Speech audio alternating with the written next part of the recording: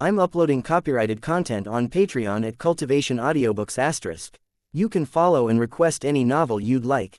Please like, follow, and comment on the videos of this YouTube channel. It's free for you and a great motivation for me. Chapter 710. Investigating Disappearances. It's good to be home, Marcus said, only a hint of a drunken slur in his voice despite having been drinking with Alcander for hours. Leon had released them that afternoon after they returned to Oculara, and the two had immediately gone out instead of returning home. After more than a month away from real civilization, they needed to get out and party for a little while before they went back home. Now, however, the sun had set hours ago, and they'd made their way back to their housing complex. They each lived in separate houses off a main courtyard shared by 8 other attached houses. It was a fancy and upscale place to live, and as a result, had pretty good security. Nothing that Leon would consider that good, Marcus was sure, but the complex was secure by any objective measure. Alcander didn't immediately respond.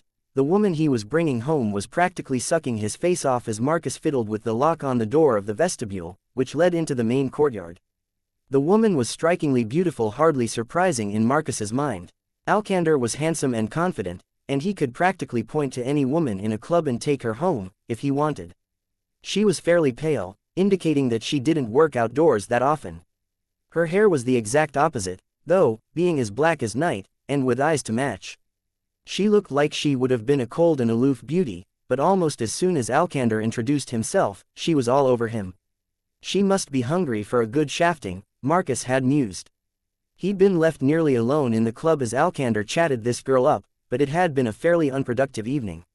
Marcus hadn't seen anyone he particularly wanted to take home, and decided to get a bit liquored up, instead. Now, however, as he got the doors open and strode in, his 2 nearly oblivious companions stumbling in after him, doing their level best not to disentangle themselves from each other as they did, he found his thoughts turning to the cute girl who lived next door. He'd found her quite attractive almost as soon as he'd seen her, but she'd steadily declined all of his invitations to come over or even to go out. Still, she remained friendly, even taking the initiative to strike up conversations with him when she saw him first. Wondering if she was home, Marcus walked into the courtyard. "You too good?" he asked, smiling when Alcander, instead of responding verbally, which would have required him to pry his lips off his date, merely waved his hand to get Marcus to go away. "All right," Marcus responded and returned to his house. As far as he could tell, his cute neighbor was home, if the lights in her house were anything to go by, but he resisted the temptation to knock on her door and see if she wanted to hang out for a while, even if it was just out in the courtyard. He drank some incredibly expensive alcohol, stuff that was affecting him despite his 5th-tier strength, and he didn't want to embarrass himself. So, with some reluctance, he walked past her door and into his own house. It was a fairly comfortable, if somewhat Spartan residence. No over-the-top decorations, but just enough furniture to be comfortable.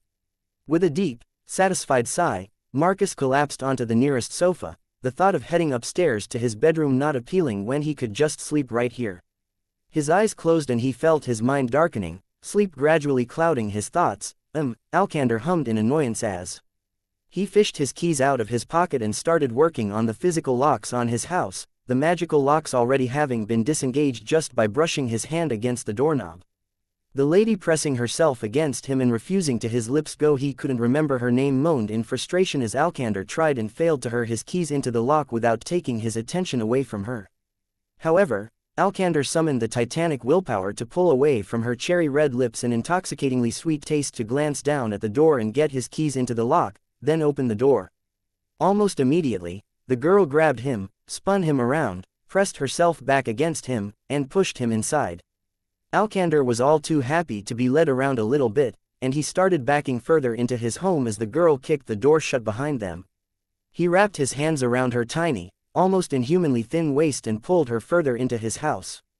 She broke their kiss and moved her face downward, licking his neck. Alcander was about to do likewise when he saw the sheet of paper attached to the back of his door, something that most certainly hadn't been there before the wyvern hunt. He froze, recognizing the runes writ upon that paper that formed an enchantment designed to insulate a space from light and sound. And then he saw that such spells had been pasted all over the interior of his house, but just as his heart rate spiked in panic, he felt a sharp pain in his neck, and he felt all of his power uncontrollably stream out of him. He lost all strength and went limp, unable to do anything more than whimper in pain and shock. He would have hit the ground if the pale woman he'd brought home didn't wrap her arms around him and hold him up so that she could continue to drain his body of magic power. He realized just what she was, now, a vampire. Her appearance hadn't been extreme enough to trigger his alarm, but now that he knew, it was almost painfully obvious what she was. Terror lanced through his mind with the thought that he was mere seconds away from death, but after a moment, another thought raced through him. He needed backup, he needed Marcus. His friend might be enough to save him, and if they could get to Leon, safety was guaranteed. Alcander whimpered again, his body devoid of strength, his arms hanging limply by his side.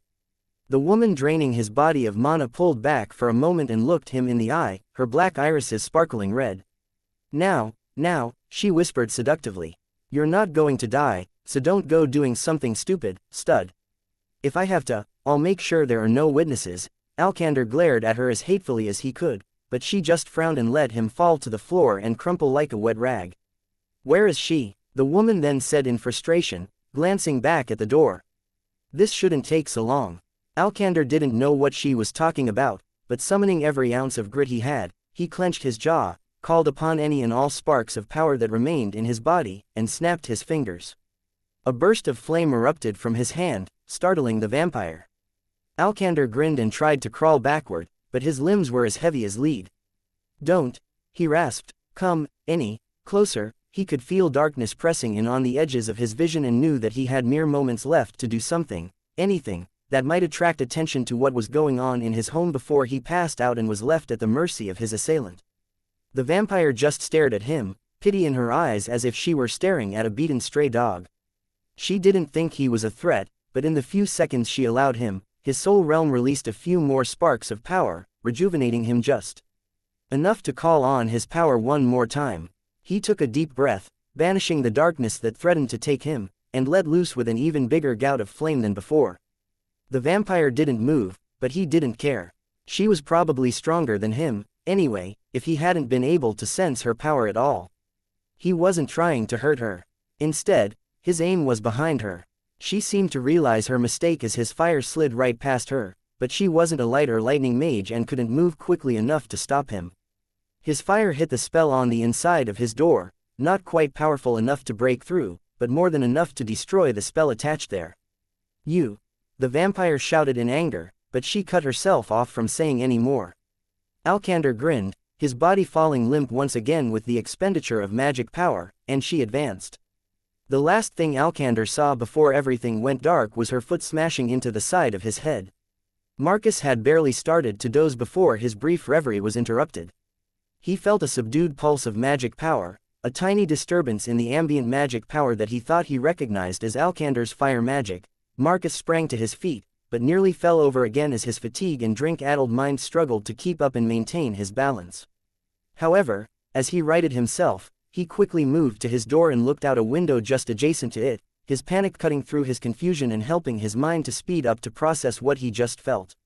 He thought he felt Alcander's magic, but it was dampened and distant, like someone screaming into a pillow in another room. Still, Marcus's body moved before his mind could just write it off as nothing, his instinct to make sure his friend was all right taking over. The courtyard was empty, everything seemed fine. There was no fire, and the lights in Alcander's house were dark. As far as he could tell, there wasn't a problem in his friend's house, except that the lights were off. Marcus furrowed his brow, knowing that Alcander wasn't one to have sex in the dark. He liked to keep the lights on even though he was more than powerful enough to see in the dark. Marcus slowly opened his door while calling upon his magic power. He felt his light magic fill his body, and he prepared to summon his armor and weapons, just in case. At the same time, he noticed his cute neighbor's door opening, and her head poking out, also looking to Alcander's door. She glanced at him, her long brown hair swaying, her bright blue eyes wide with anxiety. "Marcus," she whispered, "what's going on?" "Cassia, you felt that, too?" Marcus whispered back as he glanced around at the other houses, wondering if anyone else had sensed anything. He was disappointed to see it was just the two of them. "Yeah," she replied, felt like some kind of magic being cast in Alcander's place. Marcus's heart dropped. "Stay inside," he sternly whispered as he started moving across the courtyard, not wanting his third-tier neighbor to be in any danger. Find help if I don't come out in a few minutes," he added, watching as Cassia's expression fell even further and she ducked back inside, almost slamming her door shut. He rapidly moved to Alkander's door, and when he tested the doorknob, he found that it was mercifully unlocked. With tremendous trepidation, he took a deep breath, and then slammed himself through the door, his eyes wide and searching. He immediately saw Alkander lying on the ground, his date standing above him. Alkander seemed unconscious, but Marcus saw that he was bleeding from his throat. Anger immediately took him, and he reached out with his own power at the pale woman above his friend. Searing light erupted from his fingers, but the aura-less woman turned and waved her hand, conjuring a small wave of dark red fire that should have been impossible for someone with her apparent lack of aura and magic power, but Marcus's light hit the fire and dissipated within. And then Marcus felt pain in his neck, and his body went weak. With some surprise, he realized someone had attached themselves to his neck and was sucking out his mana, and he recognized her. Cassia had attached herself to his neck and was draining him of power, a few wisps of darkness still wrapped around her form that didn't match her aura at all. She was a vampire, he futilely realized as he collapsed. Cassia then stood above him, grinning through blood-stained teeth, her hands smoking with dark power. She then crouched down and reached for him, covering his eyes with her smoking hand, and Marcus saw no more, the last thought in his head the vain hope that Leon could find them before they were killed, and the burning fury that his boss would bring upon these two vampires when they were found. Marcus dearly hoped that he would live to see it. Fury burned through Leon as he stood in the courtyard of Alkander and Marcus's housing complex, a small team of Heaven's Eye security forces going through their homes, looking for any clues at all as to where his retainers had gone. Joining them were Alex, Gaius, Anshu, and Anna, with Helen and Elise still busy looking for land for the Golden Apple Orchard. Valeria and Maya, meanwhile, waited with him. Talal, however, had chosen to speak with the heads of the security teams. After being informed of his retainer's disappearance, Leon had assembled his retinue and immediately made his way to Marcus and Alkander's housing complex. Alex and Gaius had already checked the place on Valerius' instruction, as well as the places that the two most frequented, and found nothing. Even then, they searched around for several more hours before finally returning to Leon's villa and informing him of their disappearances. This could all just be an overreaction, Leon knew. His retainers might still be in Oculera somewhere, drunk out of their mind or something like that, but he didn't think so. Marcus and Alkander were fairly hard partiers, but they'd always been relatively responsible. Not once had they ever missed a training session, not once had they ever been late or shirked a duty that Leon required of them. Besides, a couple days had passed since they'd returned to Oculera, so they should have gotten all of their hard partying done by now. Leon, glaring at anyone who came too close to him, could feel it in his bones. Someone had done something untoward to his people, and he would burn them alive when he found them. Fire simmered just below his skin, and he felt like the heat of his wrath was radiating out even farther than his chaotic aura. His hands shook with his need to find something to cathartically break, his frustration and current helplessness only serving to infuriate him even more. He didn't feel in the best state of minds for searching for clues, which was why he also got in touch with Heaven's Eye. Oculera technically fell under the jurisdiction of the Ilian Empire, but Heaven's Eye ran the city like its own independent city-state, so as a hand of the director at least, for the next few weeks Leon was easily able to get a local security team out here to find his missing people.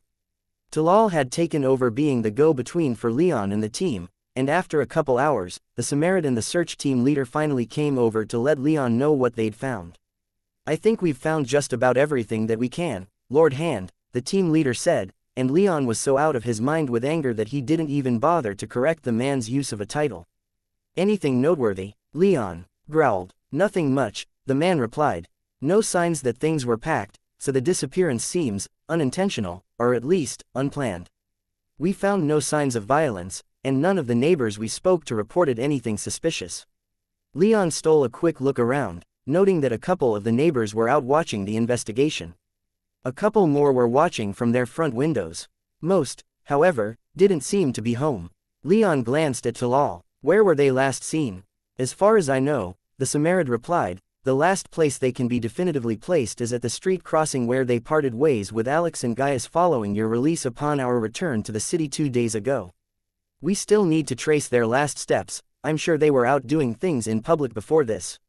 Leon nodded in agreement. He wouldn't put it past his retainers to have gone out to party as soon as they returned. Then, if they were kidnapped or, Leon paused, not wanting to admit the possibility that his people were dead. They'd been gone for as long as 2 days, and anything could have happened in that time. Leon finished his thought, then it seems likely they weren't attacked at home. That's my working theory right now, the team leader responded, momentarily glancing off to his right where one of his people was waving him over. I'm intending on sending a few people out to their usual haunts by the end of the day, interview anyone who might have seen your people. Don't worry, Lord Hand, we'll find them. With that, the team leader turned around and walked toward his waiting subordinate. Leon blinked, the title only working its way into his distracted head after the team leader had stepped away. Just, Leon, he whispered, though if the team leader heard him, he didn't show it. Feeling just a little calmer, he stood up, and just as he did, he saw Alex ducking out of Alkander's house, look around for a moment, and then wave him over, too. She appeared a little anxious, so Leon hurried over. What is it? He demanded. I'm not sure, Alex said. Just something that I noticed and I don't know if it's relevant. Let me know anyway, Leon insisted. Alex took a deep breath, then led Leon just inside, and then almost shut the door. Leon almost thought that she wanted some privacy until she pointed to a strange-looking light patch on the backside of the thick wooden door. This wasn't here the last time I was here. When was that? Leon asked. Maybe a week before we left for the wyvern hunt. I don't know what this is, and I never heard Alkander talking about any repairs he had to do to his house.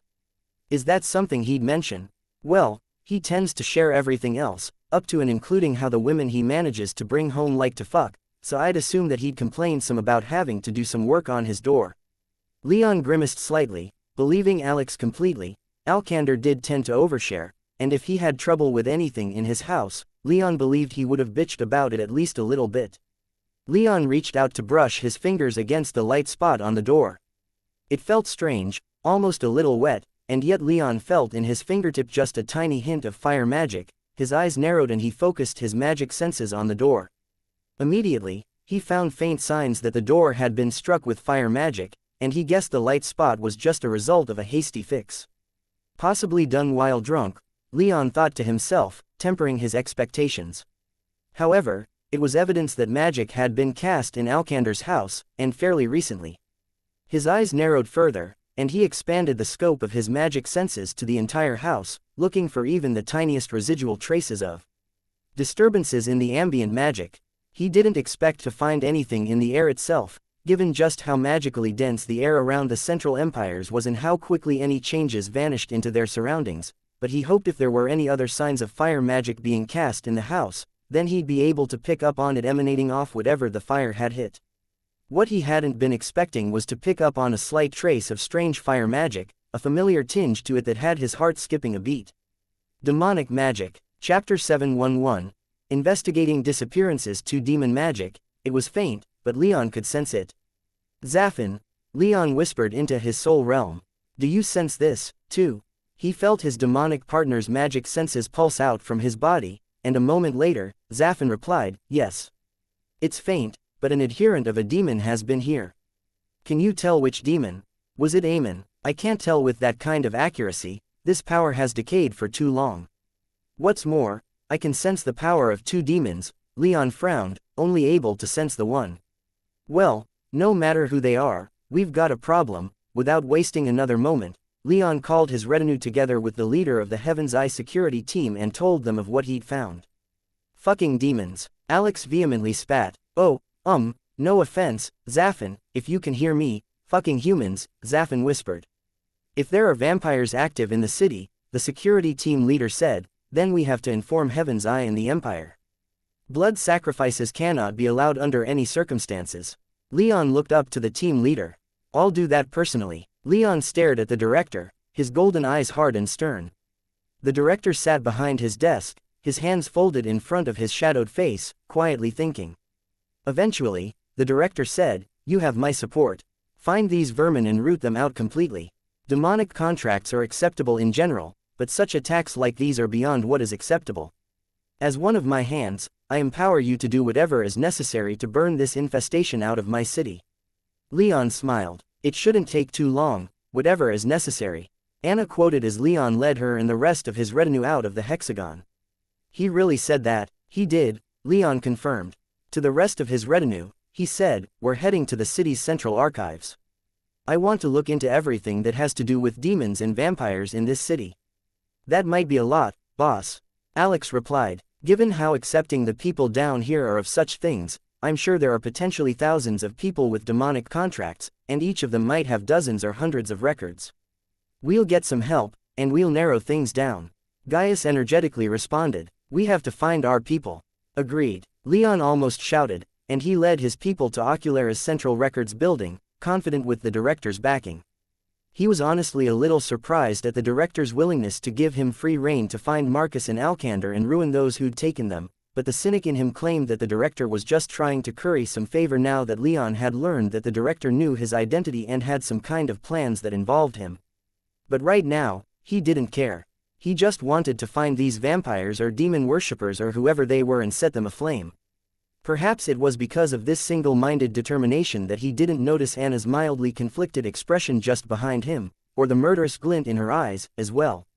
As dozens of scribes and bureaucrats brought them hundreds and thousands of papers, Leon shouted orders not only to them, but to his retainers and the couple dozen paper pushers that he'd enlisted for help in this investigation. Focus first on new arrivals in the city. If I were planning an attack on someone connected to a hand of the director, then I'd want outside muscle, not people who live in the city. Following that, look into anyone close to my people. Business partners, friends, neighbors, see if any of them have any known connections to demonic magic. It was a place to start, but Leon was gratified to see his orders being carried out. The director, up to this point, had rarely sent him on any jobs that required interacting much with Heaven's Eye on this scale, so he wasn't used to seeing his status as a hand being given quite so much weight. However, seeing not a single person question his order, and instead just jumping right into action to carry out his will, put a proud grin on his face. An hour passed as his people searched through the records and collated data, but just as Leon resigned himself to waiting, Anna approached him, a frown on her face. What is it? Leon growled, noticing that she came to him with empty hands. Mind if we speak in private? Anna asked, casting a quick glance around the room. She didn't, however, direct that glance at any of Leon's other retainers. Sure, Leon said, getting to his feet and leading Anna to an office just off the conference room that was the locus of his look into the records.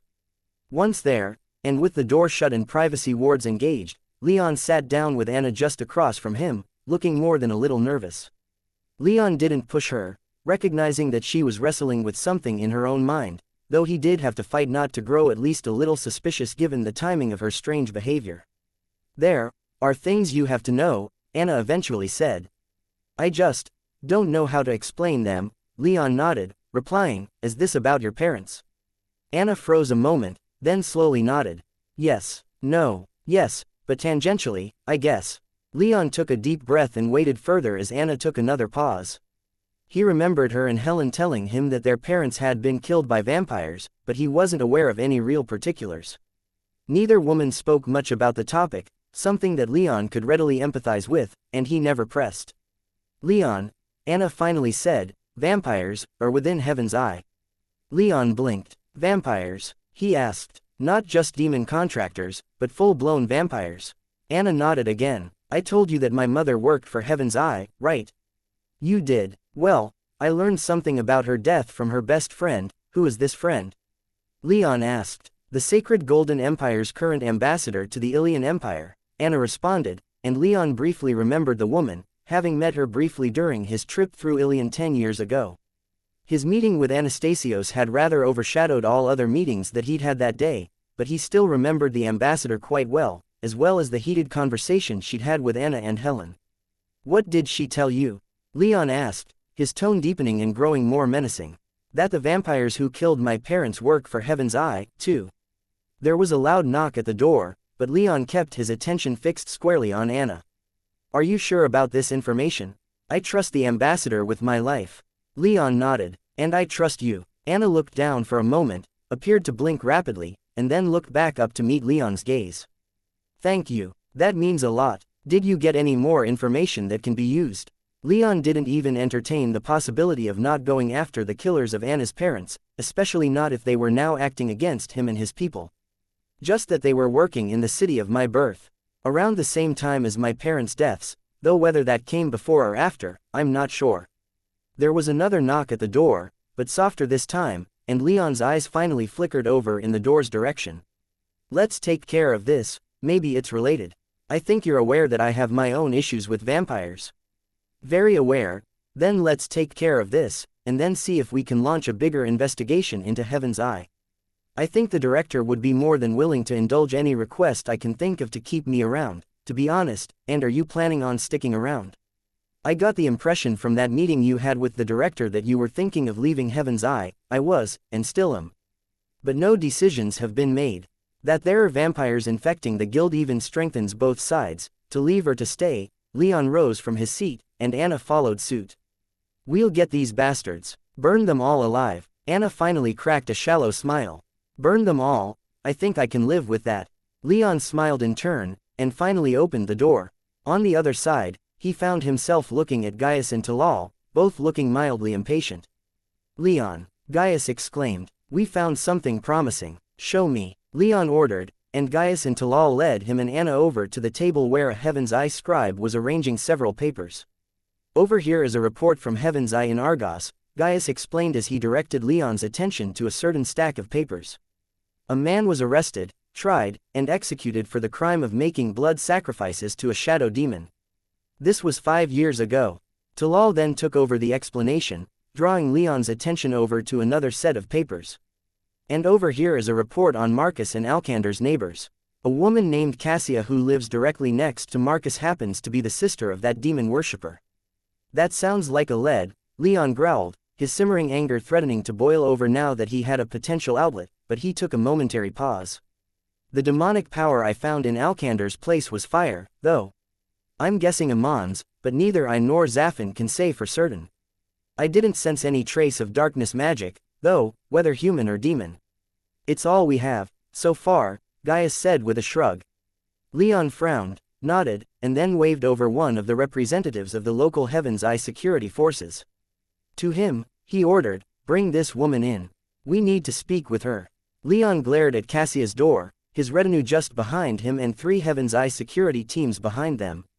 The sun was low in the sky, now, and a couple hours had passed since identifying Cassia as a person of interest.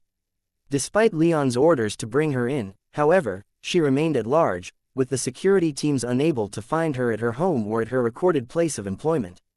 It was with some mixed feelings that Leon learned she was missing, too. On the one hand, he couldn't deny the possibility that whatever had happened to his retainers had also happened to her, and that her brother being a known demon worshipper didn't necessarily mean she was one, too. On the other hand, it made him extremely suspicious that she couldn't be found. Unfortunately, the security teams lacked the authority to simply knock her door down and search her residence, but Leon, as a hand of the director and specifically empowered by the director to conduct this investigation, wasn't so restricted. Standing before Cassia's door, Leon reached out with his magic power. He found that the defensive wards protecting Cassia's home were robust, relative to the houses around hers including, he noted, wards against magic senses but not for him. His power and knowledge of enchanting had all of her wards worth noting shattering after he struck the roof of the building with a single lightning strike, and his magic power enclosed around her door. With the energy of a man who'd found even this small outlet for his wrath, Leon telekinetically tore Cassia's door right out of its frame and stormed inside, the rest of his people following suit. He paused in the atrium, letting the security teams flood inside, shouting and demanding that anyone inside show themselves. But Leon could already sense that the building was empty. All of Cassia's wards were in ruins, and his magic senses flooded the place, revealing to him a home that was almost devoid of meaningful furnishings. A bed was still around, as were a few chairs and tables, but there were no decorations, no food in the kitchen, and no clothes in the closets. It looked almost like a house that was move-in ready rather than a house that was currently occupied. She's gone, Leon furiously growled to his retinue. If I had to guess, said one of the highest-ranking Heaven's Eye security officers that Leon had taken command of, I'd say that our suspect fled sometime 36 to 48 hours ago. With the warding placed upon the house in her reported power, the ambient magic power indicates that no one had been in there for at least a day. Leon nodded as he glanced around at the rest of his retinue and the leaders of his security teams and investigators. More than half a day had passed since he'd been informed of his retainer's disappearances, and his wrath was back to a low simmer rather than explosive heat. After investigating Cassia's house and locking it down in case she returned, Leon and most of his people made their way to Heaven's Eye's central archives. Find her, Leon growled. Any known acquaintances, any additional properties she may have, anything at all. That she's missing too can't be a coincidence. One of the other security team leaders immediately responded, I have my team already chasing down her work colleagues and other professional acquaintances. We've gotten a short list of some of her personal friends, as well as some of her favorite haunts. A third security team leader added, she has no family to speak of, but she apparently dated a member of Heaven's Eye a couple years ago. I've called him in for an interview. Leon nodded. Anything suspicious about him? Nothing that I can see, the third team leader replied. Fairly squeaky clean. Kind of plain and boring, if you ask me, but what interests me is that he had some access to our records department. Leon's eyes narrowed and he briefly glanced at those investigators representing Heaven's Eye's records bureaucrats, none of whom met his gaze. The third team leader continued, he was too low ranked to have access to any particularly sensitive records, but he could have certainly given her fake IDs. Or, Gaius pointed out, she could have used his credentials to get IDs of her own made. If she does have alternate identities, Talal added, then she can do quite a bit to hide from us. Purchase property using those fake IDs, live in plain sight, even have completely alternate lives if she wanted. No fake ID can be that perfect, Alex argued. Heaven's Eye has scarily comprehensive records on pretty much everyone who lives in this city. Those can't just be faked, can they? No, said one of the records investigators. There would be some signs, and the file would likely be pretty sparse, depending on how often that particular ID is used. There are some filters we can use following the interview with the ex-boyfriend. Where are her favorite haunts? Leon asked the second security team leader, drawing a few looks of surprise. We're still getting some lists, the team leader said, not fazed in the slightest by Leon's question, but already we know that Cassia seemed to enjoy fishing and playing various sports. She was even a regular at a cardio-focused gym near her residence and seemed to prefer late-night exercise. That makes a degree of sense, Leon murmured. She's only third tier, Gaius said, following Leon's train of thought without him having to explain too much, but if she prefers to go out at night, then it might strengthen the idea that she's a contractor with a shadow demon. Doesn't rule out fire, though, Anna pointed out. No, it doesn't, Leon said. She could be either, but right now, I'm more in agreement with Gaius. She might be a shadow demon contractor. So we should concentrate on recent IDs with little information, and possibly properties or other connections to places with easy access to escape routes that a mage with darkness magic might be able to exploit. What could distinguish such a place from anywhere else? The youngest of the team leaders asked the room. Wide, open spaces, Leon answered. Places that might be dark even during the day. Anywhere with plentiful shadows and not many people. We'll get right on it, one of the records investigators replied. There wasn't much left for them to say, so Leon let everyone return to hunting down any leads that they could possibly find.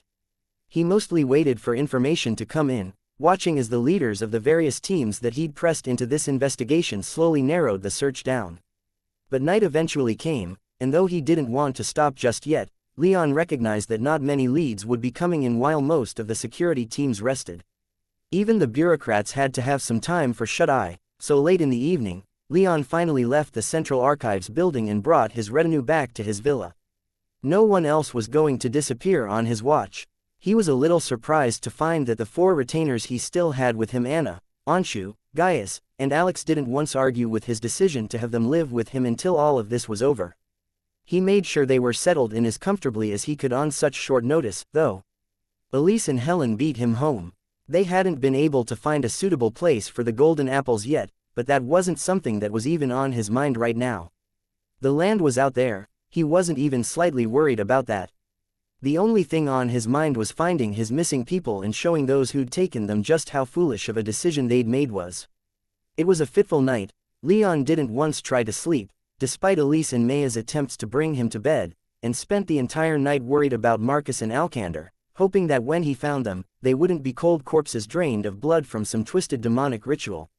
Chapter 712. Investigating Disappearances 3, I think we have something. one of the investigators informed Leon about an hour after he and his retinue arrived at the Central Archives. "What is it?" Leon asked without hesitation, his heart rate already rising in anticipation of finally finding his missing retainers. The investigator gestured toward a nearby map of Oculera. "Here, here, and here," he said, marking 3 different locations along the Scamander River.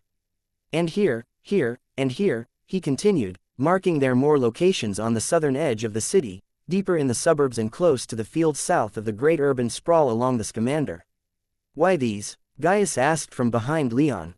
"We managed to trace several possible IDs that Cassia might have used to purchase property," the investigator replied. "These are all properties registered to the owners of these IDs. The 3 in the north along the river are within the warehouse district and provide ready access to escape via the river. Of the 3 remaining, 2 are far enough south that escape could be easy by fleeing into the fields. The last one is right alongside a private park, also affecting easy escape. Any other ways to narrow this down?" Gaius asked. "None that we can do from here," the investigator replied as he turned his attention back to Leon. "With your permission, Lord Hand, we can send out teams to scout these areas and see if they're currently inhabited." "Just Leon," Leon corrected. "And don't head out just yet. All of these locations I can see from here." He'd already projected his magic senses once the investigator had started pointing out the locations, though it took him several long minutes to pinpoint the exact buildings that had been identified. The 3 in the south were easier given the lesser density of buildings, so those he found first despite being further away. Unfortunately, in the Ilian Empire, nearly every building had wards against magic senses, and these buildings were no exception, so Leon was unable to directly peer inside. However, he was able to see the area around the buildings and noted that all 3 seemed to be inhabited if the relatively well-kept lawns and gardens were anything to go by. That, of course, didn't rule out the possibility that Cassia was staying within, but nothing immediately called out to him that she was it of them, either. Turning his attention to the 3 riverside buildings, he immediately found them a little more promising. Firstly, they were in a district of the city that wasn't residential, so when night fell, it would be devoid of people. Furthermore, 2 of the buildings were warehouses that didn't appear to be in active use as there weren't any people around them moving cargo, and the river dock each possessed was empty. The last one was quite busy, however, and had a large river barge dock that was loading cargo. "If I have to guess," Leon said, pointing to the 2 empty-seeming warehouses, "I'd focus on these 2. However, the other warehouse is currently loading a barge, and I want that thing stopped from leaving immediately, just in case my people were surreptitiously loaded aboard. Do we have the manpower to secure and search all 3 at once?" "It'll stretch us a bit thin, but we can do that," the investigator replied. "Send most of your manpower to the occupied warehouse. I'll split my retinue between the other 2, Leon ordered. "Send word to other local security teams to lock down the surrounding streets and send me reinforcements." "What about the 3 in the south?" Gaius asked. "If we don't find any of the people we're looking for at these locations," Leon replied, "then we'll deal with those buildings. As it is, I think the warehouses are more promising, so let's concentrate on those first." "Understood," Gaius and the investigator said in unison. Both then split off to relay Leon's orders to everyone else, and within a quarter hour, everyone was trooping out of the Central Archives. Leon glared at the warehouse just down the street. He stood hidden in an alleyway with Alex, Gaius, Anzu, waiting for the rest of the local security personnel to finish locking the surroundings down. Half a dozen teams of Heaven's Eye security had been called into each of the 2 warehouses his retinue were going to raid, all led by either a 5th or 6th tier mage. The rest of his retinue, led by Valeria, were preparing to storm the other deserted warehouse. Maya was with them since Leon didn't want both 8th tier mages on their side to be storming the same warehouse, just in case, and besides, if anything went horribly wrong, he knew that he always had Zaffin to fall back on. His demonic partner was in his soul realm, calmly watching everything and prepared to jump out if there were any signs of vampires loyal to Aemon in the area. As he waited, he kept his attention squarely focused on the warehouse, trying to see if anything at all that could be seen. The only windows he could see were small and high up, so they were just about useless. There were 2 doors, a large one in front for moving goods, and a smaller one on the side of the building for people aside from the main doors on the river, all of which were closed. The warehouse had an attached concrete yard that doubled its footprint, which was surrounded by a 15-foot-high concrete wall. The wall wasn't enchanted, only the building was, and even then, aside from the wards against magic senses, there wasn't much within the warehouse that Leon felt could stand up against him. If he wanted, he could channel his lightning magic and get through the warehouse walls like they were made of wet paper. As he watched the warehouse, he watched Valeria leading the rest of his retinue to get set up around a nearly identical warehouse about half a mile away. Like his group, they were waiting nearby as a number of security teams rushed about blocking adjacent streets. As he waited, a 6th-tier security officer ran into the alley from the far side. "We're set up," he declared as soon as he reached Leon. Leon nodded in response and turned to his retainers. "You three ready?" "Ready," Gaius declared. "Same here," Alex responded. Anzu chirped and flexed his wings. He was ready. "Good," Leon said. "Then we're going in." To the security officers, he said, "If anything comes out of there, take them into custody, but don't hesitate to use force if necessary." "We'll, do that, then," one of the officers replied a little awkwardly. Without further ado, Leon burst out of the alley and ran for the warehouse, his armor summoned and his body inundated with lightning. In less than a second, he hit the warehouse's bigger doors, breaking them right off their rusty hinges. They hit the ground with a tremendous crash, revealing to his eyes exactly what was behind them. And Leon saw an empty warehouse. No missing retainers, no hordes of vampires just waiting to use their demonic magics upon him and his, not even a stray eddy of demonic power in the air. No goods, not even empty shelves, either. But Leon wasn't deterred. "Fan out," he ordered as his retainers followed him in. Gaius went left and Alex right while Anzu backed Leon up directly. There were a few small offices just off the main floor, and Gaius burst in, his sword drawn and armor gleaming.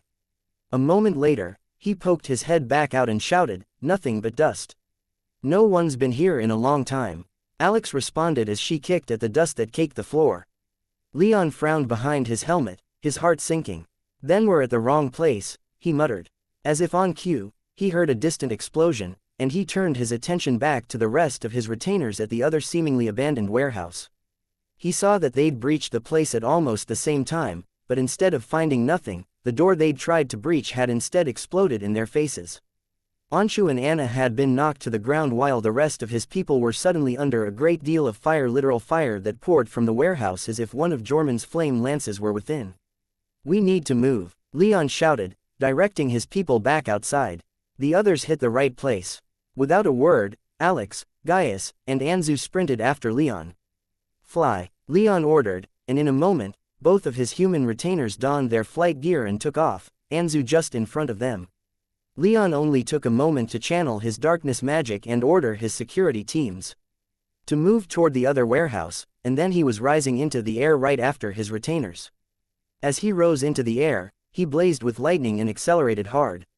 He could see his retainers in the distance answering the fire they received with their own magic, and one of Maya's water dragons even charged right into the door.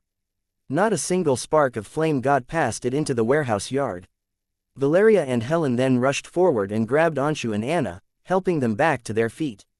Leon was happy to see that his people were fine, if a little dazed. Maya's water dragon continued to rampage within the warehouse, while Leon and his group bolted across the sky, the laws against flight utterly ignored. Half a mile, at their power, was quickly crossed.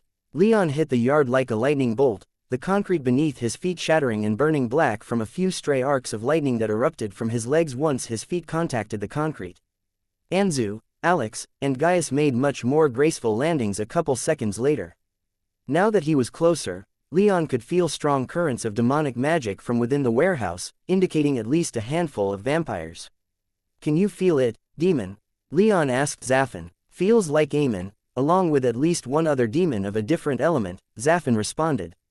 "Heads up," Leon shouted, Valeria and her group falling in without question now that he was here. He informed them of what he and Zafin could sense, and then started moving on the obliterated warehouse door.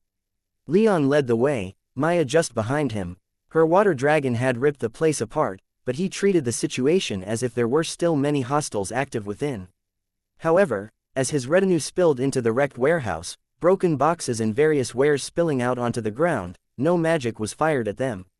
In the back, Maya whispered to the retinue, pointing to the offices on the far side of the warehouse. "I've found locked 3 vampires within. Anshu, Anna, Helen, Gaius, Alex." Leon shouted, "Secure the rest of the warehouse." Those 5 spread out among the stored wares as Leon, Valeria, Maya, and Anzu moved on to the offices, which Maya's water dragon had completely surrounded. "Let us in," Leon said to Maya, and the water dragon dutifully contorted itself until the office door was accessible. However, no sooner did the water dragon do so than a shadow came peeling out and darted across the floor. It moved with extreme speed, but to Leon's eyes, it may as well have been at the speed of a relaxed stroll. With a flash of lightning and boom of thunder that shook the warehouse down to its foundations, he intercepted the shadow and punched into the shadow. He felt the dark barrier resist, but lightning erupted from him and shattered it effortlessly. His hand continued on until he felt it come into contact with something, a human, as far as he could tell. His fingers enclosed around this person's arm, and with a wrathful yank, he ripped the mage right out of their shadow, revealing them to be a young woman matching Cassia's description, her body radiating demonic power, inky black darkness rising from her form like smoke. She wore one of the most terrified expressions that Leon had ever seen on a person. But fury poured from Leon, and before the woman could even scream, he slammed her back down into the concrete floor as her shadow dispersed, cracked spider webbing from her point of impact. She groaned, raised her hand, and tried to get up, but Leon just stomped her arm back down to the concrete, snapping bones in her forearm. He followed that up with gauntleted strike right across the woman's chin, and she fell back to the ground, unconscious. At the same time, a blast of fire erupted from the office door, but Valeria simply raised an icy shield, and as soon as the fire dissipated, the shield shattered into countless razor-sharp shards of ice that were flung with terrific force back into the office, hitting the wall only a few feet behind the doorway. No more fire followed. Silence descended upon the warehouse for a moment, but Leon then charged into the office, expecting more hostile magic. Instead, he was greeted with the sight of a ruined office room, Valeria's ice having torn everything around the door to pieces, including a rather pale woman dead on the ground just to the right of the door where she'd been trying to get some cover, Valeria's ice having cut her nearly to bloody ribbons. Further into the offices to the right of the door, however, Leon finally saw who he was looking for: Marcus and Alcander, both chained to the floor, covered in blood, bruises, and dirt, and neither conscious. Leon rushed over and called upon the power of his Tau Pearl, feeling its light rush through his armor into his fallen retainers as they laid on the ground. "Get these chains off," Leon shouted, and Maya immediately severed those covering Alcander with a water blade. Anzu tore into the other, his 6th-tier claws making quick work of the cheap, only lightly enchanted iron. As the Tau Pearl healed up his people, Leon realized that while their more superficial injuries were healing quickly, his retainers had been rather systematically tortured, and there was a lot to fix. Their bones were broken in more than 100 places, nearly all of their organs were bruised and battered, and they both showed signs of hasty healing that Leon guessed was just designed to keep them alive for a little while longer. Even with the Tau Pearl, Leon didn't think they were going to wake up anytime soon. "Building secure," Gaius shouted from outside the offices, and Leon sighed as his anger left him. "Let's get them out of here," he said. Several hours after the raid on the warehouse, Leon and his retinue found themselves in a Heaven's Eye hospital with Marcus and Alcander being seen to by the guild's best healers. Leon, Valeria, and Maya were in a small office meeting with the leaders of his investigators and security teams, but he'd stationed the rest of his retinue in Marcus and Alcander's room, just in case any of the vampires returned. And Leon knew that there were others still out there, for none of the vampires they'd dealt with in the warehouse were even remotely powerful enough to take on his retainers in a straight fight or, as far as he was concerned, keep them imprisoned. They had to have some kind of support from other, more highly placed demon worshippers, and it seems like while they're still unconscious, they're not in any serious physical danger anymore, a healer explained to Leon. "Whatever healing powers you used on them were thorough." Leon nodded in acknowledgement. "How much longer until they wake up?" "We can't say for certain," the healer replied. "However, I'd estimate they could wake up anytime in the next couple of days. It seems like they fell unconscious from physical trauma, and it'll take some hours before their bodies realize that they're no longer injured and can stop trying to save themselves." "Thank you." The healer had nothing else to relay, so he quickly hurried out of the room. "Now," Leon said as he turned his attention to his investigators and team leaders, his voice tinged with still simmering wrath, "what did we find in there?" "The woman you took alive," one of the team leaders immediately said, "has been confirmed to be Cassia. She's in pretty bad condition, but as far as I know, she'll make a full recovery." "If we let her," Valeria whispered. "If we let her," Yes, the team leader agreed. Given her crimes, the best she can hope for is a swift execution. She would have already been put to death if Lord Hand didn't want to take her in alive. Just, Leon, Leon responded, his tone a little tired at having repeated it so often in the past couple of days before growing much more passionate as he launched into what he was much more concerned about. She knows more than we do. If we're to root out other vampires, then we need what's in her head. And she'll tell us, even if we have to rip it out of her. One of the investigators them spoke up, we know more now than we did a few hours ago, though. There were a few things that we found while searching that warehouse. Such as? Leon asked. Most of the goods stored in that warehouse weren't marked, the investigator replied. A few, however, were, indicating that they were imported from abroad. We're running down who marked them and who paid their import duties. That'll give us some leads as to who might be a part of their network. When she paused, another investigator added, we're also running IDs on the remains of the others in that warehouse. They don't seem to be particularly important, otherwise they wouldn't have been there keeping watch over just a warehouse or died as quickly as they did, but they'll give us more leads, as well. Leon nodded. Marcus and Alcander, when they wake up, will probably give us some information, too. But, he silently trailed off as he thought about what he considered the problem. Zaffin, in the wake of the raid, confirmed that some demonic power belonging to Aemon was present in the warehouse. Given that Cassia was contracted with a shadow demon, that not only meant that they were now looking for followers of at least 2 different demons, but it also meant that Leon already had some information on their probable network.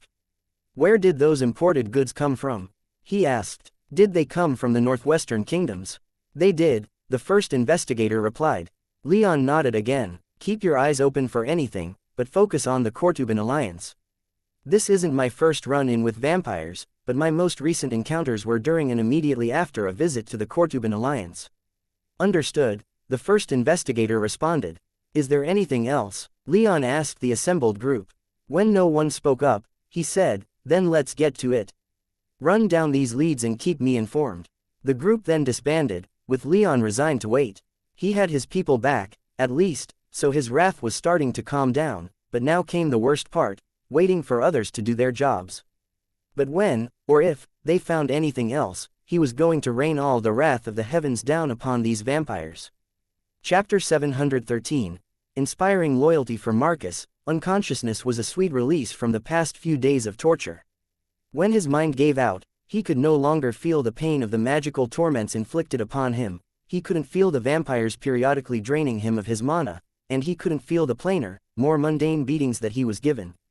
In some ways, he was glad when Cassia beat him into unconsciousness, if for no other reason than he wouldn't have to look at her anymore. But most of all, the reason he was grateful for unconsciousness was because he was no longer questioned. Cassia and the woman that Alcander had brought home questioned them intensely about Leon. Personal things, like his power and capabilities as a fighter, to greater scope concerns such as who he was allied with, who he was friends with, who might join him if he were to be suddenly attacked, or who might investigate it if he were to disappear. Marcus was a little ashamed to know that he didn't remain as strong as he could have throughout the ordeal. He gave the vampires some information, though he didn't think anything he'd said couldn't have been found out anyway. Leon was known as a hand of the director, an 8th-tier mage, and an enchanter, after all. However, Marcus now knew that Cassia, despite only being 3rd tier, possessed some control over darkness magic thanks to her contract with a shadow demon, and while she was the only one who questioned him, there were frequently other, much stronger vampires around, though some seemed overcareful and wore masks and other face-concealing garments. Marcus could be confident in only giving up information that was already public, but when it came to darkness mages and the power they had over the mind, he couldn't be sure if he'd betrayed Leon and the others or not, even when he kept his mouth shut. Still, he and Alcander remained as strong as they could, and for his part, Marcus did his best not to judge Alcander for his moments of weakness, just as he hoped Alcander did the same for him. The shame didn't go away while he conscious, however, and Marcus couldn't imagine how he would face Leon again. He was surly and extremely unfriendly to those he wasn't already familiar with, but Marcus still considered the man a friend. What was more, Leon had been quite generous to both him and Alcander, and whether he'd admit it or not, Marcus considered himself to be in debt to Leon for as long as that generosity continued. To give the vampires even the fact that Leon had forged new armor was something that brought Marcus deep shame.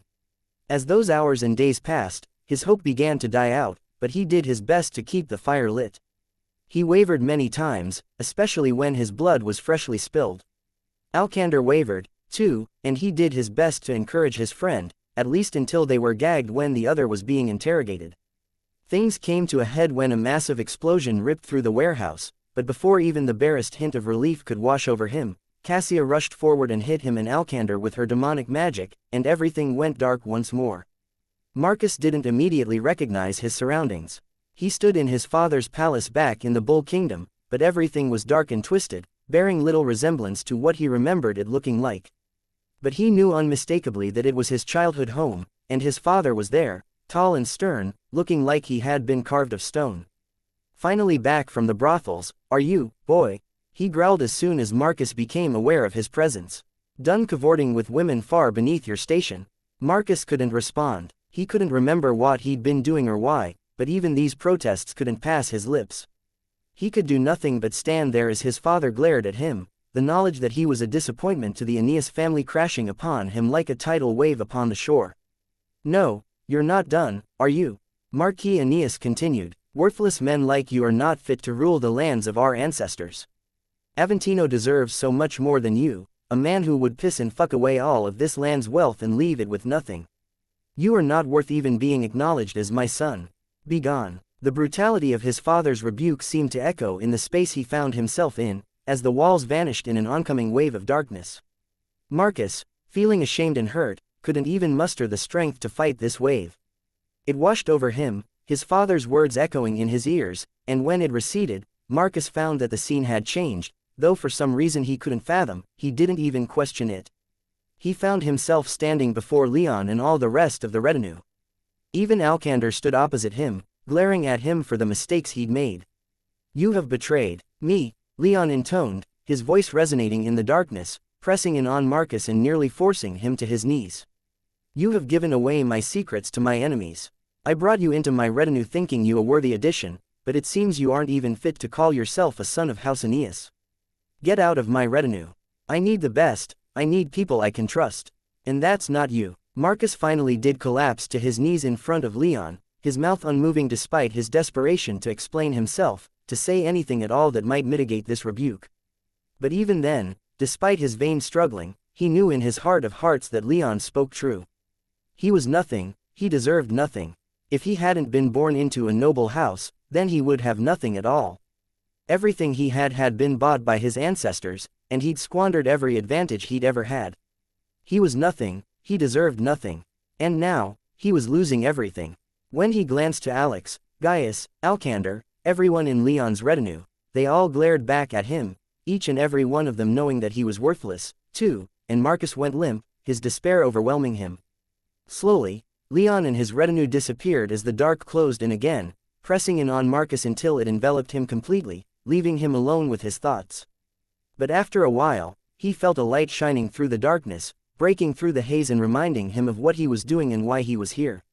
He'd been hit with darkness magic, and this was some kind of mental space. Relief flooded through him, though the terror didn't go away completely. It remained within him, banished only temporarily. For now, though, Marcus was glad to simply slip into proper unconsciousness and leave this strange dark world behind. "Back off, everyone," Leon ordered as his retinue closed in on Marcus, his retainer lying back in the hospital bed. "If he wakes up only to find all of you staring back at him, I think that might freak him out even more than waking to an empty room." "But he's stirring," Alex exclaimed, though she followed Leon's orders and stopping leaning over Marcus, watching his every move. "Be that as it may, let the man breathe," Leon responded. Marcus slowly opened his eyes just as Leon's retinue pulled back a little, but Leon and Alex were both still fairly close. His eyes sluggishly flickered between them, and the mild look of pain that had been on his face ever since being brought in faded. "Hey," he weakly whispered. "You're alive," Alex exclaimed. "It's about time you woke up. It's been 5 years. Do you know how much money has been spent on your care? But don't worry, I'll be sure to." "Alex," Leon interrupted, cutting his former squire off with a reprimanding look and an amused smile. "That's funny," Marcus replied, sounding quite winded but a little stronger than before now that he was starting to wake up. "I'd almost believe you, but I know you." "Hey," Alex responded, Are you saying I'm not trustworthy? To be fair, Helen interjected, you did just try to tell him that he's been in a coma for 5 years. Alex frowned, but backed off. Just trying to have a little fun, she murmured. Turning back to Marcus for a moment, she said, it's good to see you awake. Now let's see how quickly we can get you up and about. Hold on, Leon said. Putting the cart before the horse a little, aren't you? Alex shrugged. Leon sighed and focused on Marcus now that his retainer had had a minute or two to wake up and collect himself. How are you doing, Marcus? Better, I have to say, Marcus replied with as energetic a smile as he seemed capable of giving. Alcander. Leon moved a bit, giving Marcus a glimpse of the still unconscious Alcander in bed behind him. He's been out about as long as you've been, but he's showing signs of waking up soon. How long has it been? Really, about 2 days since we hit the place where you were held. Marcus weakly nodded, but before they could continue their conversation, a Heaven's Eye healer burst in. All of you, back off. The ornery healer cried and started shooing them out of the room. This man needs his rest and none of you need to be here for the tests we have to run. Out. Leon complied, letting the healer do his thing, but he wasn't going to leave the hospital just yet. About 3 hours later, Leon, and only Leon, was allowed back in to see Marcus, and he was pleasantly surprised to find Alcander sitting up in bed, too. Leon. The large man exclaimed as Leon walked back into the room. Alcander. Leon replied with as much enthusiasm as he could summon. Good to see you up, too. Good to be up, Alcander replied. Hey, will you tell these bastards that I'm good to go? When you go after those piss-drinking demon-worshipping fuckboys, I need to be there so I can kick their asses hard enough to make them vomit out their spines. Alcander gestured madly as he spoke, showing that he was effectively recovered as far as Leon could tell. However, Leon looked first to the healer still giving him a checkup. He can go, the healer dismissively stated. He's honestly not worth the attention. Alcander then looked at the healer, a look of comical disbelief on his face that slowly transitioned to one that was more quietly impressed. Wow, Marcus whispered from the other bed. Not worth the attention, huh? Buddy, I think you've got to work on that. Raise your worth. Be more attractive. You know, now be quite so terrible at everything you do. Alcander leaned back in his bed, his arms stretched far enough out over the backrest that everything below his elbows were hanging off. He looked unamused, but not particularly insulted. You two seem lively, Leon observed as he took a seat. I'm done here, the healer said. They're healthy enough to leave by the end of the day. Thanks, Leon replied, and the healer swiftly made himself scarce. Now, then, let's have a quick chat about these vampires that came after you. Yes, let's do that, Alcander growled. Are they all dead? The ones from the warehouse. Cassia's alive, but she's been captured. I can't believe she was a vampire, Marcus said, frowning.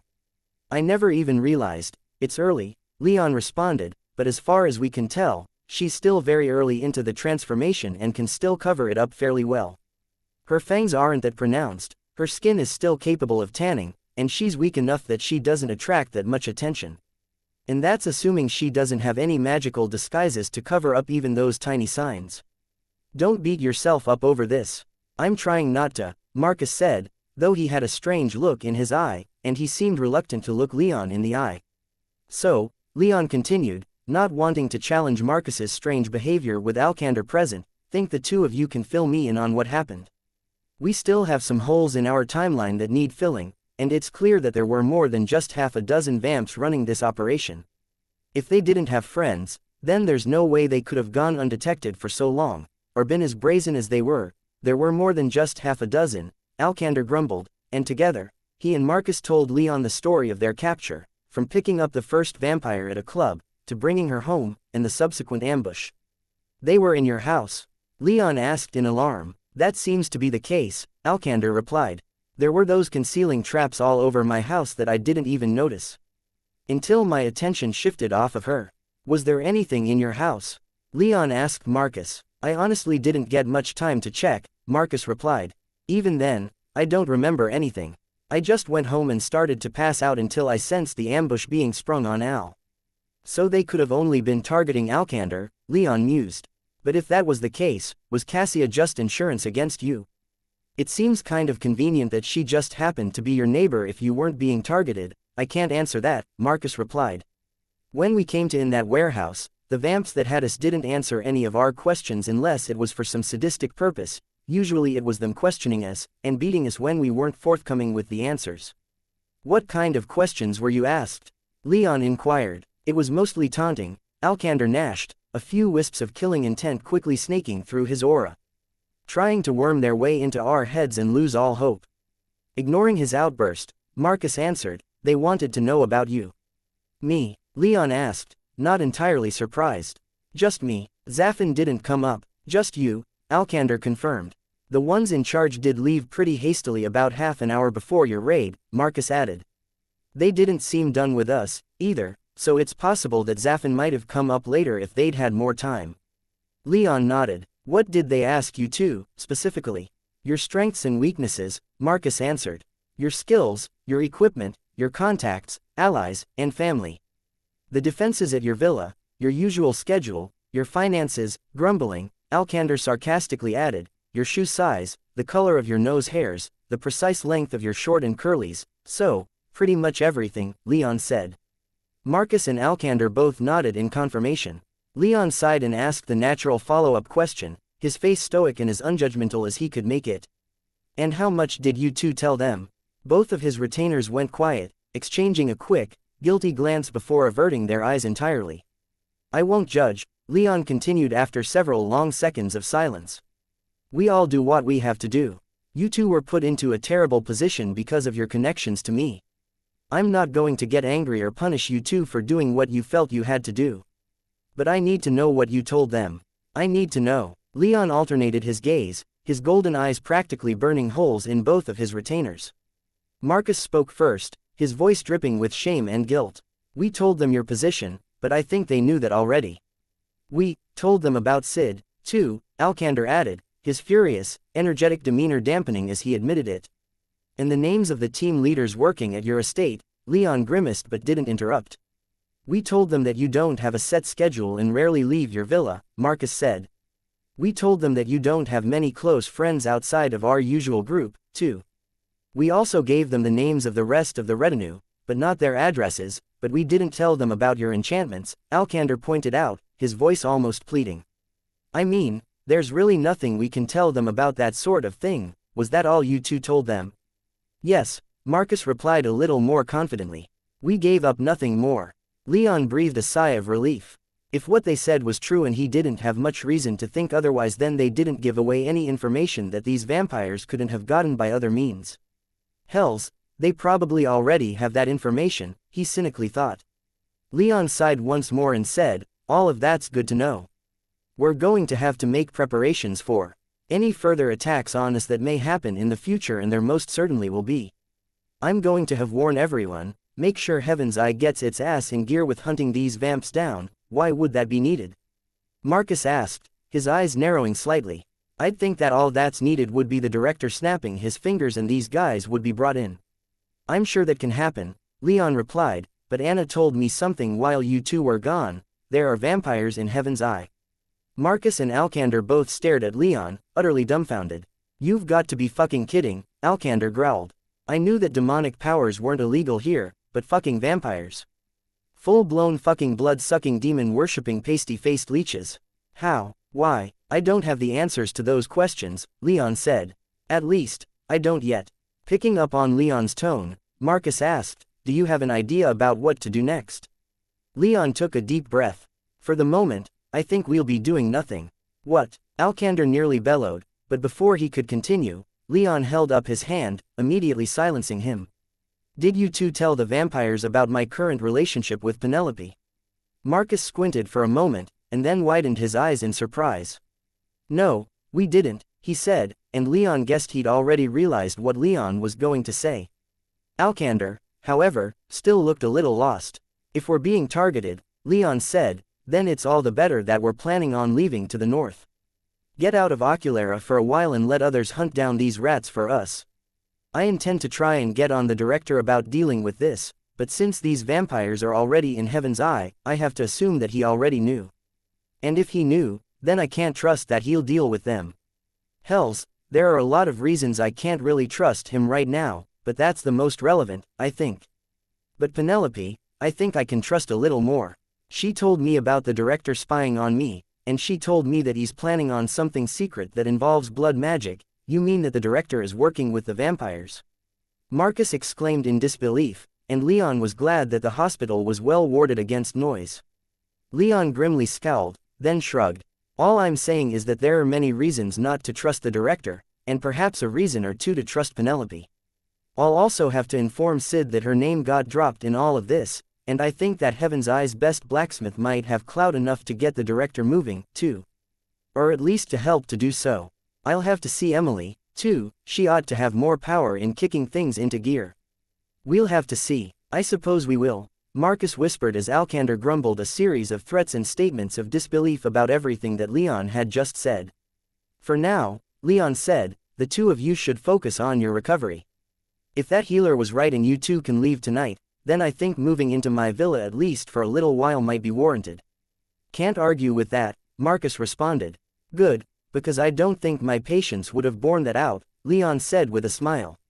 We see chapter 714, seeking support. Things calmed in Oculara after the raid on the vampire's warehouse.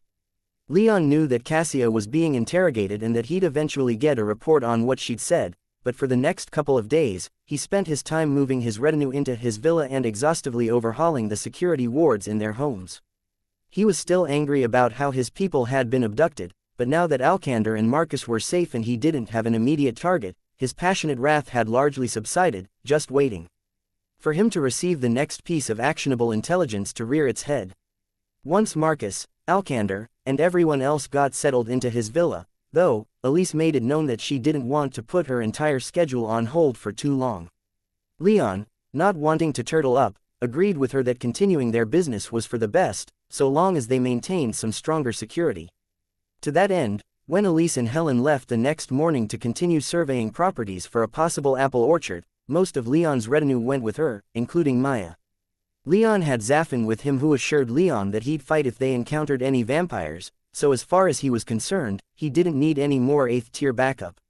He kept Talal, Marcus, and Alcander with him, though, both to give himself some kind of entourage and to make sure the latter two weren't targeted again while he was out seeing to his own business. And his first stop was Sid's workshop. Sid, Leon called out as he stepped out of the magic lift and into Sid's atrium, his 3 companions getting out just behind him. I come bearing gifts. What?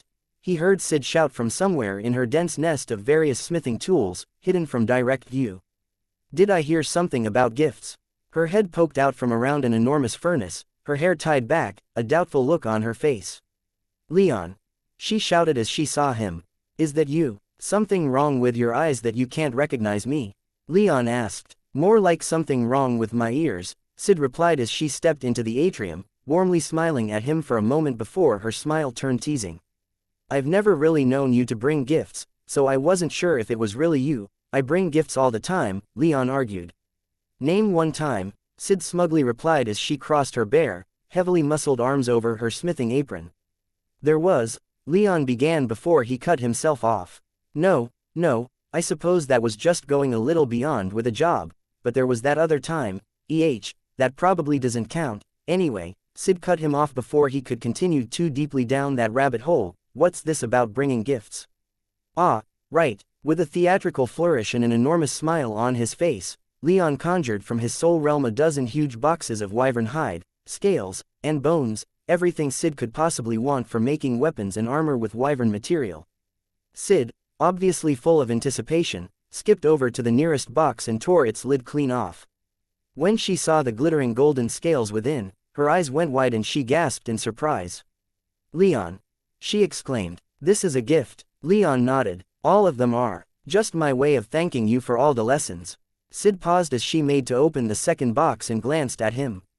You say that like you're not planning on coming to any more lessons. That's not the case. Or at least, not permanently the case. I have some personal business that may take up quite a bit of time. I have an expedition into the sacred Golden Empire to plan and execute, and I have no idea how long that might take. So, I think it'd be safe to assume that I won't be coming back in for at least 6 months. But I am by no means expressing that I want our lessons to end. Just a temporary hiatus, you know. Sid frowned as she fully faced him.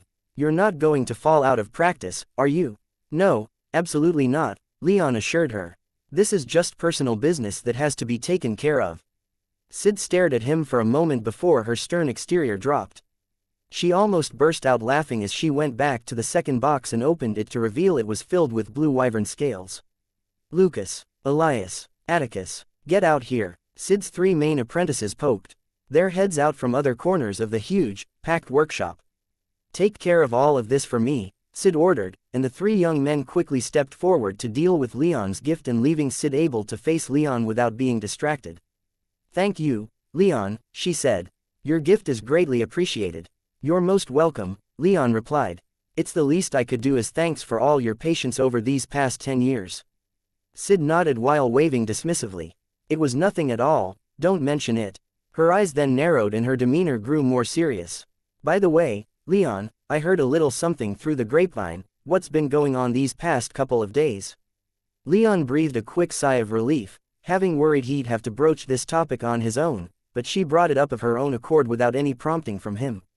Oh, you know, just dealing with a bunch of uppity vampires. They attacked Marcus and Alcander over there, and I had to hunt them down and kill them for it.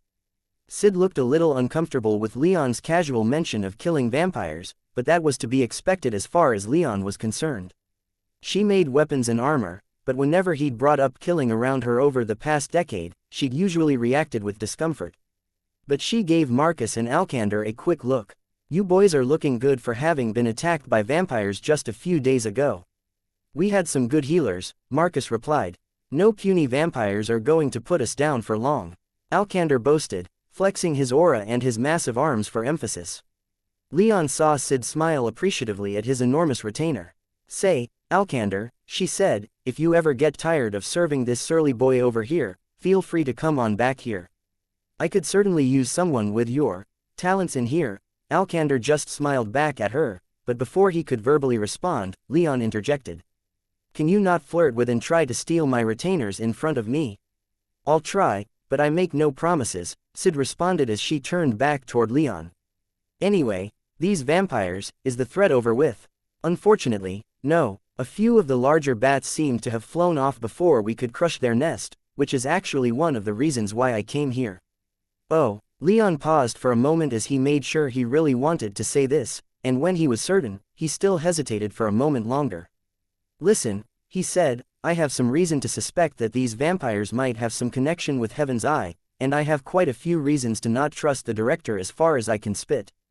I'm not entirely sure that he'll let me hunt these bastards down, but that's not going to stop me. They fucked with my people, and I can't allow that. Understandable. If anyone went after my apprentices, I'd bury them alive. For the first time since he'd met her, Leon felt a few thin strands of killing intent waver through Sid's aura, lending her words quite a bit of weight. Well, Leon continued, I was hoping that if push came to shove, then you would support me in hunting these vampires down and excising them from Heaven's Eye. I'd rather do this with the director's blessing than without it, and if he doesn't want to give it, then I'm fine with trying to force it. However, I also don't want to make things too difficult for you. So if you say no, then I understand. What? Say no, like I'd ever do that. Sid reached over and pulled Leon in for a brief, playful headlock. I don't much like vampires. Honestly, they kind of terrify me. If you're worried about them infiltrating Heaven's Eye, then you have my support in rooting them out by hook or by crook, for however much my support's worth, which I can't imagine is a lot. Nonsense, Leon responded as he pulled himself free of her gasp. Given your skills, I'm sure you could get quite a bit moving in Heaven's Eye at least, within production. I think your mother-in-law might be able to get a little more done than what I can do, Sid pointed out. And I'll be speaking with her later, but every ally's an ally, right? Sid chuckled. I suppose that's true. The two then went quiet for a moment, and after a while, Leon departed, though not before Sid managed to coax out one last promise from him not to let his blacksmithing skills wither from lack of practice. Leon thusly stepped back into the magic lift with thoughts of how to make his workshop portable filling his head. When Leon arrived at Emila's office, he found that his mother-in-law was already in a meeting. As a hand of the director, he could, if he wanted to, force his way in, but instead he chose to wait. Fortunately, he didn't have to wait long, though when the stream of men and women came filing out of her office, he noted that few of them seemed happy, and most were so absorbed in their own hurried whispers that they barely even realized he was there. A couple did notice him, though, and instead of meeting his gaze or offering their greetings, they turned their gaze to the floor and hurried away from Emily's office as fast as dignity allowed. After all, if a hand of the director arrived, it rarely meant good things. Fortunately, he wasn't here to be a harbinger of doom, or at least, he hoped he wasn't. Once everyone had left Emily's office, Emily's secretary showed him in right away. Emily's office wasn't much to write home about. It was luxurious, but Leon already expected that from a member of Heaven's Eyes board. It had a conference table off to one side and a lounge area to the other, while directly across from the door was Emily's enormous desk. It wasn't quite as big as the director's, but it was still big enough to be not only imposing, but to make Emily look almost small from behind it. He still thought her office from the Heaven's Eye Tower back in the Bull Kingdom was far nicer. When she saw Leon walk in, Emily, who'd been frowning and glaring at a stack of papers like she wanted to incinerate them with her gaze, looked up and her expression immediately brightened. "Leon!" she exclaimed. "Oh, good boy, have you come to rescue poor old me from all of this tedious paperwork?" "For one, you're not old," Leon said with an amused smile as Emily's secretary exited the office and closed the door, sealing the two of in total privacy. "For two, are you in need of rescuing? I'm sure someone as powerful as you could get herself out of this place if she really needed to." Emily laughed as she rose from behind her desk, her papers seemingly forgotten. As she came around the desk, she gestured toward the brightly lit lounge area, and Leon went and sat on one of the small sofas, while Emily sat in an armchair directly across from him. "So, Leon," she said, "what brings you here today? And why don't you come more often? You know that I love seeing you and Elise as much as possible." "I'm sorry we've been a little scarce lately," Leon replied with genuine sorrow. "I've been extremely busy with smithing work, then the wyvern hunt down south, and then there was some ugly business involving vampires in the city after we returned." "Ah, yes, I heard something about that. But you were involved." Leon hummed and nodded. "Do you remember the housewarming party we held back in the Bull Kingdom?" "How could I not? That party was attacked by vampires, too." "This is related." "I believe it is. The same faction of vampires has been hounding me for a long time, from the attack on our old house, to the attack in the Illumerian wetlands, to now, when two of my retainers were snatched from their homes and tortured for days before I could find them." "That's terrible. Who was it? Are they all right?" "Marcus and Alcander, and they're on the road to recovery if not already there thanks to Heaven's Eye healers. They're waiting for me down in this building's lobby, as a matter of fact. Pass on my well wishes if you can." "Will do. Is this why you're here? This vampire attack?" In a way, Leon paused a moment, wondering just how to proceed. With Emily patiently waiting and having already covered this topic with Sid, he was able to find his words again fairly easily. "This is more about the director. The vampires are, in some ways, kind of more incidental." Leon then gave Emily a brief rundown both of the vampire attack, and his current issues with director. "So I think you can see why I'm having some problems trusting the director right now." Emily, having listened in silence the entire time, stared at him in shock and disbelief, but in the long, quiet seconds that followed, her expression fell into something more contemplative. "That was quite the story," she said a little absent-mindedly. "I believe you, though. You're not one to lie, and when you do, you're honestly really bad at it." Leon wanted to argue, but he kept his mouth shut, knowing that she was right. "So, what are you looking for from me? I think you might already know. I have my theories, but I don't want to sit here and guess. You're my son-in-law, we don't have to stand on pretenses, do we? We should love and support each other as family." Leon smiled. "Thanks for saying that. It's hard to keep that in mind. My family has never been that large, and trust can be hard to come by." "Do you not trust me?" Emily sounded almost offended, so Leon hurried to correct himself. "It's not that. I do trust you, I do. I wouldn't have told you all of this if I didn't. I'm just trying to express my appreciation for this, all of this trust going around. That's all." Emily hummed as she gave Leon a teasing look. Leon, his face turning a little red from embarrassment, decided to just push on to his point. "I'm going to be taking this matter to the director. Naturally, given what I suspect about him, I'm not too optimistic that he's going to do anything. Maybe throw me a bone, but, if my doubts turn out to be accurate, then something has to change." Emily leaned forward, all trace of playfulness gone as the conversation turned in this extremely serious direction. "Are you asking me to support some kind of coup?" "No, Leon hurriedly exclaimed. Nothing so drastic. All I want is some pressure from someone he can't just dismiss. He can just dismiss me if he wants, Emily pointed out. He wouldn't have put you in this position if he didn't value your skills and abilities. He has to have some kind of trust in you, and Heaven's Eye wouldn't be nearly as large and powerful as it is if he did nothing but appoint into powerful positions people who only tell him what he wants to hear. All this, and you say you don't trust him. I suppose there are different degrees of trust, isn't there? I don't trust his intentions towards me, but I trust his abilities. He's shrewd and manipulative. He appointed you to a position of power, so his judgment is pretty solid, but still, I'm just trying to cover my ass here. Then what? I need him to crack down on vampirism in Heaven's Eye. If you can apply any pressure at all to him on this, it would be appreciated. Naturally, if you don't think you can, then I won't push. It's just, I need to do whatever I can to make sure my people remain safe. I can't allow them to be targeted by anyone, especially not my own personal enemies.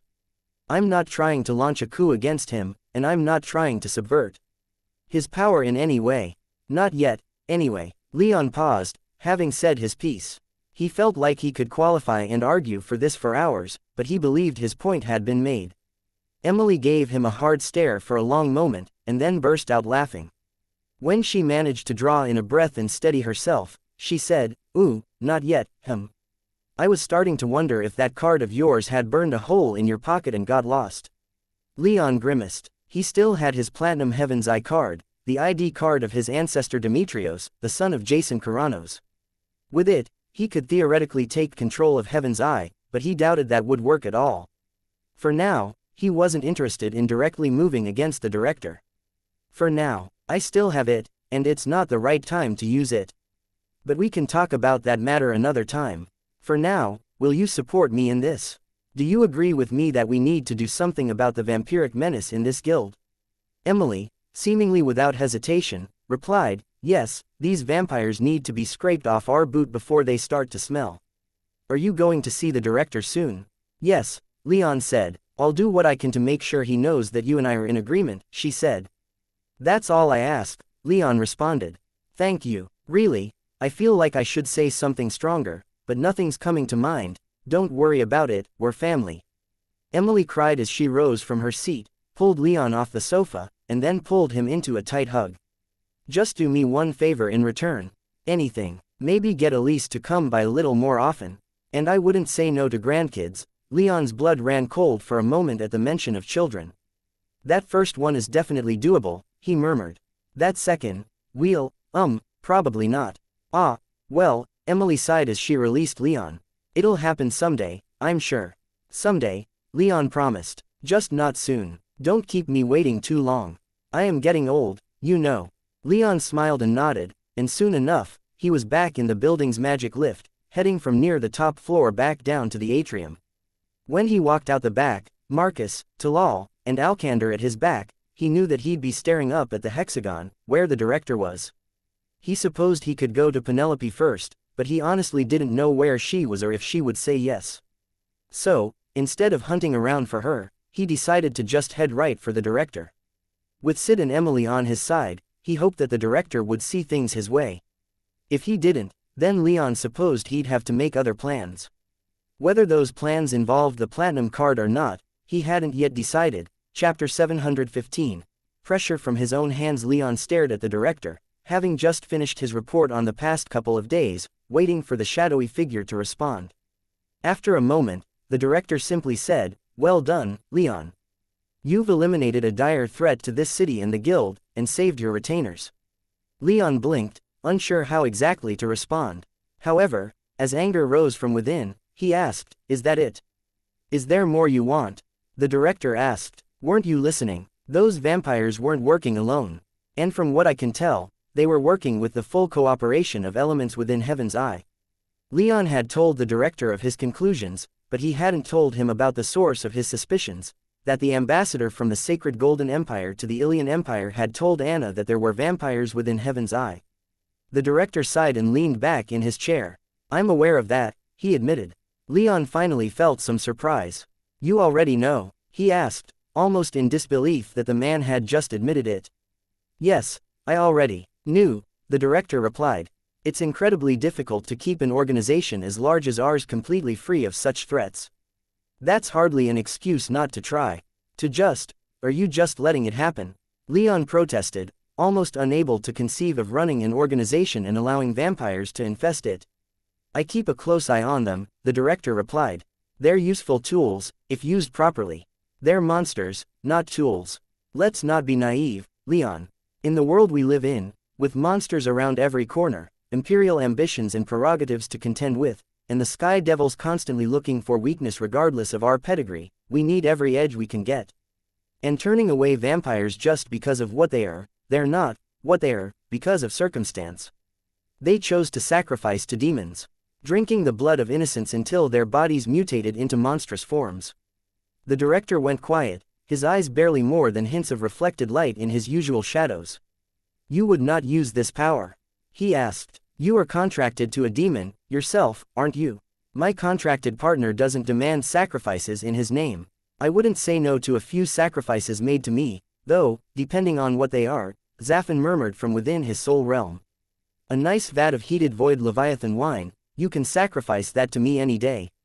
You're lucky, then, the director continued. Not all who make those same choices come out as well as you have. There are always choices when it comes to sacrifice, Leon countered. Even if my contracted demon had demanded live human sacrifices or, honestly, blood sacrifices of any kind, I'd have refused out of hand. There is no middle ground with this, as far as I'm concerned. Blood sacrifices are without merit at all, and they shouldn't be tolerated. The director sighed again. Let's be specific, here, then. What is it that you want, Leon? Leon went quiet a moment as he composed himself. I want many things, he replied. I want to see a few certain people dead at my feet. I want to venture to the Nexus and rebuild my clan. I want these vampires that have been nipping at my heels for years dealt with. Permanently. When he was finished with his spiel, Leon stared at the director, fiery challenge in his eyes. Left unsaid was what he would do if the director refused him any of his desires. However, for as fiery and confident as his demeanor suggested, Leon was still racked with some anxiety, knowing that the director didn't necessarily have to lift a finger to help him with any of these things.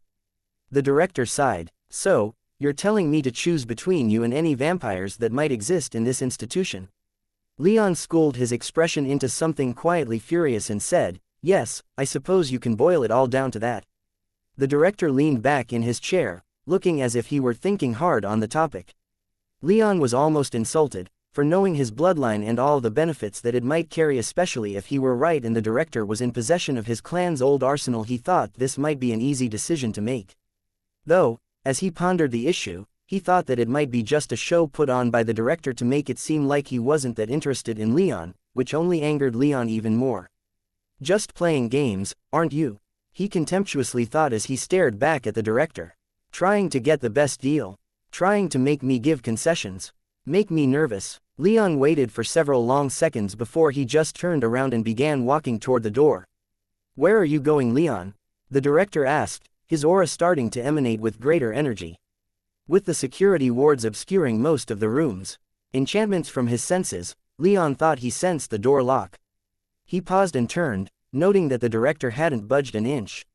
Without acknowledging the door, Leon said, I'm leaving. You clearly need some time to think. Are you going to stop me? The director leaned forward again and said, no. Leon thought he might be lying, but he felt the director's aura recede. He didn't feel anything change in the door, though. Zafin, he breathed into his soul realm. I think I'm being disrespected here, and doesn't that disrespect you by proxy? Are you looking to have someone killed, boy? The demon asked, his crackling tone deadly serious. Maybe just stand by. If it's this one, then I'd be more than willing to set him ablaze. Leon could almost feel the anticipation roiling off of the demon, and the feeling spilling over through their contract was infectious. He found himself almost wishing the director would make a move against them despite knowing just how bad that would be for them. Out loud, he asked, what's taking so long, then? What are you getting from those vampires that this is even remotely a hard decision? That's not for you to know, the director replied, his tone even and restrained. You are one of my hands, knowing only what I choose to tell you. If I decide to stick around, we're going to have to alter that arrangement, Leon growled. If you stick around, the director emphasized. And if I stick around, there are going to have to be concession on your part. If I'm going to help you with whatever it is you're planning, then I'm in on it, too. The door suddenly swung open despite the director remaining motionless. Have a safe trip north, Leon Rame, he said a little frostily. When you return, hopefully we'll all have cooler heads and can negotiate in good faith. Until then, feel free to enjoy the benefits of your position. Leon stared at the director, quietly wondering if he should say something just to have the last word. His thoughts seemed to be echoed in his demonic partner. Are you just going to stand there and take that? Leave like a scolded dog? Not like that, Leon whispered. But he's not worth it. I think this pissing match has gone on long enough. Best to just leave and see what I can do outside of the director. Without a word, Leon smirked at the director, then turned and left the office, both quietly relieved that he'd gotten out without any violence, and quietly furious that he'd gotten out without any violence. However, he knew just what he needed to do, now. He needed to find Penelope, for if anyone could put any greater pressure on the director than even Emily might, it would be her. That sounds like a disaster, Leon, Penelope scolded. You couldn't have gone in with a slightly more diplomatic attitude. Maybe it would have gotten you what you wanted a little easier. This is exactly the sort of behavior that I was afraid of when you joined Heaven's Eye. Leon bitterly scowled. When I joined Heaven's Eye, I was unproven in your eyes. I've now been here 10 years and have given you no cause to doubt my intentions. But after the past few days involving vampires abducting 2 of my retainers and your father keeping secrets from me, I've quite lost my patience. You're one of my father's hands, is it your place to know all of his plans? No, but that doesn't mean I have to take his shit. He's harboring vampires, Penelope. And vampires that follow a demon that has been trying to have me killed for years. I think it's pretty fair to not only be just a little irate, but to also leave if I want. I don't have to be here, and if he wants to keep his secrets, then so be it, but I also have the right to demand that his plans involve me no longer. Penelope sighed and glanced out of her window. Leon had managed to locate her fairly easily. Talal had already known where she lived, a penthouse apartment that sprawled over the top 5 floors of one of Oculara's many massive golden towers, and fortunately, she was home when Leon came calling. Upon his arrival, he was a little gratified that she didn't just dismiss him out of hand and had brought him further into her home for a private discussion, leaving his companions in her opulent atrium. Once they arrived, Leon informed her of everything that had happened over the past couple days, from the conflicts with these vampires to the conflict with her father. To say that she was a little overwhelmed and torn was to be quite gentle, Leon could tell, but he pressed on anyway. Look, Leon said, try and put yourself in my shoes. You told me that he was planning on something, and that it corresponded with an uptick in other concerning happenings in Heaven's Eye, including blood magic, and now we find that your father has been harboring vampires. Vampires that are connected, at least tangentially, to those who've tried to kill me multiple times already. Are you going to try and tell me to keep my nose out of this? To just accept that your father has my best interests in mind and to continue to treat him with respect? I can't do that. Maybe I'd get further if I tried to play his game, but it's not a game I'm good at. I'm a terrible liar, and to look him in the eye knowing all of this without getting angry, I can't do that. Could you? Penelope glanced at him, but then stared back out of the nearby window, her eyes glazed and unfocused. I suppose not, she whispered. He's my father, so I have to acknowledge that I have a somewhat warped view of him. I've never known him to get his hands this dirty. She paused, and this time, Leon gave her the time to think. After a long, worrisome moment, she turned to him and asked, Leon, why is my father so interested in you? Leon stared back at her, wrestling with himself about how to respond. He knew damn well why, but he wasn't sure what Penelope's reaction might be. That being said, he could see it in her expression that if he chose not to answer Penelope's question, his already established terrible ability to lie ruling out the possibility of deception, then she would probably not support him in this endeavor. Taking a deep breath, Leon answered her question with one of his own. Do you know what the Thunderbird clan was? Penelope's eyes went wide, and she leaned away from him a little bit. But after that moment of panicked realization, she mastered herself again and nodded. Then you should understand what I mean when I say that your father isn't really interested in me, he's interested in my blood. I am the last living descendant of the Thunderbird, and that means that any valuable magical legacies my clan left behind on this plane could potentially be unlocked with my blood. Penelope continued to look in his direction, though it seemed to him that she was more looking through him than at him. She didn't move a muscle, she just sat there processing this revelation. After a moment, she asked, "Why did you tell me that?" Leon scowled briefly, then with a self-deprecating smile said, "Enough people know that it's hardly a secret. Not that I have much interest in keeping it secret, anyway. Besides, after that hunt, I think I can trust you, to a degree." Penelope abandoned decorum and crossed her legs in her chair, then hunched over in thought, resting her head in her hands and her elbows on her knees. "Why did you tell me that?" she repeated. "Now I have to deal with this information, too." "Deal with what?" Leon asked. "It makes no difference, does it?" Penelope went worryingly quiet, and Leon thought he'd just made a grave mistake. By the time Penelope responded, he was already measuring the distance to her window and wondering not too seriously, but the idea was in his mind if he was able to smash through it as a means of escape. "It can make some difference," Penelope replied when she looked up, pulling Leon out of his thoughts. "But not, I think, any immediate difference. I stand by my assessment of you. This doesn't really change that, I suppose." "That's good to hear. As for the vampires, I'll talk to my father, see if I can get him to see reason.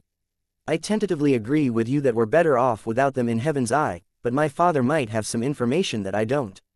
"That's reasonable, I guess. Though the director doesn't seem like a man who shares all that often, he's not, so I'm not going to hold my breath."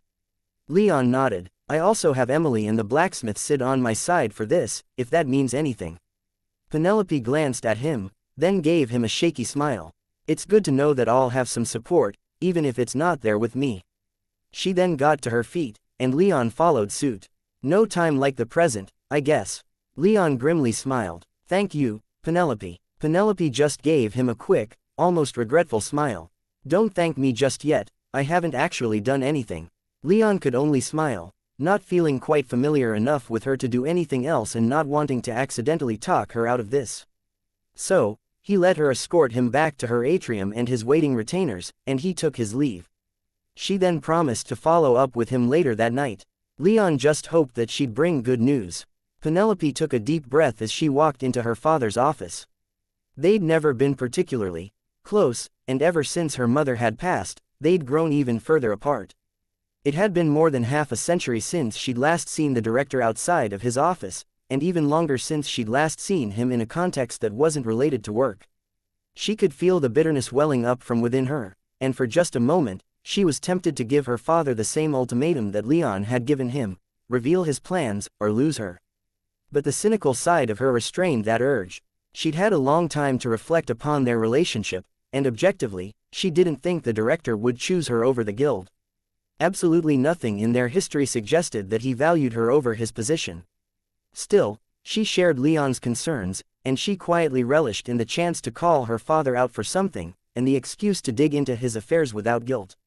"Penelope," he said as she strode into his room, trying to project more confidence than she felt. She always felt small in his presence, like he was a towering giant and she barely more than an ant.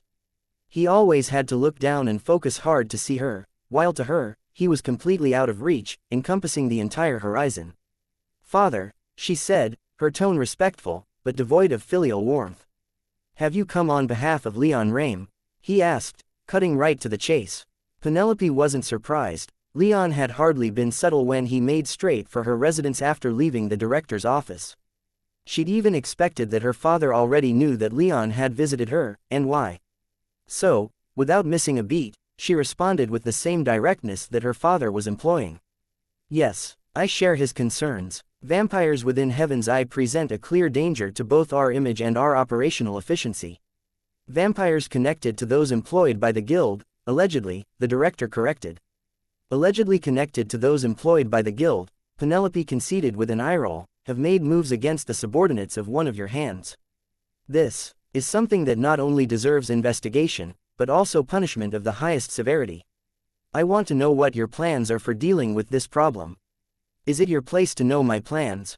the director asked. Penelope paused a moment and summoned all her courage. She didn't know quite how this was going to go, but she needed to press this issue, not only for Leon but for herself, too.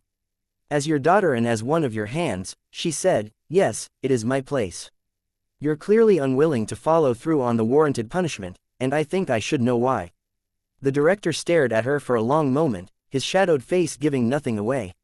He didn't move an inch, though Penelope took that as a good sign. It meant that he was at least pondering something, for if he wanted to flatly refuse her, then he would have immediately done so. He could still do that, of course, but with his pause, he was at least tacitly stating that it required consideration first. More than a minute passed in ever more uncomfortable silence before the director finally responded. And he began by rising out of his chair. Penelope's stomach dropped in sudden, instinctive fear at this unexpected response, her body practically interpreting this as a threat. "Very well," the director rumbled. "If you wish to know why this is a difficult decision, I will show you. Come with me, it isn't far. And everything should hopefully become clear once we reach it." Chapter 716. Relics. Penelope's blood roared in her ears, and she could feel her heart beating like a hammer within her chest. She glanced over at her father, feeling no small amount of anxiety and even a small amount of fear at where she was being taken. After the revelations that Leon shared, Penelope had started to wonder if her father was more actively involved with the vampires and their demonic overlord than she ever might have imagined. At the very least, though, she could take comfort in knowing that her father wasn't a vampire. His skin, while pale from spending most of his days inside, wasn't quite as sickly as that of a vampire. What spoke more to his humanity was his heavily muscled body, which, combined with the grace with which the director moved, showed Penelope that he was just as physically capable now as he was in her memory.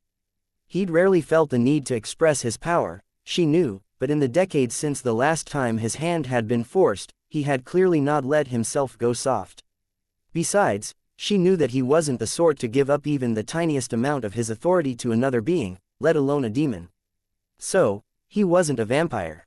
Her worries were slightly mollified, but not entirely banished, for as Leon showed, someone with a demonic contract wasn't necessarily a vampire.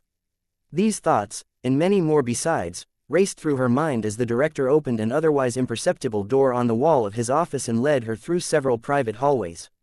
Eventually, he led her into a large chamber, empty save for a small, extremely sleek ark. It was long and narrow, and lacked the flat, angular wings that most other arks possessed. Its size would only allow a handful of people within, but Penelope knew from personal experience that there were only 4 or 5 arks elsewhere in the world that could possibly compete with it for speed and privacy. Its entire exterior was shiny and almost perfectly reflective, made from a material that Penelope couldn't identify. Even more notable, however, was that it didn't require a pilot.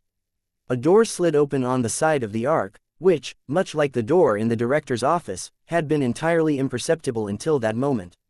Without missing a step, the director walked into the ark, and Penelope closely followed, her curiosity even more piqued at what exactly her father was going to show her. The interior of the ark was quite small, with Penelope almost able to touch both walls if she outstretched her arms. There were only 7 seats, with 3 on either side of the ark and a granite table between. The final seat was in the back, looking almost like a plush throne.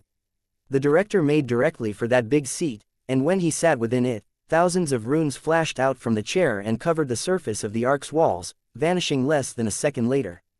"Please, Penny, sit," the director said, indicating the seat directly on his right. In stark contrast to his usual commanding tone, he now sounded almost tired, and Penelope found herself relaxing a little more. As she took her seat, the ark's door slid shut, sealing them within and creating an environment that was, for all intents and purposes, impossible to spy upon. "Where are we going, father?" Penelope stiffly asked, still a little on guard despite most of her fears being allayed. "Not far," the director whispered. A runic circle on the arm of his chair flashed, and a strange, androgynous, highly resonant voice sounded throughout the ark. "Destination," the director answered, "the arkyard. Pad 7. Penelope's eyebrows immediately shot up, she knew that Heaven's Eye had no arkyards. Before she could say anything, however, the strange voice responded, "Shall the yard master be informed of your arrival?" "No, let's make this a surprise inspection." "Understood." Preparing for launch, the director responded, "Engage all stealth systems.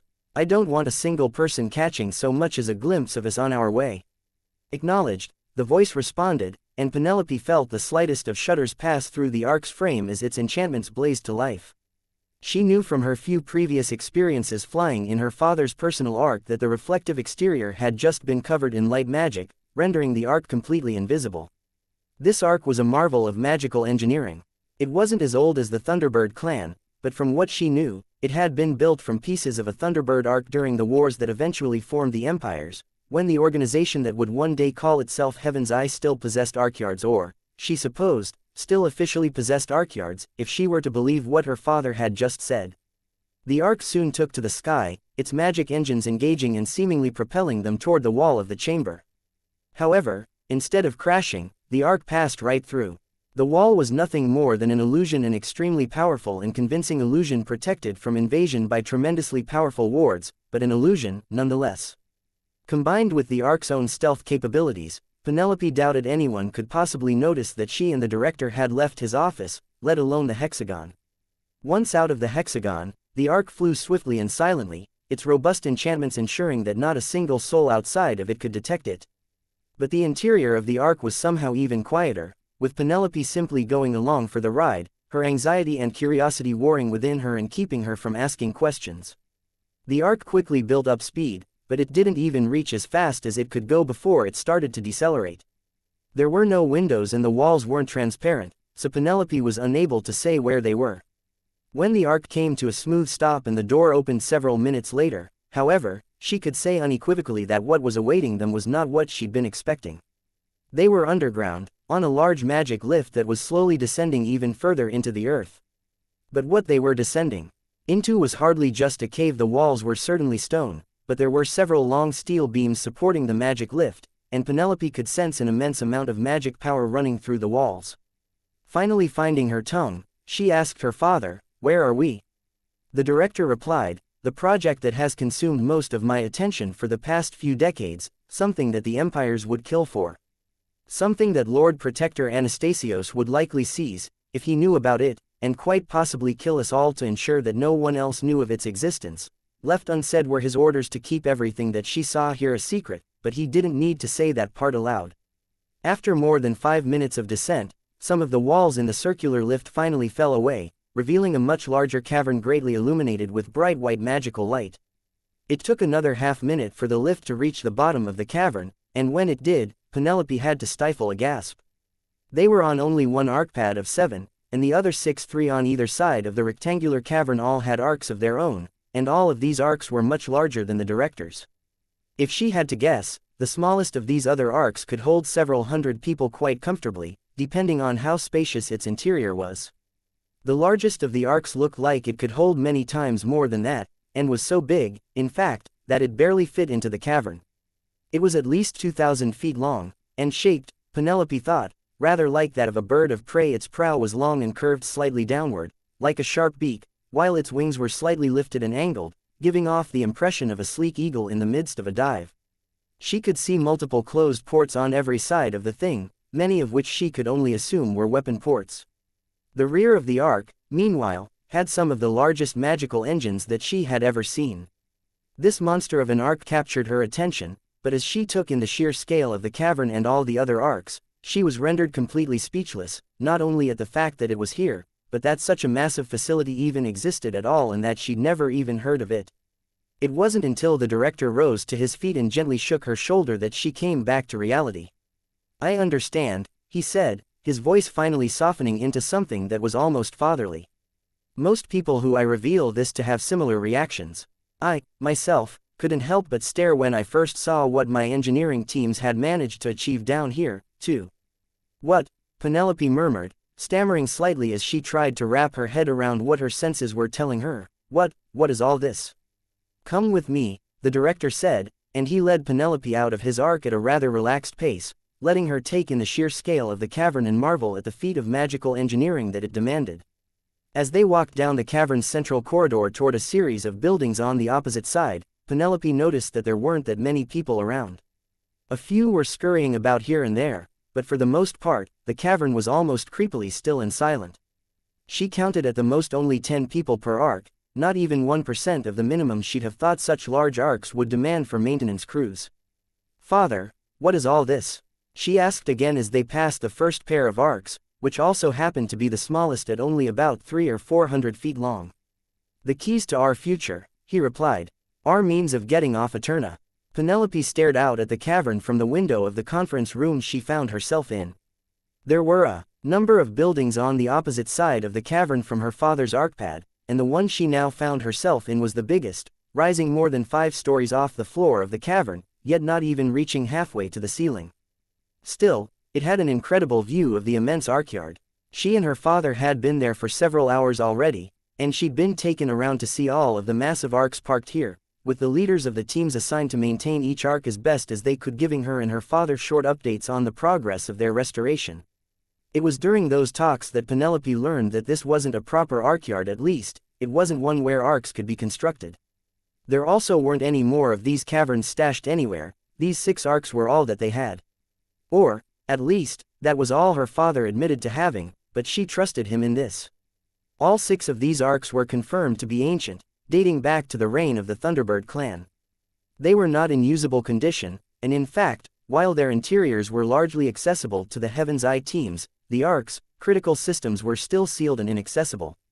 Weapons, engines, main power, all were locked so tightly that even Heaven's Eye, even in all the time that they'd had these arcs, hadn't been able to open the doors to those critical compartments.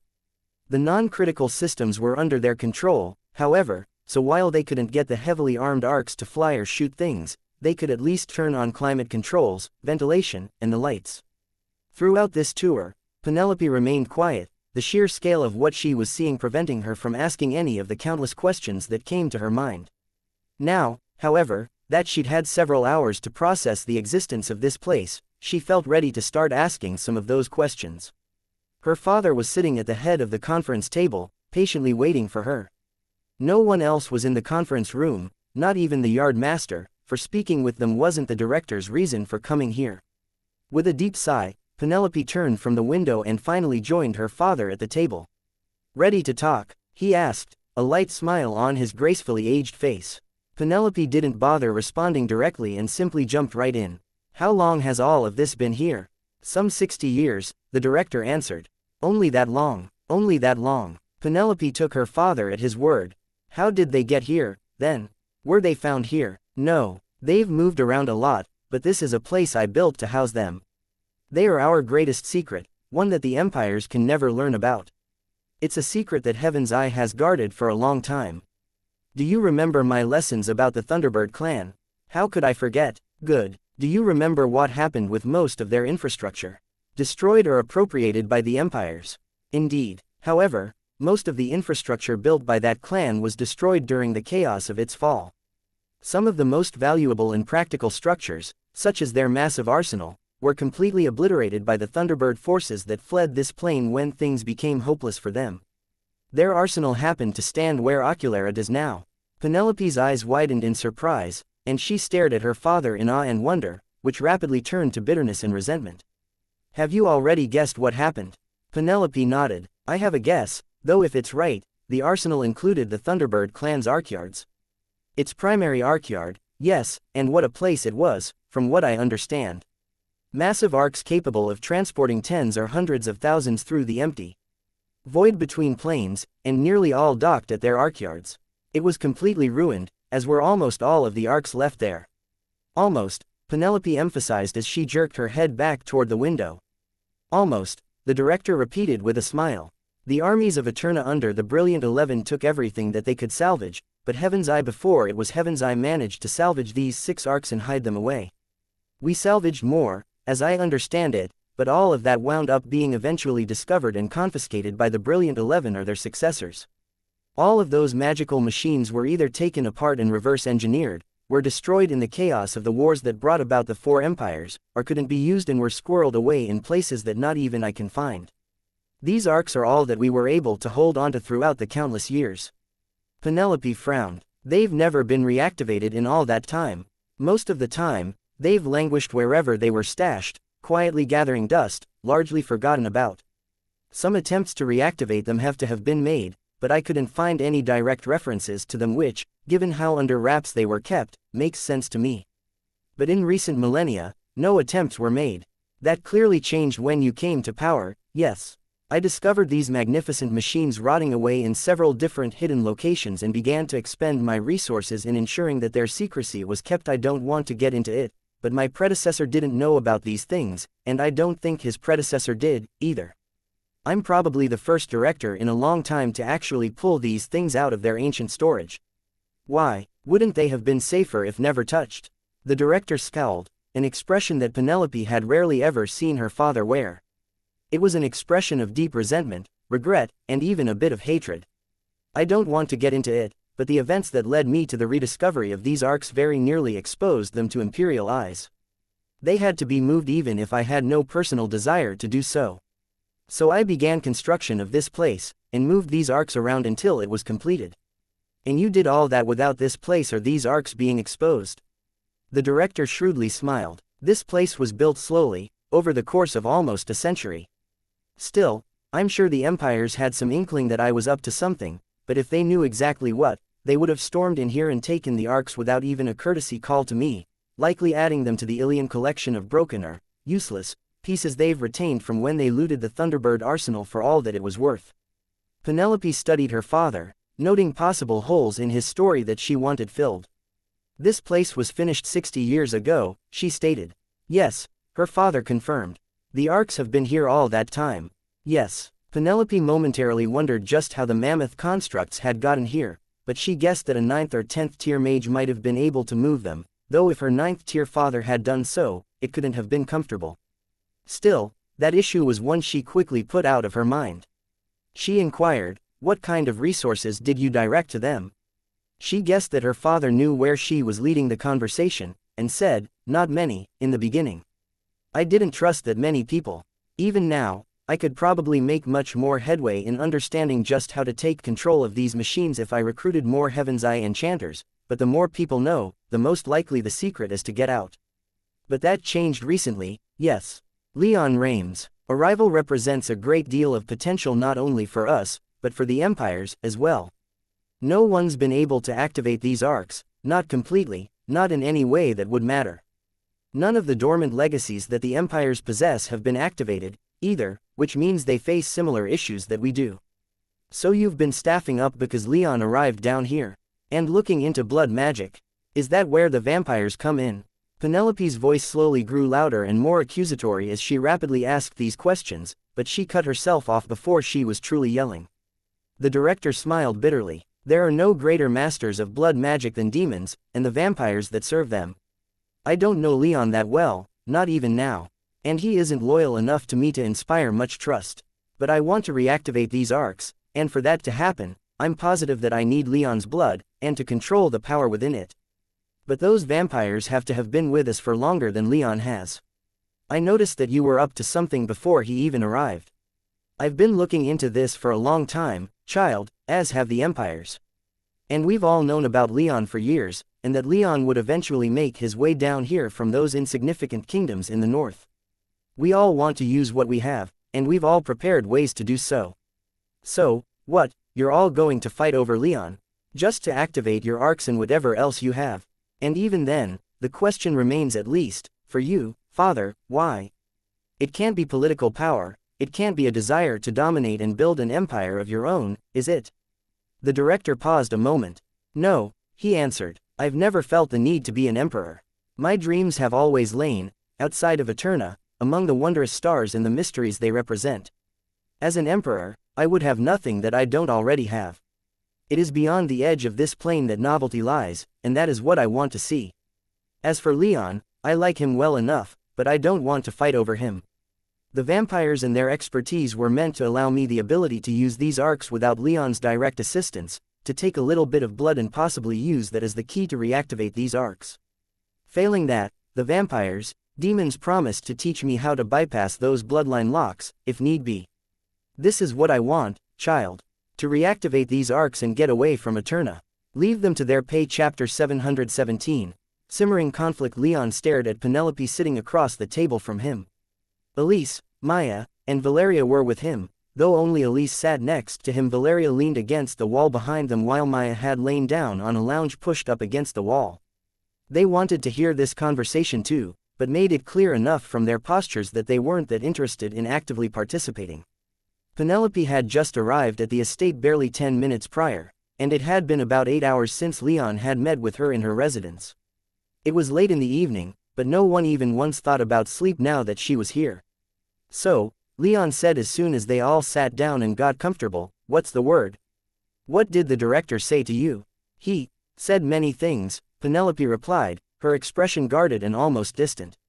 I'm not sure how much I can say, or even want to say, but I can say unequivocally that my father is deeply torn between choosing to side with you, or the vampires. How is that even possible? Elise exclaimed in anger and frustration. They're vampires. They're probably feeding on and sacrificing members of Heaven's Eye, and he just allows that. That's like inviting a werewolf into your nursery. It doesn't matter what benefits they promise, you're still inevitably going to end up with dead kids. What did he tell you? Leon asked, agreeing with but also wanting to move on from Elise's statement. He was angry, too, but he just wanted the information before he started venting that anger. What benefit is he getting that makes this such a difficult decision? Penelope deeply frowned in thought. He's found, or, I suppose, Heaven's Eye has some things from your old clan that he hopes to reactivate and take control of. The vampires have promised to aid him in this, while your blood may also be a key. Leon's eyes narrowed as his demeanor became even more serious. What sort of things are we talking about? They have to be powerful. Yes, Penelope replied. Powerful enough that if word that Heaven's Eye possessed them, it could very well be destroyed by greedy Imperials. Please, don't press me for details, to the hells with that. Leon almost shouted. What is it that he's hiding? I'm not going to say, Penelope shot back, her expression turning severe. Leon scowled, but settled down into a mild glare. It wasn't like he could make her talk if she didn't want to, so there was no point in losing his cool. But his anger still simmered in his core, speeding up his heart rate and making him restless. Elise then stated, whatever it is, and whatever he's been promised is powerful enough that he tolerates vampires in his institution, even as they attack his own people. Leon added, that doesn't sound like the sort of person who should be making any calls within Heaven's Eye. What are you saying? Penelope inquired, her tone remaining neutral even as her demeanor hardened. Leon leaned back, his arm around Elise and one leg crossed over the other, looking like he was as relaxed as he could be.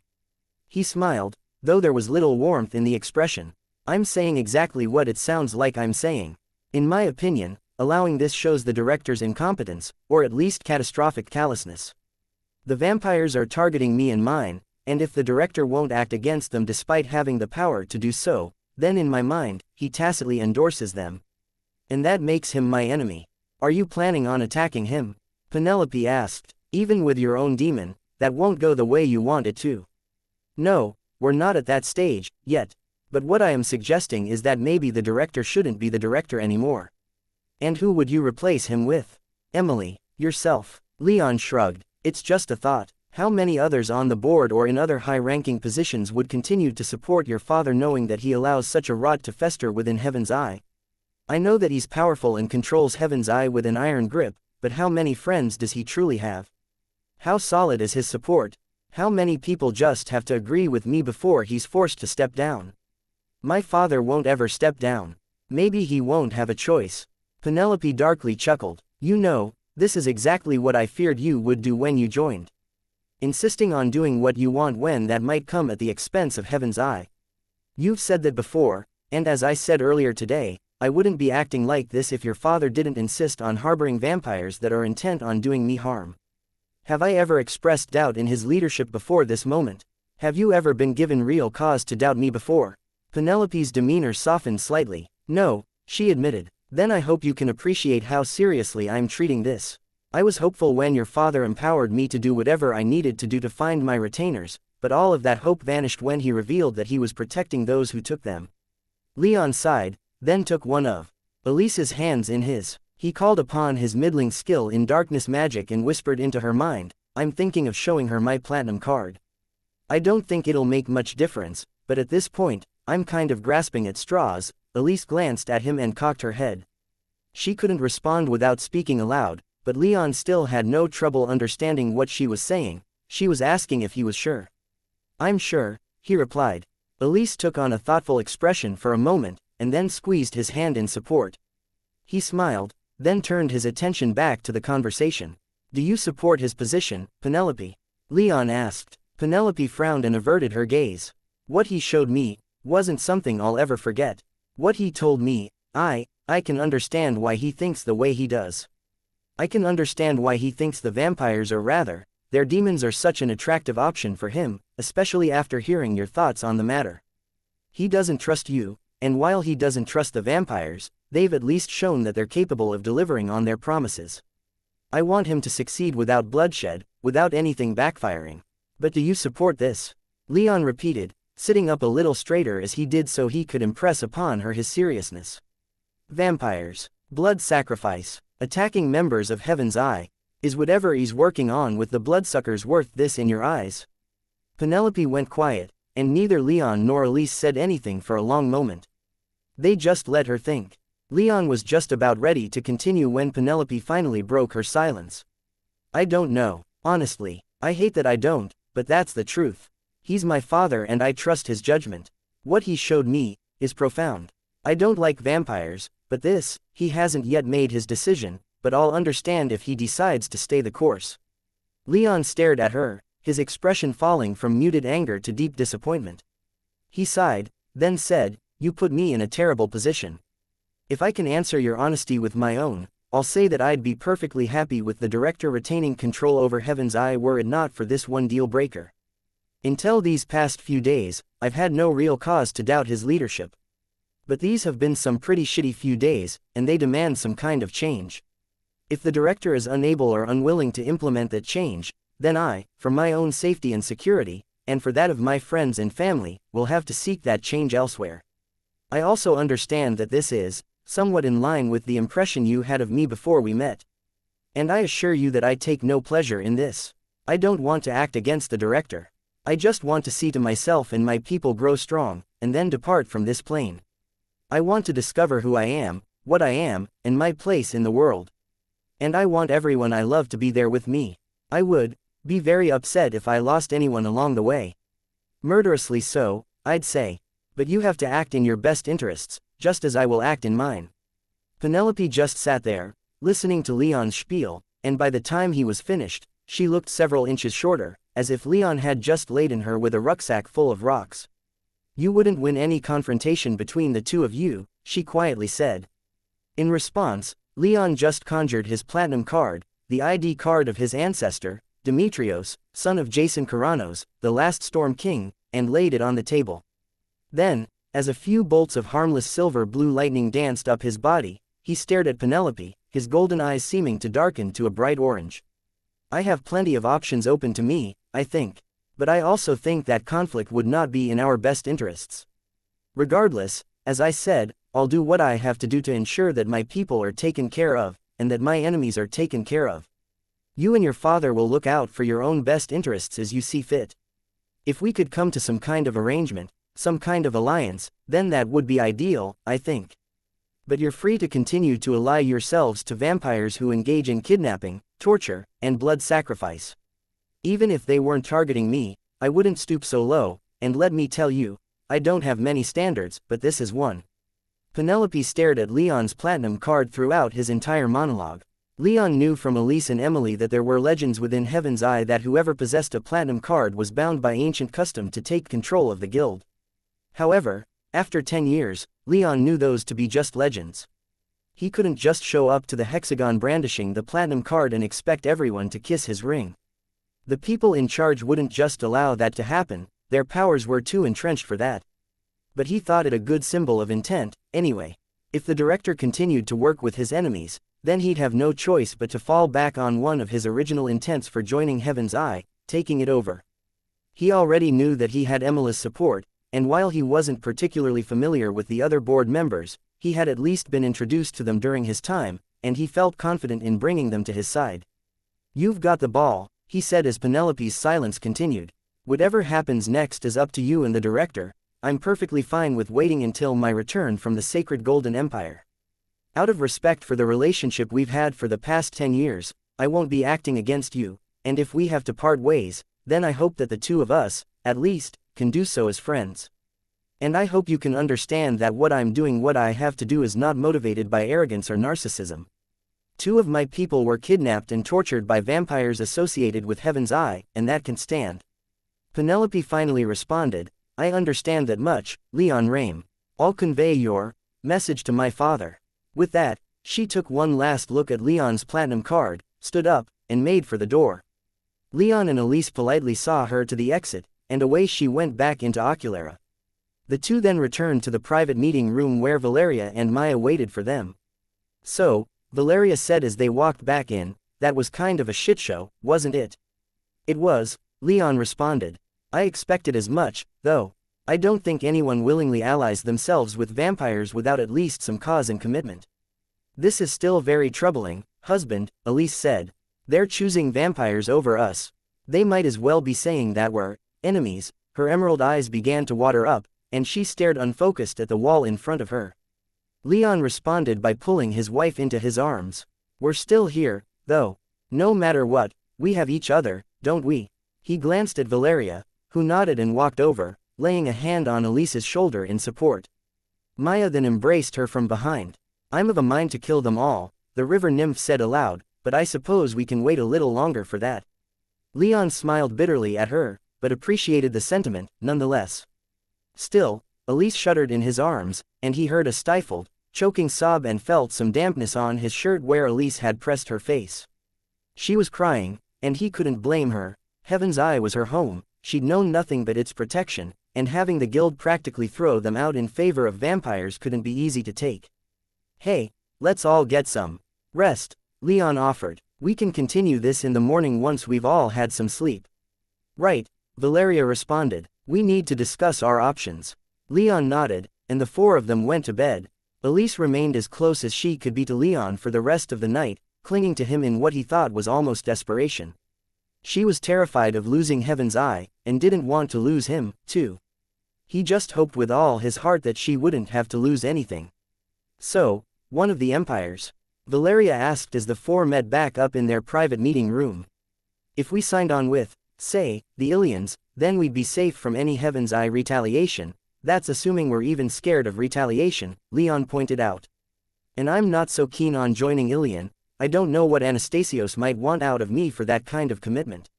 They have legacies from my old clan, but without knowing what they might have and what they might do to get it worries me." He glanced around the room, taking note that while Elise was certainly looking a lot better than she was the night before, she still didn't seem entirely up to offering any suggestions. He just kept her close, trying to reassure her that he wasn't going anywhere without repeating it ad nauseum. "What about the one north of here?" Maya asked as she cuddled in on Elise's other side. "That princess couldn't keep her eyes off you, she'd probably do things to get you on their side."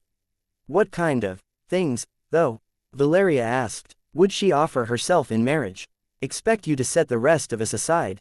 Debase yourself or the rest of us to secure her support?" "Not an option," Leon declared. "We can talk to her if we run into her during the expedition, but I don't want to give up on Heaven's Eye quite so easily. I have Emila's support, I have Sid on my side, and even though I don't have Penelope, I have the platinum card. I have some leverage here, and I don't just want to give all of that up without a fight." "But how much of a fight are you looking for?" Valeria asked. She leaned in a little bit and locked her gaze upon him. "You know that I'm with you all the way. If you want to stay with Heaven's Eye, then I'm with you.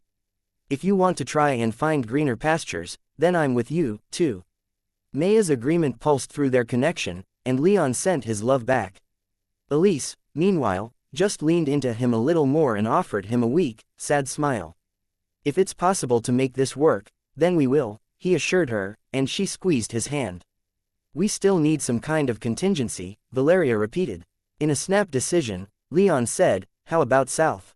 The Sunlit Empire supposedly has many lightning mages, they might have the Titanstone refinery on Nestor's map, and they're closer to the Sky Devils. Are you thinking of going to them for help?" Valeria asked, doubt almost dripping from her tone. "Not so much," Leon responded with a frown. "But of all the empires, they'll probably have the most information on them. We might even be in a better position to meet a Sky Devil down there. No matter what, though, I don't want to leave this plane without at least a cursory look at what they might be able to offer us. If they're the remnants of my clan's vassals, then there might still be some people within it who could be loyal to me. And even after we get through this, we could use all the allies we can get our hands on for whatever comes next." "I'd be willing to go south," Valeria said with a smile. "I've heard that the Sunlit Empire is a beautiful place." To that, Elise finally spoke. "It can be," but there are some restrictions, at least, for the three of us. She nodded to Valeria and Maya. What kind of restrictions? Valeria warily asked. Curfews, a lot of places we can't go without a male family member, restrictions on what we can wear while out in public, that sort of thing.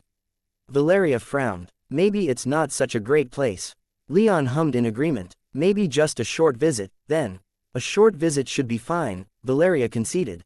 If they try to tell me what to wear, Maya murmured in furious challenge, and Leon had to resist the urge to break out laughing. It had been more than a decade since he met her, and while she was typically dressed these days, she still reveled in nudity. As soon as they were in their bedrooms, Maya's clothes came off, not to be seen again until the following morning. During the day, she was often in the pools and ponds of the estate, sans clothes though merged with the water and effectively invisible.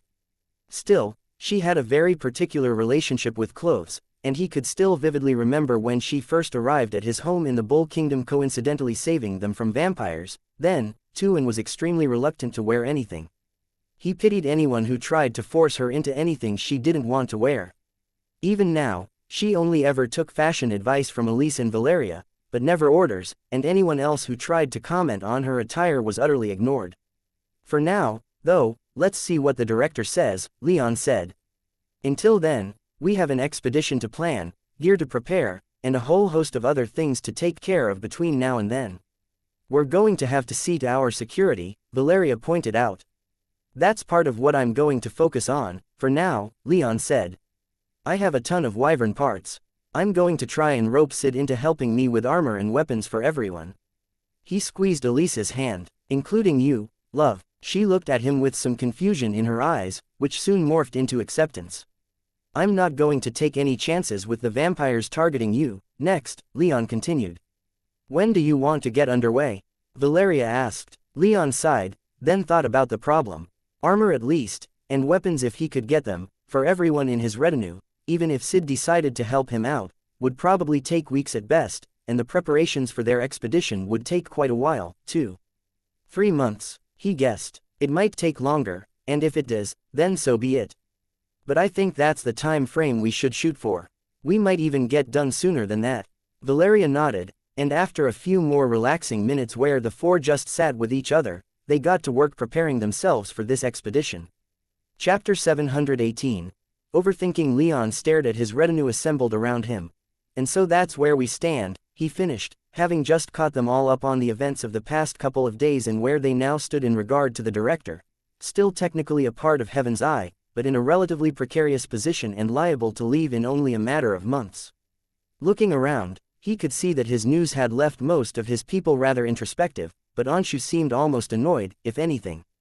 The Indradian muttered something in his native language that no one else could understand, though his tone was quite vitriolic. Once everyone had had some time to process the information he shared, Leon continued, I just want all of you to know that I don't do this lightly. Heaven's Eye, up to this point, has been good to us. But if it's harboring a threat, then we have to respond.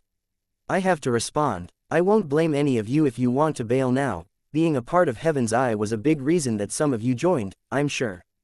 But know that if you stay, then I will always choose you over the guild. I will choose you over anyone else.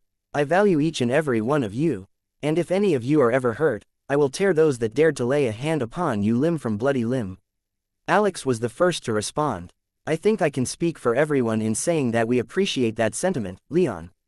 We've seen it several times already, and it's not something we'll ever take for granted. You can, though, Leon replied. You're my people. There are certain expectations that I hope I can live up to. And ensuring that all of you are safe, healthy, and strong is one of my responsibilities. I won't ever abandon any of you for the sake of convenience or anything else. But I also won't force you to follow me. If you stay, though, I can assure all of you that these vampires are going to die screaming if I have anything to say on the matter. I won't allow these threats to continue without answer. Surprising Leon, Anshu was the next to speak his piece. Throwing in with vampires is vile. Those creatures should be exterminated.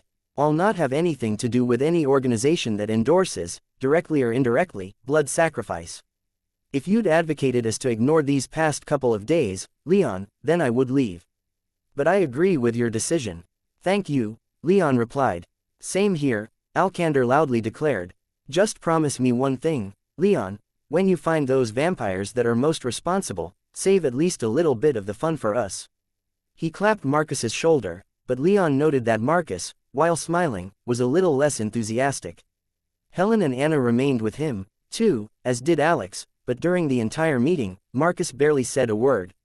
In fact, he'd been remarkably taciturn since he'd been released from the hospital. The meeting continued for a little while longer, with Leon shifting topics first to the preparations for their expedition to the Sacred Golden Empire, and for that, he needed quite a bit of assistance. First, he charged Anshu and Talal with procuring a yacht to take them north, and impressed upon them the need to remain together and in public at all times, to minimize the chances of being attacked on the street. Then, he told his retainers that they were each going to be receiving some new gear soon, and to get their measurements done for armor. When they were finished with that, he dismissed them to see to their daily training, but before he could take off for Sid's place, he was stopped by Marcus. "Think I can have a moment, Leon?" the former nobleman asked. "Sure thing," Leon replied, and the two stayed in the dining room until everyone else had left. Leon waited for Marcus to speak first, so he waited for a long moment. He didn't rush the man, though, for Marcus sat in his chair, his eyes staring without focus at the table, his brow furrowed from intense thought. Finally, Marcus turned to Leon and said, "I need to thank you again, but, just saying it doesn't feel sufficient. I can't overstate the relief I felt when I woke up in that hospital, knowing that you'd pulled me out of that place. Being attacked and kidnapped was humiliating, and that it was Cassia who'd done it makes it so much worse. And then, what they did to me in Alcander, Leon, thank you. This is a debt that can't ever be repaid, but I'll try anyway." Marcus spoke with some hesitation as he searched for the right words, but his final statement came with conviction. Leon had no cause to think that he was just saying the words for their own sake, he meant every single one. But while Leon appreciated his words, he didn't agree at all. "There's no debt at all," he said with a smile and a wave of his hand. "Those vampires were trying to strike at me through you. If you weren't with me, then they never would have targeted you." Marcus just shook his head. "That doesn't matter. I chose to follow you south despite you telling me of the powers arrayed against you. I continued to follow you after that vampire attack in the wetlands. I've followed you for 10 years, and while I can't say that I've ever really felt that I would follow you forever, I have never been given cause to doubt my decision. But that's changed. I do feel like I can follow you forever after this whole thing. I saw what you did for Asia's family back in Samar, but it's another thing entirely to have you come after I was taken. Leon, I don't blame you for what those vampires did. They're responsible for their own actions, and you for yours. And you saved us. That's not something I will ever forget. As long as you'll have me, I'm yours. My sword, my bow, anything you need, you just have to say the word." Leon sat and stared at Marcus for an almost painfully long moment when the former nobleman finished. Finally, he just said, "I don't really know how to respond to that." "That's fine," Marcus replied. "I think in your position, I would just dismiss this entirely. I never thought I'd be where I am now, saying these words to you.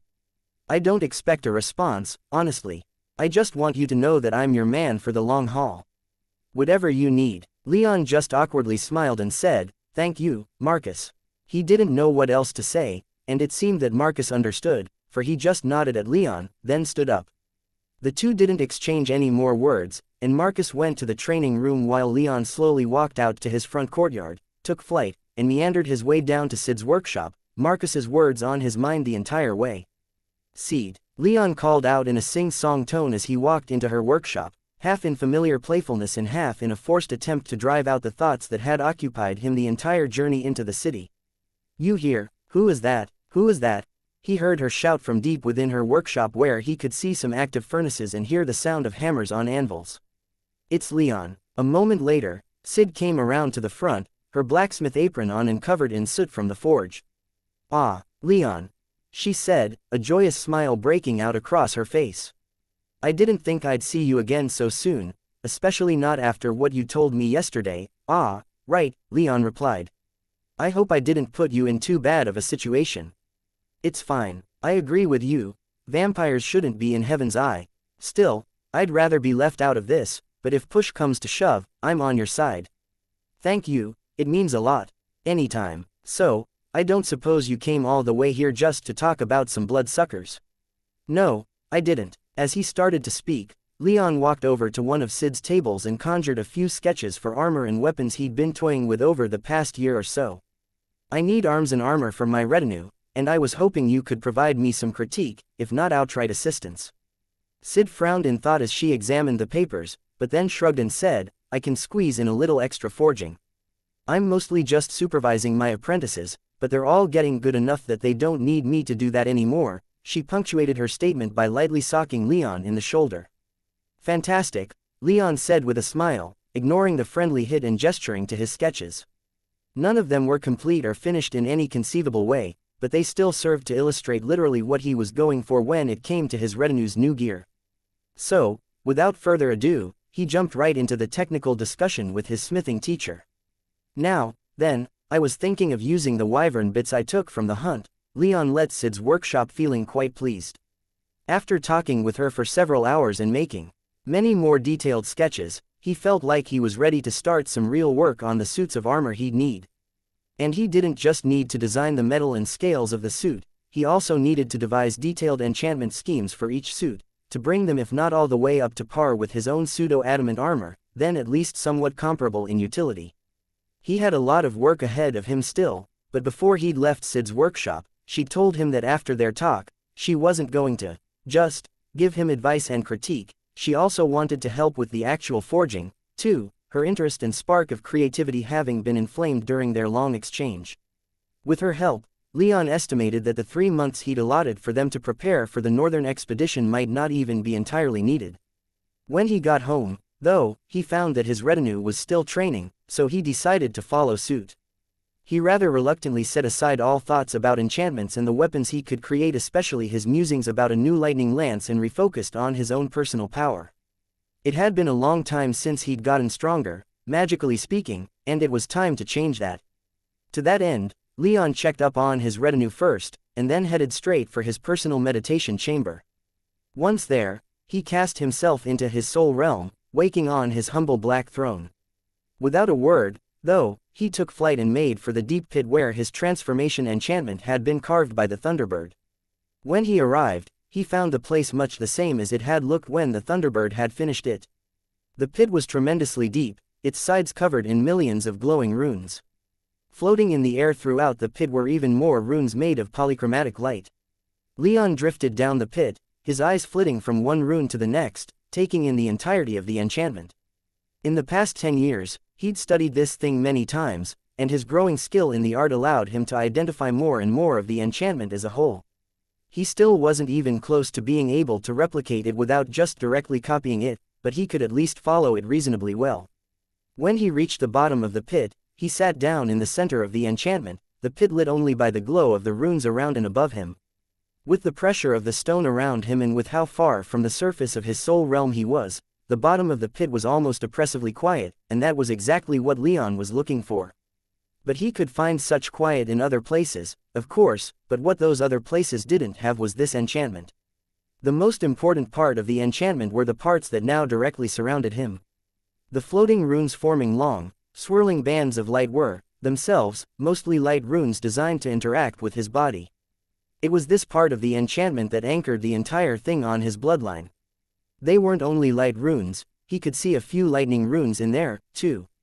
The Thunderbird had made some alterations to the enchantment in making it fit for his use, but there wasn't a single fire enchantment to be seen in there.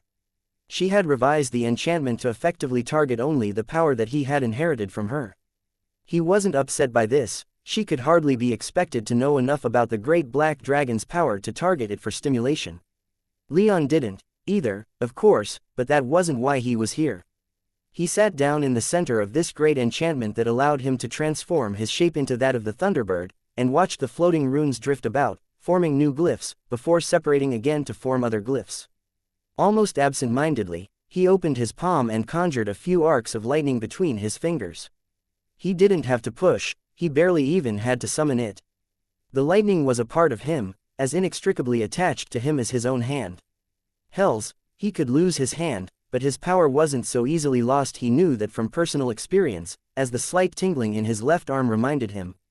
It took some concentration, but the silver-blue lightning that sparked and flashed around in his hand began to change in color, turning gold, the standard color of lightning mages. He hadn't hidden his power like this in many years, not since the Civil War in the Bull Kingdom. Back then, he'd enchanted part of the gauntlets of his magmic steel armor to aid him in hiding his power, but even then, it still took some amount of effort and concentration to do. It wasn't natural. Golden lightning, the standard for all lightning mages, the lightning naturally produced by nearly all creatures with power over the element, was something that he had to work to produce. But the Thunderbird's lightning, that which could protect his mind from attack, came to him as naturally as breathing. Leon closed his palm and his lightning vanished. A moment later, he opened his palm again, and therein burned a small orange flame. This flame was the standard for all fire mages, indistinguishable by sight alone from the flame of a mundane candle or campfire. And yet, it was all that Leon could consciously conjure. The black flame of the great black dragon was, despite being his, outside of his control, only ever showing itself when he found himself feeling extreme emotion. Leon sat quietly in the center of that enchantment, wondering just what it was that he was missing. He alternated between fire and lightning, paying attention as much as he could to the way he was able to summon the Thunderbird's lightning as opposed to golden lightning in an effort to compare to his fire magic, but no matter what he did, the answer eluded him. He just couldn't conjure black fire. He'd spent quite a bit of time working on this issue over the past 10 years. His musings rarely lasted for longer than a few hours, but now, he had much more experience with black fire. He'd been conscious when he'd used it during the hunt for the black wyvern, though it had still been instinctual. Leon sat there for 3 hours, lost in thought, before he finally realized he was thinking too much. The Thunderbird's lightning came to him instinctually, and he had to work for the golden lightning. The same, he reasoned, should be true of his black fire. He smothered the orange flame in his hand and forced himself to empty his mind. He kept his palm open, but no magic appeared within. But he called for his black fire anyway. He didn't exactly expect it to answer or to dutifully come trotting out like a loyal dog, but he called all the same. Nothing responded. Leon paid extra attention to what was going on within his body. He quietly turned his element-less mana into fire mana, letting it inundate his body and fill him with its heat. But he summoned no fire. For hours more he sat there, trying to copy with calmness and serenity what he'd done with anger and passion, only to realize that he was doing exactly what he'd been doing for years. He was still overthinking, trying to force it. So, once again, he cleared his mind, and moreover, his body. He stopped transforming his mana into fire mana. He stopped thinking about fire. He just sat there, searching around within him for that burning feeling, that righteous heat that had demanded to be released when he saw Maya vanish into the black wyvern's maw. And, for just a moment, he felt something respond. It was like a coiled dragon slept in the pit of his stomach, and, in response to his probing, its sleeping head had twitched. Leon held onto that feeling for as long as he could, and when he called upon his fire, he saw for such a brief amount of time that he almost thought he'd imagined it a tiny black fire in his palm. But he blinked and the candle-sized flame in his hand was again orange.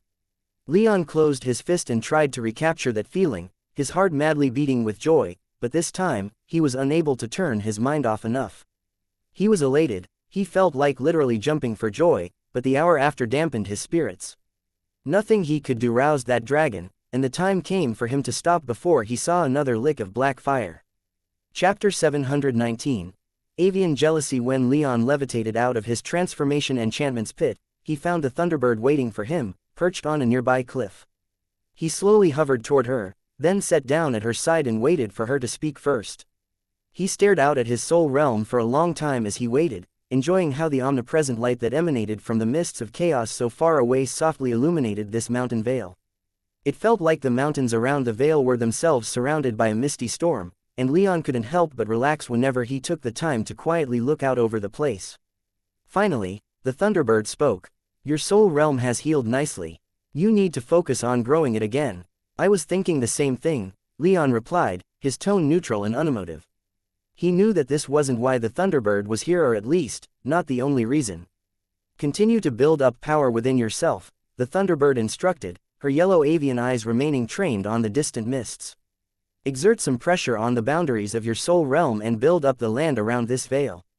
Like a muscle, you can't overdo it, but the more you exercise, the faster you'll grow. I'll keep that in mind. Will the enchantment I made for Zaffin to absorb the mists of chaos work for me?" I suppose it will, but it would require quite a bit of tweaking. If you pull in too much of the mist, you'll cause your soul realm to implode, or worse. What's worse than a soul realm implosion?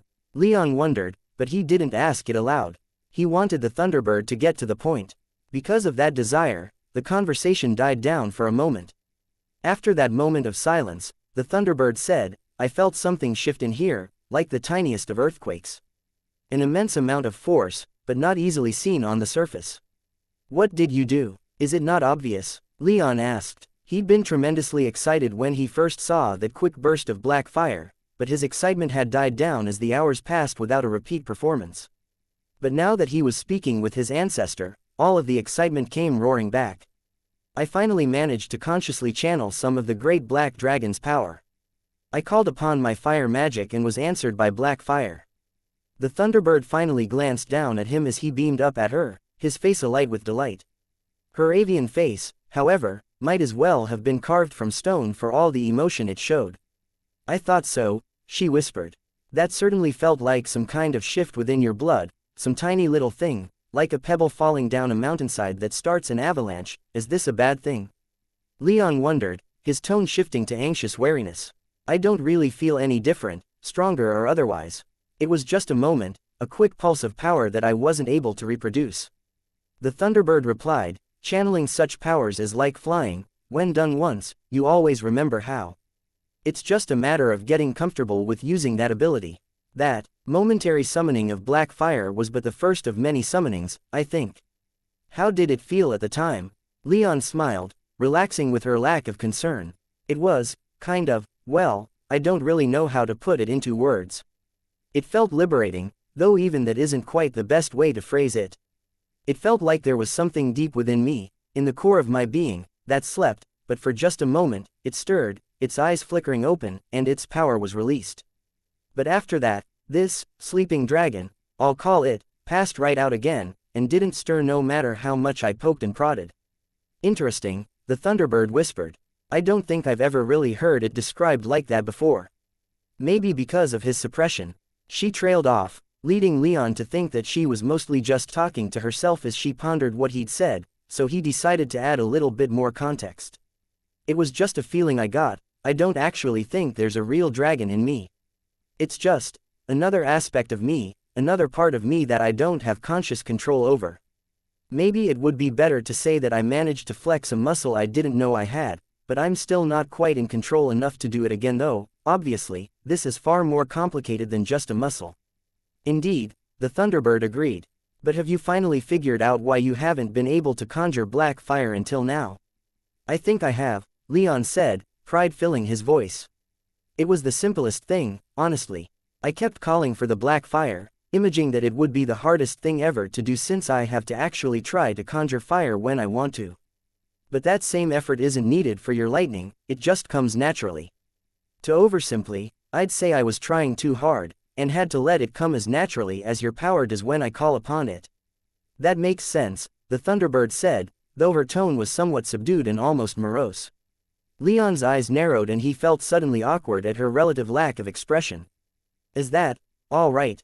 He asked, feeling almost like a child asking an adult if he'd done something bad. It's quite all right, the Thunderbird immediately responded. Objectively, this is something to celebrate, but, as she trailed off, her body shifted and in a flash of light, she was standing beside Leon in her human form, her bronze face not looking all that thrilled. But I can't help but feel some jealousy at all of this. It's a good thing that you have such power in your blood, especially since you're finally starting to come into it. This is a good thing. You're not saying that to me, Leon observed. No, I'm not, the Thunderbird replied with a mysterious smile. It often requires me to repeat it to myself. She turned to face him completely, then laid both hands down on his shoulders.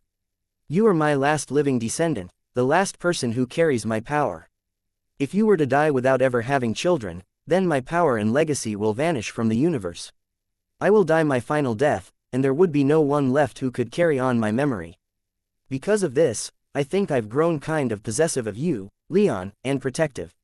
You are all I have, while the great black dragon has so many descendants that he can afford to ignore you completely. I've put much effort into training you, and it brings me no small amount of joy to see how far you've come in the past decade and a half. Your command over my power would have made you a rising star in my clan just a universal cycle ago, before the clan fell from grace. All sorts of rewards and resources would have been thrown at your feet to encourage your growth, and power and position within the clan would have been yours for the taking, whatever position you might have wanted would have been yours. But this isn't a universal cycle ago, and my clan has been reduced to just you. You, and some long-forgotten and long-abandoned ruins, picked clean or fought over by carrion. And you have often professed your lack of desire to reclaim through birthright what once belonged to your ancestors to me and my descendants while simultaneously striving hard to claim the power that the great black dragon has denied you. It makes me happy to see you starting to succeed, but I also can't help but wish you had the same willingness to invoke your blood claims on what used to belong to my clan. Leon went quiet for a long time when she finished, though while he wanted to step away from her to think for a moment, her hands remained on his shoulders, keeping him right there in front of her. I get what you're saying, Leon replied.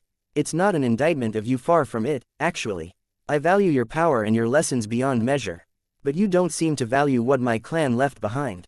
You moralize over it and reject what should be yours by right.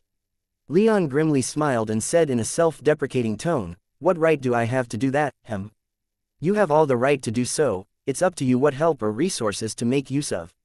The claims are yours to press, and if you don't want to, then so be it."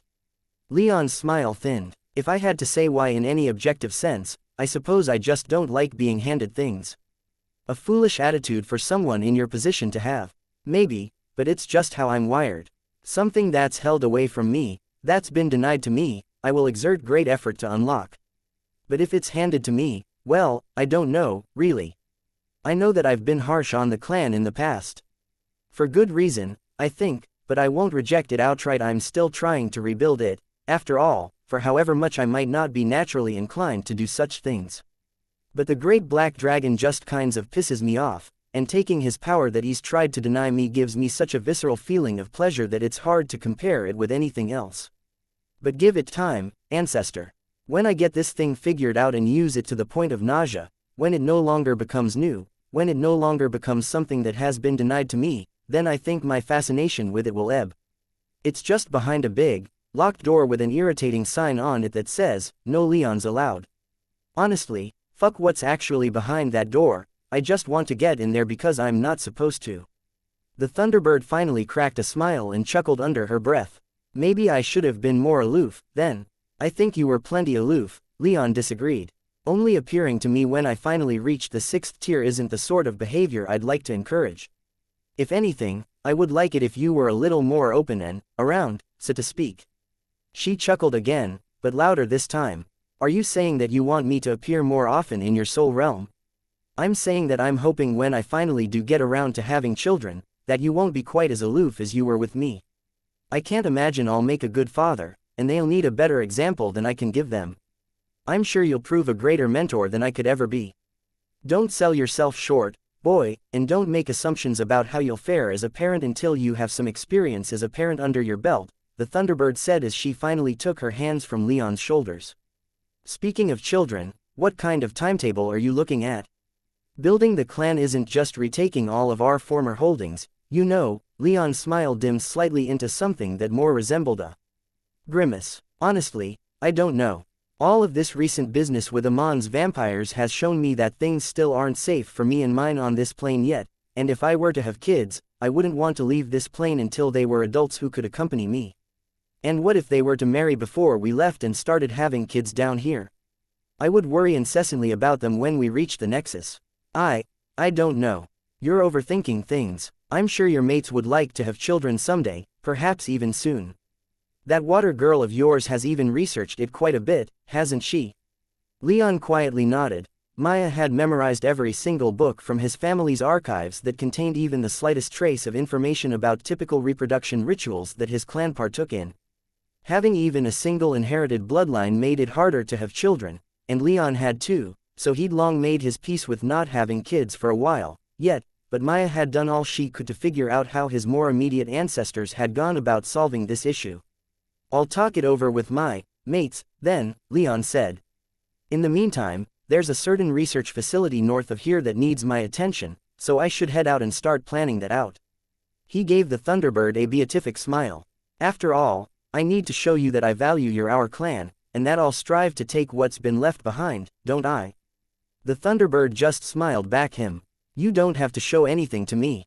I'm just an old bird who's proud of what you are, already. But, I suppose I would like to see a little more effort on your part to reclaim what was once mine. Leon laughed and said his goodbyes. It was time to compound his success with the Black Fire with planning out his expedition to the Sacred Golden Empire. All right, tell me about this place in detail, Leon said, gesturing to the map of the Sacred Golden Empire on the table in front of him. His only company was Anna, whose extensive hunting and traveling experience, and childhood spent in the Sacred Golden Empire more than qualified her to tell him about the region they were about to venture to. First off, the most important feature of the Sacred Golden Empire is the Nilos River, running down the entire length of the empire from north to south, right into the Central Sea. Nearly all of our most important cities are located along the river. That makes sense, Leon replied, staring at the map. The Nilos River was dotted with settlements, whereas more outlying areas of the empire were somewhat more sparsely populated. It's a lot like the Ilian Empire, in that respect, isn't it? It is, Anna hesitantly agreed, averting her gaze for a moment. However, maybe don't say that to anyone in the empire. They don't much appreciate being compared. I don't mean any offense, Anna furiously shook her head. No, it's fine for me, I don't much associate myself with them anymore. But there are quite a few people who take their citizenship in the Sacred Golden Empire very seriously, and even insinuating that the Ilians are anything like, or anywhere close to them, can be enough to provoke a fight. Consider that duly noted, Leon whispered with a thoughtful look. What else can you tell me about your people that you think I should know? You, specifically, Anna asked with a cheeky smile. I'd recommend staying away from most of our leaders, but I think you're already going to be doing that, without a doubt. Good. Our city administrators are known as druids, and aside from administration, their most important duties are to tend to our sacred trees that form the core of our civilization. They're an often depressing, and usually utterly boring sort, who won't even give us the time of day when we pass through, I think. Your people didn't seem quite so dour back in the scorched fields, Leon mused aloud. Those were courtiers around the imperial princess, not druids, Anna explained. There are other public offices other than druids, but since druids are both political and spiritual positions, they tend to have more than enough concerns as it is. Best not to add to their headaches, else they'll add to ours in return. All right, I got it, leave the druids alone. Anna smiled and nodded. Now that we've gotten that out of the way, I think we should talk a little about where you want to be going.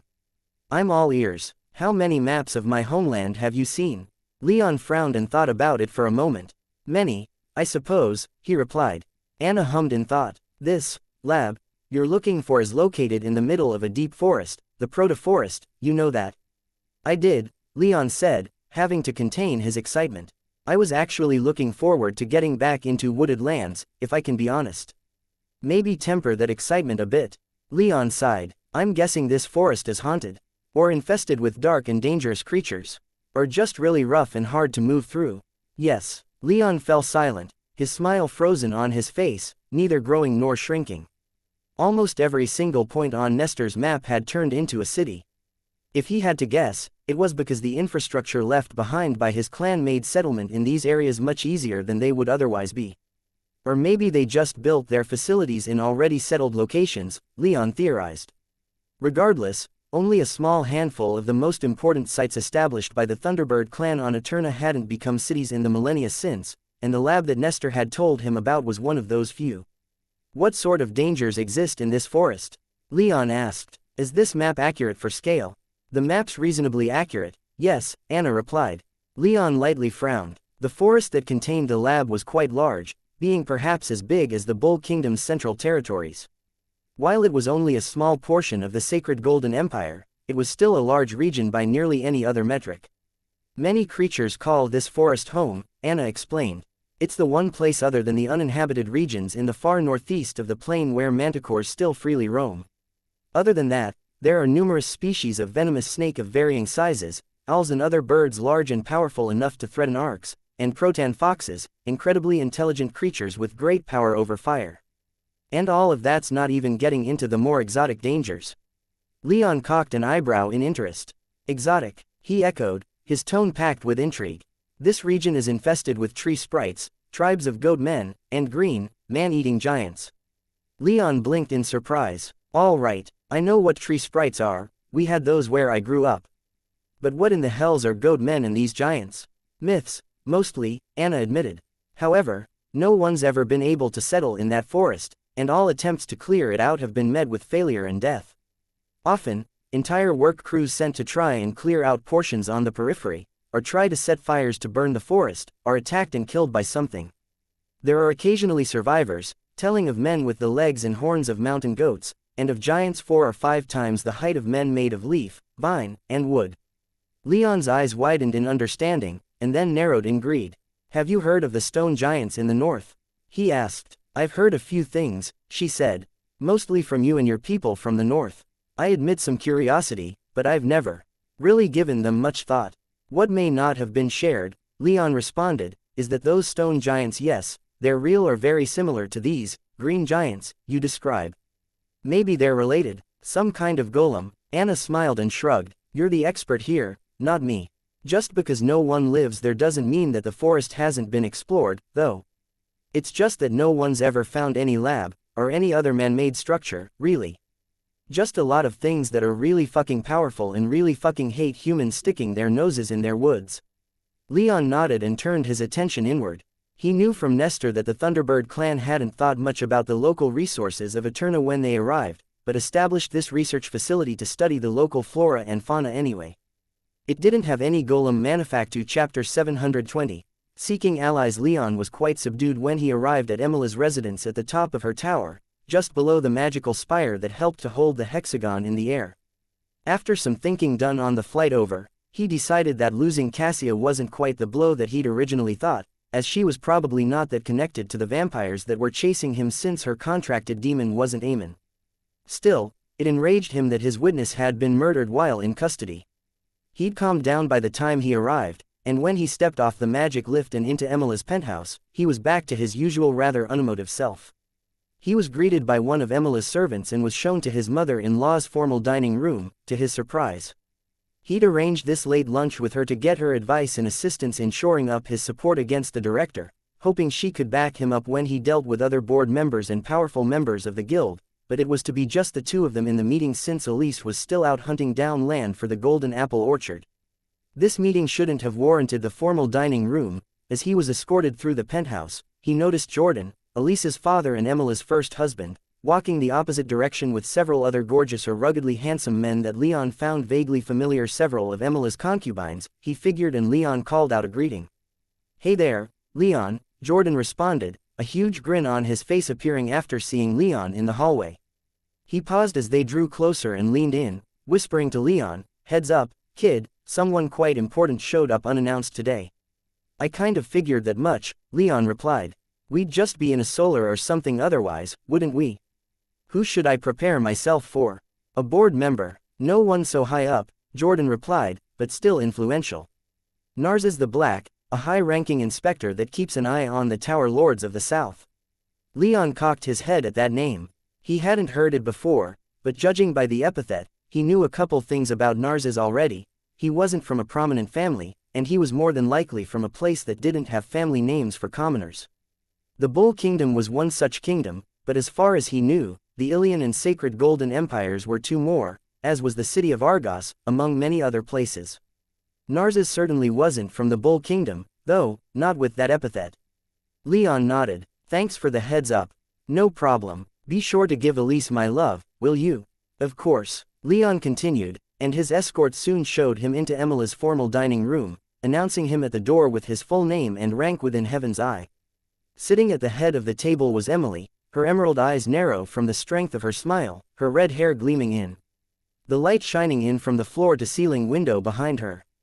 On her left was a man with quite striking looks, hair as dark as the moonless night sky, green eyes so dark that they were almost black, strong masculine features, the pale skin of a man who rarely left the indoors, and an eighth-tier aura.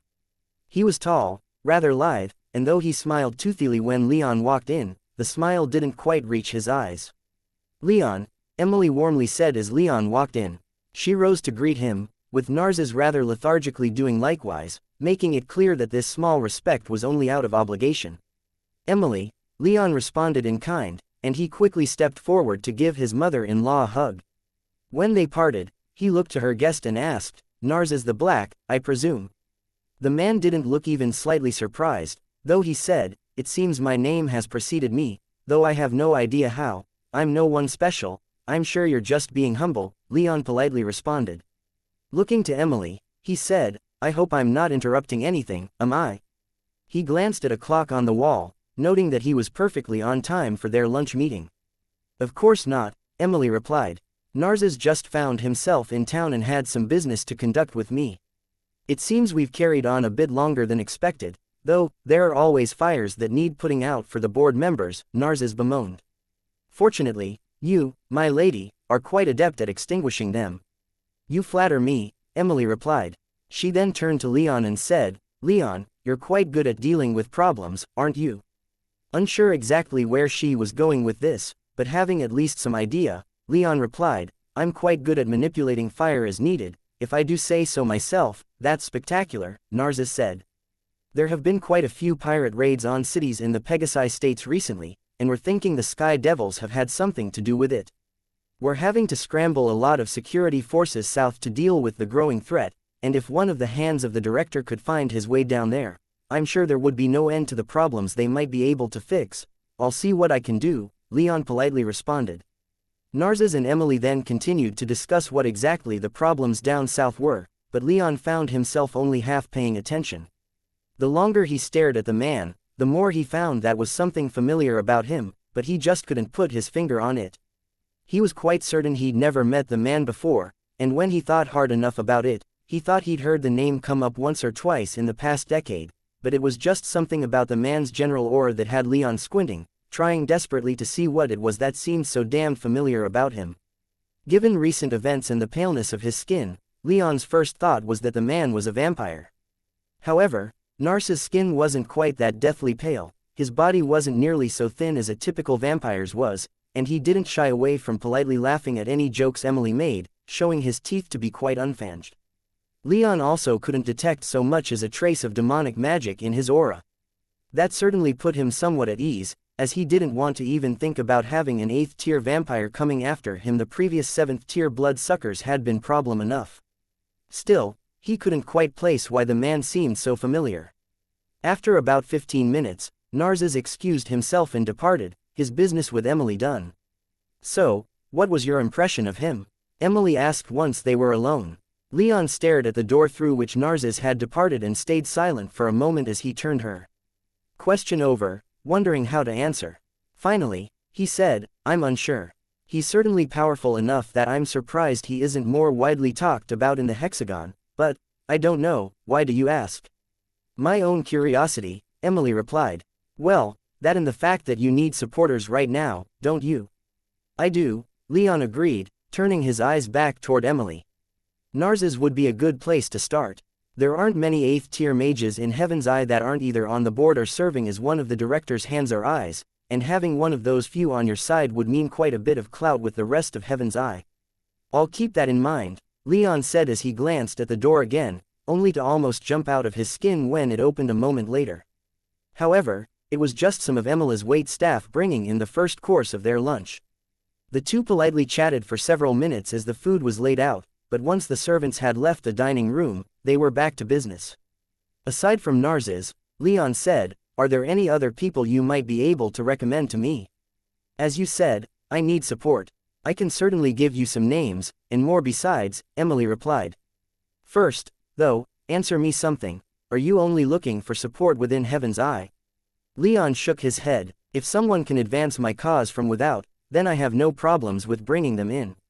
"That's good to hear." Emily set aside her food for a moment and retrieved from her soul realm 2 sheets of paper. Upon each were written a list of names and a short sentence or two giving their positions and relative worth for Leon's goals. The first sheet had names of those within Heaven's Eye, and with no more than a cursory glance, Leon realized that he knew just about everyone listed on it, even if only in passing. The other 5 members of the board were on it, as were the names of their vice-chiefs. There were also several others like Narses who were in high positions of power within the guild, though not sitting on the board. The second sheet was filled with far more unknowns. About 36 people were listed, and only a bare few had Leon ever heard of before, and only then because they operated relatively small businesses that were affiliated with Heaven's Eye, filling in some of the few gaps in the guild's expertise that existed. I can help with those on the first list, Emily said as Leon looked them over, but my aid with those on the second can only be limited. Leon nodded in understanding. All of these people could be useful, but are there any you might recommend more than the others? Emily smiled and nodded. I can do you one better, Leon. I can even tell you about a few people to avoid. Rufus, for example, Chief of Magical Research and Development here in Heaven's Eye, is on the list only because he's a board member. But he's also one of the director's oldest and most trusted allies, so the chances of him supporting you over the director are slim. Leon frowned. Not even if we reveal that the director is working with vampires. It might be good to keep that information in reserve. I'm guessing you haven't interacted with many of these people before. I've spoken with all of them in my capacity as a hand. But I've never invited them over for dinner or spoken with them about anything other than business. Emily shrugged. It might be best to avoid talking about the vampires, then. Save that for an ace in the hole. For now, I'd recommend just talking with these people and getting to know them, and only bringing up your need for support against the director if the director proves that he's acting against you and your interests. Leon lightly scowled, but he understood what she was saying. You want them to get to know me instead of having me, barely more than a stranger, try and force them into acting against their leader of centuries. Emily responded with a grave nod. Would that advice track with those on the second list? I can't recommend anything from those on the second list, Emily said. I just don't know most of them. I only know of them. Then of those you know of, who do you think I should start with? Emily looked at the list in Leon's hand and pointed to one name roughly halfway down the list. It might be risky, but in this situation, I think he might prove most useful assuming you can get him to cooperate. Leon glanced at the name and his eyebrows rose in curiosity and he grinned at Emily. The name simply read, Stelios. Officially, a vineyard operating 6 vineyards south of Oculera. Strong links to the Saltwater Road smuggling organization. I wouldn't have expected you to send me after criminals, Leon said. Emily gave him a deadly serious look and replied, vampires are outcasts. They become criminals the instant they become what they are. It's only natural that their allies and most of their enemies are also criminals. So if you want to track down and fight some vampires, then you need someone who knows the business. And Stelios would be the man for that conversation. Still, asking a guy like that for help, it's risky, Emily admitted. I certainly wouldn't go outright asking Stelios for help. But you ask for anyone who might be able to provide you with support, and Stelios can. Whether or not you make contact with him is your business. Leon nodded. I'll look into these other names first, then, and make my decision later. At the very least, there aren't going to be any serious talks of opposing the director until after my expedition to the north. You're still going to be meeting with some of these people, though, right? Of course, I have a bad feeling that the director is already making his own moves, and I'm already behind just from virtue of our positions. Then how about you meet with some of the board members soon? Leon hummed in agreement. The Chief of Public Relations is an attractive place to start, but, Emily smiled in understanding and finished his statement for him, but she's an obvious place to start. Leon knew that 5 of the 6 chiefs sitting on Heaven's Eye's board had been placed there by the current director, only the Chief of Public Relations hadn't, being the oldest and longest-serving chief in all of Heaven's Eye. Since she didn't owe her position to the director, she had less reason to be loyal though, Leon fully admitted, not no reason, for the director had managed Heaven's Eye quite successfully for a long time.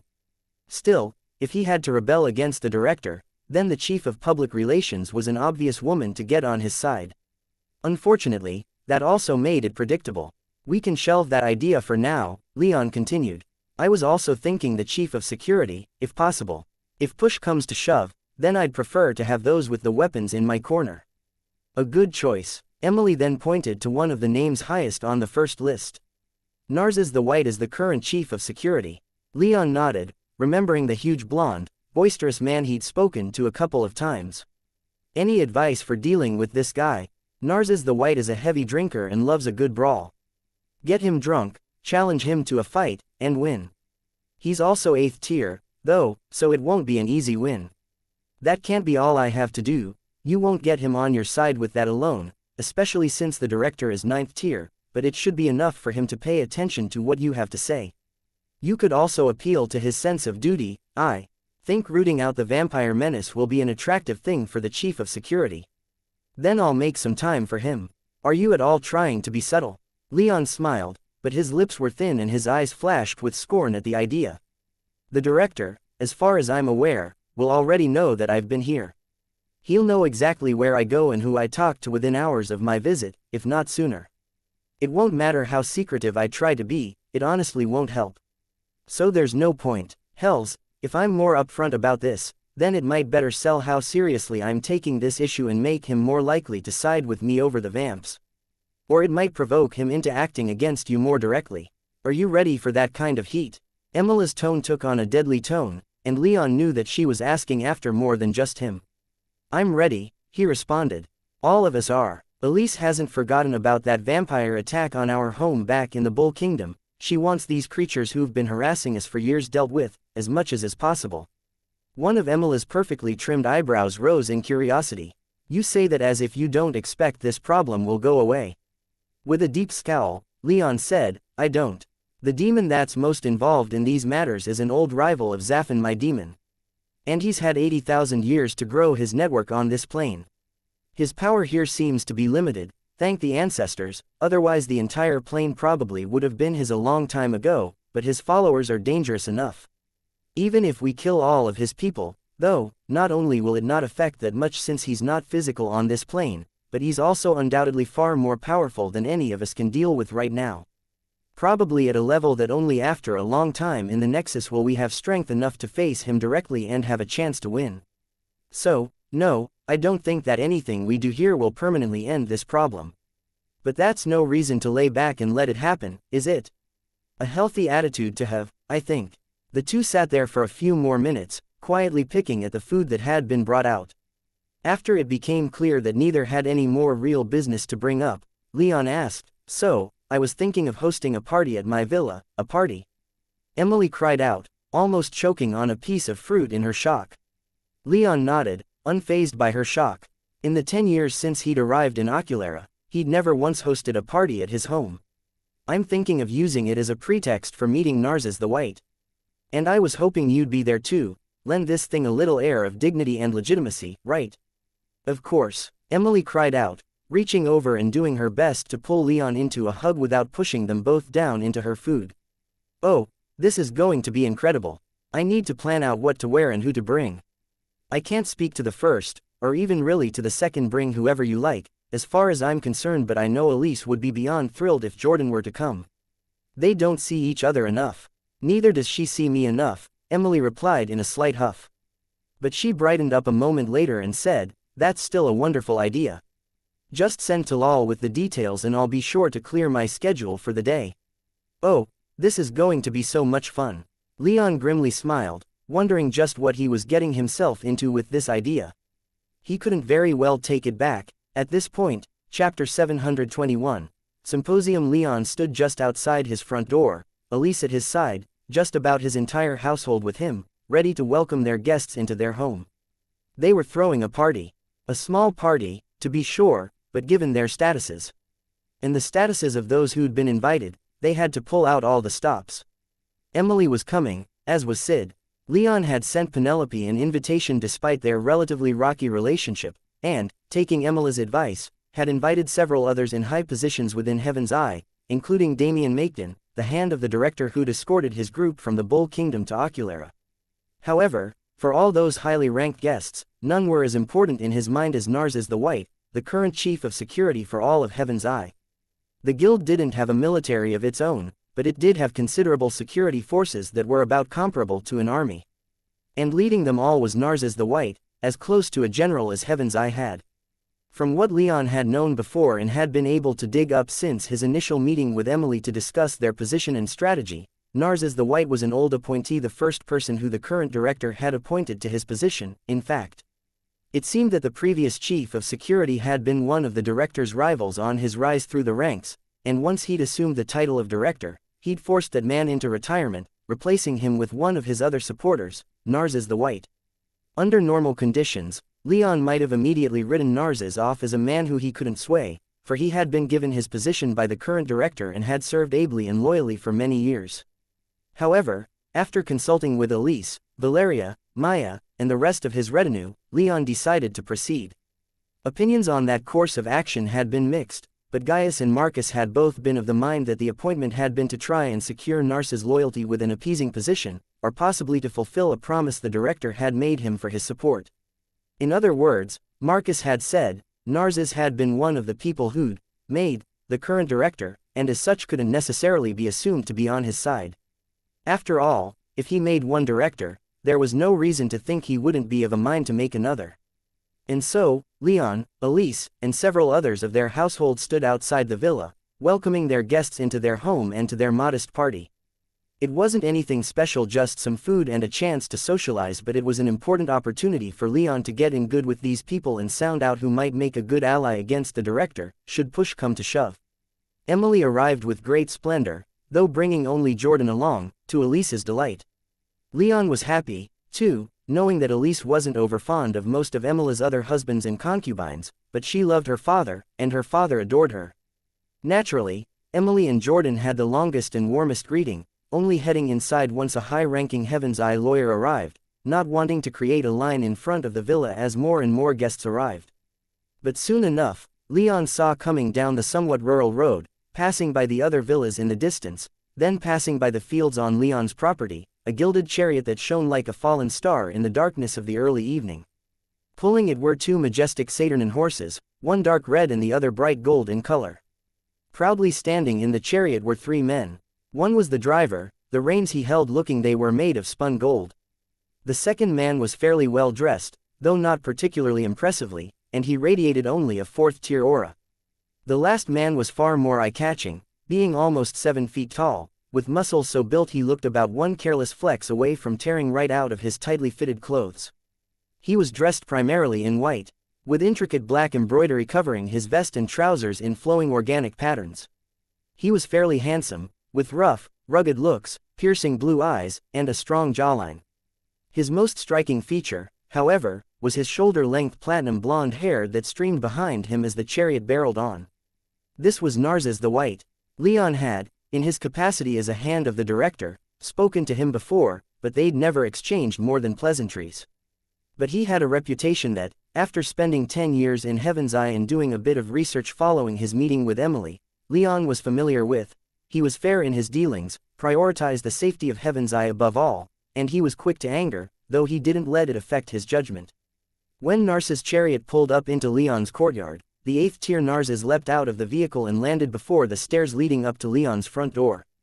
Several of Leon's servants quickly ran forward to help valet the chariot, while Leon and Elise strode forward a little more leisurely, meeting Narcissus about halfway down the stairs. Leon Rame. The giant man shouted as they neared, extending an arm. Narcissus. Leon replied with equal, though perhaps not as honest enthusiasm. He extended his free arm and grasped Narcissus' wrist, while Elise, grasping his other arm, politely nodded. Narcissus, she said with considerably less volume, and considerably more formality. Narcissus vigorously shook Leon's arm, a wide smile on his face. He beamed first at Leon, then to Elise, joyous energy radiating from him almost more than his aura. Lady Elise, he responded. It brings me such joy that you two would think to invite me to your party. I have to admit that I wasn't expecting such a thing, but my delight knows no bounds. The pleasure is ours, Leon replied. Please, come inside, get a drink, I'm sure there's much we can talk about. Ah, indeed. Narcissus finally released Leon's arm, and Leon and Elise then escorted him inside. He was the last guest to arrive, so there wasn't much need to remain outside. Once inside, just as Leon had ordered, Narcissus was greeted with the most expensive bottle of wine that Leon had been able to procure in the past couple of days. Elise had had to pick it out, for his knowledge of such things was abysmal at best, but he had faith that her choice was wise. That faith was immediately vindicated when Narcissus exclaimed, "Oh, is this for me? What generosity!" Narcissus' smile grew even wider, and he gladly accepted the offered bottle. Just a token of respect, Leon replied, trying not to lay it on too thickly. He wanted Narcissus to get drunk, but at the 8th tier that was nearly impossible. At the very least, though, if he were to drink enough, then he should get a little tipsy, and maybe even get into a fighting mood. Where I'm from, drinking with people is a sacred tradition, and many parties went through casks of drinks of all sorts. However, I was told that quantity should be tempered a bit with quality. What do you think? Narses held the bottle like it was a precious, but fragile, artifact. A wonderful tradition. He boomed. Such a gift as this deserves reciprocation. I hope you won't turn down an invitation to my own villa later. Of course not, Elise responded for them both. Well then, Narses, Leon said, if you wouldn't mind, I'd love to have a chance to speak with you for a while. And I would love a chance to speak with you, Leon Rame, Narses responded with intensity, his demeanor shifting slightly to something more businesslike. The recent lawlessness in this city concerns me, but even before all of this unpleasantness, I was hoping to break words. Then please, join me over here, Leon said, escorting Narses into an inner courtyard where the rest of the party was taking place. As he did, Elise released his arm and separated from them to mingle with their other guests and to ensure that their household servants were doing their jobs. Leon saw the rest of his retinue doing their best to mingle with the retainers brought by other guests, though Maya had decided to spend her night in one of the private pools rather than in the party. Penelope also hadn't shown up, though Leon wasn't quite sure how to feel about that. Leon led Narses over to a standing table in the courtyard filled with various finger foods and more drinks, chatting all the while. Narses was quite complimentary about the villa, and Leon wasn't shy about bragging about the accomplishments that he'd made in its security, that Elise had made in its interior design, or that she and Helen had made in their fields, though he never got too detailed. I might ask for some advice when planning our new security protocols, then, Narses said when they finally reached the table. New security protocols? Leon asked. Yes. These problems that have cropped up in the past couple of weeks have convinced me to allocate more of our budget to upgrading the wards in our security stations. This assassination of that vampire woman you brought in is unacceptable. I've already disciplined those whose lax attentions and lack of adherence to protocol led to this embarrassment, and when I get my hands on those who were responsible for breaching our defenses like that, I will, well, do things that aren't exactly appropriate talk for a party. Narses punctuated his statement with a wide smile, which Leon returned. That's something I would support, I think, Leon replied. It frustrates me greatly that Cassia was murdered before we could get any more information out of her. This vampire threat isn't something that can be taken lightly, indeed not. Narses resolutely agreed. Encouraged, Leon asked, have there been many problems with vampires in this city in your experience? Ha, as if. Vampirism is outlawed in the empires, and so it is in Oculara. And for good reason. Only werewolves are more vile, and that disgusting curse was eradicated from imperial lands many centuries ago. That seems strange to me, especially in a region where demonic contracts are allowed. Ah, yes, I remember hearing something about you having a demonic contract, isn't that right? Yes, though he doesn't demand blood sacrifices, thank the ancestors. Even if he did, though, I'd refuse. Always heartening to hear, but just because such powers are tolerated doesn't mean that they're encouraged. Generally speaking, those with known demonic contracts are watched to ensure they don't succumb to the baser desires that demons are known for. Am I being watched? Leon stared at Narses with a wry smile, knowing that even if he didn't have a contract with Zafin, he would probably still be monitored, to some extent. I think you know the answer to that question, Narses responded with a knowing smile of his own. Then he glanced around at the rest of the party, and his smile died. For the most part, it was a low-key affair, with only a couple dozen guests, and all from distinguished enough backgrounds that getting wild wasn't done often, if at all.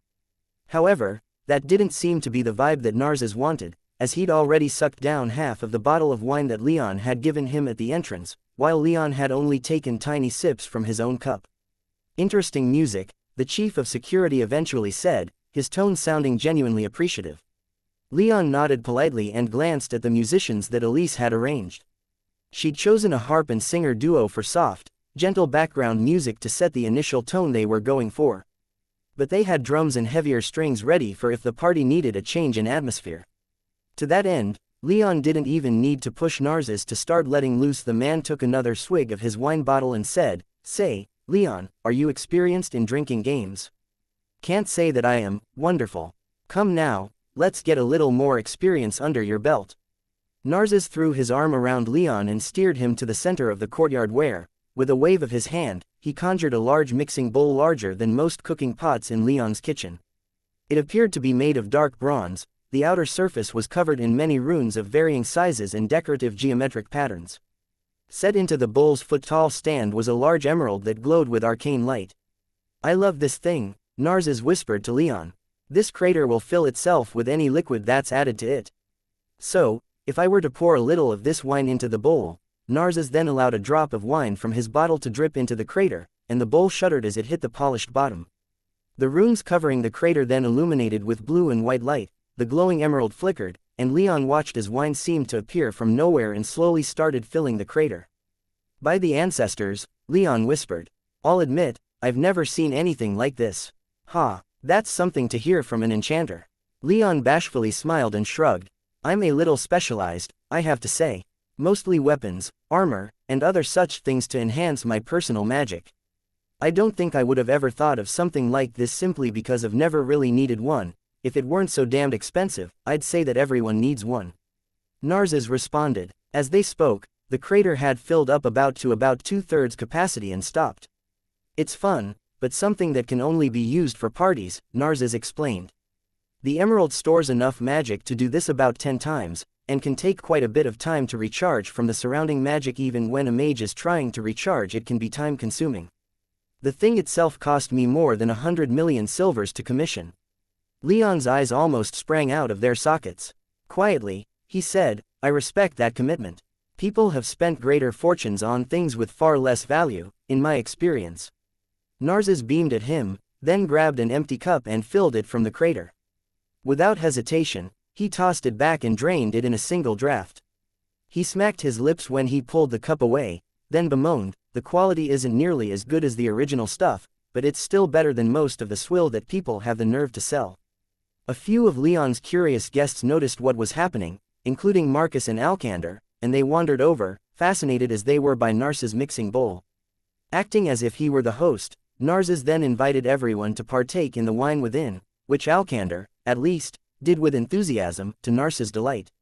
Soon enough, most of Leon's guests had taken at least a cupful, and the crater was mostly drained. But that wouldn't do, in Narses' mind, and he managed to get a drinking game started. Leon felt like he might have been insulted had getting Narses drunk and in a bit of a fighting mood not been one of the goals of the party.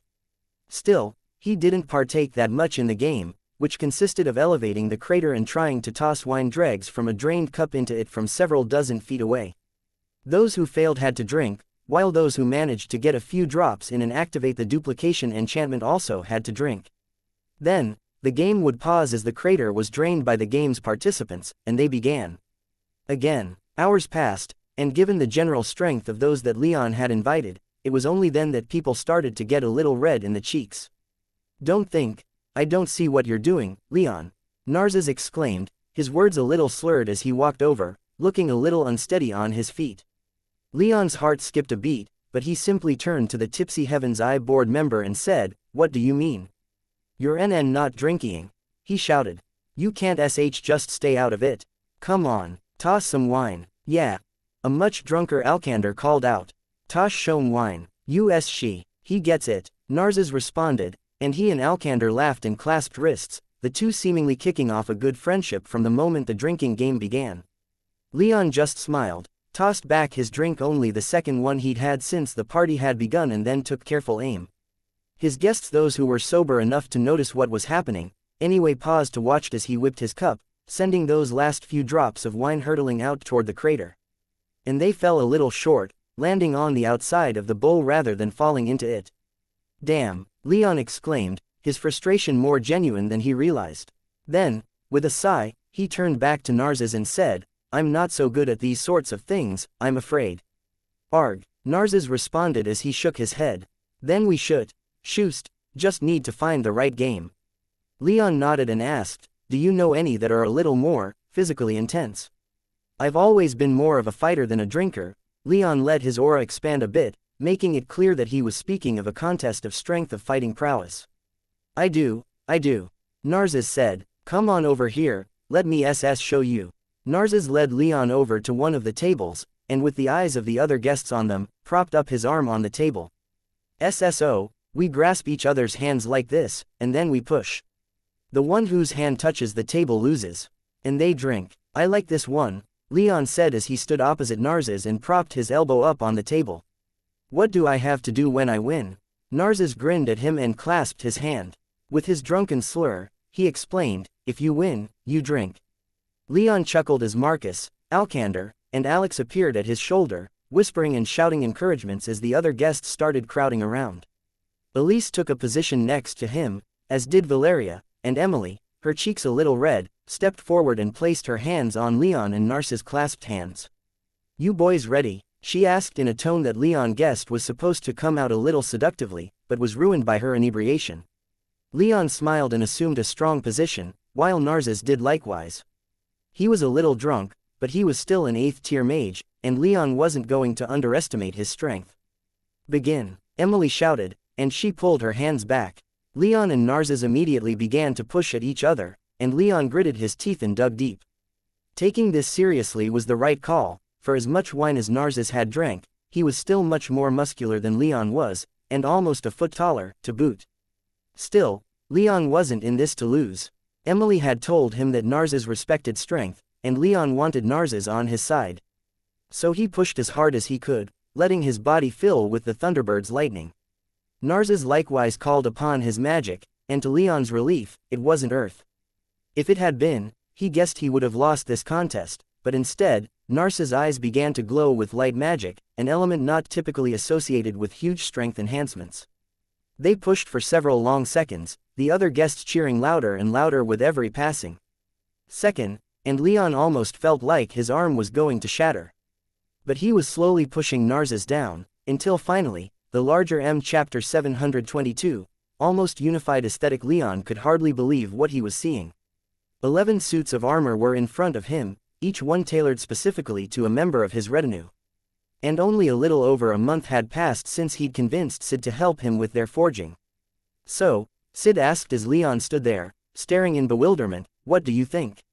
Leon slowly blinked as his mind processed what he was seeing. He then looked up at her, and a wide smile broke out across his face. I can't believe it, he said. I could never have done this on my own, at least, not so quickly. Sid walked over and lightly socked him in the shoulder. Get better with earth magic and you'll get faster. Hammering and casting aren't quite so time-intensive when you can use magic to manipulate the metal as is needed. Leon nodded, understanding what she was saying without her even needing to say the words. I won't neglect my practice, he assured her. Being able to wave my hand and make a suit of armor is the dream. Sid sighed, then turned back to the armor before them. So, what do you think? She repeated. Leon glanced back at the armor. Each one was primarily made of extremely high-quality steel personally smelted by Sid. With her knowledge of magical forging techniques, this steel was extremely receptive to any kind of magic that Leon might have wanted to enchant the suits with. Making each suit even sturdier were the wyvern scales that each was adorned with. Leon had used a significant number of the scales he'd acquired during the wyvern hunt in the creation of these suits, especially those from the black wyvern. A wyvern's scales had certain anti-magic properties, which was one of the reasons why the beasts were so tough. However, most of these properties were lost when the wyvern was killed and the scales removed. Even then, they were still extremely hard, tough, and receptive to enchantment. They were also extremely stylish, glittering in the light of Sid's workshop. Leon had spent more than a week with Sid designing these suits. While he'd left much of the more practical armor features to her given her expertise, he'd used his own skill in enchanting to optimize each suit for his purposes. As a result, he had more than enough room on each suit to work his enchantments. They're perfect, he said, meaning every word. The suits wouldn't quite stand up to his pseudo-adamant, but in every objective sense, they were of extremely high quality. That's wonderful, Sid exclaimed as she held up a breastplate for him to inspect.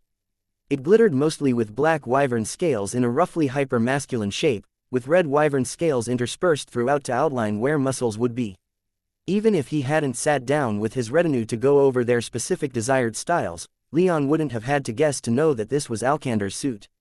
Leon took the breastplate and looked it over. It was huge, but perfectly tailored to his tallest and most heavily muscled retainer.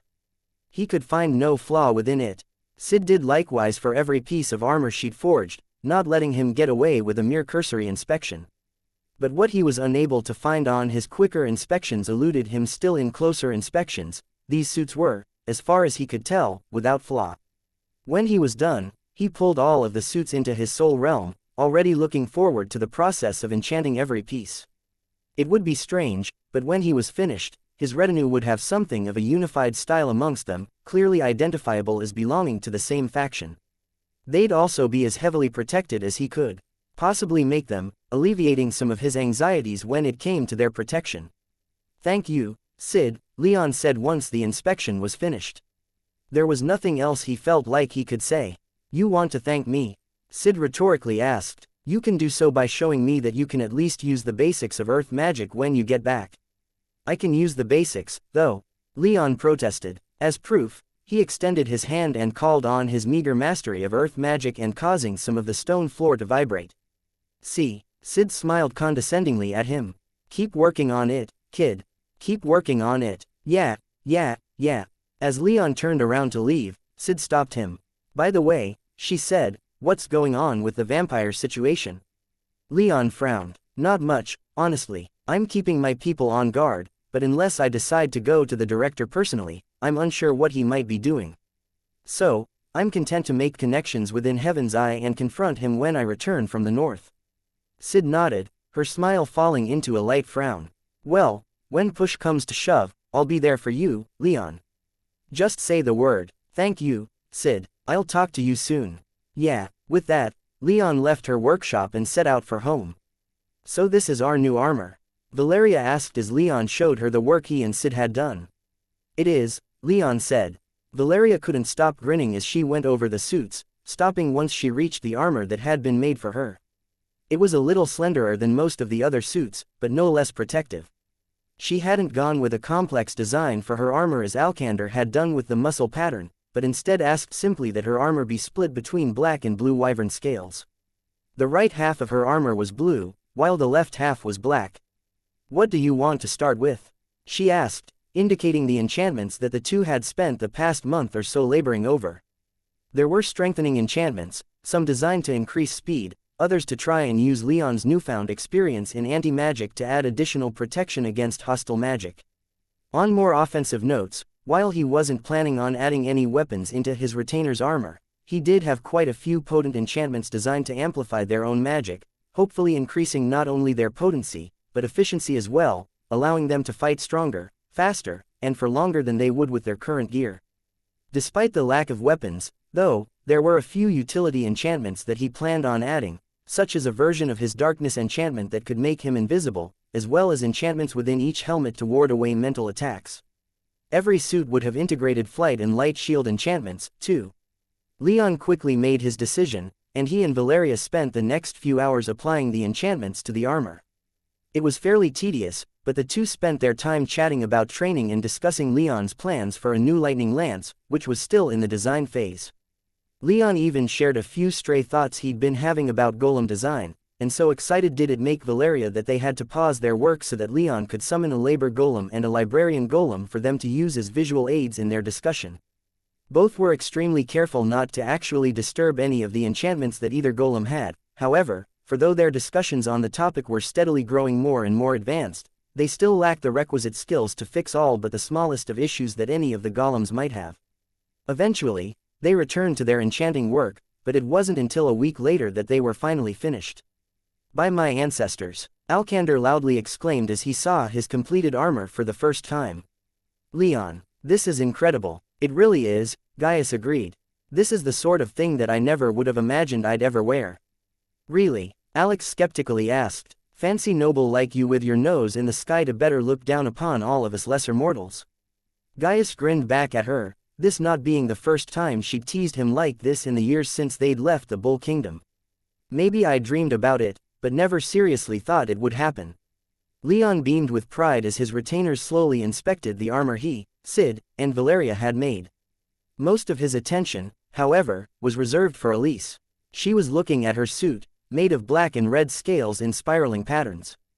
Unlike the others, she'd never really needed armor before, but now, after having been present for the wyvern hunt and with his retinue having been attacked, Leon had insisted to her that she swap the silk for steel in at least some circumstances. She'd agreed, though only with great reluctance. Despite that reluctance, now that the armor was before her, her eyes seemed ablaze as she took it all in. It was designed to be a very slim fit, and one that emphasized her sizable bust and slender waist. If it hadn't been Sid working on it, Leon might have feared that Elise's chosen design was emphasizing the aesthetics a little too much at the expense of practicality, but as it was, even her aesthetic choices didn't compromise the armor in any meaningful way. Elise held the suit up to the light, casting her face in sparkling red light as the magic lights in the villa reflected off the polished wyvern scales, a look of wonder on her face. As much as Leon knew she didn't like using violence, he also knew that she greatly appreciated fine things, and that armor was about as fine as they could make for the time being. Most of his retinue left to change into the armor, but those who were stronger, essentially just Anna and Anshu, remained, simply pulling the armor into their soul realms, then directly donning it. Anna twirled around as her armor appeared on her body, fitting quite snugly against her lithe body, her armored wyvern leather skirt rising just a bit and exposing some of the male chausses beneath that the wyvern leather and scales mostly covered. Anshu's armor was almost as slim as hers, without much of the almost exaggerated masculine shape that Alkander had gone for. This was because almost as soon as his armor was on, he then conjured the golden brocade coat that he'd always worn over his armor, and it fit perfectly over his new wyvern scale armor. Both then donned their accompanying helmets. Anna's roughly matched Leon's, though was a little more curved and feminine, with slightly smaller wings on the side. Anshu's, meanwhile, bore little resemblance to Leon's helmet, featuring a closed face design with only a pair of thin, angry-looking eye slits. The whole helmet was conical, with his requested geometric patterns covering several areas of the helmet. However, where their armors differed in design, they were both made of white wyvern scales, with some of the black wyvern scales serving to highlight their joints and edges. Both were light mages, and both had decided to lean into the usual aesthetic that light mages tended to employ. Still, as the rest of Leon's retainers filed back out, their armor now on and ready to test, Leon couldn't help but frown whenever his eyes drifted in Anshu's direction. Everyone else roughly matched in general armor design, especially when it came to the helmet, but he stood out like a sore thumb, and Leon couldn't help but wonder if that was intentional. The man, even after more than 10 years in Leon's service, was still incredibly quiet and reserved and didn't interact much with the rest of the retinue. Leon couldn't help but speculate that he didn't see himself as one of them, and this was reflected in his armor. But rather than bring all of that up right now, Leon led his people toward his workshop in the area where he typically tested his enchantments and let them put their new armor through its paces. He didn't think for a moment that their upcoming journey to the sacred Golden Empire was going to go smoothly, and he needed to make sure that his people were comfortable with their new gear. Their lives might depend on it. Fortunately, it seemed that not only did Sid do wonderful work, not that Leon ever doubted her skills, but he and Valeria had done well in inscribing the enchantments upon their armors. All of them could fly perfectly well with Leon's latest flight enchantments, all of them could become invisible without relying on Helen's invisibility salves, their armor could project thin, but powerful, shields of translucent white light, and a few more in-depth testing confirmed that all of them were much stronger and faster, now. Thus encouraged, Leon turned his attention back to the upcoming journey. He'd allocated about 3 months to plan and prepare, but now that his people had their armor and Anshu and Talal had arranged the purchase of a small yacht for only about 20 million silvers, it was time to make their final preparations. He still wanted to make a few alterations to the yacht's warding scheme, but apart from that, Leon was about certain that they were ready to go, and he was eager to get underway. Less than 2 months had passed since Marcus and Alkander's kidnapping, and Leon found himself reflecting on how things now threatened to fall apart as his yacht cut through the Scamander River toward the Central Sea on its way out of Oculara. Not even 3 months ago, his position within Heaven's Eye had seemed completely secure, and he didn't feel at all that they were operating under any kind of pressure. But so much in that time had changed, even if only in the way he saw things. Vampires were revealed within Heaven's Eye, the director was shown to not be operating with Leon's interests in mind, and he learned that just about all of the empires knew that he was of the Thunderbird clan.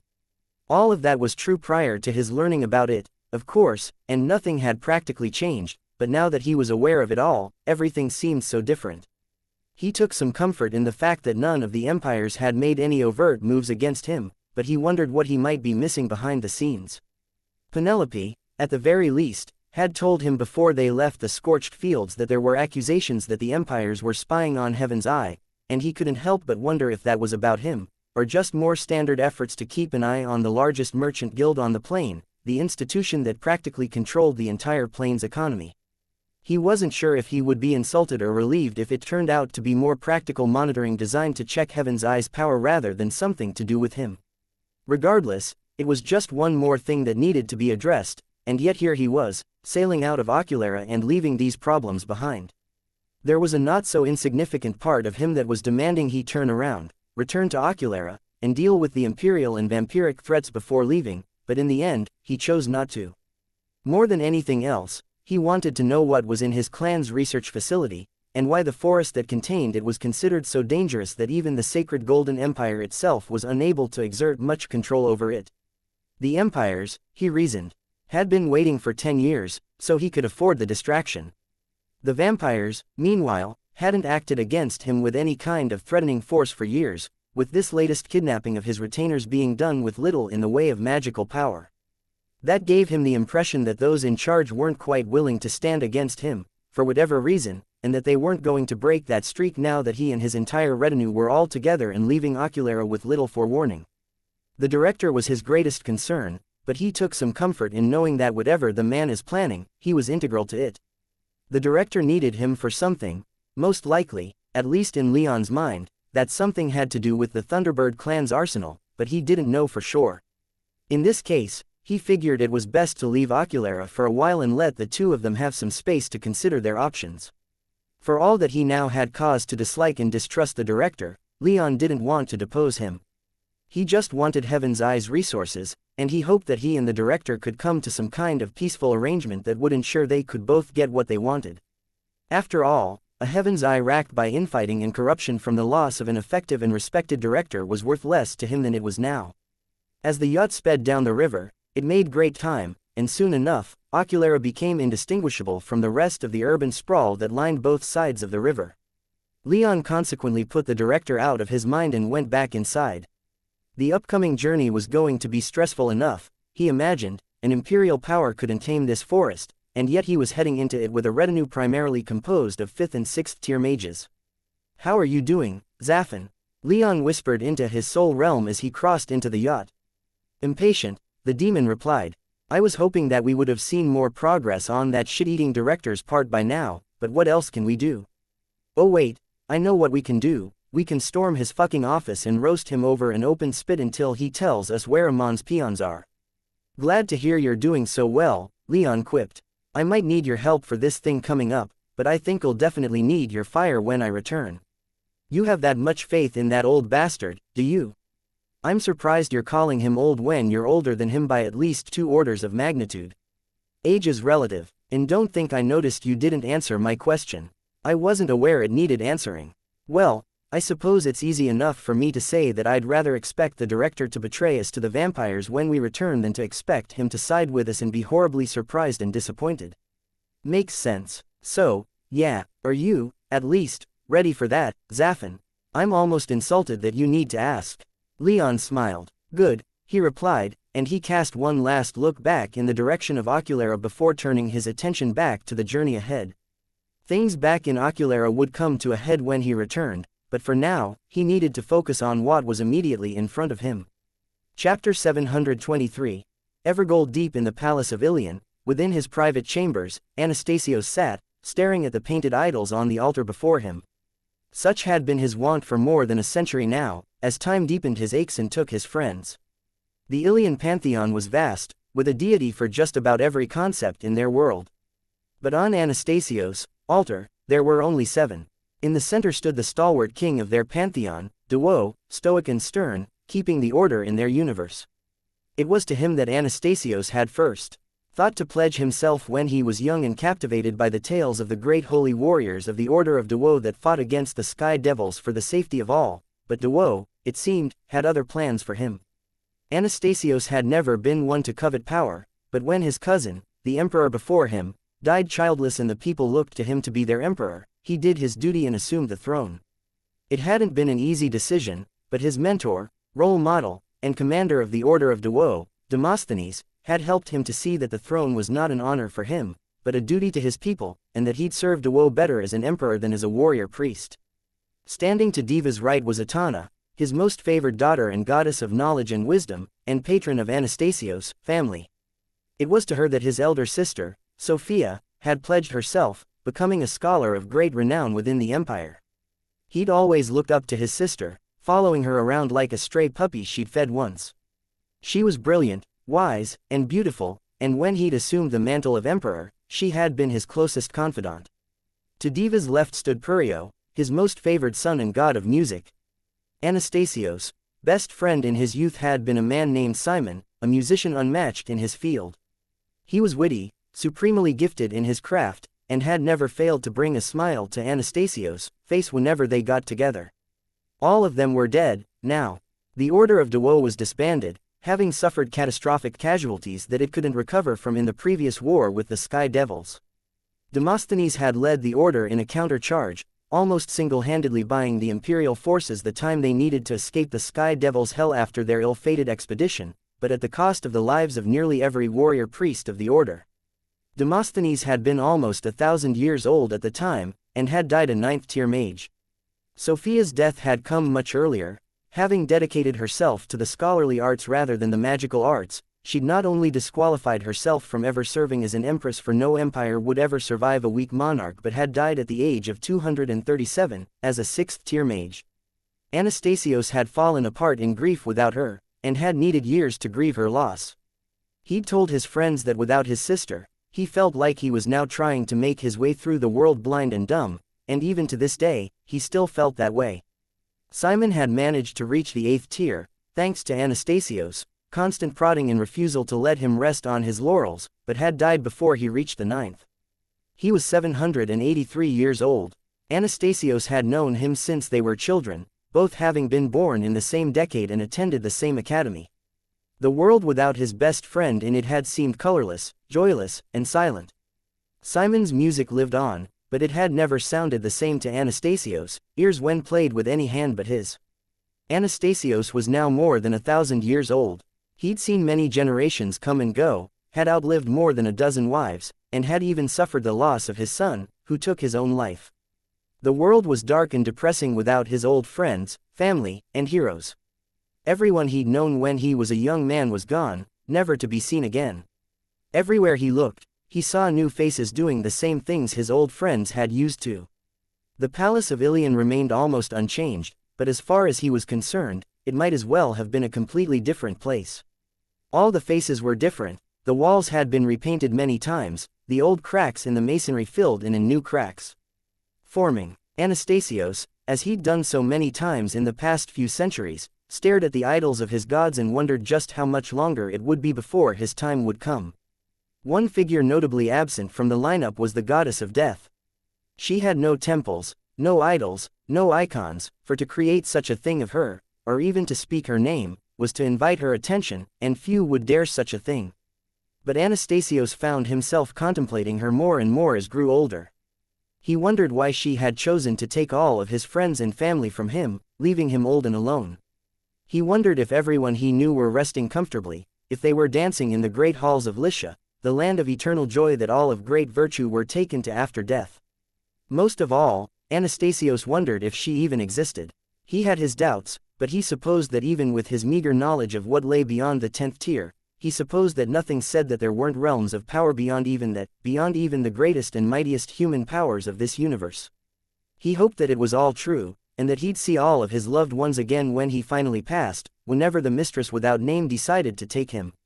But if the gods didn't exist, then he supposed an eternal sleep wouldn't be all that terrible. At the very least, the deep, ever-present melancholy that had suffused his being ever since his last childhood friend had passed would finally end.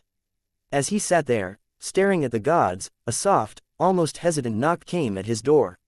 Anastasios let out a deep sigh, composed himself, wiping the grief from his face and ensuring that his eyes were dry, then stood up and went to the door. Waiting just outside was one of his assistants, a young man of about 80 years. Anastasios had taken him in more than half a century ago, the boy having been orphaned following a werewolf attack on his home on the empire's western frontier. Anastasios was as proud of him as he'd been of his own son, and of his grandson, and he smiled as he opened the door. The assistant bowed deeply, his demeanor unshakably formal despite Anastasios' frequent insistence to be less so. "Lord Protector," he whispered respectfully. "Leon Rame has left Oculara earlier than we expected." Anastasios, pink, Nebulous eyes flashed with interest. He knew that over the past couple of months, a rift had been steadily growing between Leon and the director, and he'd been just waiting for an opportunity to pounce. Bringing Leon to his empire would be the greatest boon possible. Anastasios immediately left his private shrine and strode down the halls of his private wing of the palace. He was certain that Leon wasn't coming here, so he'd have to make some travel plans. As his assistant fell in beside him, he had only one question: where is Leon going?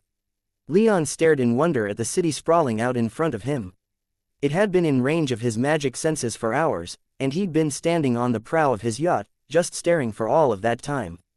They'd passed several other cities on the Nilos River after leaving the Central Sea, and while they were certainly beautiful and shared an architectural aesthetic that he found incredibly pleasing, Evergold, the capital city of the sacred Golden Empire, was on another level entirely.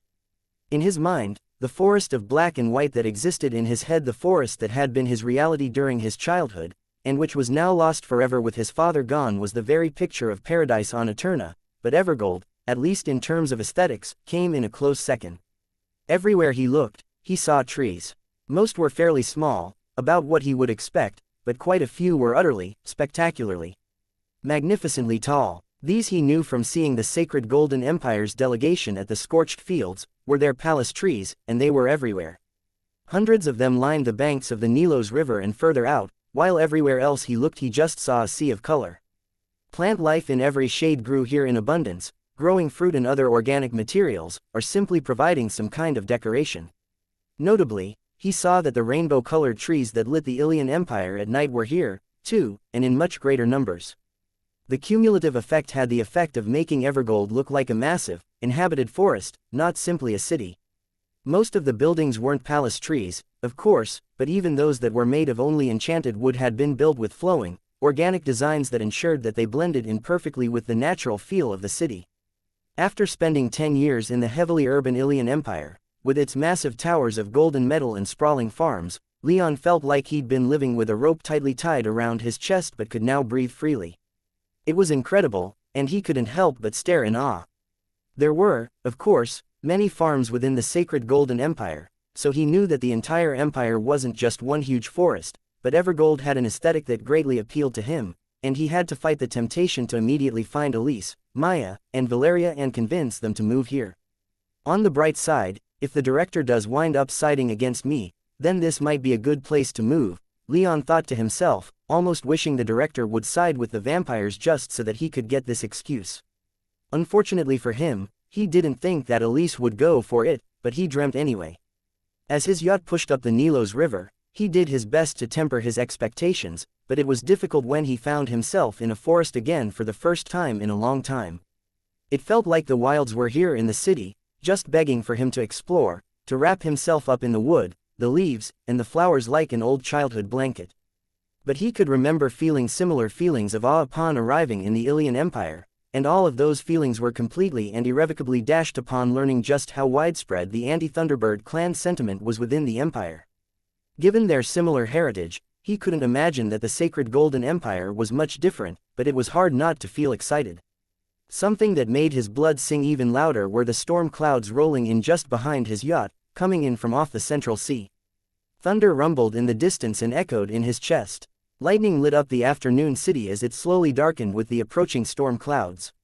The rain hadn't yet arrived, but Leon could smell it on the breeze, and with every breath of air he took in, he could feel himself growing slightly stronger, absorbing the power that the storm infused into the air. That power entered his blood through his lungs, raced through his circulatory system, and entered his heart, where it was then channeled into his soul realm, helping it to grow. It would take quite a lot of power for him to rise to the 9th tier, but he took comfort in the fact that his soul realm had healed sufficiently that growth was at least possible, now. And with every breath he took, the space he had to cross between 8th and 9th tier grew smaller. There on the prow Leon stood, reveling in everything he could see, hear, smell, and otherwise feel. Hours passed, and while he noted several times some of his retainers and even Elise coming by to check on him, he didn't leave his position until his yacht pulled into a harbor off a canal. Dug for the private use of Heaven's Eye, the Nilos River was wide and deep, no doubt partially that way thanks to some of the magic Leon could sense worked into the surroundings and could afford many such canals dug all throughout the city. However, unlike the ordered, curving canals of the Samarid capital, These canals were constructed to look natural, flowing between the palace trees and other structures like rivers, not only largely replacing roads as the primary method of travel, but also greatly contributing to the city's naturalistic atmosphere. When the yacht docked, Leon finally stepped away from the prow and gave Talal the go-ahead to get to work on the usual paperwork that had to be taken care of upon their arrival. Fortunately, Talal was quite skilled in this sort of thing, and much of the paperwork had been completed when they first entered the sacred Golden Empire, so before the storm even hit Evergold, Leon's yacht had been properly moored and the local Heaven's Eye branch had set aside its most luxurious guest house for the personal use of the visiting hand of the director. Leon's family and retinue then got settled in, for while the yacht picked out by Anshu and Talal was quite fast, it had started to feel just a little cramped with 12 passengers, a griffin, and Anna's Attican snapper, which she had refused to leave behind this time. While it had only taken about a month to reach Evergold from Oculara, everyone was quite sick of being around each other and eager for a little time spent in privacy. However, Leon forbade them from heading out into town without having at least 2 others with them and not to go off the beaten track. He wasn't going to take the chance that they were followed by vampires, so he wanted his people traveling in groups and staying in public. Leon himself didn't want to head out at all, not when such a beautiful storm was about to hit, and once the rain started falling, he went out into the guest house's main courtyard and didn't come back inside until the storm passed several hours later. Only then did he seek some rest. He was surprised at just how comfortable he felt here, but it hit him hard as he curled up in bed with Elise and Maya. They were in the sacred Golden Empire, and hopefully, they'd be at the Thunderbird clan research facility in only a matter of weeks. Leon woke early in the morning, despite how late he'd gone to bed, his lack of need to sleep rearing its head. He spent the morning quietly chatting with his family, then did some work with Valeria on the new lightning lance design. After several hours of that, he made good on his promise to Sid to practice his earth magic. As he'd done almost every day since leaving Oculara, there hadn't been much to do on the yacht, so he'd had little reason not to. However, as his retinue was assembling for their own daily training, Talal came hurrying in, almost late. "Barely made it, Tal," Alex called out with a teasing grin. "There's a first for everything," Gaius added with a pointed look at the courtyard's clock, "but it seems your first time late won't be this day." Talal ignored them, though, and approached Leon. Once he reached Leon, he leaned in to whisper into his ear. "Boss, someone's here to see you." "Who?" Leon asked, also whispering. "A representative from the Imperial Palace." Leon blinked in shock, then sighed in resignation. Given how expected his arrival in Ilion had been, he wasn't surprised that the Evergolden bureaucracy already knew of his arrival. However, a small part of him had been hopeful that his welcome into the Ilion Empire had been partially influenced by the fact that Emily and Damien Maketon had been in his party, and that this time would be different. He didn't want to rub shoulders with the local druids, though as his mind flashed back to vibrant purple hair and glittering ruby eyes, he had to admit that there was one person he wouldn't mind seeing again. Still, it was with a tired tone that he asked Talal, "What do they want?" "She says that she's carrying a message for you and you alone," Talal responded. After a moment's pause, he added, "She's also strong enough that I can't tell what tier she is." Leon scowled and nodded. Talal was a 5th tier mage, so that meant the messenger was at least 6th tier. Even in the empires, such strong mages were rarely only used as messengers. Leon straightened up, gave Valeria a pointed look, and said, "All right, I'll go meet with her." Valeria nodded and took over the retinue's training as he walked with Talal back into the main wing of the guest house. As they walked, Leon projected his magic senses to take stock of the messenger and was almost floored when he found that she was an 8th tier mage. He even halted in the hallway, his eyes staring at the wall in the messenger's direction. Other than that, he had to admit that she was quite attractive and dressed in the usual style of those from the sacred Golden Empire, with a dress that exposed her arms, which were covered in golden jewelry that signified her high station. Leon walked into the sitting room where she'd been waiting. She looked up at him, her eyes narrowing in mild suspicion, but there was no surprise in her expression. Leon supposed that she must have already noticed him coming since the guest house's anti-magic sense wards were only designed to keep people from outside the guest house from seeing within. Since she was already inside, her magic senses weren't blocked, so she'd almost certainly already taken his measure. "Leon Rame?" she asked. Leon took a moment to call upon his magic power as subtly as he could, readying himself to summon his sword and armor just in case, and answered, "Yes, that's me." The woman just smiled, then extended a hand and, in a flash of light, summoned a sealed envelope from her soul realm. Without waiting for Leon to ask what it was, she explained, on behalf of the Grand Druid, Her Imperial Majesty, Empress Joanna, and Her Highness, Princess Cassandra, you are invited to the Golden Grove for a feast tomorrow night. Chapter 724, The Golden Grove. The Golden Grove. When Leon heard those words, he'd initially assumed that it would be something akin to the Heartwood Grove back in the Forest of Black and White, some kind of relatively insulated part of the city where huge golden trees, possibly even heartwoods, had been set aside for the use of the imperial family. Given what he already knew of the sacred Golden Empire's architecture, he easily imagined some giant golden tree serving as the main centerpiece of such a place. There was only one problem. He could see just about all of Evergold with his magic senses, and nowhere did he see any golden trees. He could see many trees of varying colors, but as a whole, Evergold wasn't nearly as colorful as the Forest of Black and White had been. However, near the center of the city, he could see several square miles of land on a shallow hill, protected on all sides by magical canals, where there was a huge, dense cluster of palace trees. Their branches intertwined so intricately that he could barely focus on it, and making things more complicated, many of those branches were moving with what could only be directed purpose. These, he knew, were essentially raised walkways to other palace trees, but they moved with an ease and grace that if he hadn't taken some time to watch this area, he might have guessed that they were natural. Unfortunately, his magic senses couldn't penetrate too deeply into this area, for the whole area was heavily warded not only against magic senses, but against just about any other kind of magic he could think of.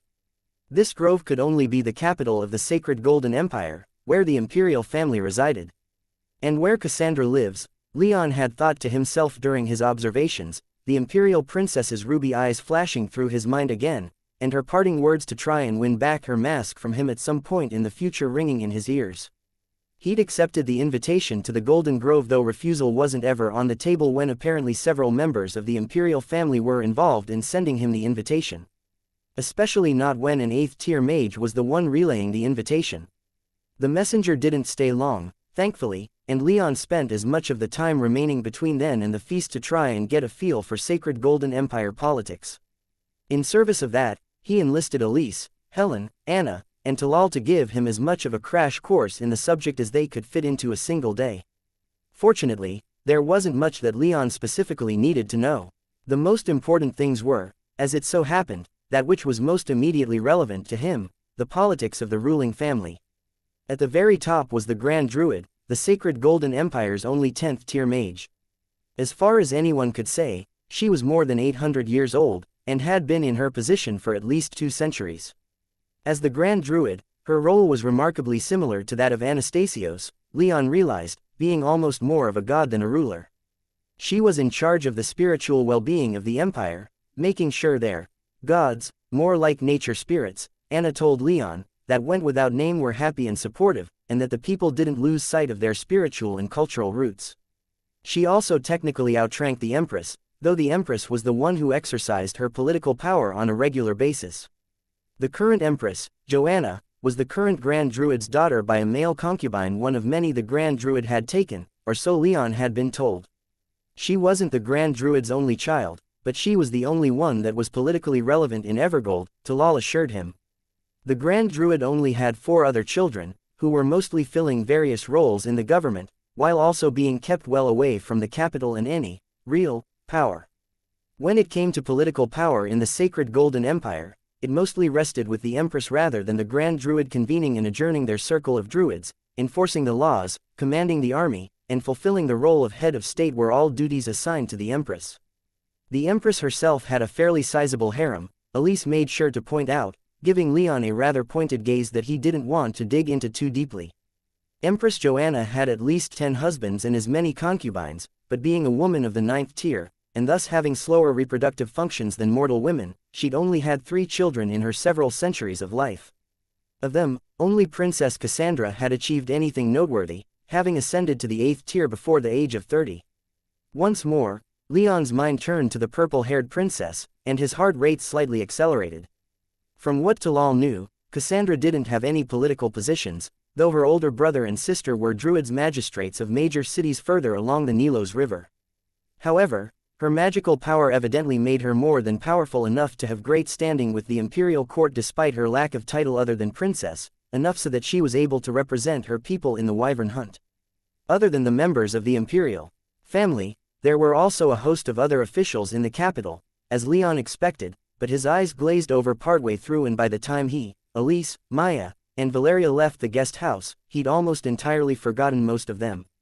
Much like the Ilian Empire, the Sacred Golden Empire had their own strange vehicles, only instead of wheelless and horseless carriages, they used small boats to ferry people along the canals, seemingly reserving carriages for those rare times when they left the extensive canal network, though from what Leon could see of their canal network, it extended at least in part all the way out into the fertile fields surrounding the massive city, rather limiting the need for carriages. These boats came in all different sizes, and were largely self-propelled, using advanced water enchantments to carry them onward. Leon was familiar with such enchantments, but he'd never seen them used in such great numbers, or so efficiently before. From the moment he set foot in the boat that would take them to the Imperial Grove, he was captivated by what he could sense, or rather, what he couldn't, speaking volumes to how efficiently the enchantments were transferring power that they arrived at the Imperial Harbor before he'd even realized it. When he looked up, he found himself and his party shielded from the red evening sun by the thick canopy of the gigantic palace trees at the center of Evergold, thousands of feet above them. Many of the leaves were multicolored, making it look like the leafy canopy glimmered with all the colors of the rainbow from down below. "Hey, you with us?" Valeria asked, pulling Leon's attention to her. He responded with some confusion, noticing that Elise, Maya, and the rest of their party, amounting to about a dozen local Heaven's Eye officials, were staring at him. "What was that?" "We've arrived, husband," Elise said as she slid in to take his left arm. "That means time to get up," Valeria added as she took Leon's right arm, and together, she and Elise pulled him out of his seat. Leon playfully groaned and said, "If I must." He then pulled his arms out of their grips, took their hands, and led them off the boat to meet with the large imperial welcoming party. Maya followed immediately after him, hurrying forward as she did to take Elise's free hand, while behind her came the rest of their party. They were warmly welcomed, and after some introductions and exchanged pleasantries, an escort was provided that led Leon's party further into the Imperial Grove. They entered the nearest palace tree, and Leon took in the same details that he had in Cassandra's palace tree back in the scorched fields. Flowing, organic lines not only decorated the interior walls, but were also characteristic of the architectural style. If it hadn't been so perfectly tailored to the needs of a large human number of inhabitants, Leon almost could have believed that the tree had simply been naturally hollow, rather than magically designed to be, itself, a palace filled with light and magic. Through brightly lit hallways they moved, and through large atriums, up and down stairs, and through the twisting branches that connected the many palace trees of the Imperial Grove together. As they went, Leon noticed that not only was the guard detail growing heavier, but the population of working bureaucrats and druids thinned out. It was obvious that they were heading further into the more private sections of the grove set aside for the imperial family rather than the imperial government. Leon's wonder was eventually tempered when the branch hallway opened into a similar chamber as the one that he'd met Cassandra in back at the scorched fields, a large dome-like structure formed by a thick leafy canopy and walled by thicker tree limbs. When they emerged, they found themselves on a stone pathway flanked by light-emitting flowers that reached Leon's waist in height. The path forked in two directions, forward and to the right, while to the left was a small courtyard with a statue as a centerpiece and a number of stone benches encircling it.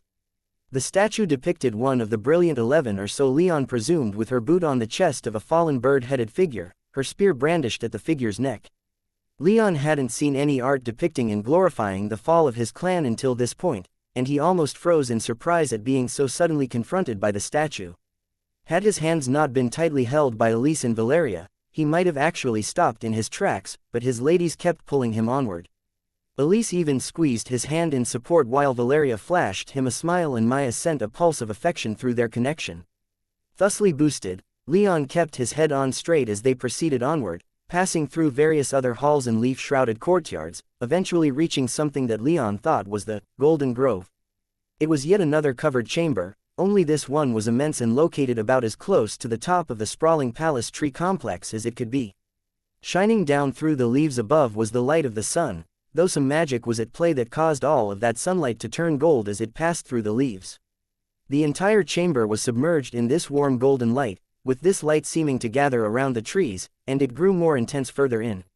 They walked down another stone path into what seemed to be a forest up in this chamber, past gold-cloaked trees and into a huge stone courtyard populated by at least 100 people. On the far end was a small stream of water that Leon could feel had been heavily enchanted with defensive wards that separated it quite effectively from the rest of the courtyard, while on the other side of that stream was a stone staircase about 20 feet high. At the top of the stairs was a throne roughly carved of dull granite, looking about as far from regal and imperious as Leon could imagine. But sitting in that throne was who he could only assume was the Empress herself. She was beautiful, if showing some signs of age in the shallow lines on her face. Her hair was long and as golden as her empire, while her eyes were blood red that glowed with an inner light.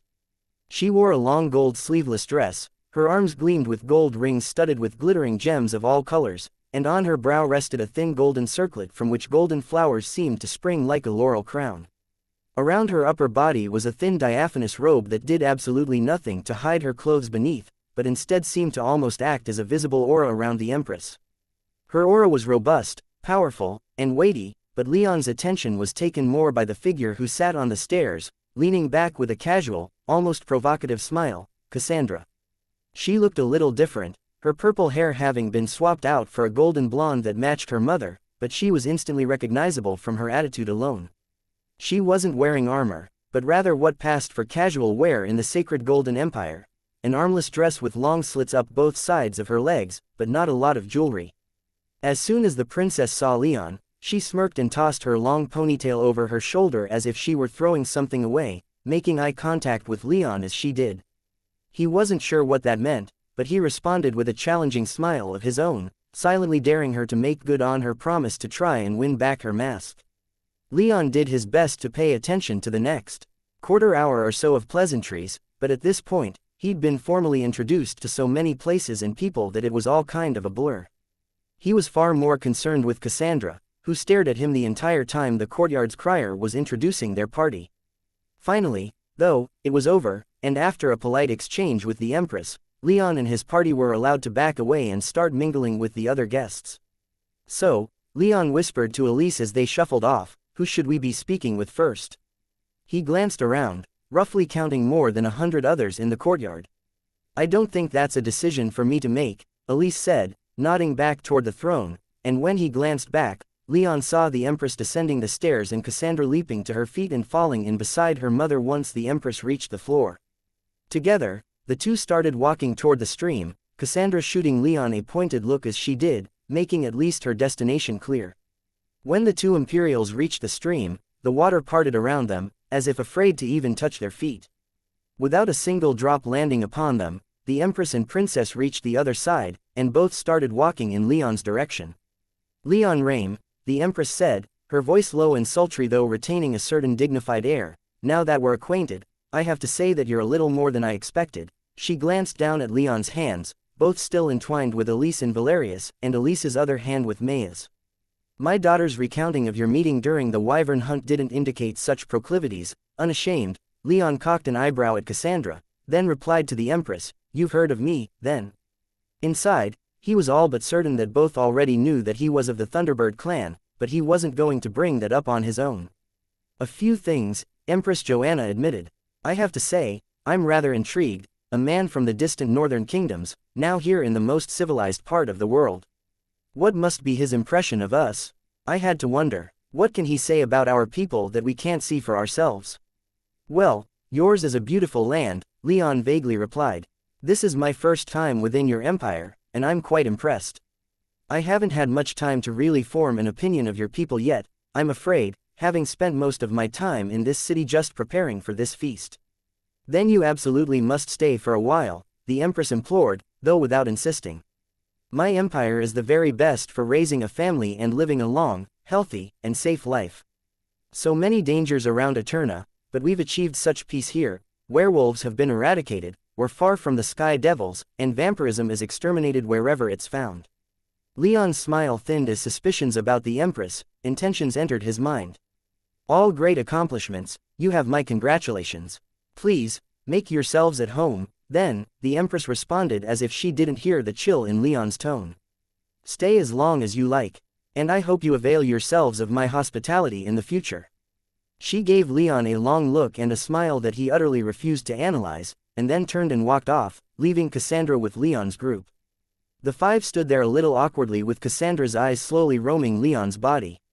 At first, he thought she might be checking him out, and he was about to consider being flattered when she said, "You wore that when we met, didn't you? And to my party after the hunt."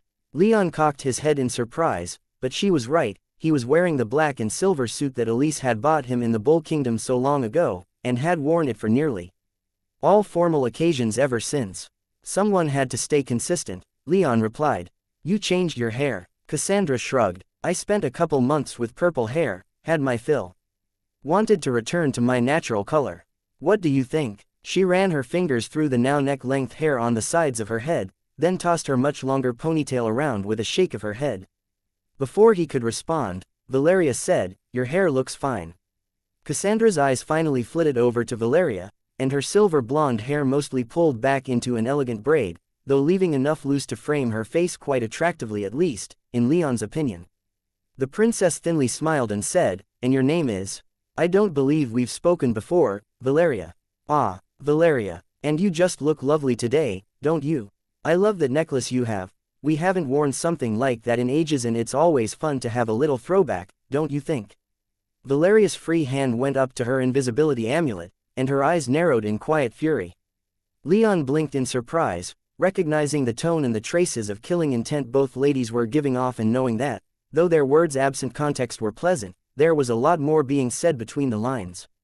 Making it even clearer was how tightly Valeria began squeezing his hand, though he wasn't sure if she realized it.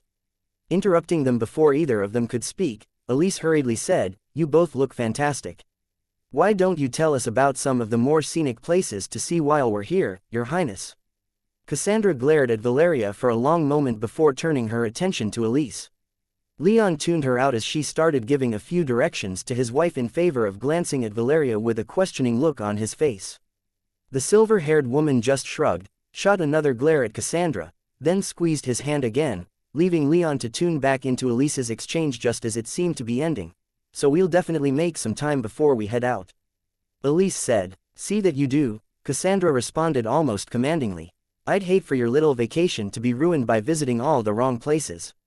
"We'll see what we can do," Leon responded, his tone a little colder now after Cassandra's brief spat with Valeria.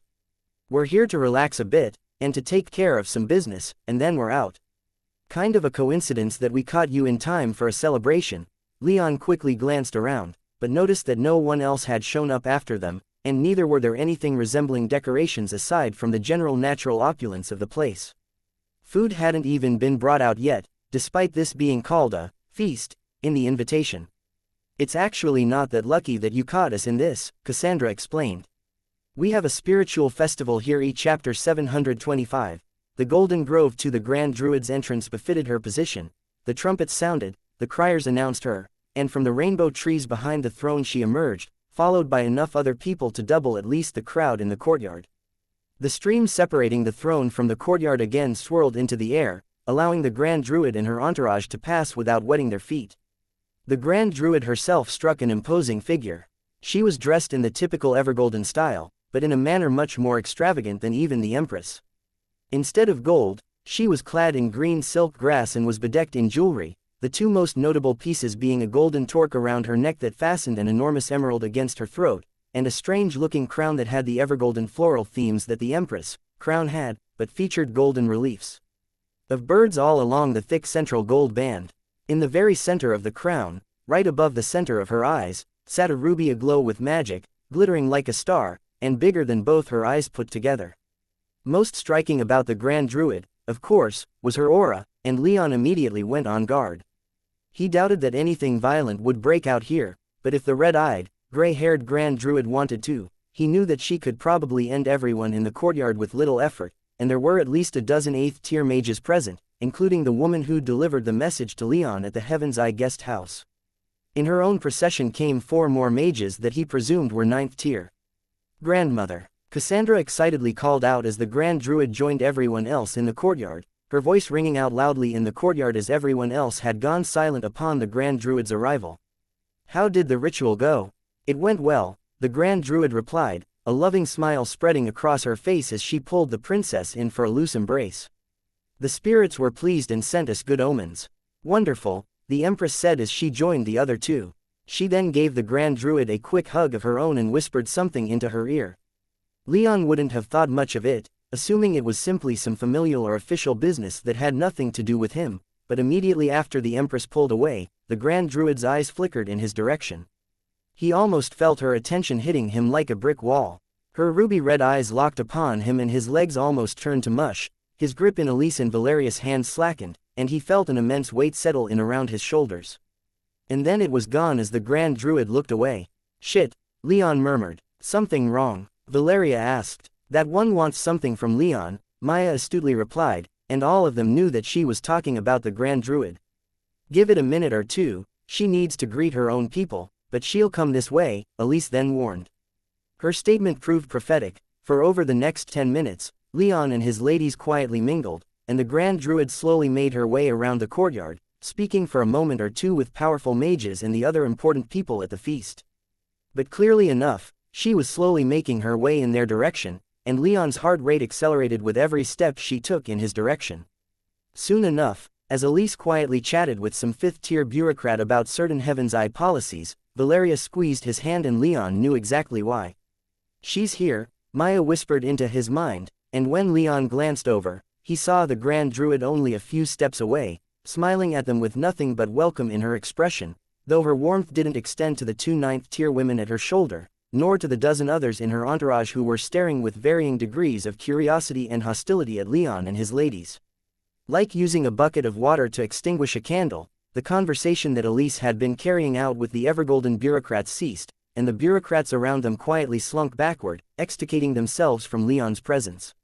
Leon Rame, the Grand Druid declared as she stepped in front of Leon. How wonderful to finally meet you. Leon did his best to smile with as much charm as he could muster, but inside, his mind was racing. Finally meet me, is she going to just say that she knows who I am? What does she want? Such questions only she could answer, so Leon, summoning all of the decorum he could, replied, You honor me, Grand Druid. Your Druidness. Several of the Evergolden hangers-on glared at him, and one even looked about ready to lay into him for the style he used, but before anyone could, the Grand Druid broke out laughing. Ha, your Druidness, I have to say I've never heard that one before. At least, not to my face. Leon's cheeks burned in embarrassment, and he could almost feel Elise's urge to facepalm beside him, but he kept his demeanor as stoic and neutral as he could make it.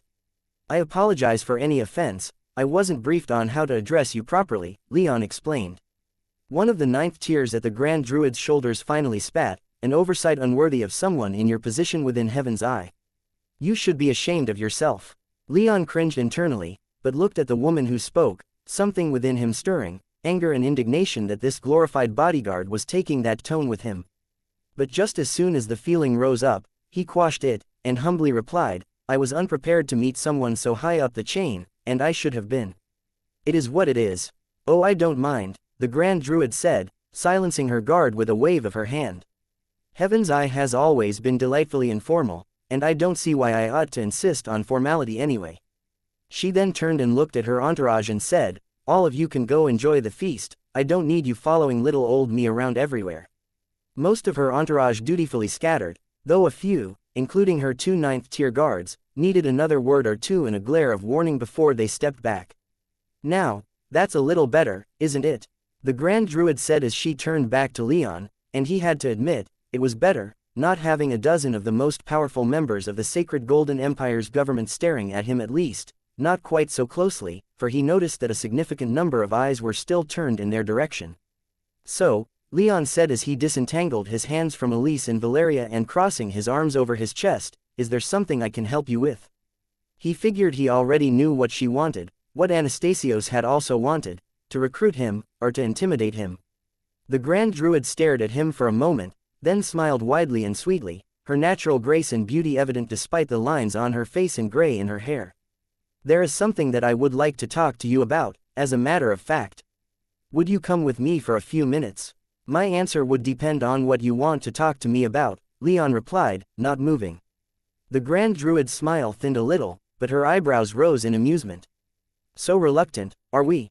I get that I may not be in my prime anymore, but it still hurts when I learn that people don't want to spend any time with me.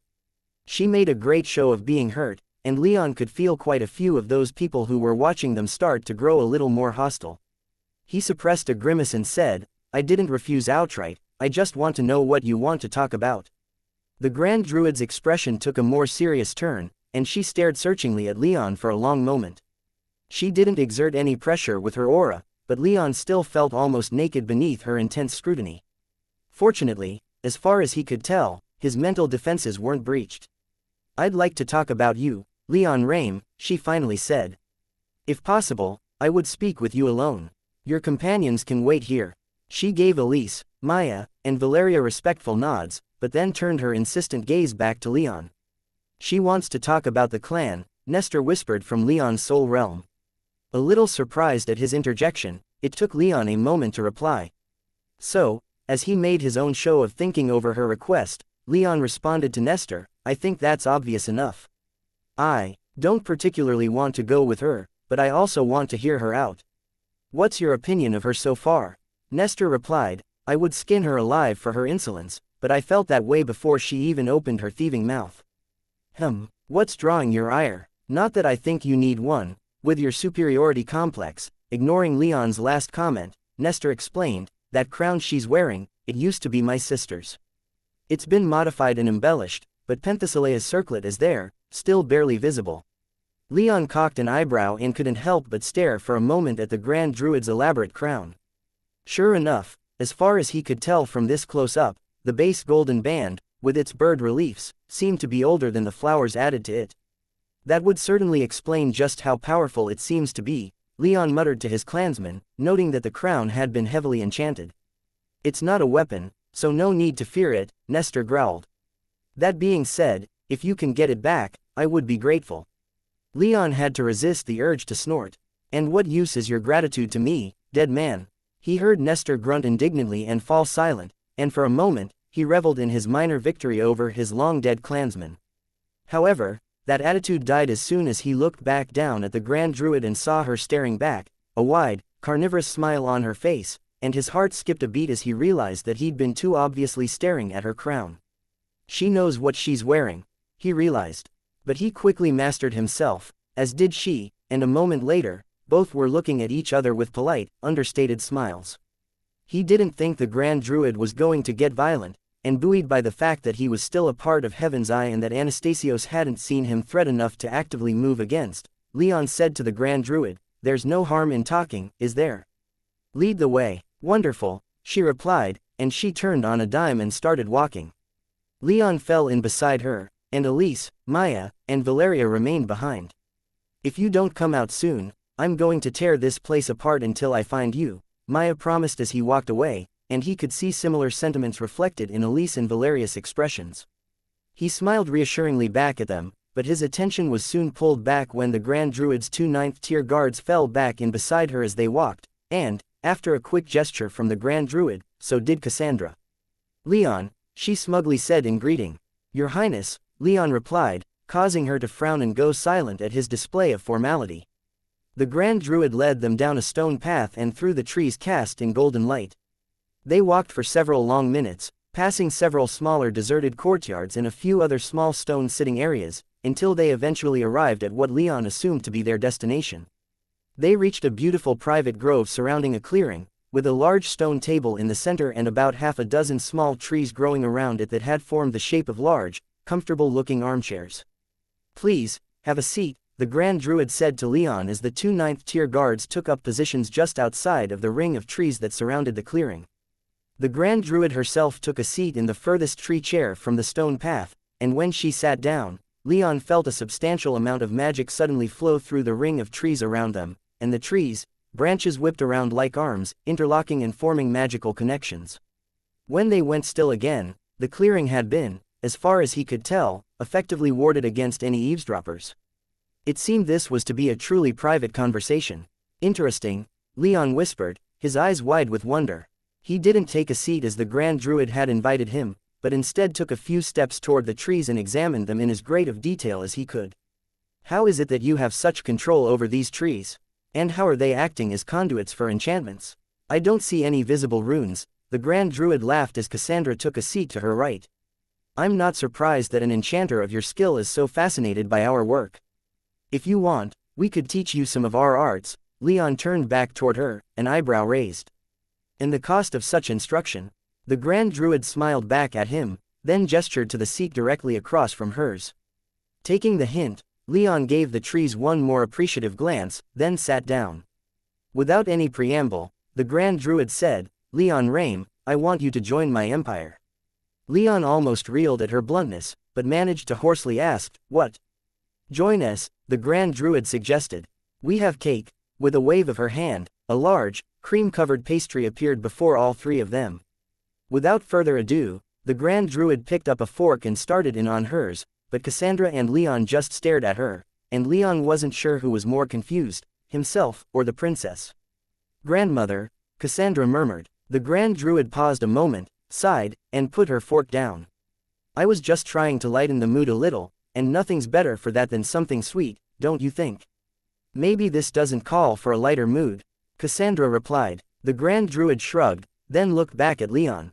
Are you at least willing to hear my offer out? Leon stared back at her, painfully aware that Cassandra was now looking at him, too. He thought about the director and his current issues with Heaven's Eye, but he also wasn't that willing to get involved with someone without knowing a lot more about their motivations. At the very least, though, he figured that this offer might put a little more pressure on the director. I suppose I can at least hear it out, Leon said with a shrug, and he leaned back in his tree chair.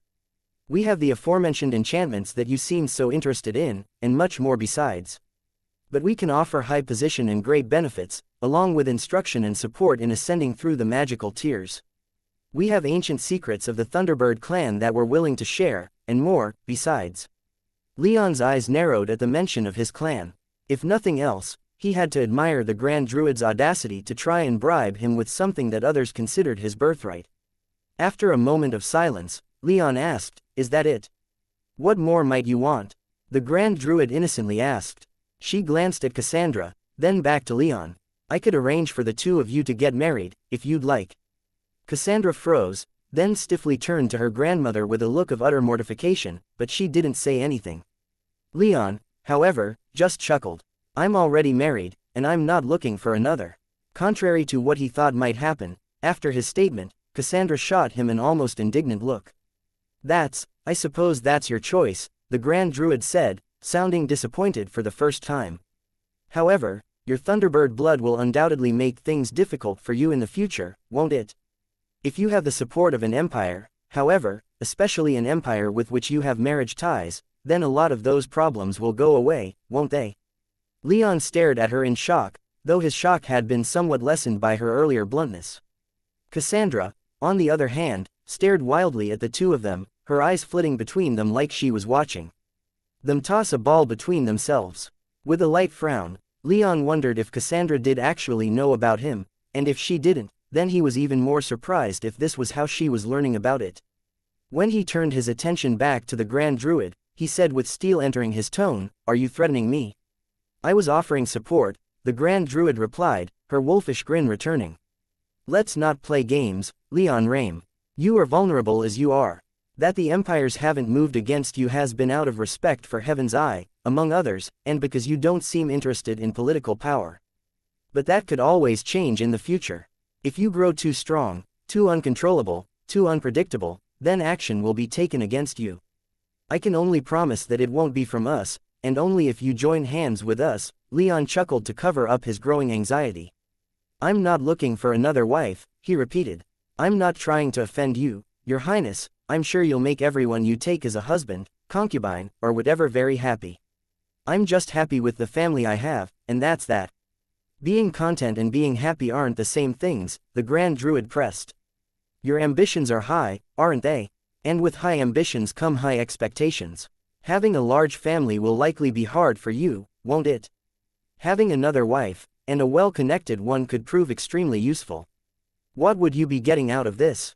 Leon asked. You would share the bounties that my blood might unlock. Or would you just expect me to have a few kids with the princess and have that be that? We can discuss the details later. What I want to know is if you're willing to truly consider the possibility. Leon sighed, then looked at Cassandra, whose cheeks had reddened, though from anger, embarrassment, or some combination thereof, he couldn't tell from her expression alone. "I'll think about it," he eventually said. "I make no promises. That's all I ask," the Grand Druid replied. Chapter 726. Departing Evergold. Cassandra's heart raced with fury, and she could barely hear herself think over the roar of blood rushing through her head. She couldn't believe the meeting she'd just witnessed between Leon and her grandmother, although it was becoming more and more believable the longer that those revelations turned about in her head. She and the Grand Druid still sat in the private room of the Golden Grove, Leon having left only a few minutes before.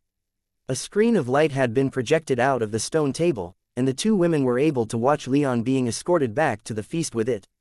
The Grand Druid seemed rather distracted, staring at the screen and Leon's image on it with an intensity that Cassandra had never seen before, which was the only reason she was able to wait that long without letting her building outburst loose. When it became too much to bear, she finally asked in the native language of the Evergolden people instead of the common tongue, "Grandmother, what in the Ashen Fields was that?" The Grand Druid pried her eyes off the screen and to Cassandra, lighting up with pride the moment they locked upon her and serving to calm a little bit of Cassandra's wrath. Responding to Cassandra in common rather than their native language, the Grand Druid said, "My dear, I think you know exactly what that was.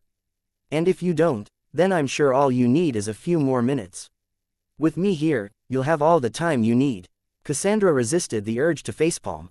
Switching back to common, she said, "Grandmother, I appreciate your faith in me, but I'd rather you just cut the shit and let me in on your plans. They clearly concern me, and I have to say, I don't like being dangled before Leon like a piece of meat before a starving lion. Oh, but I thought you were already thinking about courting him. You came back from the scorched fields with such a glowing impression of him, I thought that you'd jump at the chance to make him yours." "Not like that, by the gods and spirits, I'm not some cheap whore who'll spread my legs for anyone with silver. I'm a princess, and Leon Rame should be lucky to kiss the ground at my feet. If I were to ask anyone else to be my first husband, they'd fall over themselves in eagerness to accept.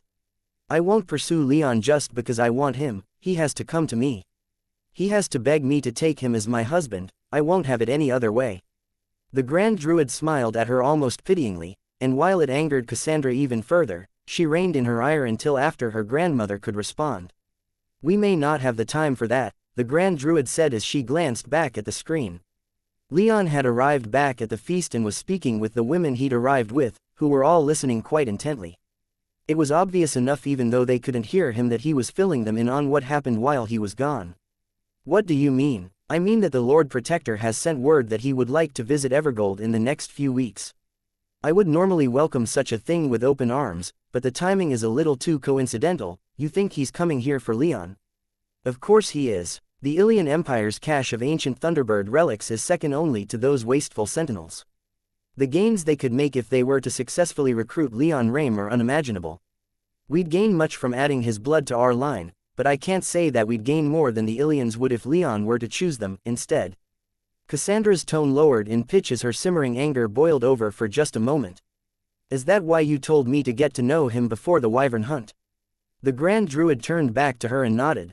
"He has 3 wives, or at least, he has 2 wives and 2 concubines. I'm honestly not sure what constitutes a marriage ceremony in those worthless kingdoms up north. I thought that not only would he jump at the chance to get with my gorgeous, stunning, incredible in every way granddaughter, but that your interest would finally be piqued enough by a man that you'd jump at the chance to have him, too."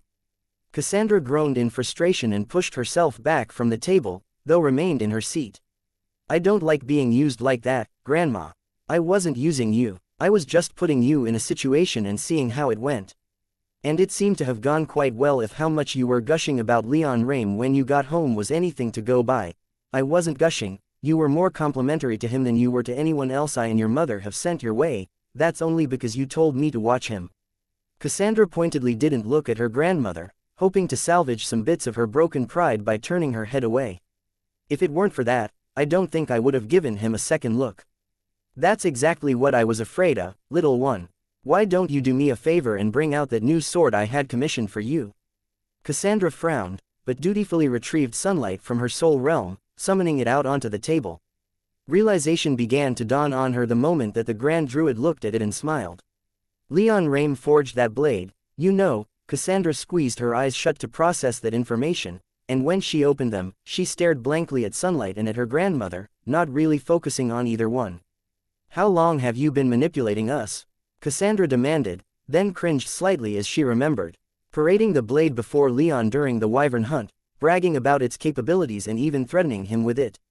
"Does he know that you were the one who commissioned the sword? Or does he think that was me?" "You'd have to ask him," the Grand Druid replied. "You'll get plenty of opportunities to ask him about it, too, in the coming months." "What?" The Grand Druid's eyes drifted back to the screen. "The last surviving member of the Thunderbird clan, as far as anyone knows, he can't have come to our empire on a whim, especially not with how badly his situation in Heaven's Eye deteriorated following that wyvern hunt. He's here looking for something that has to have the ability to strengthen his position within that guild of silver pinchers, or to increase his personal power, or for some other reason I can't even imagine. The secrets of that clan are deep, and it's hard to guess what his aim is. Regardless, I feel safe in assuming that his aim is related to his clan, and I want to know what exactly it is." "So you'll be joining his expedition." Cassandra scowled lightly, though in a quiet admittance that she didn't dare to vocalize. She didn't find the order all that unpleasant. Besides, the Grand Druid continued as she glanced back at the screen, to have someone like him wandering around our empire unescorted would be foolishness of the highest order. If we don't keep an eye on him, then he might unleash some terrible monster from archaic times upon us, or even worse, take some long-lost piece of Thunderbird magic that should have been ours. Cassandra, find out what he's doing here, and if possible, ensure that if it can benefit the Empire, then it stays with the Empire." Cassandra was pulled out of her brief reverie by the sheer intensity that the Grand Druid built up to, and it surprised her. Rarely had she ever seen her grandmother display such passion for something, and on those rare occasions when she did, it was usually because something was threatening the Empire in some way. Although, if she thought about it, Cassandra supposed that a descendant of the Thunderbird clan wandering around their empire on personal business was a little concerning. Normally, if there ever was such a thing as normal, when it came to situations like these, Cassandra guessed she would have just thrown Leon out of the empire entirely, but that was hardly practical in this case, so keeping an eye on him was the best option. "Very well," the princess said, her eyes watching every move Leon made as he took his wife's hands and started making his way out of the Golden Grove. Her eyes narrowed slightly as she saw the fingers of the silver-haired one interlock with Leon's, and a bitter smile spread across her face. With some effort, Cassandra pried her eyes away from the screen and added, "I'll go with Leon, see what he's up to, and if possible, see if I can convince him to stay in our empire." "Do I have the authority to negotiate on that front?" "You do," the Grand Druid confirmed. "Just about whatever he wants, I'm willing to give. Not anything, of course, but everything within reason, and most things without, I'd say are worth it for what his blood can bring us." "What should I do?" Cassandra asked. "Where should I begin?" The Grand Druid hummed in thought and remained quiet for a moment. "Tensions between him and the director have increased dramatically recently," she said. "His retinue was attacked by vampires, and it seems the director isn't doing much about it. That in and of itself warrants some investigation, but for the moment, make him believe that you're on his side.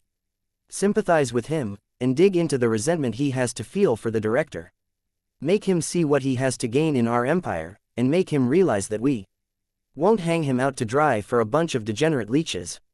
Cassandra nodded, though a frown had again appeared on her face. If Leon's blood was so important, then she couldn't imagine why the director was so willing to not protect him from any threats that might crop up, especially those of a vampiric or demonic nature. "I'll get started right away," Cassandra said as she stood up. The Grand Druid gave her a loving smile, her red eyes sparkling with joy and pride. "Keep me informed." "Well, it's good to know that we have options," Elise said as she calmly stripped herself of her jewelry. She was strong enough to use elemental magic now, but not quite strong enough to have unfettered use of her soul realm quite yet, so she still had to undress by hand instead of simply willing herself into different clothes. Maya and Valeria, however, had changed into something much more comfortable as soon as they returned to the guest house, with Valeria simply donning loose training clothes and Maya going without clothing entirely. Valeria was still a little awkward with her like that, but after more than 10 years living together, they already knew what they looked like without clothes, so it was no longer that big of a deal. "Options are good," Leon agreed as he collapsed onto the huge bed in the guest house's master suite, mentally exhausted from the evening. "It's always nice to feel wanted, but everyone's coming on just a little too strong. I think I'd be more comfortable approaching them on my own terms, you know. It all just seems so manipulative when they're the ones putting in offers, going so far as to offer up the hands of their family members in marriage. It's a bit heavy-handed, I agree, Elise responded, but marriage alliances are hardly uncommon among any people with a gentry class. And it seems that the red-eyed one likes you, anyway, Maya added, surprising Leon a little bit. She was laying back and staring at the ceiling with an almost blank look on her face, making her seem like she wasn't paying attention at all to what was going on around her. Leon sighed. Given who we're dealing with, he said, I don't think we can take anything completely at face value. It does seem strange that it didn't seem like she'd been informed of my bloodline before the hunt, but that could just be theater for my benefit. Her jewelry taken off, Elise then set aside some pajamas and began to change. Leon let his eyes drink in the sight, but Valeria tactfully averted her gaze. Are you considering their offer? Elise asked, smiling and moving a little slower when she noticed his gaze, obviously reveling in his attention. No, Leon honestly replied. I was tempted to refuse out of hand, but decided not to commit to that course, just yet. Still, signing on with the Sacred Golden Empire is pretty far down my list of fallback plans. How far is it? Valeria wondered. It sounds like they're offering you everything but the Empire itself, up to and including an Imperial Princess. Maybe it's just me, but an offer that came with such a strong and beautiful woman strikes me as being one that ought to be fairly high. Elise paused a moment as she pulled her pajama bottoms up. Didn't you just call Cassandra a bitch like 3 hours ago? Valeria shrugged. She is kind of a bitch. But she's strong and beautiful, that much can't be denied. And young, Maya added. To have reached her level at her age is, not unprecedented. Maya gave Leon a pointed look.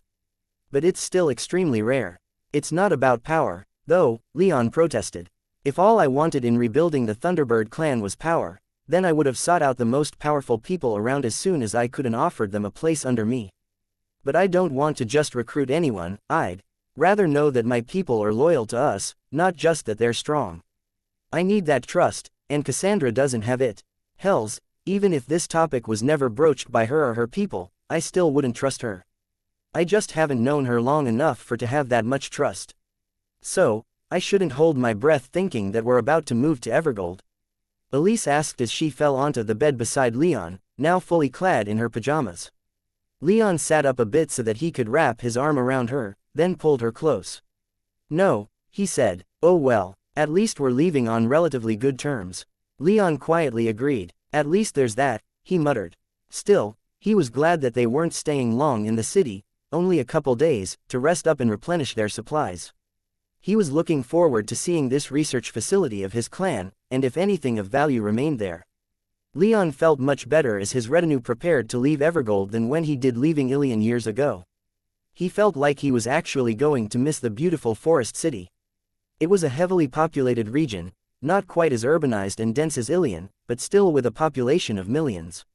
And yet, despite this vast collection of humanity, the city still felt like a forest, with similar sights and smells, and with so many trees around, Leon could rarely see more than a few streets at a time.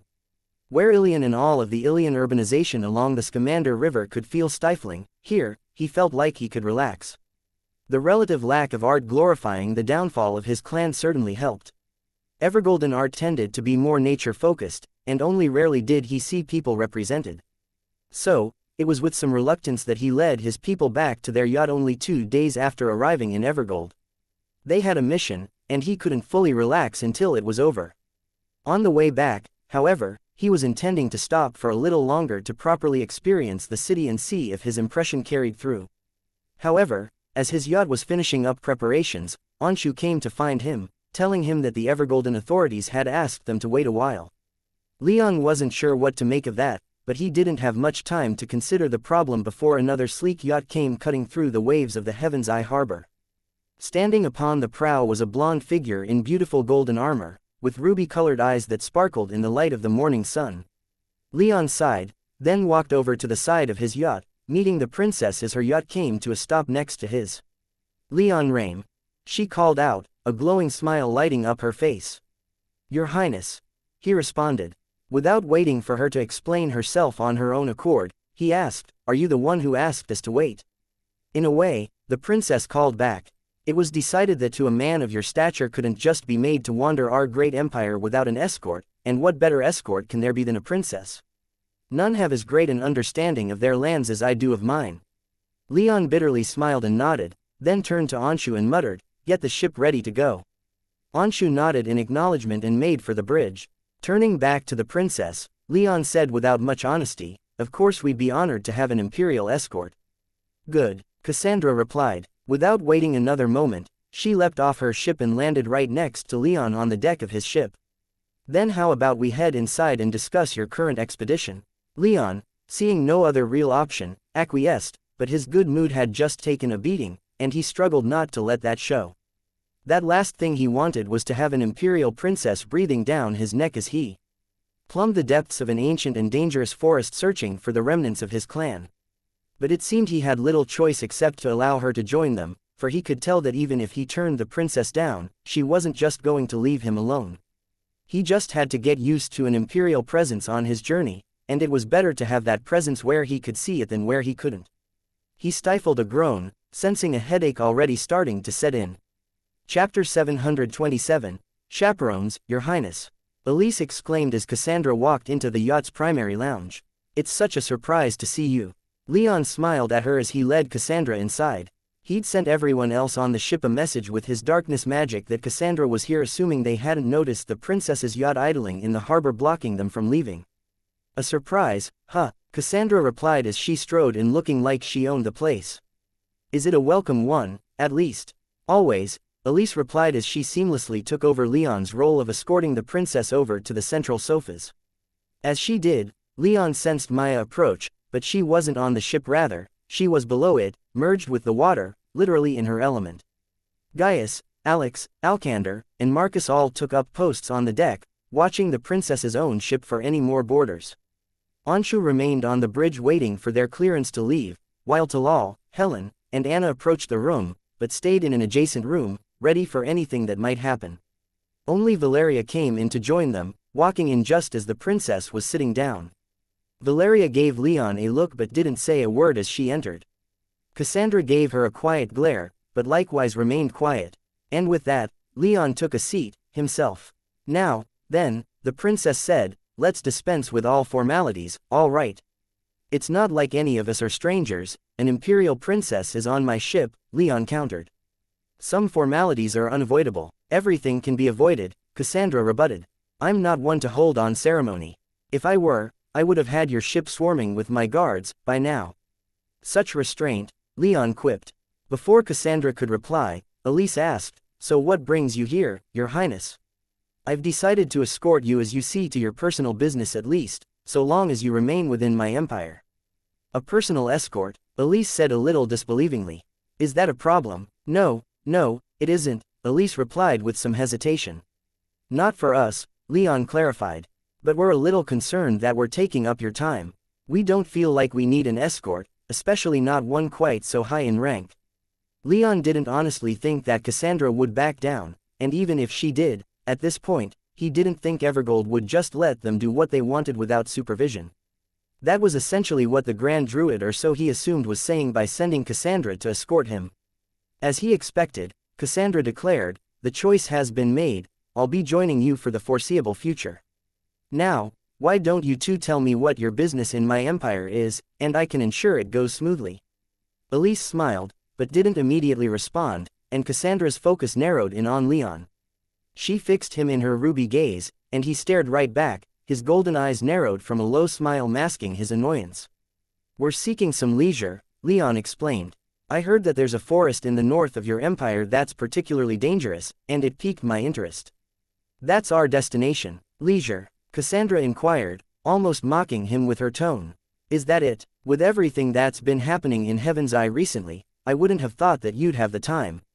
"For leisure?" Leon's narrow gaze turned to a glare of warning, but he wasn't that surprised to hear the princess allude to his current troubles with the director. "And what's been happening in Heaven's Eye recently?" Leon innocently asked. "Vampires, kidnappings, violence in the streets," Cassandra replied. "Made for some juicy headlines, I have to say. Journalists were practically falling all over themselves speculating about what prompted such violence, and of course, as an imperial princess, I have sources of my own linking you to all of that excitement. And yet, you're leaving so soon after all of that. Aren't you worried about what might happen in your absence? Cassandra smiled at Leon like she'd just found a weak scale in his hide, but Leon stared right back at her, unconcerned. Don't believe everything you read, he replied. Things back in Oculara are fine.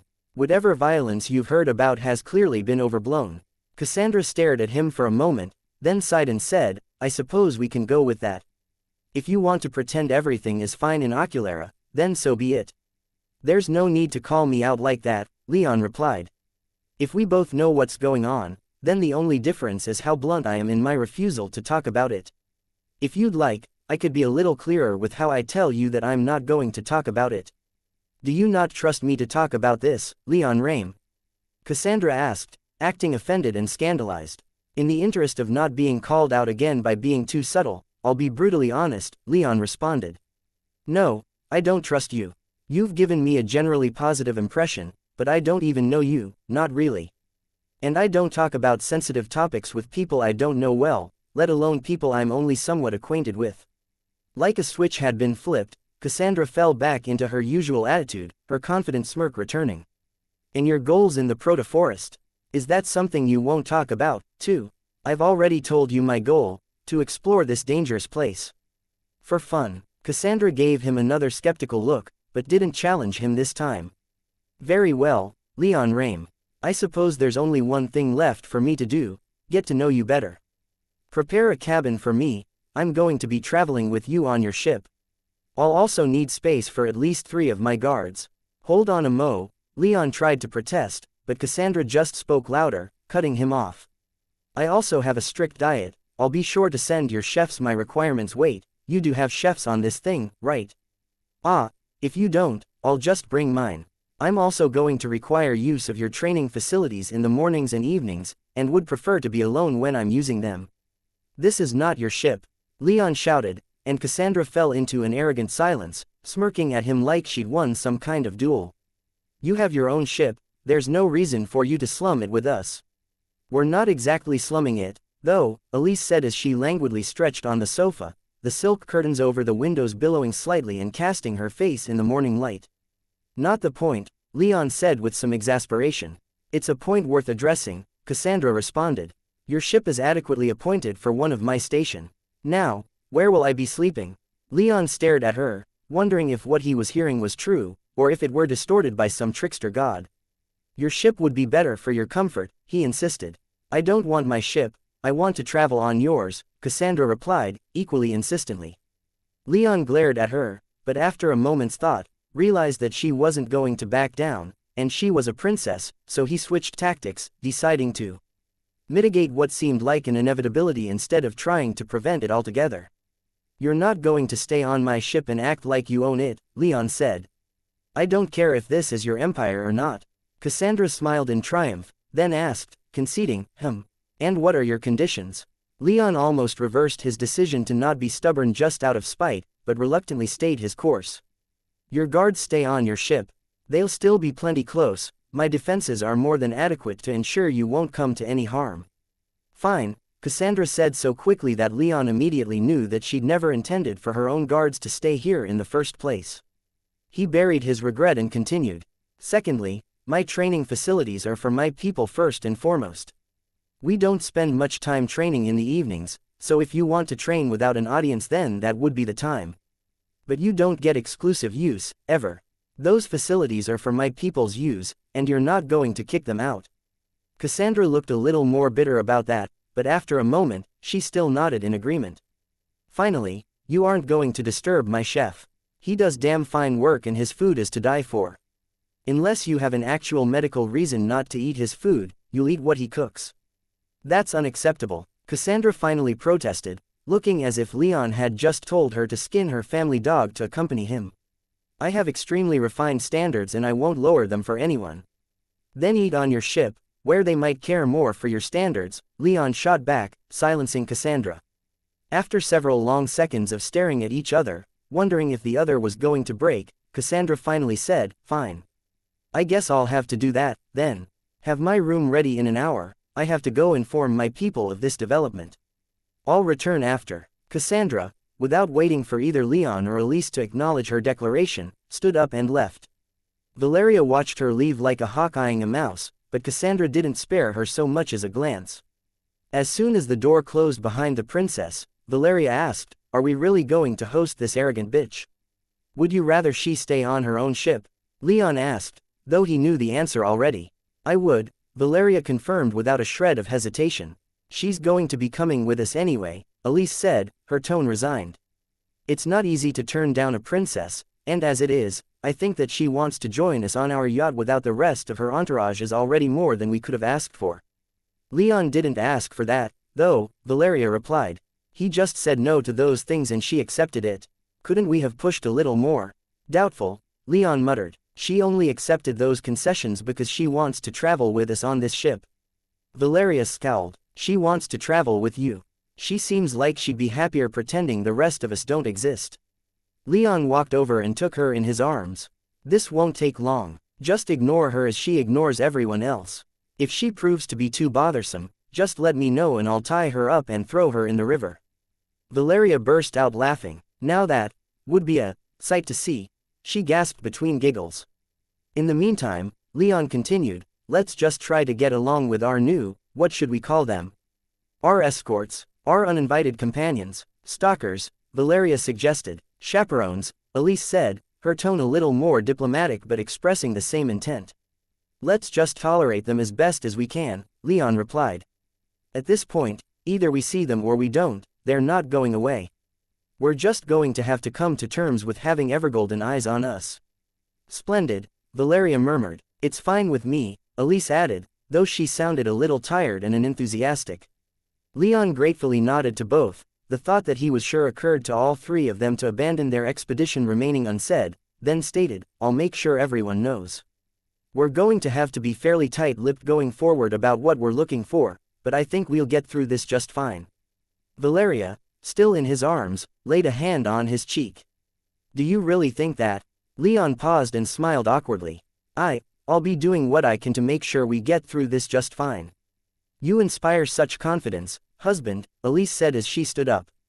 "I'll do what I can, too, so let's get this over with, shall we?" Cassandra made good on her demand to move into a cabin on Leon's yacht. She didn't get a particularly large cabin, and in Leon's opinion, while it was well appointed, it wasn't quite up to imperial standards. Still, she accepted it with a surprising lack of complaints, and she didn't bother anyone else for the rest of the day. Her own yacht got out of the way, and Anshu was cleared to take the yacht back out onto the river.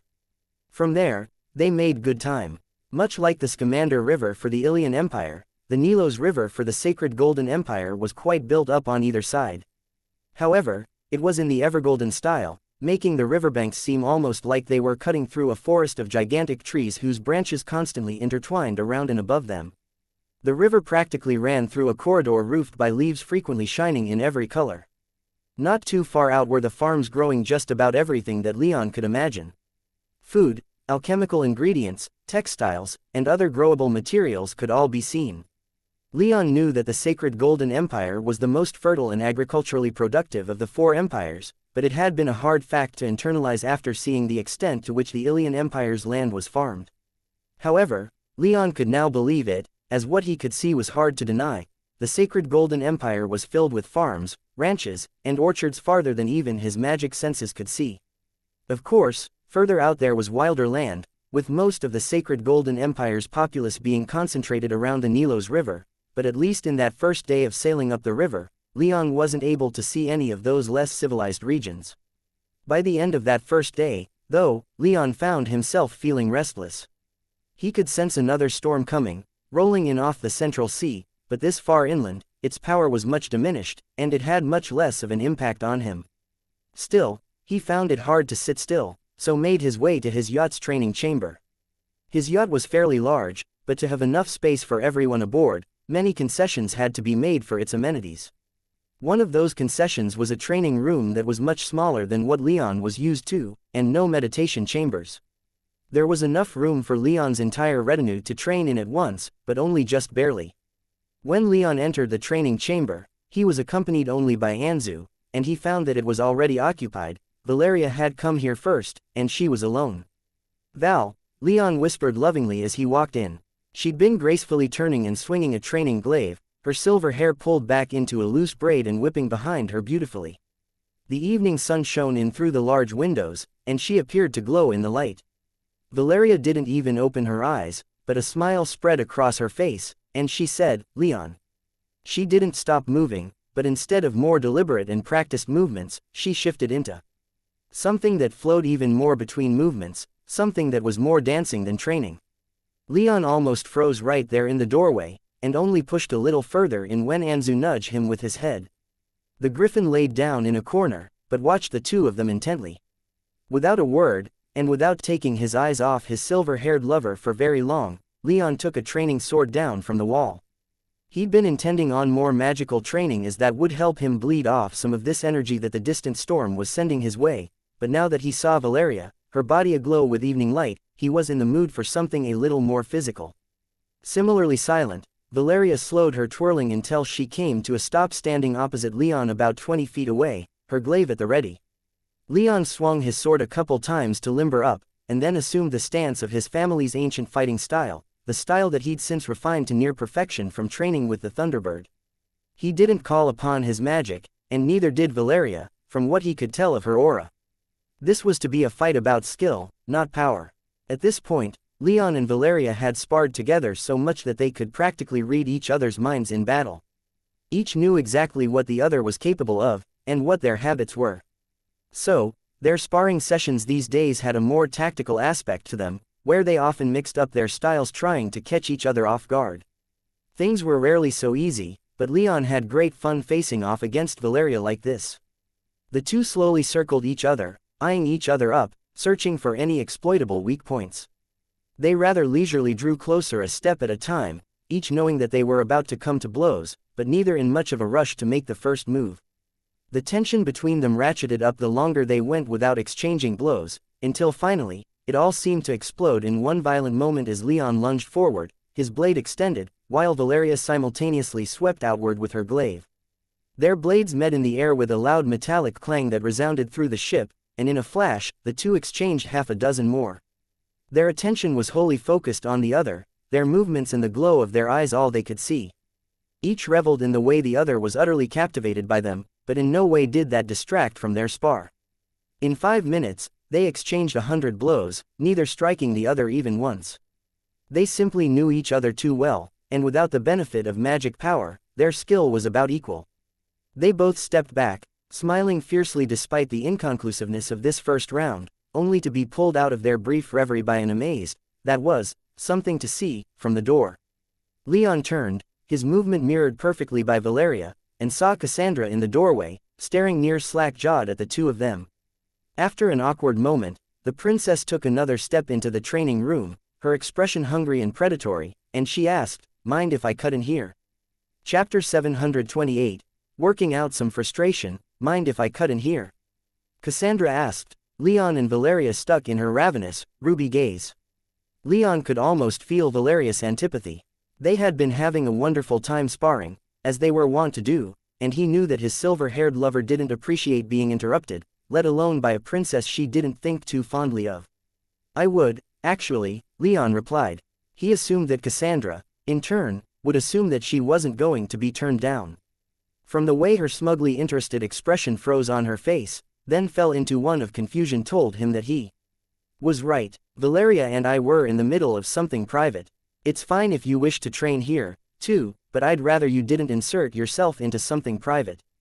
Cassandra stared at him in disbelief and didn't immediately respond. So, to hammer his point home, he turned back to Valeria to resume their sparring. He found her giving the princess a look of such smugness that he momentarily wondered who the spoiled one was. But then she turned back to him and gave him such a glowing look that he no longer cared. Leon resumed sparring with Valeria while Cassandra watched from the sidelines. Unfortunately, with the princess so blatantly watching and with their flow already disturbed, they couldn't get back into the zone. The best part of these magicless sparring sessions was that their skills forced them to focus completely on the other, letting each other take up the entirety of their thoughts for a while. They simply couldn't get into that mental state with Cassandra there, hovering over their shoulder, glowering in displeasure. So, after about 10 minutes, they silently agreed to stop. They both realized almost immediately that they weren't returning to that state of absolute focus, but both had too much pride to call an end to their sparring so quickly after Cassandra's arrival. When they finally lowered their practice weapons, Valeria said, "This was fun. I'm looking forward to next time." "As am I, always," Leon replied, pulling her into a loose embrace and sealing her lips with his. Valeria melted into his arms and fiercely returned the kiss, putting on something of a show for their imperial spectator. Leon wondered which would break first, Cassandra's anger, or her dignity. To demand them to stop in their own yacht, when she was a guest, was beneath the dignity of an imperial princess. If she had any attendants with her, they surely would have spared her the trouble and shouted at Leon and Valeria themselves, but as it was, she was alone. But from the way she was glaring at them, he could tell that she was getting close to the point of exploding in anger anyway. Reluctantly, he pulled back from Valeria, gave her a heated look, and then finally turned back to the frustrated and impatient princess. "Sorry about that," he said without a shred of sincerity. "How rude," Cassandra replied a little testily, but it initially seemed like that was all she was going to say. But then Valeria responded, "You didn't have to watch us the entire time, looking like you wanted nothing more than to cut in. You have this entire room to train in, why did you spend this time creepily watching us?" "I didn't," Cassandra shouted back, looking suddenly apoplectic, so much so that she shivered with anger and indignation, apparently unable to form coherent sentences.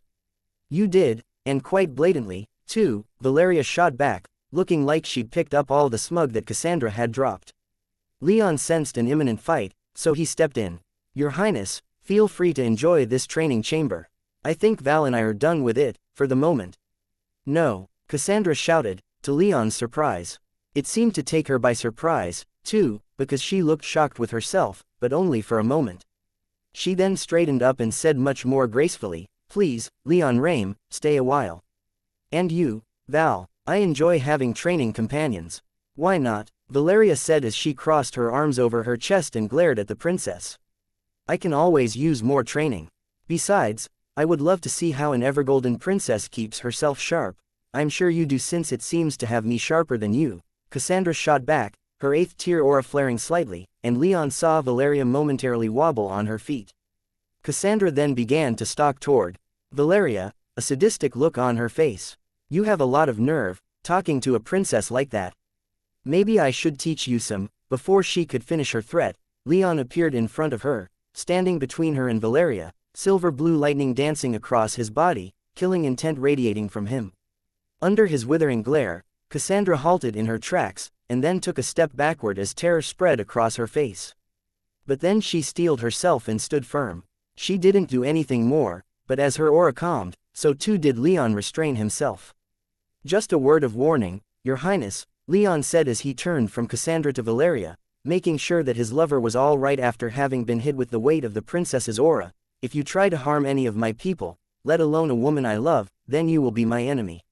He let his statement hang as he went and stood in solidarity with Valeria, but he got from the princess's expression that she understood. She glared at him, as if enraged that he would dare to even implicitly threaten her, but she didn't do anything hostile. The three stood there in the training room staring at each other in awkward silence for a long moment, none of them giving an inch to the other side. Cassandra broke first, averting her wrathful gaze for a moment, and saying, "I apologize. We're on your ship, I'm your guest, I shouldn't be so rude." Leon didn't respond, but Valeria beside him sighed and replied, "You're a princess. I should find it in me to be a little more polite. For my lack of propriety, I apologize to you." The two ladies stared at each other, significantly less tension now, and Leon tentatively let out a breath of relief. "You know what always helps me to unwind?" he asked them, drawing their attention. "A little physical training. Nothing quite like swinging a blade, even if it isn't sharp, to help work things out. Your Highness, I'm sure you have things you could show us that we've never seen before, just as we might have something to show you that you've never considered." Brightening up, Cassandra exclaimed, "Yes. I have to admit that watching the two of you spar, I was quite captivated. I've never seen a fighting style like yours, Leon. I would like to test myself against you." "Looking to lose again?" Leon asked. "This won't be like the hunt." Leon smirked. "You'll have to restrict yourself. And if you don't use even a single spark of magic power, then you and Valeria might be able to spar a bit." Cassandra took on a more thoughtful look and glanced at Valeria. Leon guessed his silver-haired lover was quite enthusiastic for the opportunity given the smile on her face, but the princess needed another moment or two to think it over. "I'd be willing," Cassandra eventually stated. "But who'll be first?" Valeria immediately walked into the center of the room and brandished her training glaive, the milk-white blade gleaming with the only magic that she was going to use. With Leon, she could get away with no power at all, but with the princess, it seemed she wasn't going to go quite that far. Cassandra smiled, then looked to the weapons adorning the wall and selected a training weapon that Leon noted was almost identical to sunlight. "This will do," she said, pointedly looking at Leon. "I'm rather fond of swords. Extremely versatile weapons, and by far the most prestigious." Leon felt like he knew what she was getting at, and asked, "By the way, how are you liking that new sword of yours?" "It's all right," Cassandra replied, pausing just before she faced Valeria. "It has its flaws. You seemed pretty keen on it the last time you told me of it," Leon replied with a cheeky smile. "Leon Rame," Cassandra responded, her tone both sarcastic and accusatory, "are you fishing for compliments? So uncouth." Leon shrugged. "Honestly, I was just wondering if you finally figured out who made it." Cassandra glared at him and growled, "You should have told me back then instead of letting me make a fool out of myself." "You forged sunlight." "I was tempted," Leon admitted, "but I thought it felt a little like bragging. I didn't want it to seem like I was trying to compete or show you up or anything like that. You liked my work, that was enough for me." Cassandra snorted, then turned back to face Valeria. "When I'm done with Valeria, you'd better not shy away from stepping up to face me." "Ha!" Valeria exclaimed. "This battle hasn't even begun yet, don't treat it as if it's over already." "Indeed," Leon added, "I'll be watching, so remember that this is, aside from those stunning enchantments, a magicless duel." Cassandra straightened up for a moment and glared indignantly at Leon. "What am I, a child that needs to be reminded every 5 seconds? I am a princess and I gave my word. I will be true to it." "Very well, then," Leon said as he stepped back, giving Valeria and Cassandra as much room as they'd need. Valeria immediately assumed a defensive style. From his own extensive experience sparring with her, Leon could tell that for all that Cassandra irritated her, Valeria was still cautious and took this fight incredibly seriously. She wasn't going to lose right out of the gate. Cassandra, on the other hand, assumed a far more aggressive stance, her blade extended to make the most of her reach given the advantage Valeria's glaive had over her longsword. For the next few seconds, neither woman moved much. They simply stared at each other as if waiting for the other to begin. Cassandra wound up moving first, but only by taking a few steps forward, and then beginning to circle Valeria. Valeria spun with her, always keeping her glaive up and at the ready, making sure that Cassandra didn't have a single opportunity to strike and end their spar before it had even begun. The princess kept circling Valeria, the tension between the two rising ever higher, until finally, Valeria made her move. She took a cautious step forward and lightly swung her glaive, looking to Leon like she was trying to swipe at Cassandra's wrist. The princess raised her arm, letting Valeria's glaive pass right by, and followed through with an overhead strike at Valeria's exposed arms. But Valeria stepped back and brought her glaive back into her defensive stance. However, at that point, the equilibrium had been shattered, and Cassandra pressed forward, raining more and more blows down upon Valeria, with Valeria blocking and deflecting every time. After a dozen exchanges, it might have looked like Valeria was losing, but Leon could see that her defenses were strong and she was just biding her time, letting the princess get in a little closer, commit more and more to every swing. A few tiny opportunities presented themselves that Leon felt he might have taken if given the chance, but Valeria let Cassandra press in more and more. Only after more than 20 exchanges did she change tacks. Cassandra swung wide and strong, and Valeria leaned back while retracting the head of her glaive. She then lashed out with the butt of the weapon, slamming the pommel into the back of Cassandra's knee just as the princess's blade passed barely more than a finger length in front of her face. To her credit, Cassandra barely reacted more than taking a quick step back. The princess kept the pressure on, but her expression shifted into one of absolute focus, and she didn't try to go for a move that would leave her that vulnerable again.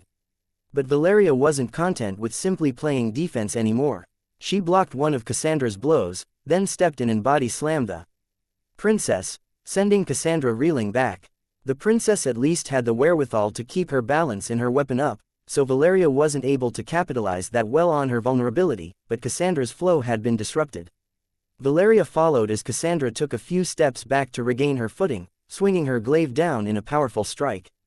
Cassandra barely managed to deflect, and Leon began to see some genuine concern in the princess's ruby eyes, whereas Valeria started to show a little more glee as she pressed against the princess. Blow after blow was exchanged, with Valeria on offense now and Cassandra too busy defending to alter that state of affairs. If they were allowed to use magic, of course, then Cassandra would have had no problem slipping in and around Valeria's glaive, but in a fight of pure skill, Leon felt like Cassandra was getting the worse of it. Valeria pressed in harder and harder, and Cassandra was having a more and more difficult time making sure her sword was where it needed to be to block Valeria's strikes. She had to take a step back, and then another, and then a third, and more until her back was almost up against the wall. With Valeria's range with her polearm, Cassandra couldn't maintain her maneuverability, and was growing increasingly desperate. Finally, she made a decision that had Leon's eyes widening in surprise. She abandoned all defense. Whether out of frustration, anger, or something of that sort, Cassandra lunged forward as Valeria pressed in, taking what would have been a lethal slash across her shoulder if their blades weren't training weapons to rake her own blade across Valeria's midsection. Had it been battle-ready steel, Valeria's abdomen would have been split right open. Both women reeled as the training weapons enchantments flared. Back in their days in the Bull Kingdom's Knight Academy, these weapons would have stunned Leon and Valeria if they'd been hit like that. However, now that they were stronger and more powerful, they just stung badly enough that they couldn't be ignored, but hardly so debilitating. Valeria and Cassandra stumbled back from each other, each having inflicting a devastating blow on the other at just about the exact same time. Ah, damn it, Cassandra groaned as she reeled back into the wall, clutching her shoulder where Valeria's glaive had struck. Valeria didn't vocalize her pain, but she gritted her teeth and slightly doubled over. That was quite the fight, Leon said, speaking from the heart. It had barely lasted a minute, but in a fight like this, that was practically an eternity. One fight was hardly a good metric for gauging skills, but he guessed that both ladies weren't that far apart in terms of pure fighting ability. Valeria might have had the edge, but she was older and, Leon guessed, more experienced in war. Well fought, Valeria said, and, Leon noted, without too much sarcasm. And to you, Cassandra replied, in much the same tone. Without a word, the two walked back to their starting positions and assumed their stances once again. Leon just leaned back against the wall and watched, utterly fascinated. Cassandra and Valeria fought for an hour with barely any breaks. Leon was encouraged to see that neither used even a spark of magic power, both seemingly dedicated to showing that she was the superior among them in pure technical skill. Unfortunately, the result of all their sparring was inconclusive. Neither decisively won a single spar, and neither were able to say with a straight face at the end that she was better. When they separated one final time, Valeria limping slightly from Cassandra landing a slash on one of her calves, and Cassandra grimacing as she rubbed her ribs where Valeria had gotten in a solid hit, their competitiveness was still there, but Leon was grateful to see that much of their hostility wasn't. I think I'm done for the day, but this isn't over, Cassandra promised. I'd be disappointed if it was, Valeria replied. They then put their training weapons back on the wall racks and finally turned back to Leon, who had silently watched every exchange, absorbing and analyzing everything he saw. Still here, huh? Cassandra asked. I wasn't about to miss this, Leon replied. You have quite the fighting style, Your Highness. Is it typical of your empire? Typical enough, Cassandra said with a shrug. Who taught you, if you don't mind me asking? Cassandra took a deep breath and a wistful look appeared in her eyes. My grandmother. My mother was of the opinion that I should focus entirely on matters of magic, but my grandmother insisted I learn how to fight, for real, as she said. For real? Huh. Does the Grand Druid not care much for magic? She has the greatest respect for elemental magic. She just doesn't think that any aspect of war should be ignored. Leon smiled and nodded. Wise. I respect that position. What do you think of it? My fighting style, I mean. It's strong, but leaves a few small holes here and there. I assume it was designed to be used in conjunction with heavy armor. Cassandra nodded. That makes sense, Valeria chimed in. There were a few holes in your defenses that I might have gone for were I using a faster weapon, but your speed with that blade was enough to make me hesitate. Cassandra smiled in pride. Your defenses were quite robust, too, Valeria. Valeria accepted the compliment with a silent head nod, and Cassandra turned her attention back to Leon. What about you, Leon Rame? I'm not quite in the mood for more fighting today, so I won't yet test myself against it, but from what I saw of your fighting style earlier, you fight similarly, don't you? I'm a lightning mage, Leon explained. Lightning isn't the best element for defense. So, yeah, I also rely on my armor quite a bit and focus my blade skills on offense. It looked powerful, Cassandra said. Would you indulge me with some sparring tomorrow? Competitiveness flared up within Leon at the thought. Of course, Your Highness.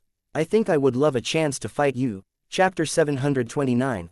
Leon and Cassandra. Leon stood opposite Cassandra, his training sword brandished, his golden eyes narrow with focus. Cassandra looked quite similar with her ruby eyes trained on him, her own sword in a guard position, her aura roiling with power. They were the only ones in the training room this time, Valeria having decided not to interrupt their duel despite wanting a rematch with Cassandra after their inconclusive spar the day before.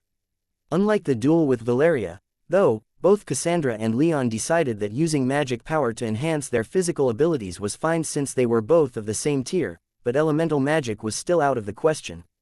Fortunately, Leon had seen to the enchantments in the training room himself, ensuring that it would take quite a monumental amount of force for anything within to negatively affect the rest of the yacht. Leon hadn't interacted much with Cassandra earlier in the day, with the princess largely left to her own devices while Leon supervised the training of his retinue, spent some time with his family, and put in some work on his next generation of lightning lance. When he'd shown up for his evening training, he'd found Cassandra waiting for him, and neither had said so much as a word as they readied themselves for their own spar.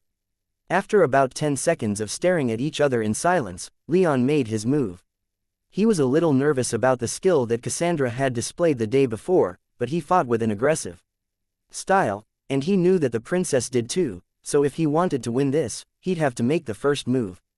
Backed with his 8th tier strength, Leon brought his sword down in an overhead cleave, which Cassandra nimbly deflected. Fortunately, Leon hadn't committed entirely, so he was able to throw himself back and avoid the milk-white blade of Cassandra's training sword. Leon then followed up with another slash, which Cassandra blocked. She stabbed, and he deflected. He cut at her front leg, but she stepped back and barely avoided it. She slapped his sword away with hers, then stepped back in with a vicious swing at his head. He raised his blade and blocked, then pushed back against her, locking their blades together. The two pushed and pulled, their swords tangled, and their spar turned into a grapple. Leon twisted and pushed, trying to knock Cassandra off balance. Cassandra braced and responded in kind. Leon stepped in and tried to get a foot behind hers that she would trip over, but she gave enough ground to retain her balance, while a quick twist of her upper body had Leon straining, and ultimately succeeding, to hold onto his own sword. Leon eventually just threw himself into her, finally knocking her back and disentangling their swords. In an instant, he was back on her, trying to exploit the moment of vulnerability he'd created as she moved to regain her balance. She barely managed to fend him off, and then they were back where they were in the beginning. This back and forth went on for several minutes, but Leon and Cassandra moved with great speed. Leon was a lightning mage and she was a light mage, both were extremely fast even without using elemental magic. They were both incredibly strong, too, and their every crossing of swords shook the training room and rang throughout the ship. But they couldn't keep fighting like that forever, and something had to give. That something turned out to be their weapons. Barely 5 minutes into their spar, they both separated, their eyes wide, their minds strained, and their swords cracked and blunted. They'd exchanged blows more than 1,000 times in those 5 minutes, and the force of their clash had ruined them. Leon stared at Cassandra for a long moment, knowing she'd seen the same thing he had, but wondering just how she was going to take it. He slowly began to relax, and was relieved to see her do the same. With some certainty that their first spar was now over, he pried his eyes off of her and analyzed the damage done to his sword. The enchantment was failing, the milk-white metal now a dull gray. The edges were always blunt, but the blade now featured numerous cracks and chips, some big enough to compromise the blade's integrity. I think we went a little too hard, Leon said, displaying his ruined sword for Cassandra to see. I think you're right, Cassandra replied, looking a little awkward and apologetic as she showed Leon her weapon, similarly ruined. I'll arrange for some replacements, this is my fault. Nonsense, Leon responded with a wave of his hand. These aren't expensive, and this is kind of what they're made for.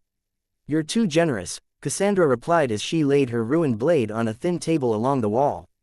Leon did the same. So, Cassandra said as they set aside their training weapons. What now? That was a little disappointing and not at all satisfying. So, should we find someplace to stop and head out into the wild? Find some place that doesn't have many people, where we can actually use our magic and see who's the stronger. No, Leon replied with a look of distaste. I'm certainly eager to see the result, but I'd rather not stop for something so trivial. No offense. Cassandra scowled at him, but nodded. Yeah, I figured. That was only a suggestion. Leon sighed. We're heading into your proto-forest, so don't worry about it too much. I'd be willing to guess that we're going to be using our magic plenty in the days to come.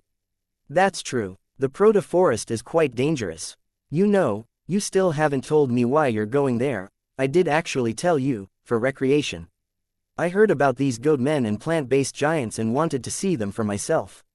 Reminds me quite a bit of where I came from. Oh, do they have such creatures in the north? There aren't any goat men, but there are several tribes of stone giants living in the border mountains between the Bull and Talfar kingdoms. In the northern vales north of the Bull kingdom, there are deep forests filled with ice wraiths and tree sprites. There are enough people around in the north that most creatures that pose much risk have been hunted to extinction, but there are still a few around if you know where to look. That sounds quite interesting. I might have to visit the north sometime. Maybe you ought to come with me and show me around. Leon chuckled as he leaned up against the wall opposite the windows and stared out at the forest city that lined the banks of the Nilos River. I'd consider it, assuming I ever found the time. I have to admit to some curiosity to seeing how the Bull Kingdom has been doing these past few years, and I'd certainly love to see the place I grew up again. Your family were nobles, right? In royalty even before that? Leon nodded. We were, though I never really saw much of it. For the most part, I lived in a place that even the northerners considered barbaric. That's hard to believe, Cassandra replied with a deep frown of thought. I do believe you, but your clan once ruled this plane. It's hard to comprehend such a fall. Now it's just me, Leon said. He had to carefully control his face to keep a sad smile from spreading across it, but he guessed that Cassandra got his emotional state anyway from his tone alone. She gave him an odd look that seemed both pitying and confused, but it was hard for him to say. You fight like them? She asked. I do. My father told me that my fighting style has been passed down for a long time, and from what I've been able to see from Thunderbird clan ruins that I've seen, that's been true. Have you been to many of these ruins then? Leon laughed. No, but enough, and all that I've been to are essentially just ruins, now. Are you sure about that? Cassandra asked challengingly as she gave him a hungry look. Quite a shame. I've never seen appreciable ruins. Just some broken stones and architecture. I would have loved to see a ruin, any ruin, really that's still intact enough to make an adventure out of. It does tickle the imagination, doesn't it? The idea that there's something incredibly old just waiting to be discovered, something our ancestors once had at least some measure of control over, but which has since been lost to time. There aren't many places like that left in Eterna. None, I think, in the empires. Leon stared out of the window for a long moment, contemplating her words. He'd seen Thunderbird clan ruins in the north, one of which held a demon. In another, he'd found the ghost of an ancestral uncle. A third was protected by stone giants and held an enchantment array that helped boost him to the 5th tier, and the fourth held a huge library that his house had maintained in the Bull Kingdom for millennia. After coming to the Ilian Empire, he'd found many other ruins, most of them little more than ruined stone, but he had found 2 labor golems in one. Aside from the ruins of his clan, he'd also delved into long-forgotten ruins of the Serpentine Isles, built by people that predated his clan's dominance over the plane. He shivered as he remembered the primal god forcing its way into his soul realm, and the long crawl he, Maya, and Gaius had to endure to get through that underground temple on the 3rd island. That golden colossus is still in my soul realm, isn't it? He reminded himself, and a quick glance inward confirmed that it hadn't moved from the place where he'd left it. There are still places left on this plane that haven't been discovered, he said aloud. Places with hidden and forgotten powers. Places that are practically begging to be discovered. You sound so confident in that, Leon Rame. Is there something you'd like to tell me? Cassandra shot him a knowing look, but Leon shrugged. Nothing specific, really, just that if you really want to explore this plane, then there's no shortage of places to discover. My wife told me of the Isle of Empty Promise following our bet. That place seems promising, it also seems like a death trap. No one who's ever gone there has lived. Just my point. There are still places waiting to be discovered. Places that no one has ever managed to breach. If adventure is what you crave, then it's there for you to find, you just have to put in a little bit of work. Are you saying I don't work hard enough? I'm saying if all you're looking at is your own empire, then of course you're not going to find anything worth exploring, it's all already been explored. My clan fell here 80,000 years ago. That's a mind-bending amount of time, so much time that there can't be many places built by my ancestors that remain undisturbed. However, Leon gave her a smug smile. Time on this plane didn't start with my ancestors. How much do you know of those who came before the Thunderbird arrived on this plane? Cassandra frowned again. Not much. 80,000 years is a long time, and what they built hasn't lasted that long. Besides, I think your clan destroyed much of what was here when they invaded. She gave him an accusing look, and he smiled awkwardly. Not everything, though, Leon replied. There are still many places in the world that retain bits and pieces of their culture before my clan arrived, little, tiny remnants of the people they used to be and the magics they once wielded. If it's adventure and discovery that you seek, there's no shortage of both to be found in Eterna. Cassandra just stared at him, a strange look in her eyes. I'm a princess, adventure beyond the borders of my empire isn't available to me. Leon nodded, understanding what she meant. The more power she had, the more responsibilities she had to her people. She was a princess and an 8th-tier mage, but he supposed she likely had enough duties to keep her squarely in the sacred Golden Empire. Duties such as escorting dignitaries and people like him around, he noted. Looking at it from this angle, he was almost glad that Cassandra was accompanying them to the proto-forest. If she wanted adventure, he had a sneaking suspicion that that was what she was going to find with his people. So, anyway, Leon said, changing the subject after a long and somewhat awkward pause, I have some questions for you, unless you want to get back to sparring. Cassandra grinned. We can always fight later, what questions do you have? Leon grinned back, but paused again, wondering just what he wanted to ask first. I hope it's not too personal, he said, but I was wondering what you thought of your grandmother offering you to me. I mean, I don't want to offend, but as I said at the time, I'm really not looking for any more partners. But I couldn't help but be a little curious as to what you thought about the matter. Cassandra stared at him, a playful look crossing her face. What, are you asking me to say that you're wonderful in everything a girl could want in a man and that I want nothing more than to offer you my virtue? Leon cringed slightly and shook his head. I wasn't asking for you to prop up my ego, I don't need that kind of thing. I was more wondering about your side of the offer, if you were upset at all by your grandmother's treatment of your future. Is this sort of arrangement common in your empire? Marriage alliances aren't uncommon, Cassandra said. I always kind of thought that I would get to choose my partner, but for me, my empire comes before my happiness. If my grandmother believes that marrying you would be to the empire's benefit, then I would go along with it without question. Leon nodded again. She hadn't seemed all that into it at the time, but he supposed she did go along with it without question, at least, without question in front of him. He saw no reason to continue pressing for details, though. All right, if you don't mind me changing topics again, how are you liking sunlight so far? Leon Rame, Cassandra exclaimed, sounding mockingly scandalized. You say that you need no propping up of your ego, yet you so transparently fish for compliments. Leon sighed and resigned himself to receiving a bit of mocking for every question he wanted to ask. Then, he shook his head again and clarified, you have the smith himself in front of you. If there was anything you wanted fixed about your weapon, then this is the time to say so. I'm very happy with sunlight, Cassandra replied, her tone turning more serious. It's honestly one of the finest weapons I've ever had the pleasure of wielding. I don't even know what I would change if I had to, though. It fits in my hand perfectly, its power aligns with mine so well that I can hardly comprehend the idea that you didn't tailor-make it for me, and when I wield it, it feels like it's an extension of my being.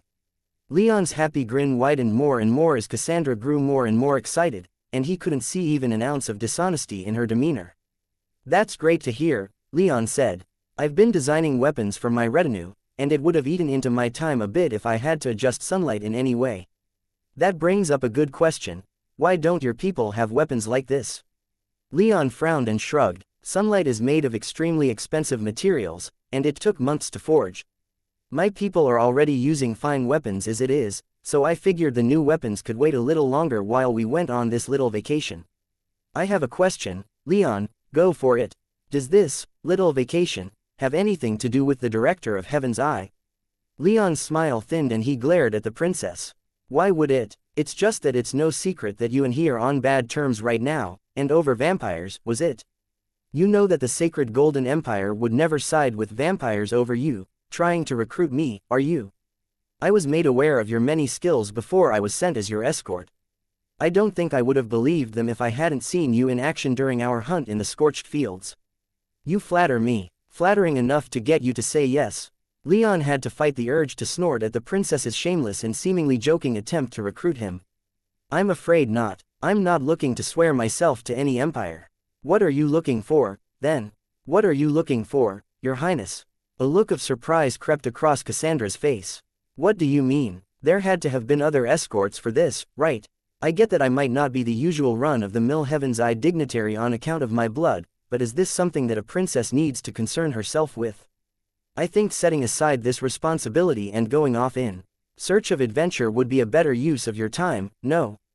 If I didn't know better, Leon Rame, I might think you were trying to get rid of me. Is what you're looking for in that forest so valuable that you can't stand the thought of it falling into the hands of my empire? Leon chuckled and looked away. He was looking for a hidden legacy of his clan. She was here to watch him and quite possibly take whatever it was that he found, while also trying to entice him to join her empire.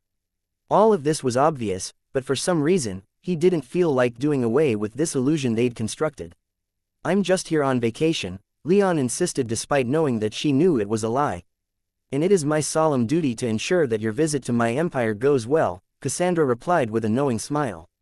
They stared at each other for a long moment, then decided to return to sparring. Unfortunately, neither of them won decisively despite using their non-elemental magic. But still, Leon had fun. He was testing himself against a strong opponent, and without the headaches of responsibility to those under his command, the possibilities of death, and the dire consequences of failure, fighting like this was immensely enjoyable. Barely a minute after they ended their sparring session, Leon was already looking forward to the next one. Chapter 730. Reaching the Proto-Forest. The Proto-Forest. Leon could see it from the Nilos River with his magic senses. Even from a distance of less than 200 miles, he could see it was deep, dark, and wild. He couldn't see any goat men or plant giants, but what he could see spoke of little human habitation. He couldn't wait to get there. The scorched fields were a good distraction, but with the wyverns demanding his attention, he hadn't been able to savor being out in the wilds. Now, however, he was just a day or two away from entering a primeval forest the likes of which he hadn't seen since moving through the jungles of the Serpentine Isles. The banks of the Nilos River were quite built up even this far north, but the thickness of the sacred Golden Empire's forest city was much less than it was further south. This far north, there weren't even that many farms outside of the city's western limits, either the cultivated fields only extended about 5 or 6 miles past the suburbs. Beyond those fields lay the Proto-Forest. It had been about a week since they left Evergold, a fairly leisurely pace for moving along the river, but riverine traffic had been fairly bad, even with extensive, and extremely advanced, Evergolden canals built up just about all along the river's length. Getting the yacht this deep into the Empire hadn't been easy, and for that, Leon greatly commended Anshu's navigational skills. But they'd gone as far as they could on the yacht, now they had to disembark and proceed under their own power. Fortunately, they all had flight gear, so Leon estimated that they'd reach the Proto-Forest less than an hour after taking off. The only problem there was Cassandra and the rest of the Imperial escort. Leon knew that his group wasn't going to be left alone, and they couldn't very well just abandon their escorts without causing serious diplomatic trouble. As a result, after docking the yacht in a private Heaven's Eye dock, Leon and his group were forced to stop for a couple more days while Cassandra arranged transport for the rest of the escort, which currently numbered more than 200, though those that actually accompanied his retinue into the forest were not likely to number more than 2 or 3 dozen, the princess had assured him. The need to stop had annoyed Leon at the time, but after a while, he grew to appreciate the moment to rest. It gave him a few extra days to finish his designs on something new that he was dying to try out, and to use the smithing equipment he'd brought with them from Oculara to forge it. All of that equipment took up quite a bit of space in his soul realm, and storing and retrieving all of it there was fairly uncomfortable given the size of the tools. It wasn't lost on Leon at all that he wouldn't even need such tools if his skill in earth magic was greater, and during his training sessions, he focused as much as he could on increasing his skill with the element. He didn't notice any improvements, but it hadn't been that long since he'd left Oculara, so he wasn't that discouraged in his lack of progress. Instead, he was much more interested in his magical progress outside of earth magic. For one, he'd managed to purposely conjure black fire again, though it hadn't lasted any longer than it had previously. He was a little disappointed in the result, but he took much comfort in the simple fact that having reproduced the feat meant that he'd be able to reproduce it again. More importantly than that, though, was the fact that his soul realm was back to growing. Under the tutelage of the Thunderbird, he'd already added a mile onto the radius of his soul realm. Most importantly of all, however, was the artifact that he'd finished forging while waiting for Cassandra's escort to work out their logistics. It was a fairly ugly thing, lacking any adornments, but Leon wasn't one to make his prototypes look good. It looked like little more than a ring of black iron, but it had been inscribed with hundreds of runes, giving it a kind of stark beauty despite its lack of embellishment or aesthetic shape. That ring had a relatively small slot built into it from which the runes spiraled, though that slot was currently empty. The ring was quite large, being too large to even fit tightly over a bodybuilder's arm, but it wasn't meant for a human arm. It was designed for something else entirely. Leon stood in the courtyard of the small Heaven's Eye guest house. The city they were in was fairly small by imperial standards, so while Heaven's Eye had a huge local branch, their guest house was a little smaller than many of the others that Leon had stayed in. Still, it gave him the privacy he needed, with the guest house's powerful security wards extended even over the courtyard, ensuring that no one outside of the guest house could see what he was doing or hear what anyone in the courtyard might be saying. However, that didn't mean that everyone was comfortable with what he was about to do. "Are you sure about this?" Elise hesitantly asked, looking to Valeria and Maya for a little support. Aside from them, Leon and Anzu were the only other ones present, and even then, Anzu was only casually watching as he laid in the courtyard's grass, bathing in the sun. "It's fine," Leon assured his wife. "At this point, what do we have to lose? It's not like seeing me transform would be that great of a shock for people who already know my ancestry." "It's still better not to let those who are not with us know," Maya whispered as she pointedly looked at Leon. "You're preaching to the converted," Leon replied. "Why do you think I'm doing this here and not out in a public square?"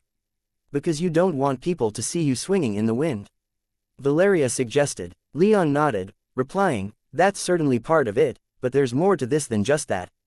There's a difference between not caring who sees and not wanting to advertise my abilities." "This is still risky," Elise protested. "I'd prefer if you waited to test that thing until we were more certain of our privacy. Even if Princess Cassandra knows about you, we don't know about everyone else in the city, and who knows how they might react to seeing a gigantic 8th-tier bird flying around their city. Have some faith in my work, please," Leon pleaded, and he walked over and took his wife in his arms. He gave her a quick kiss, and her worried demeanor thawed slightly. "Besides, it's not like I want to go flying around the city, I just want to test this thing, and I don't need to leave the courtyard to do that." With that, Leon pulled his clothes back into his soul realm and activated his transformation enchantment, moving before any more worries could be voiced. In a matter of seconds, he was standing before his family in his avian form, towering over them, the gold of his beak and flecked within his feathers glittering in the afternoon light. Then he summoned the iron ring around one of his legs. It was a little loose, but it fit around his leg securely enough, so even if he were to ball up his talons, the ring wouldn't slip off. For a prototype, that was really all he needed. Into the ring's slot he summoned his enchanted black opal. It fit perfectly into the ring's slot, and Leon let a trickle of magic power enter the ring. The runes along the iron band flashed with light for a moment, and he could feel the enchantment in the ring turning his element-less magic power into darkness magic which began to spread around him. It wasn't enough magic power to do anything, but it was enough for him to know that the ring was functioning as well as he could expect for such a small amount of power. He slowly built up the charge, feeding the enchantment more and more power, and soon enough, he found his avian body fading from sight as darkness obscured it. Good, he thought to himself. Now for the moment of truth. Given his size in avian form, he either needed to exert great physical power in order to fly, or use wind magic. He hoped that using such magic wouldn't overly disturb the invisibility, and he wasn't going to leave that to chance. So, he summoned his wind magic and beat his wings a few times, just enough to lift off the ground and fly a few dozen feet through the courtyard. Immediately, he felt the enchantment wavering, but it still held, if only just. He couldn't physically do so since he now had a beak, but inside, Leon frowned. He gave it a few more tests to ensure that what he was sensing wasn't a fluke, and came to the same relatively disappointing conclusion every time. Soon enough, Leon dropped the invisibility, changed back into his human form, and clothed himself. So, how was it? Elise asked as she and the others surrounded Leon and pelted him with inquiring looks. Leon scowled and said, "Good enough, I suppose. Not as good as I'd hoped. Better than I feared, at least." Valeria, a thoughtful look crossing her face, guessed, "You could fly." The way she asked made Leon think she'd already landed on the reason for his subdued reaction. Answering her, he said, "I could fly well enough with the enchantment functioning. The problem is with the power requirements and the rather shaky shroud. If I had to make an estimate, I'd say that the invisibility shroud will hold for about 15 minutes before cracks start to appear. At that point, there would be limited point in continuing since it would take only one wave of magic senses to see through those cracks. Our enemies will almost all have magic senses," Maya whispered. Leon gravely nodded. "That's not all, though. Given what I could sense, the shroud was shaky enough that just flying around was enough to slightly disturb it. Not enough to make it fall, but enough for me to know that attacking anyone without a better shroud will make it dissipate." "So no flying around invisibly attacking our enemies?" Valeria cheekily asked. "No," Leon confirmed. Finally, he said, "It also suffers from the same problem as the rest of our invisibility gear. If it comes into contact with foreign magic in high enough quantities, it'll be dispersed." "How high is high enough?" Elise asked. "Any enchanted item that I wasn't wearing or touching at the time the shroud was put into place," Leon explained. "Any magical attack, basically anything that has greater magical power than the magic all around us. You can make improvements, though," Elise said, though the way she looked at him made him think it was a question despite her definitive tone. "I think so," Leon murmured as he mulled the problem over. "This is only a prototype, but," as he trailed off, Valeria picked up on his meaning. "Your invisibility enchantment is designed for someone of your size, and simply making it bigger doesn't mean it'll work the same way." "Exactly. I need to redesign it to work with my Thunderbird body, and that'll take time. Time we don't have right now." As he spoke, he cast his gaze toward the front of the guest house, where he'd noticed an imperial convoy had just arrived. A moment later, Cassandra hopped out of the fanciest of the horseless carriages and, flanked by about 24 guards, marched toward the guest house's front door where the Heaven's Eye staff were already scrambling to prepare themselves as much as they could. "Looks like our escorts have finished getting their shit together," he said.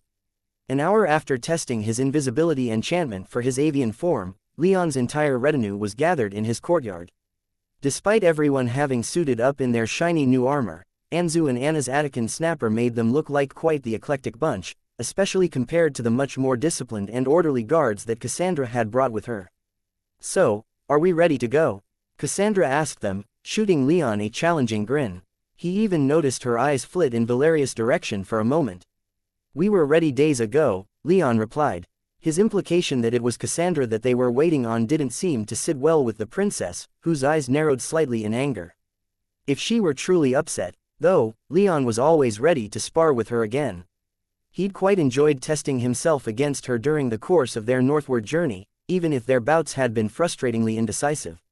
He almost thought she was going to challenge him to a fight right then and there given how dark her expression turned, but then she smiled, looking for all the world like the model prim and proper princess. A heavily armored prim and proper princess, at that, as she was wearing the golden armor that she'd primarily donned during the wyvern hunt, though draped around her shoulders was the golden cloak she'd taken from the black wyvern's horde. Moving on, Cassandra informed them, "I've secured special dispensation for all of you to fly to the edge of the proto-forest. I and my guards will be escorting you there. You're only allowed to fly to your destination, so stay with the group. Half of us will fly in front, and the other half will fly in the back.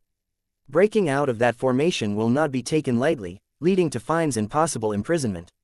Leon smiled and nodded in acknowledgement. "We'll behave," he said. "You'd better," Cassandra responded, looking like she wanted nothing more than to explain in graphic detail exactly what would happen if they didn't, and how much she wanted them to test her. Without another word, Cassandra began to lift into the air, her 8th tier magic allowing her to fly without the aid of any flight gear. The rest of her group, 24 armed and armored women between the 5th and 7th tier, however, began to rise into the air under the power of Leon's latest flight belts, which had him staring in shock. I didn't think those were being widely sold yet, Elise whispered to him. Cassandra heard her, and before Leon could respond, explained, we bought these as soon as they were put on the market. They're not being sold at scale yet, though, so my empire was only able to get our hands on about 100 so far. Impressive, Leon replied. She'd had to commandeer almost a quarter of the entire empire's flight belts for this journey. He knew that they had many hundreds of other flight suits he'd developed during the past 10 years, though, but it still spoke volumes about the importance that the empire was placing on this journey to commit such resources to it. I'd offer you some of these belts, but it seems you don't need them, Cassandra said almost dismissively. Leon smiled as the rest of his retinue rose into the air. He'd built flight enchantments into their armor, so they didn't even need the belts. Getting the Attican snapper to fly had been a little trickier, but the flight belt it was wearing combined with the perfect mental dominance that Anna had over it thanks to the onyx bracelet meant that it could fly well enough to keep up. Anzu, however, was circling their group, his blood-red eyes fixed on the snapper as if he were expecting it to lash out. Leon then followed the rest of his retinue and rose into the air, his magic seizing control of the air around him and lifting him up almost effortlessly. He had to resist the urge to tell Cassandra that he'd created the flight belts they were in front of her guards, and as much as he might want to throw her words back in her face, he didn't want to humiliate her in front of her entourage. That wouldn't end well for anyone. Lead on, Your Highness, Leon said, and with a haughty smile, Cassandra rose into the air, followed closely by a dozen of her guards.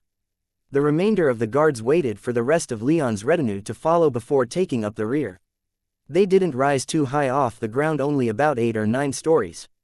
The massive palatial trees around the Nilos River meant that the city practically had a ceiling made of leaves and branches, so they couldn't just fly into the sky without breaking through the canopy.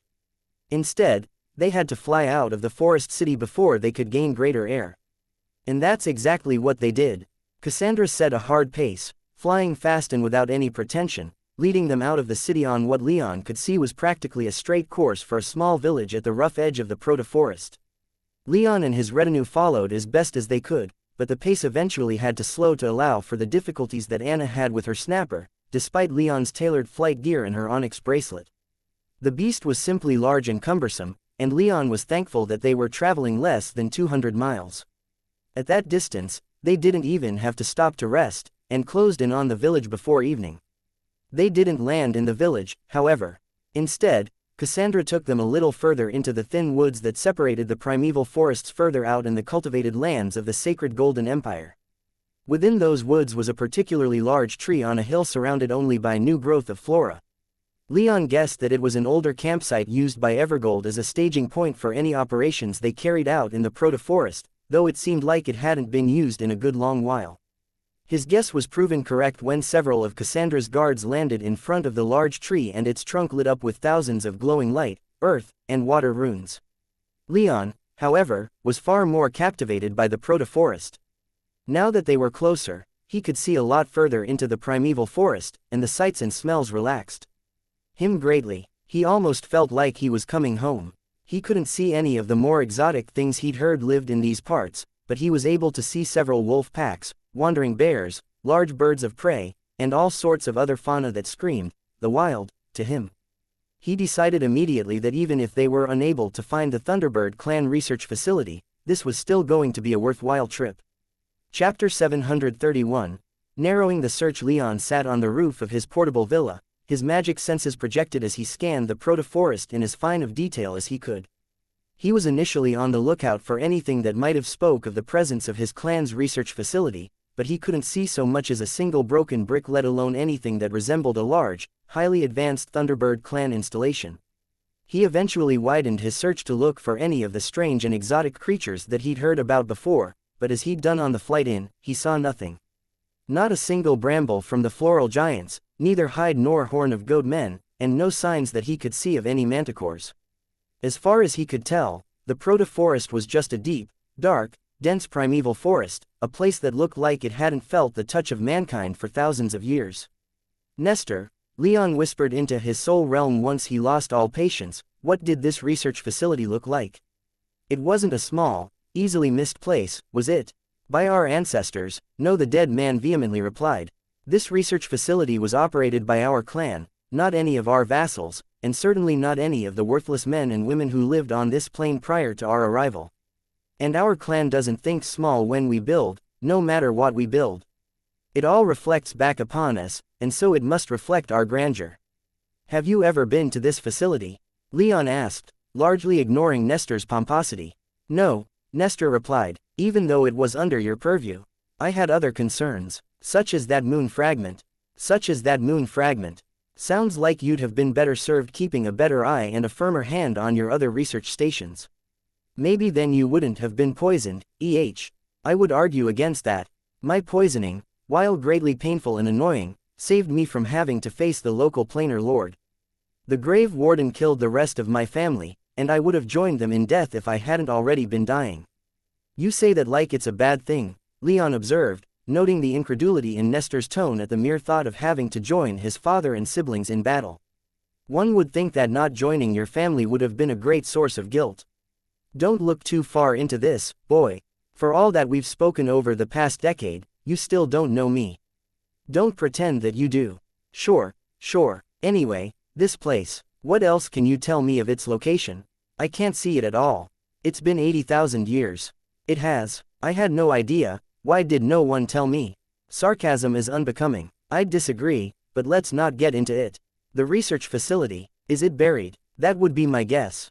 No land is static and unchanging, and even just with the trees and other flora growing, living, and dying around it, our research facility would have been buried a long time ago. And that's assuming it wasn't destroyed before our vassals fled this plane. Leon frowned, recognizing the distinct possibility.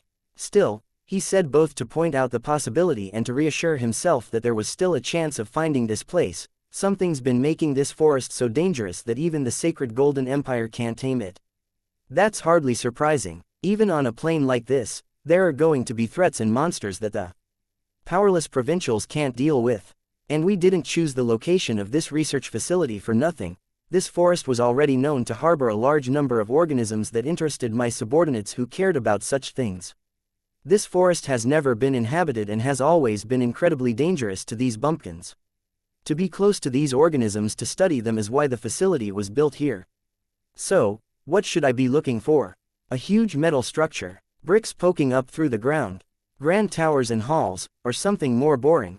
First of all, because we're not stupid enough to try and build a secure facility entirely above ground, a significant portion of the research facility was built underground even back then. Helps to keep the more dangerous samples under lock and key, you see. So there wasn't much above ground to begin with. What as below ground would look quite similar to what you saw on the top floor of my lab. Leon nodded, remembering the underground lair that Nestor had constructed for himself. Perhaps it was their Thunderbird blood crying out in protest, but his clan had always seemed to enchant their structures to appear to be outside, using light projections and even wind enchantments to simulate the outdoors. Building underground was undeniably safer for secure facilities, but Leon could easily understand the need to pretend they were outside. He wasn't that fond of boxing himself in, either. So, his expectation of finding another facility with the shiny gray metal and trapezoidal hallways solidified. Nestor continued, the above ground of our research facility, however, would have been built out of more local materials, so as not to overly disturb the local flora and fauna. There would have been no roads leading to the research facility, with the only access open to it being the air. Ignoring the latter statement for the moment, Leon asked, am I looking for wood or stone, then? A mix of both, Nestor answered. Both would have been used depending on the section of the facility that was being built. Leon frowned and asked, would anything wooden have even survived so long? It has been, as you so helpfully reminded me, 80,000 years, unlikely there would be much to find, Nestor answered. Everything would have been enchanted, so there's still a chance, but you should be on the lookout for stone. Get a look at the local stone and that's about to expect. Leon glanced at a few hills and rivers cutting through the forest, noticing that there were a few stones exposed to the air here and there, though he had to look pretty hard given just how thick the flora was. Just about everything he saw was either plant or dirt, and even the few stones that he could see were nearly entirely covered in thick green moss. It was hot and humid in this part of the plain, though as an 8th-tier mage, Leon was hardly bothered by either of those factors. I'm not seeing much here that would warrant building a research facility, though, Leon observed. Has the forest changed that much in these millennia? Powerful things don't always advertise their power, Nestor replied didactically. Oftentimes, especially in the wild, many things of interest will hide themselves for protection. Leon nodded, not needing Nestor to explain that much to him. It had just been a passing thought, but as he turned it over in his head, the more sense it made. Back in the forest of black and white, he rarely saw powerful alchemical plants, and even rarer still were powerful beings. For the most part, such creatures and materials would either be discovered and eaten by something, or they'd find some way to hide. He thought specifically of the Gorgon and the ice wraiths. He didn't think that he'd be able to find many ice wraiths even as he was now. If the sun were in the sky, they didn't come out during the day. Likewise, the Gorgon was usually minding her own business, ruling her river nymphs while one with water at least, as far as he knew. He had no idea what she might be doing now that she'd found the cure to Gorgonism, but at least knew that she was probably out of sight. It was an understandable defense mechanism. Advertising power was a good way to attract rival power, and out in the wilds, without the benefits of magical healing, every fight could be a creature's last, or at least leave it so injured that its future survival chances were diminished.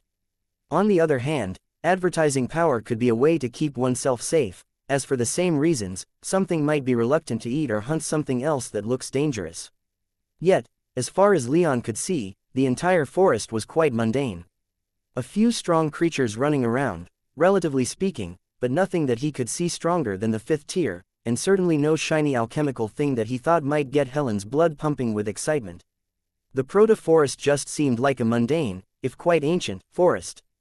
So, you didn't pay much attention to what is being studied here, Leon repeated to Nestor. Correct, Nestor shamelessly replied. Do you have even the slightest clue what was being researched? Even if you weren't paying attention to progress reports.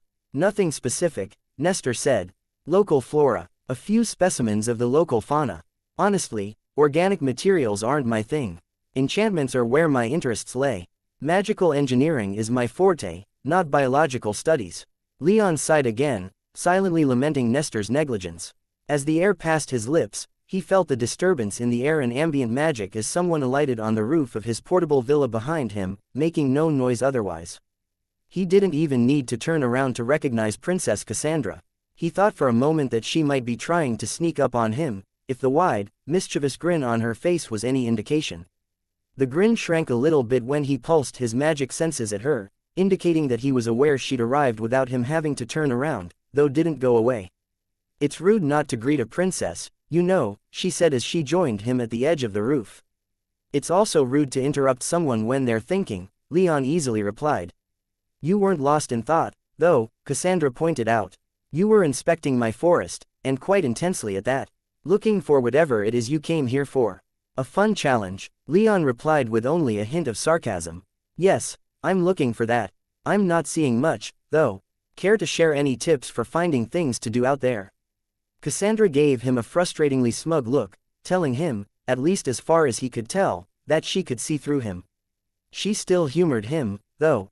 This question has been raised many times in the past, she explained. Many attempts to bring this forest under control have been made, and none have been successful.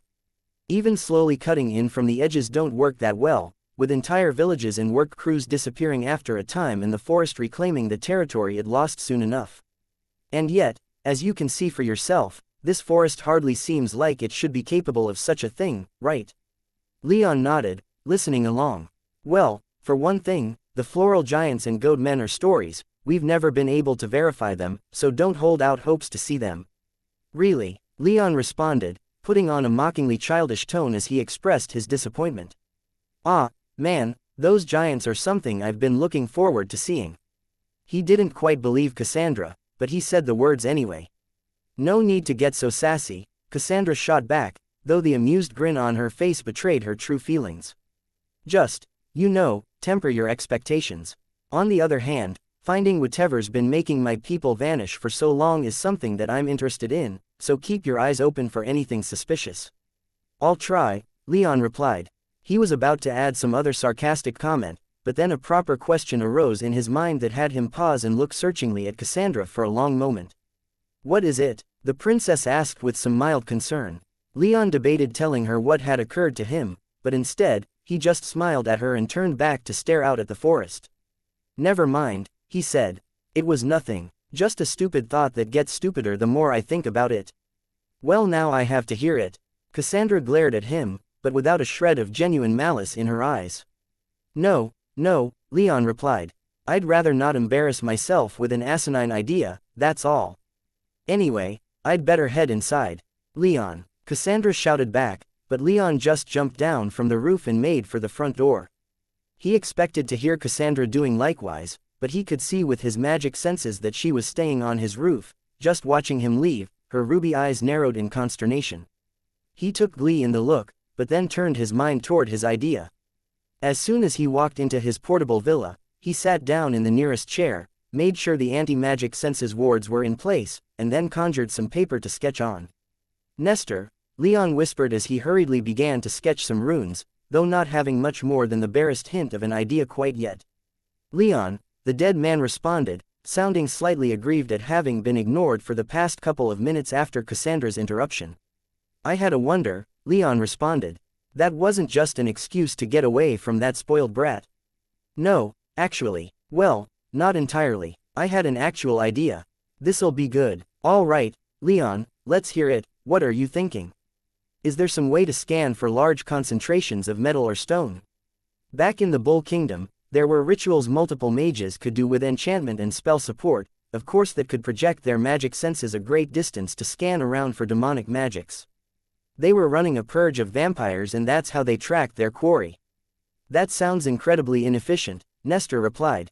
So many ways it could be subverted. Well, yeah, but just because it isn't likely to work for vampires who could be hiding where magic senses might not reach doesn't necessarily mean that a similar thing couldn't work for finding something inanimate, does it? Leon heard Nestor give one of the longest, tiredest sighs he'd ever heard. No, Nestor conceded, though it sounded like he struggled mightily to do so. No, it doesn't mean what you're asking is entirely impossible, if you're asking what I think you're asking. I want to see if I can use an enchantment to refine my magic senses to target only what I want them to target, so that I'm not stuck scanning through the forest on my own. Yeah, that's what I was afraid of. Well, it's not impossible, but it is incredibly difficult. How so? First of all, you know that magic senses don't penetrate solid objects that well, don't you? I do, Leon replied.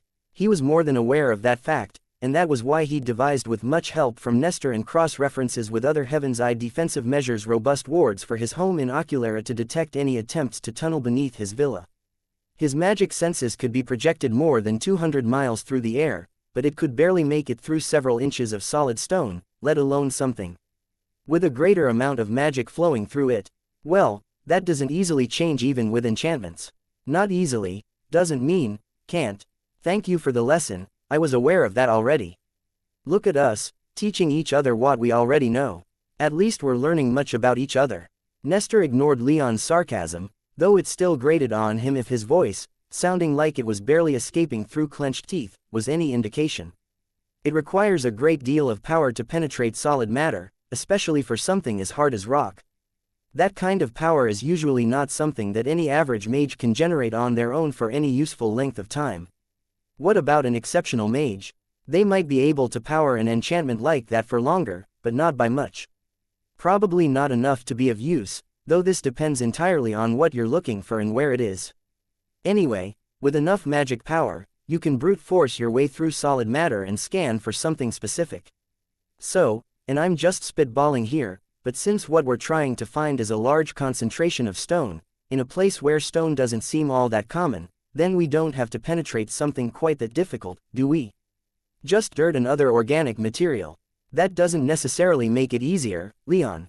Dirt would, admittedly, be easier, but living things that absorb the magic around them can interfere with such scanning. Leon scowled, but he pressed on, anyway. Would something like this be helped if we had a sample of local stone? You said that the stone used in construction would have been local. Yes, Nestor confirmed quite unenthusiastically. Even with powerful earth mages, local stone is always better. Then we get our hands on a local rock sample, whip up an enchantment to scan for other large sources of that kind of stone, and see what we can find. Maybe tune it so that it only scans the surface for any ruins that might be poking up out of the dirt, and only if that fails do we start trying to look underground. Nestor was silent for a long moment, but Leon's excitement at having an idea to latch onto didn't dissipate. This might work, Nestor conceded again, though it was like pulling teeth. This isn't going to be something just whipped up, though. Send the librarian over to me and be prepared to follow my instructions. This will take us until the morning, at the very least. Leon smiled, and got to work. The proto-forest may have seemed empty, but it felt good to have at least some way to narrow that down at least a little. Chapter 732, A Murder of Eagles. So these are the places we have to check, Leon said, marking down half a dozen spots on the map of the proto-forest that he'd identified. With Nestor's help, he'd used an ad hoc enchantment to project his magic senses and used his paltry command of earth magic to pull a rock out of the ground to use as a guide. Even with the enchantment, he couldn't penetrate that far into the ground, but he was still able to identify 6 different sites within the forest that possessed significant amounts of local stone above the ground. Unfortunately, when scanning those sites with his magic senses as normal, Leon was unable to see much beside overgrown forest, but he supposed that just meant that the stone he'd detected was close to the surface. How are we going to get there? Gaius asked, immediately jumping into problem-solving mode. I was thinking we could fly, Leon replied. I haven't been able to see any reason why we couldn't, though I think it'll still be prudent to proceed with all caution. Just because I can't sense any crazy monsters in the forest doesn't mean they don't exist. The Sacred Golden Empire has been unable to settle the forest in 80,000 years. For a reason. The rest of his retinue looked a little unsure, but nodded in acknowledgement. The most hesitant among them was Anna, and for that he could understand. Her Attican snapper could barely fly, and most certainly couldn't fight in the air. If they were attacked en route, then she'd have no choice but to retreat to the ground if she wanted to contribute at all to their response. As they were all processing what they had to do and studying the points on the map, the Sacred Golden Empire may not have been able to settle these lands, but they'd certainly done a good job mapping the region out, Valeria asked, and what will the Imperials be doing? Leon sighed and thought about it for a moment. I don't know, he admitted. I assume they'll be coming with, since I doubt they'd ever let us out of their sight. Let me get this straight, then, Alcander began with a confused look on his face. We're here looking for some secret research thing your family left here in ancient times, and we're just going to lead the Imperials right to it. Won't they try to take possession of it? Leon frowned slightly. It was a problem he'd thought about many times before, but fortunately, he'd been reassured many times by Nestor. It is something operated by my clan long ago, Leon replied. However, their mastery of enchantments was far greater than mine. They had ways to secure their property with blood. Even if our escorts were to follow us, and they probably will, that won't mean they'll have access to whatever is being stored there. Assuming anything's left, that is. I still don't like it, Alcander whispered. I'd prefer if we tried to ditch them somewhere. That's not going to happen, Marcus responded. We're in their lands. Even if they don't control the forest completely, they're not going to just sit back and wait for us to show back up if we were to slip away. They've deemed us people worth following, and they'll follow us no matter where we go. Best to get used to their presence. It is what it is, Leon said.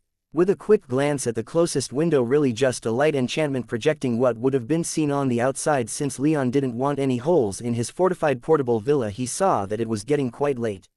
The sun was about down, and he still had some studying he wanted to see to. Get some rest, he commanded his retinue. We have a long flight ahead of us tomorrow, and probably more in the days after that. And who knows what else we're going to find out there, so be ready for a fight. With that, his short meeting came to an end, and everyone left to spend the night as they would. Leon, for his part, spent some time fulfilling his promise to sit and practiced his earth magic for a little while, and then finally spent the rest of the night with his lovers. This is a bold choice, I have to say, Cassandra said as Leon and his retinue assembled, his portable villa safely ensconced within his soul realm once more. The tree that the princess had spent the night in was the Sacred Golden Empire's version of a portable villa. This specific one wasn't moved, acting as a ready camp for any official Evergolden business within the forest, but Cassandra's escorts had brought with them a seed for a palace tree, and some of those with her could their mastery of nature magic to cause it to grow in less than an hour into a tree more than large enough to accommodate the entire escort unit. Now that they were getting ready to move, Leon had, up until this moment when Cassandra had come up to him and his retainers, been watching the Evergolden camp being packed up. The mages who'd activated this tree were busy essentially mothballing it.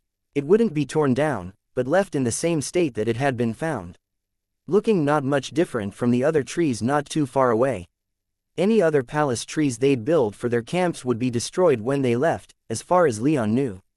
The tree would be killed by the mages who'd so rapidly grown it, the original seed would be retrieved to be used again, and the dead tree would, with a little magical encouragement, rapidly decompose and feed the local ecosystem.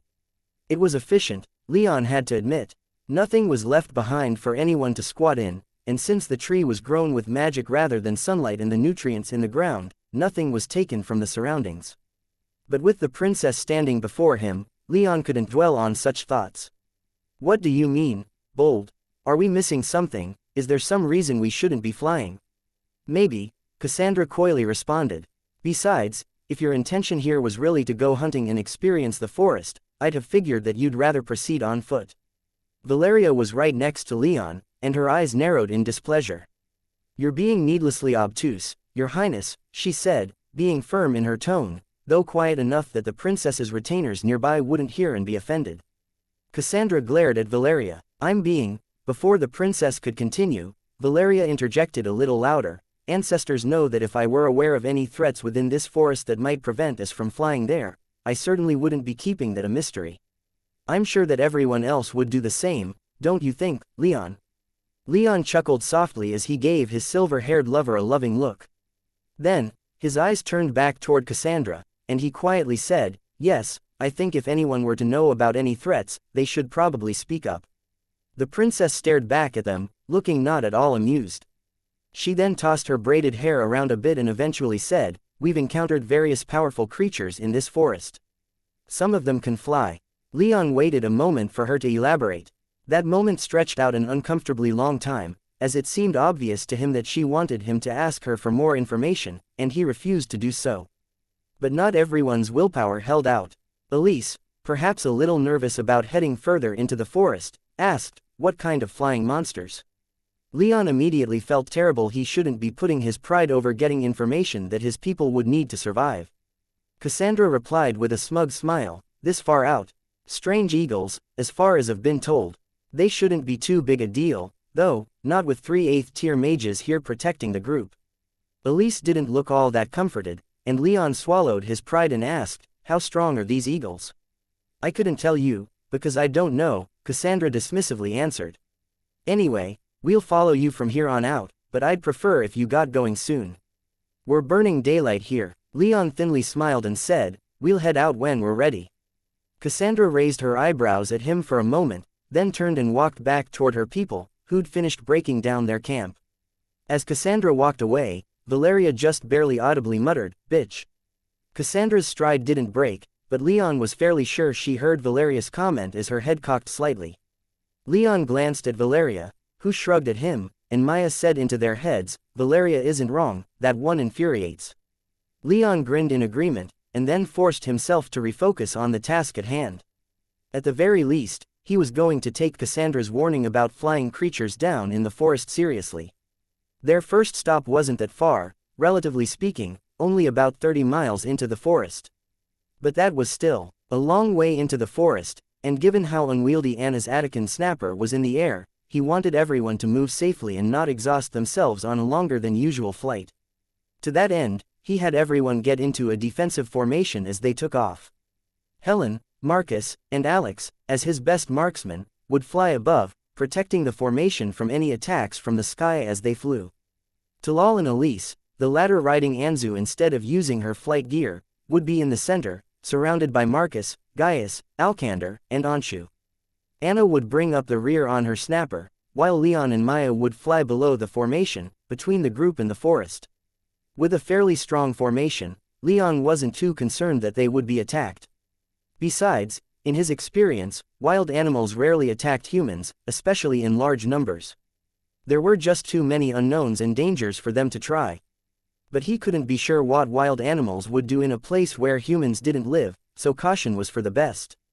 Once all of that was sorted out, Leon had them set off. Cassandra and the Evergolden escort had already gotten into the air by then and been waiting with varying levels of patience for Leon and his people to get into their formation, and they followed closely behind, not quite riding their ass but not so far away that they couldn't catch up in a matter of seconds if violence were to break out. Like that, they traveled fairly quickly, making good time. Leon found himself relaxing as he directed his people's movement with his mental communication technique, the great green expanse beneath him filling his mind with thoughts of home, while the wind in his hair and the freedom of flight elevating his mood close to ecstasy. All of that was why, when Cassandra began shouting behind them, he was quite upset. Not with her, of course, but with the eagles erupting from the green leafy canopy of the dense primeval forest beneath them that she'd noticed. The eagles were much larger than normal, being not too much smaller than a full-grown woman by Leon's estimation. Based on their body shapes and similar-looking light brown feathers, Leon guessed they were all of the same species. Their talons looked sharp, their beaks deadly, and their eyes were completely black, unnerving on its own, but Leon was far more disturbed to realize that they didn't emit any kind of magical aura. But still they rose into the air, killing intent pouring from their bodies, their black eyes locked on his group, mad screeching resounding from their beaks. An animal was usually blessed with some magical strength as it grew up. Only newborns would be equivalent to a human mortal. For what seemed to be fully grown birds as these to not have even a first-tier aura was greatly confusing, and all the more concerning as dozens and dozens of the birds poured out of the trees. Eyes down, Leon roared into his retinue's minds. To his 3 lookouts at the top of his formation, he ordered, "You 3, keep an eye out." To everyone else, he directed, "Use bows and arrows if you can. Conserve your magic as much as possible." With that, Leon plummeted from the sky, his magic accelerating him quickly to meet the rapidly rising horde of eagles before they could directly attack his people. Lightning blazed through his body, and as he fell, he outstretched his hand and let his lightning flow through him. Silver-blue bolts began streaming from his fingers and raked across the eagles as they rose. Just behind him, Maya did likewise, conjuring 12 smaller than usual water dragons and sending 10 of them diving toward the raving, screeching eagles. Behind them, Cassandra had done likewise, diving toward the birds as her followers closed ranks. The princess drew sunlight and began sweeping it through the air, projecting her magic through the blade and launching bright beams of light from it. Leon, expecting all of this force to cut clean through the eagles, rending them asunder so completely that they'd die in an instant. And to an extent, he was right. Every eagle that his lightning touched fell from the sky, but they weren't burned and blackened, their bodies weren't destroyed. Likewise, Maya's water dragons made short work of their opponents, and Cassandra's light sliced through them like half-melted cheese, but the eagles' remains weren't completely destroyed, as Leon might have expected from creatures without magic power. And the rest of their concerningly massive congregation kept rising without the slightest heed paid to their fallen comrades, their screeching only growing more and more incessant as they drew closer. More and more eagles emerged from the treetops until hundreds, and then thousands were in the air, filling the sky with their deafening calls, and as they drew close, Leon opened up even more with his magic power. He let loose with an enormous wave of lightning, slaughtering dozens of eagles below and around him, while Maya conjured another, much larger water dragon, and Cassandra conjured hundreds of beads of light that hovered around her for a moment before firing themselves unerringly through many eagles. The beasts fell from the sky in the hundreds, and yet more kept flying up through the trees, seemingly not at all concerned about the fates of their fellows. Leon, as he fried dozens more in another lightning strike, was greatly alarmed to notice several hundred more eagles flying around their group, even as the rest of his retinue filled in a few gaps here and there with well-placed arrow fire. It was almost as if the eagles were throwing themselves at their group, killing themselves in great numbers so that a comparative few could fly around them while they were distracted. But Leon noticed, and he stopped holding anything back. These eagles, while much stronger than he would have thought otherwise, weren't much of a threat on the whole, so he'd been holding some of his power back in reserve. But now, his magic exploded out of him, and in a matter of seconds, a storm cloud formed over their traveling group, covering not only his people, but the Evergolden escort, as well. And from that storm cloud came dozens of lightning bolts, each one striking an eagle and forking out to others nearby. Hundreds more of the incessantly screeching birds fell from the sky, but at the same time, a few, in their dying moments, flapped their wings and sent deadly wind blades careening towards his group. Leon watched as most of these wind blades did absolutely nothing to his armor-clad retinue, but for one that seemed to snake right through their group and strike Elise in the face. She cried out in surprise and pain, and Leon saw red. Power erupted from him as a drop of red dripped out from behind Elise's helmet. The deadliest wrath became his world, and he was barely aware of his actions beyond that point. All he knew was the greatest expression of his fury, his magic. Lightning erupted from his storm cloud, and then, as it dissipated, the lightning in his body was replaced with fire. And then after a few bursts of fire, it was back to lightning. The smell of blood filled the air as the screeching of hundreds and hundreds of eagles was replaced with fiery explosions and booming thunder. The sky itself seemed to almost be set ablaze in Leon's fury. When he started coming back down from his rage high, the eagles had stopped screeching, though that was because they were all dead. Leon hovered above the ground barely more than 5 stories up, the land beneath him scorched black and nothing but blackened dirt. And husks of trees could be seen for almost 100 feet. Eagle corpses in numbers beyond counting littered the ground beneath him. He glanced back up, and seeing that his retainers weren't in danger anymore, relaxed. Only then did he notice that he'd been holding his breath and his muscles were so tense that they'd practically hardened into stone. It took some conscious effort to relax, and as he did, Maya drifted down toward him. "Leon," she whispered. "It's over." "Yeah," he awkwardly responded aloud. He glanced back up again, and while he saw some concern in the faces of his family and retainers, it wasn't all that serious. Alex, seeing that he was back in control, even shook with nervous laughter. The Evergolden escort, on the other hand, stared at him with nothing short of surprise and great wariness. He was most amused to see Cassandra now staring at him with shock and even a little bit of fear. Leon looked back to Elise. Her helmet was off, showing that any injury she'd sustained by the eagle's attack had been healed. But now her eyes swam with concern for him, and he clamped down hard on any lingering rage. He'd seen her bleed, even if only a drop, and he'd lost himself completely. He quickly flew back up, Maya at his side, and he shouted to his people, "Everyone all right? Any injuries to report?" Everyone was silent for a moment, and Gaius responded, "I think we're good here, boss."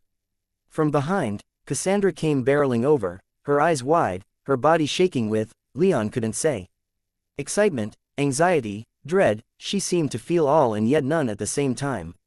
"What in the ashen fields was that?" she shouted, sounding much the same as she did following their first attack on the Black Wyvern months ago. "That black fire looked like you called it from the ashen fields themselves. How did you do that?" Chapter 733. The Silent Forest. Leon, needing a moment to calm himself down, landed in the center of the blackened crater heat, in his rage, made. The rest of his retinue descended from the sky and landed around him, and Leon, ignoring Cassandra's questioning, went straight to Elise. The sight of a wind blade making it past her armor to cut her face had enraged him, triggering the outburst. It had been a blur at the time, but as Leon turned it over in his head, more came back to him. However, right now, none of that mattered. He went to his wife, and she, with an embarrassed smile, lifted her helmet again to show him that she was fine. Leon forced himself to relax. Even his retinue's insistence that they were fine only a moment ago had done little to assuage his boiling wrath. But this, at least, turned it back down to a simmer. "Leon," Cassandra shouted as she landed beside his group. "What was that? Answer me." In his anger, when Leon turned, he didn't see the attractive blonde, red-eyed woman that he'd allowed to creep into his thoughts here and there. Instead, he saw the spoiled rich girl that she was, a princess demanding an explanation from someone she considered beneath her. And it almost set his simmering wrath to boiling again. In a flash, Leon appeared before her, his killing intent towering, his anger great. Cassandra was stunned for a moment, and with the rest of the escort still in the air, she was effectively alone before an 8th-tier lightning mage. Leon wasn't going to actually attack her, but for just a moment, he let it seem like he might. Cassandra's ruby eyes widened in fear and she took a step back. "You knew about the threats in this forest," Leon growled. Cassandra sputtered as her aura flared to life, fighting off Leon's own intense killing intent, and she began to straighten up, her fear turning to righteous indignation. "I told you about this." Leon wanted to respond. There were, in fact, few things that he wanted to do more than waste even more time arguing with the princess. But his wrath, after this momentary spike, was now cooling again, and when Elise's hand snaked into his, it vanished almost entirely. "I'm fine," his fire-haired wife whispered. Leon sighed, and with his exhalation, the last of his anger left him. The same, however, couldn't be said for Cassandra, who glared at Leon as the rest of the Evergolden contingent landed around them and surrounded Leon's retinue. "Back away from the princess," the lead Evergolden warrior shouted, a gargantuan halberd brandished in her hand, her armor gleaming in the sun and practically glowing with magic power. Leon spared the 7th tier mage a dismissive look, then calmly walked back to his retinue, Elise at his side. He gave Cassandra and the Evergolden escort only enough attention to know that they weren't going to attack, with Cassandra even waving them off as several more of the escorts rushed forward to stand at her side. Leon's retinue, standing in the blackened clearing that Leon had just carved into the proto-forest with his black fire, looked more than a little relieved as tensions abated. "Hey there, boss," Alex whispered as Leon rejoined them. "You're not going to get us into a fight with these people, are you?" Leon bitterly smiled and replied, "Not today, I think." Alex chuckled awkwardly, and Helen said, "Not ever, I hope." Leon took a deep breath and responded, "That's for the future to decide. Not today is all I can promise." "You inspire such confidence," Helen quipped, and crouched down next to a small pile of eagle corpses she and Anna had collected in the previous couple of minutes. They'd all been charred black, but if those two thought there was use in studying them, Leon wasn't going to argue. Instead, he glanced back at the Evergolden escort, closed his eyes, and took a few slow, deep breaths. Then he opened his eyes and walked back. "I apologize for my shortness," Leon said to the princess, who had been distracted from glaring at him by speaking with two of her 7th tier followers. Cassandra gave him a long, hard look, then waved her hand and said, "It's fine. Being ambushed doesn't put people in the best of moods, does it?" "It doesn't," Leon replied with a bitter smile. "You sound like you're speaking from experience." "I am. Sounds like there are some stories you could tell me. However, the only story I want to hear about right now is what happened to you. You look like you went insane." Leon took another deep breath and glanced back at his retainers. They'd mostly closed ranks despite the Evergolden escort backing off and regrouping, while Anna poked and prodded at the charred eagle corpses with some big tweezers and a knife as Helen held it still. Still, he could tell they were paying attention, as were most of those at Cassandra's back. To answer the princess, Leon just said, "I saw my wife superficially wounded and kind of lost it, I guess." Cassandra grinned as she crossed her arms over her chest. "That's quite the understatement, Leon Rame. How about you tell me about that black fire? I saw it during our fight with that black wyvern, but honestly, I thought I was seeing things. But this was unmistakable, you used black fire. I've never seen such a thing, and I've seen 9th tier mages creating all kinds of fire. I've even seen some fire mages with special bloodlines, and they've never had black fire." With a shrug, Leon replied, "A man needs his secrets, doesn't he? Given the threats we face, I think being honest about our capabilities is in everyone's interest, isn't it? Is that necessary, though? This wasn't that damaging of an ambush. That doesn't mean that other ambushes won't be more damaging, other ambushes won't be more damaging if you're more upfront about the threats we face. I was upfront about these birds." Leon scowled slightly. "You did, though you understated the threat. There were thousands of those things here, and some nearly got through our defenses." Cassandra's expression began turning livid, but before she could make the vociferous arguments that Leon could see raging about in her head, he hurriedly continued, "I don't blame you for that, really.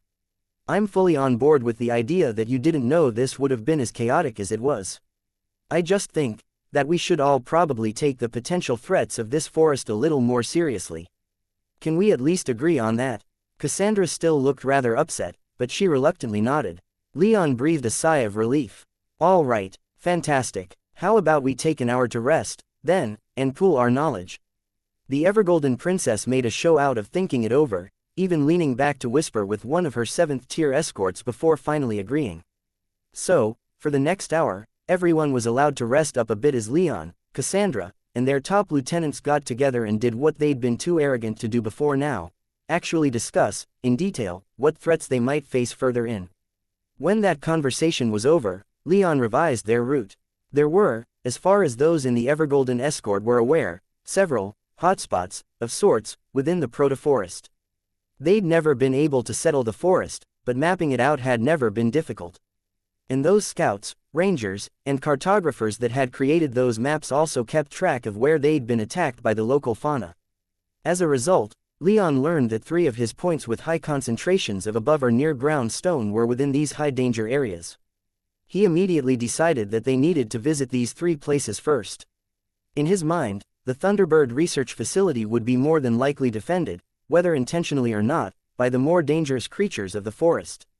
Unfortunately, when he cast his magic senses out over the forest, he was again unable to sense any threats.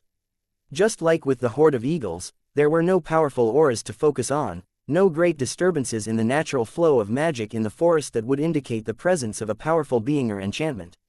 For all intents and purposes, it seemed like the forest was the very picture of peaceful and, to Leon's sensibilities, inviting. Still, in the interest of safety, they all collectively decided to proceed on foot. They were all high enough tier mages that even the rough forest ground was no obstacle, and neither were the dozens of miles they had to cross. However, as they got moving, Cassandra decided to mix things up a bit, and asked Leon if they could walk together at the front of their marching column. Leon, not seeing any reason to refuse, agreed. So, Cassandra said as they got moving, "When are you planning on telling me what you're looking for?" Her tone was light and playful, and Leon seriously considered playing along for a little longer. However, after the past day, he didn't want to nearly as strongly as he had during the past couple of weeks. So, he simply said, "When I feel like it, I suppose." "Are you going to insist that I tell you what I may or may not be looking for?" "I'm getting closer to insisting," Cassandra admitted. "On the other hand, I've always loved surprises. Did you love that ambush?" "Ambushes don't count, they're ambushes. I'm talking about fun surprises, not something that might pose a real, tangible threat to the safety and well-being of me and my people." "Will this pose such a threat?" All playfulness in her tone vanished as she asked her last question, and as Leon easily picked his way around the roots of a massive, thick-trunked tree, he honestly replied, "I can't say. I've never been here before, so I don't know what to expect." Cassandra hummed in thought as a smile of anticipation spread across her face. This is starting to sound like a real adventure. With that, neither of them spoke for a while longer.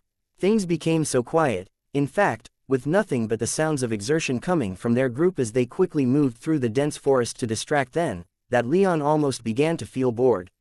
As much like his home as this place felt like, it simply wasn't the forest of black and white. After a while, this silence began to press in on Leon's eardrums, constricting around him so slowly that he didn't notice until it became nearly overwhelming. The forest was silent. Realizing this, Leon held up his hand and called out, "Hang on for a moment, everyone." It took a moment, but everyone came to a halt. There were a few grumblings from behind him, but without the sound of several dozen people trudging through the forest, Leon was able to concentrate a little better on what he was now becoming aware of.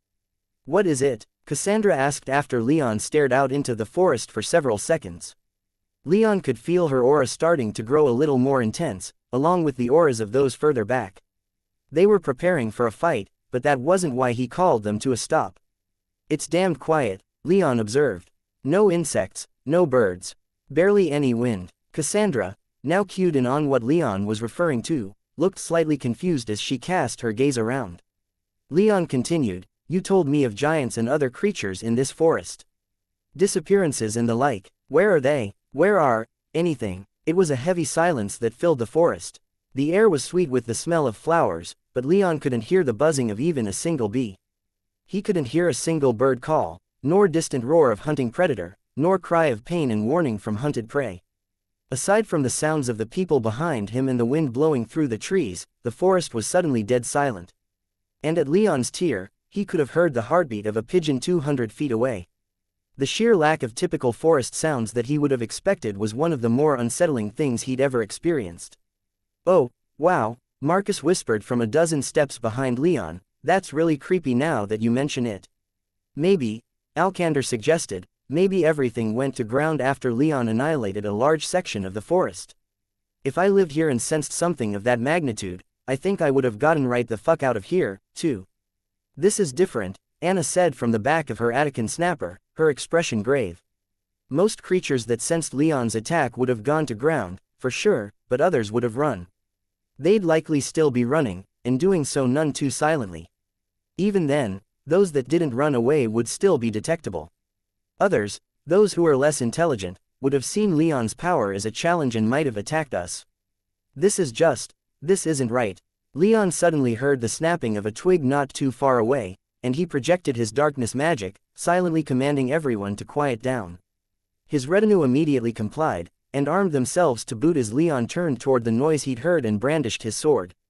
Elise and Talal, meanwhile, huddled down in the center of their group, the armor Leon had made glowing with power as they both activated their shields of light. In response, the Evergolden escort assumed a similarly defensive posture, with Cassandra in particular calling upon sunlight's power to coat it in burning white light. But then, just as everyone's tension was ratcheting up, a young wolf cub came stumbling out of the forest in their path. Only, even though it was a cub, it still reached Leon's thigh, and had fur the color of the greenest grass. The cub ambled about a bit, utterly oblivious to their presence despite the fact that none of them were hiding. But all eyes were turned in its direction.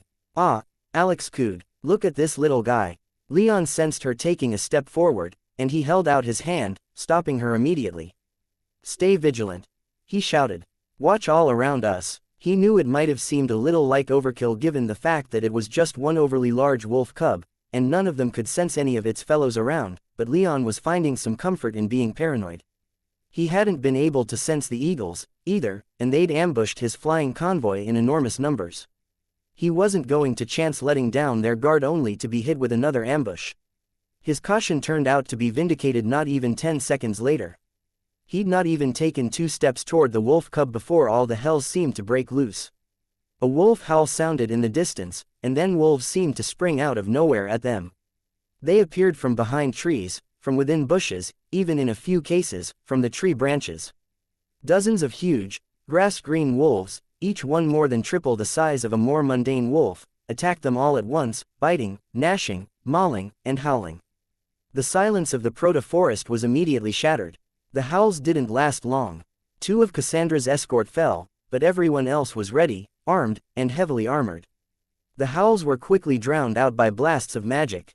Explosions of fire, booming thunder, the titanic grinding of stone, gale-force wind blades, and a roaring water dragon resounded through seemingly half the forest, and the wolves were almost immediately enveloped in deadly magic.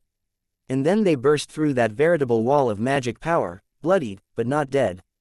Chaos reigned for several seconds as the beasts crashed into the traveling group, but another round of magic brought forth the terrible yelps of injured wolves.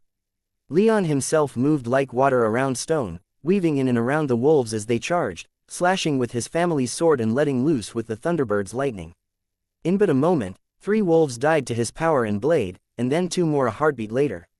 The wolves weren't particularly strong, but they kept coming, dozens upon dozens. If Leon had to guess, they would have been around 4th, or even as weak as the 3rd tier. He, and the other high-tiered mages in the party, went through the wolves like a scalpel through wet paper. But, after about half a minute of intense fighting, the wolves suddenly stopped. The last one fell dead at Alkander's feet, his massive axe buried in its head. More than 100 wolf corpses had fallen around them, and would have formed a wall of corpses had much of the forest not been completely obliterated around them, the destruction wrought by their magic turning plants and trees into little more than piles of ash and dust on the ground for more than 100 feet around them.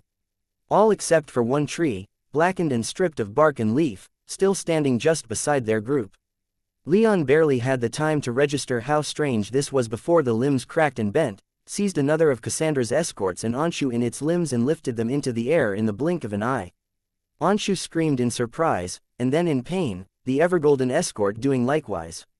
Others might have hesitated, and for the briefest of moments, the rest of the Evergolden escort did. Leon's people, however, were a little more experienced, and moved immediately, the escort just behind him. Alkander roared in anger at his comrade being attacked, and with a mighty swing of his axe, one of the branches holding Anshu up was severed. From the stump, a slight burst of dark green pollen erupted, filling the air with the smell of sweetness.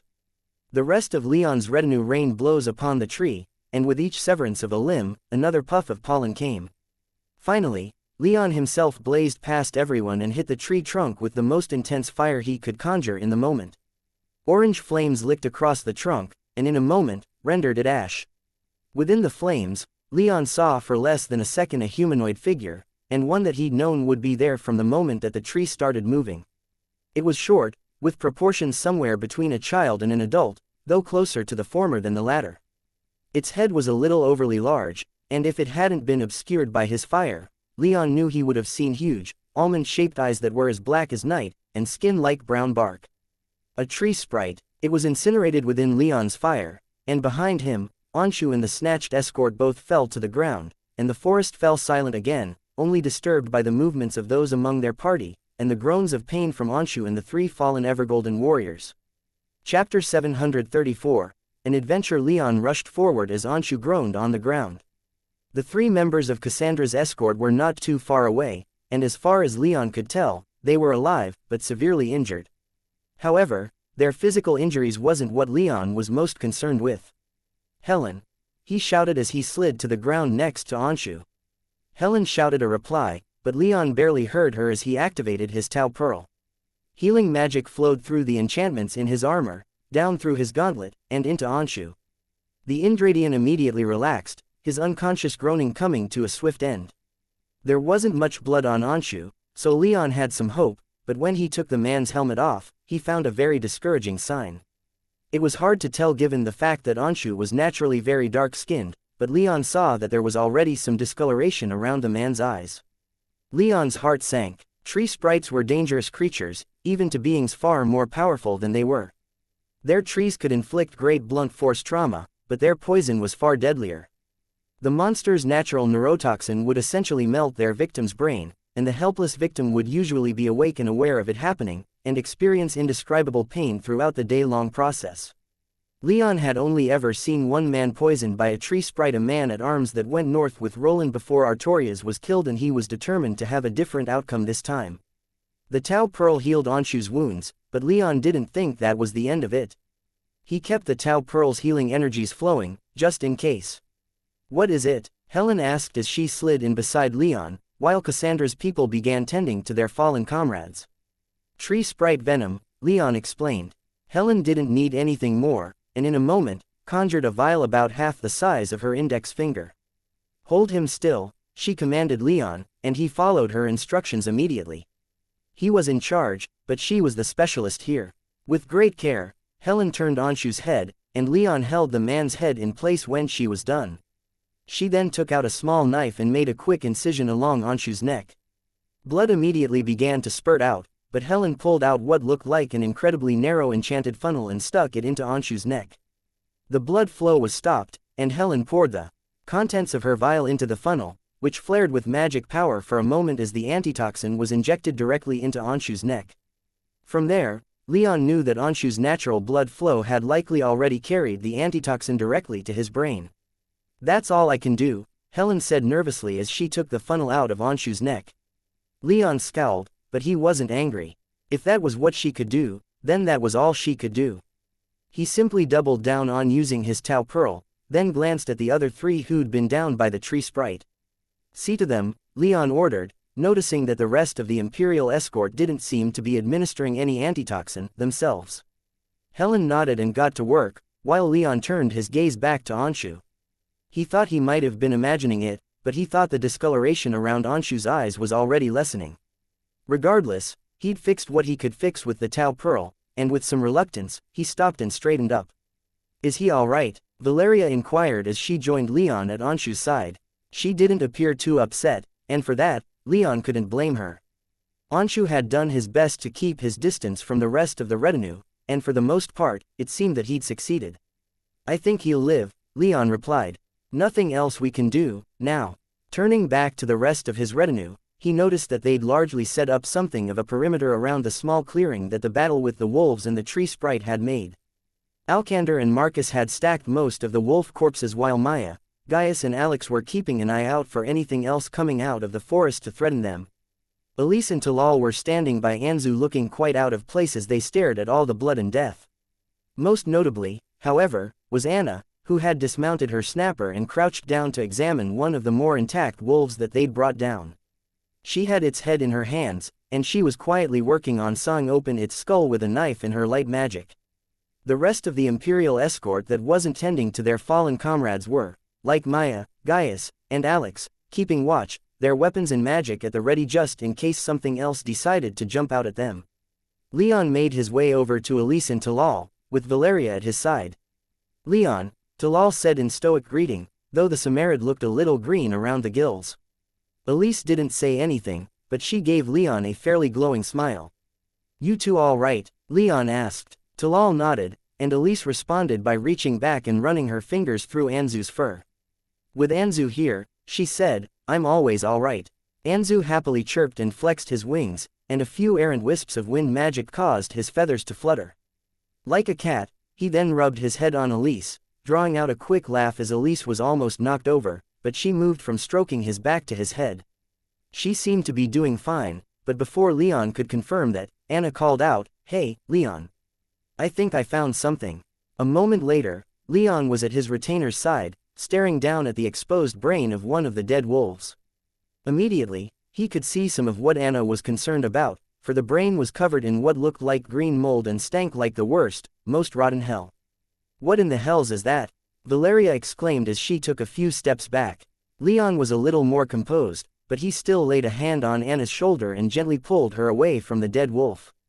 "It's fine," Anna said as she shook off Leon's shoulder. "Whatever this is, it seems inert, so I don't think it's contagious." "Better safe than infected with some mystery brain rot," Leon responded. "Do you know what this is?" "No," Anna admitted, "but it's starting to be familiar." "How so?" "When I poked around in the remains of those eagles you brought down, I found similar signs of some kind of brain infection. I wasn't sure back then, though, because you didn't exactly leave many of those birds intact." Leon frowned awkwardly, but he didn't apologize. "Anyway, I think there's something really wrong with this forest," Anna continued as she stood up. "I'm not saying we should turn around quite yet, but this is concerning."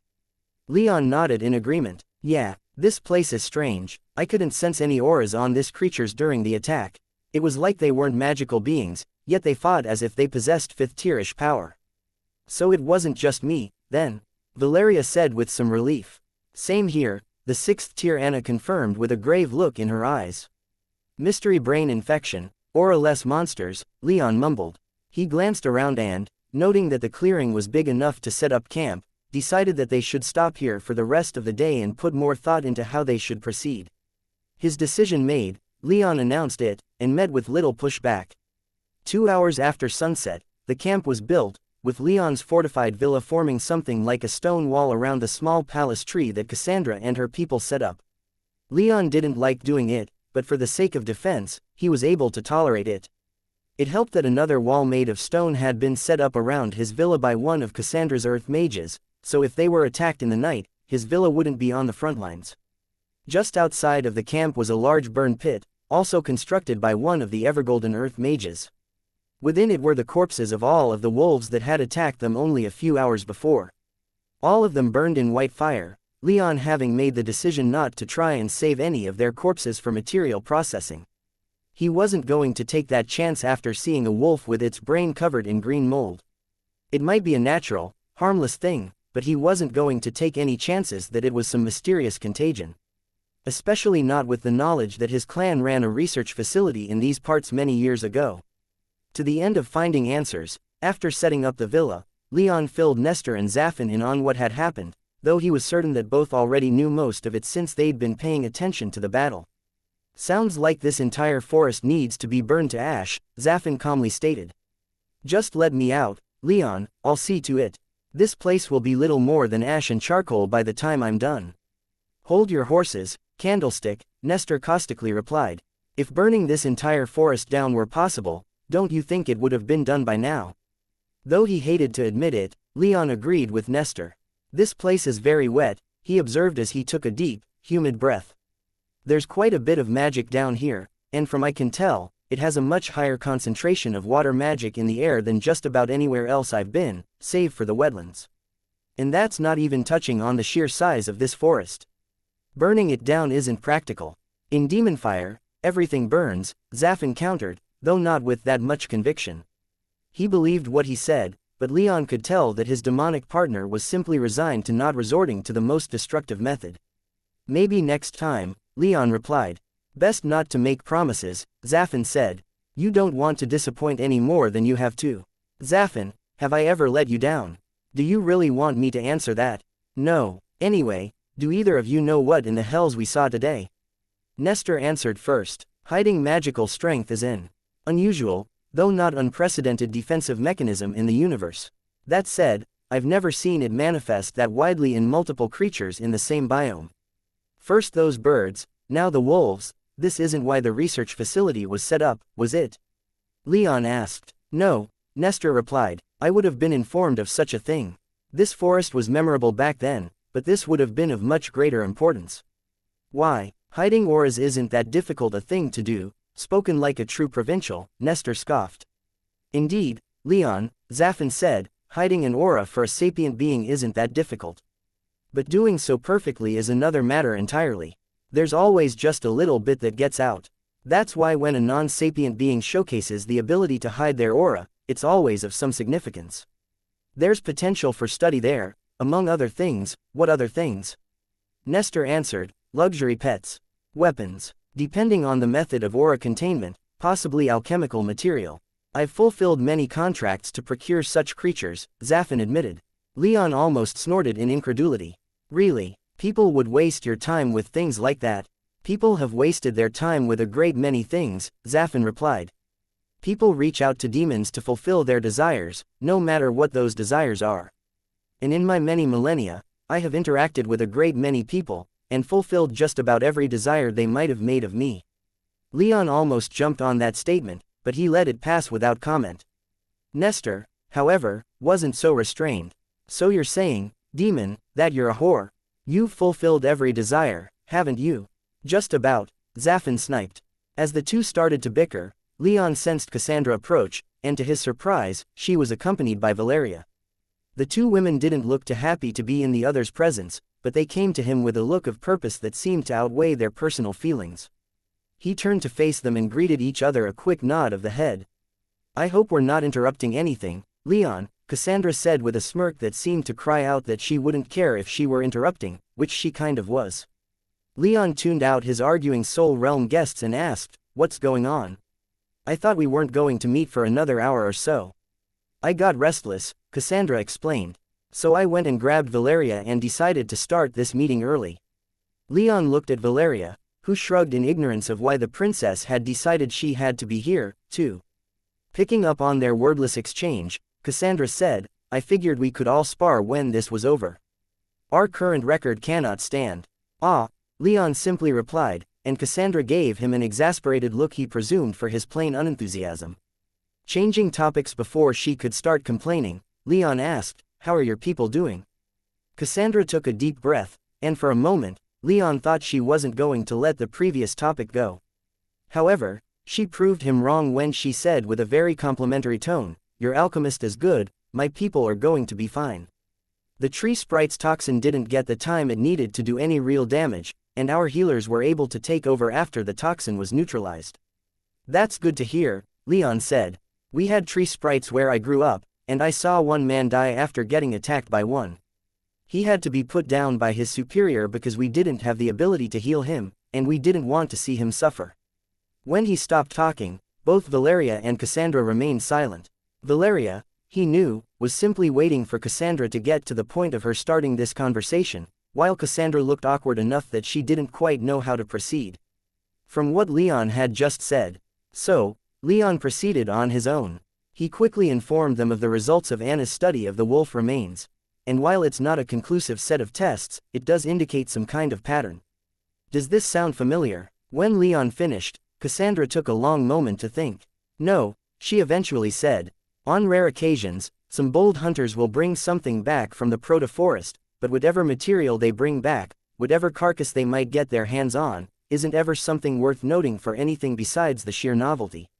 No strange mold covering a monster's brain, and certainly nothing to do with this or a less trait that we've been seeing. A disturbing pattern, Valeria muttered as she stared out into the dark forest. Cassandra pursed her lips slightly, but after a moment's hesitation, said, it is. I've never seen such powerful creatures able to hold in their auras so well. It's honestly rather disturbing. How are we going to see hidden enemies if they have no auras? That's a problem we're guaranteed to run into, Leon stated without a shadow of a doubt. These hordes of wild animals have acted not at all like wild animals that I know. Wild animals are fierce, but not suicidal. They shouldn't have thrown themselves at us like they did. They must be, well, I can't say anything for certain, but it seems entirely likely that something has been sending them at us for their own ends. What? I can't say. But it's disturbing, and I'd like to find out what's going on. As would I, Cassandra said. Leon nodded in gratitude for the support, then asked, then should I assume that any suggestions to retreat will be ignored? Cassandra easily finished. Leon nodded, though he wasn't quite sure how to think. He supposed if he wanted to keep the research facility strictly secret, then taking this opportunity to fall back would have been perfect. However, he was already planning on plundering the research facility for everything that it was worth, so he didn't much mind showing it off to Cassandra, especially since she already knew that he was of the Thunderbird clan. Additionally, given the nature of the research facility, it was here to study local flora and fauna, which had intrigued the researchers from the Nexus. He had a sneaking suspicion that the strange behavior of these animals had something to do with the facility. Finding it would undoubtedly reveal the secret of whatever was going on here, even if the real secret was that he was just jumping to conclusions with nothing more than the barest hints of evidence.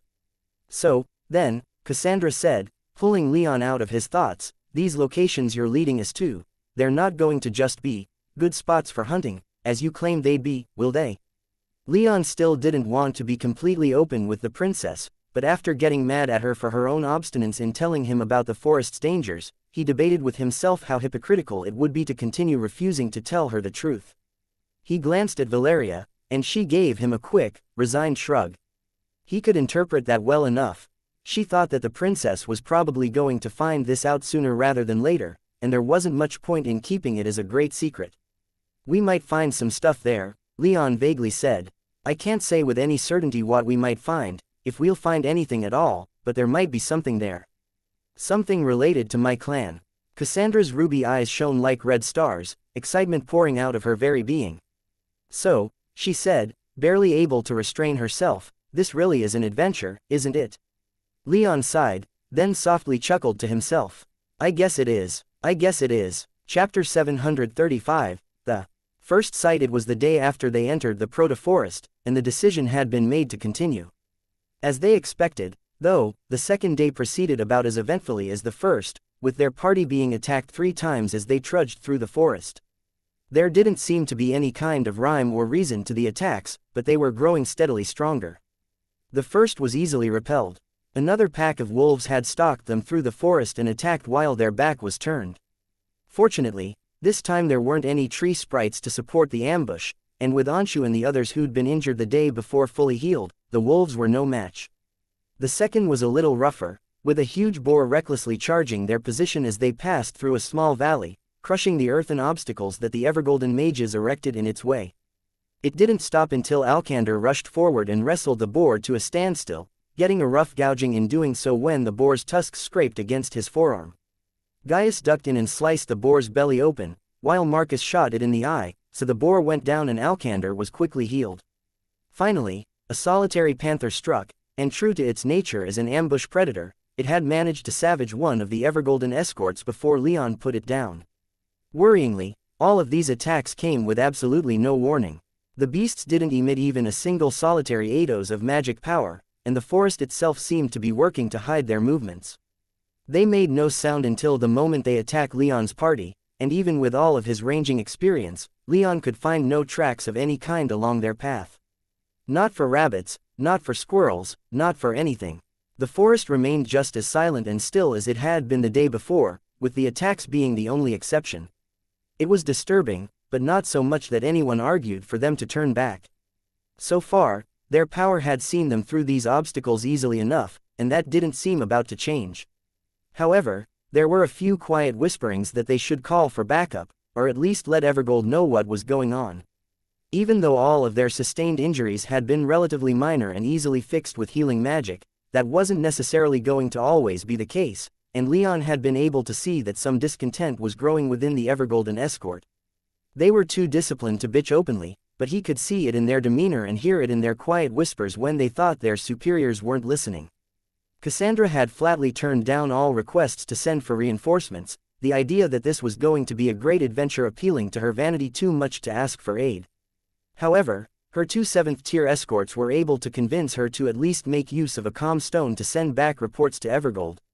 Adding onto those reports came the results of Anna's continued examinations. She'd cut open more wolf corpses, the boar, and the panther, and found that all of their brains were covered in the same strange green moss as those beasts from the day before. Leon and Cassandra had each ordered their people to ensure that their physical defenses were always up, and to flood their bodies with their magic on a regular basis to ensure that nothing was taking root within their own heads. Still, They proceeded with great caution, and as a result, they didn't make much progress during that second day. They reached the first of Leon's 3 discovered points, and all they found was an enormous stone hill, mostly covered by dirt and local flora. The hill was unworked, having clearly never seen the business end of a chisel or an earth mage, but as they drew nearer to inspect it a little more closely, a huge chunk of it began to move. The ground shook, the hill vibrated with greater and greater intensity, and then it suddenly fell still as Leon and Cassandra ordered their people to fall back into the forest. But its stillness lasted only a moment, and this chunk of stone suddenly exploded out of the rocky side of the hill, held aloft by thick green vines covered in hundreds of flowers with bright blue petals surrounding dull gold discs. These vines coiled and twisted around the boulder, and the disc in the center of each flower opened, revealing the discs to be eyes. They weren't human eyes, being completely round and colored like polished amber, but they flitted about with incredible speed, and as they all started locking upon Leon's party, 3 more vines, each covered in flower eyes of their own, burst out of the earth around the hill. The first of these monsters was the largest and slowest of the group. The boulder its vines were wrapped around was easily twice the size of a carriage, and the central trunk of these vines was so large that 3 full-grown men would struggle to encircle it with their hands. The other vines were considerably smaller, enough that Leon was sure he could have wrapped his arms around them and grasped his own wrists. As with everyone else in this forest, none of the vines emitted any magical aura, but they made their hostility clear when a wave of killing intent hit Leon and floored several of the weaker members of the party, including Gaius, Helen, and Alex. The big vine flexed, and then the earth at their feet split open and more reasonably sized vines sprang out trying to wrap themselves around the incapacitated members of the party. Without hesitation, Leon responded with a wave of fire, turning most of these vines to ash in less than a second, freeing those who'd been grabbed. "Kill them all," Cassandra shouted, and opened up with her light magic. An intense fusillade of magic was unleashed, and in a moment, the small vines were squealing like stuck pigs, and their amber flower eyes were spinning in their sockets. Leon kept up his pressure using fire. With every wave of his hand, another wave of deadly fire swept forth, consuming the vines attacking them. But the big vine wasn't going to take that lying down, and it flexed again, the fires that washed over it seemingly giving it no pause. The vine's amber eyes then rolled about within their flowers, and a moment later, flashed with orange light. Intense beams of light lanced outwards from every eye, slicing one of the 24 Evergolden escorts in half at the waist, killing her immediately. 3 more of the escorts had limbs severed, and 4 more were injured. Leon was enraged when he saw that his retinue didn't escape the attack unharmed. Alcander took a beam in the belly, and while it didn't slice through his armor, he was still hurled to the ground and didn't move again. Marcus was blasted back, and like Alcander, went still. Losing patience, Leon surged forward, his aura blazing with heat. All of the vine's amber eyes swiveled in his direction and glowed again, preparing another shot, and Leon pulled his anti-light magic gem into his gauntlet. With a pulse of magic power through this gem, the light in the vine's eyes faded, and it reeled back as if physically struck. Leon closed the distance, but just as he came within good range to use his fire without putting the rest of the party in danger, the vine slammed back down, using the boulder it had entangled like an enormous club. Leon had to throw himself to the side to avoid being hit, and when he hit the ground, more vines came tearing out of the ground all around him. Without hesitation, Leon let his fire magic pour of his body. From every angle, he seemed to explode into orange flame, which then twisted around him into a fiery tornado within which the new vines disintegrated. The big vine twisted away from this conflagration, but when its eyes turned toward the black figure within the fire and began to glow again, the light within their eyes vanished with another pulse of magic power. Leon then came hurtling out of his fiery twister, his family's sword blazing with fire, and swung toward the vine, sending a huge wave of fire crashing down upon it. A truly unnatural shriek came out of the vine, and as it burned, it twisted at Leon again, trying to crush him beneath its boulder before it died. However, before it could bring its improvised club back around, a water dragon crashed in and sank its watery jaws around the vine's base, snapping and tearing at the strange creature. Almost simultaneously, Cassandra appeared in a flash of light, sunlight alight with deadly power, and she cleaved right through the vine with seeming ease, cutting what was above ground in half. The vine shrieked again, and its top half writhed on the ground as it burned in Leon's fire. Maya's water dragon, meanwhile, didn't give up, kept its jaws locked around the vine just where it burst from the ground, and ripped with great might. The shrieking grew louder as the water dragon pulled the vine out from where it had taken root beneath the stony hill, and Leon heard the snapping of countless roots as the vine succumbed to the water dragon's strength. But he was incredibly unnerved as an enormous bulbous orb was torn from the ground, countless snapped roots coming out from its bottom half, while a dozen cut vines thrashed about helplessly in the air. Most distressing was what could only be described as a face on one side of the massive bulb, with a pair of large amber eyes half the size of Leon's entire body whirling about in their sockets, and a huge, gaping mouth that lacked teeth, open wide and screaming in agony. Now that it was out of the ground, the screaming was almost painful, hitting Leon's eardrums like needles. He called upon his power, intending to silence this monster forever, but then, seemingly of its own accord, its mouth snapped shut. Its bigger eyes froze for a moment, then swiveled around to stare at Leon and Cassandra, who now stood right in front of it from where Maya's water dragon held it aloft. A massive wave of killing intent hit Leon, one large enough to have his vision swimming. Cassandra came out worse for it, falling to her knees from the sheer weight of this creature's antipathy, but Leon was still in condition to fight. He called upon the Thunderbird's lightning, then pointed his sword at the creature and let it all flow out of him. The clearing that had formed around their battle lit up with silver-blue lightning. The heat set nearby trees that weren't already burning on fire, nearby leaves were incinerated in a microsecond, and the thunder that accompanied Leon's power shook and snapped some of the tree trunks around them that had already been scorched by fire. Leon's lightning fried the bulb, blackening it from the intense heat and popping both amber eyes like overripe grapes. But then, the bulb's mouth, presumably in one last act of defiance, opened, and from it poured a veritable ocean of dark green pollen so thick it was opaque. This cloud rolled over Maya's water dragon immediately, and Leon heard it lose all cohesion in an instant. Making a snap decision, he summoned all of his skill in wind magic and tried to throw back this oncoming pollen cloud. He didn't know what it might do, but he could tell that it wouldn't be good. At first, he didn't think it would work, but then Anzu came charging in, as did two more of the Evergolden escort, both wind mages, and Leon's wind barrier was bolstered enough that the cloud was rebuffed. As it roiled backward, it started to dissipate, and Cassandra sprang to her feet and shouted, "Fall back! Get away from this thing!" Leon agreed wholeheartedly with the order, and he led his own people backward to put significant distance between them and the pollen cloud, making sure that his wind barrier remained up at all times. The entire party reeled backward as fast as they could, stopping only to grab their fallen companions, until they'd put more than 1,000 feet between themselves and the now dissipating pollen cloud. "All right," Cassandra said as they came to a halt, "what the ashen fuck was that thing?" Leon was surprised that she didn't know what this thing was, given that it was in her empire, but he didn't let that thought out. Instead, he focused entirely on Marcus and Alcander, both of whom were still unconscious after taking those light blasts. He ran over to his fallen retainers and called upon the power of the Tau Pearl. Alex and Gaius, who'd grabbed both of the other former noblemen, had already started in on using some healing spells, but the wounds each of Leon's men had taken were severe. Marcus and Alcander both had intact suits of armor, but between some of the plates and wyvern scales leaked blood, showing that at least some of the vine's attacks had managed to get through. How? Leon was unsure, but as he called upon the Tau Pearl to aid his people, it took a surprising amount of time before he got the slight resistance from the pearl that told him they were as healed as the thing could make them. But Leon wasn't done. He looked around and saw that the Evergolden warrior who'd been cut in half was already covered on a litter with two of her comrades standing guard around it.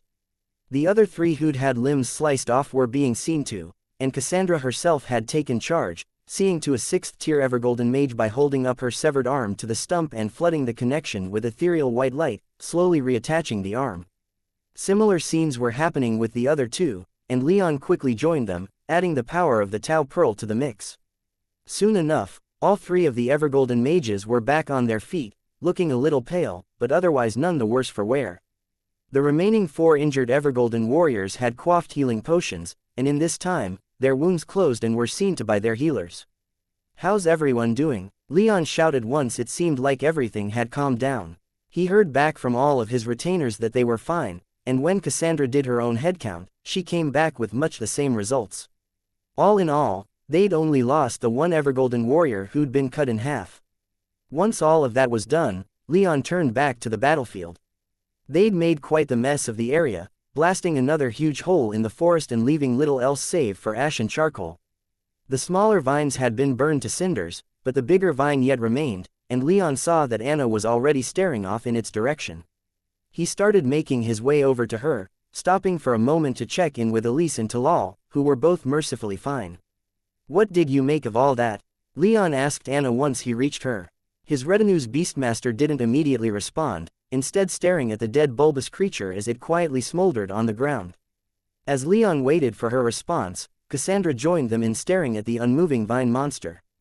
"That was quite the fight, wasn't it?" she excitedly exclaimed. Leon turned to her, a little shocked at her unabashed enthusiasm. He didn't blame her for that enthusiasm. There was a part of him that had relished the fight, too. But the fact that she was so loud about it after losing one of her people rather irked him. Leon simply quietly responded, "It was something, all right." "You're overwhelming me with your joy," Cassandra sarcastically replied. "Don't tell me you're having second thoughts about proceeding."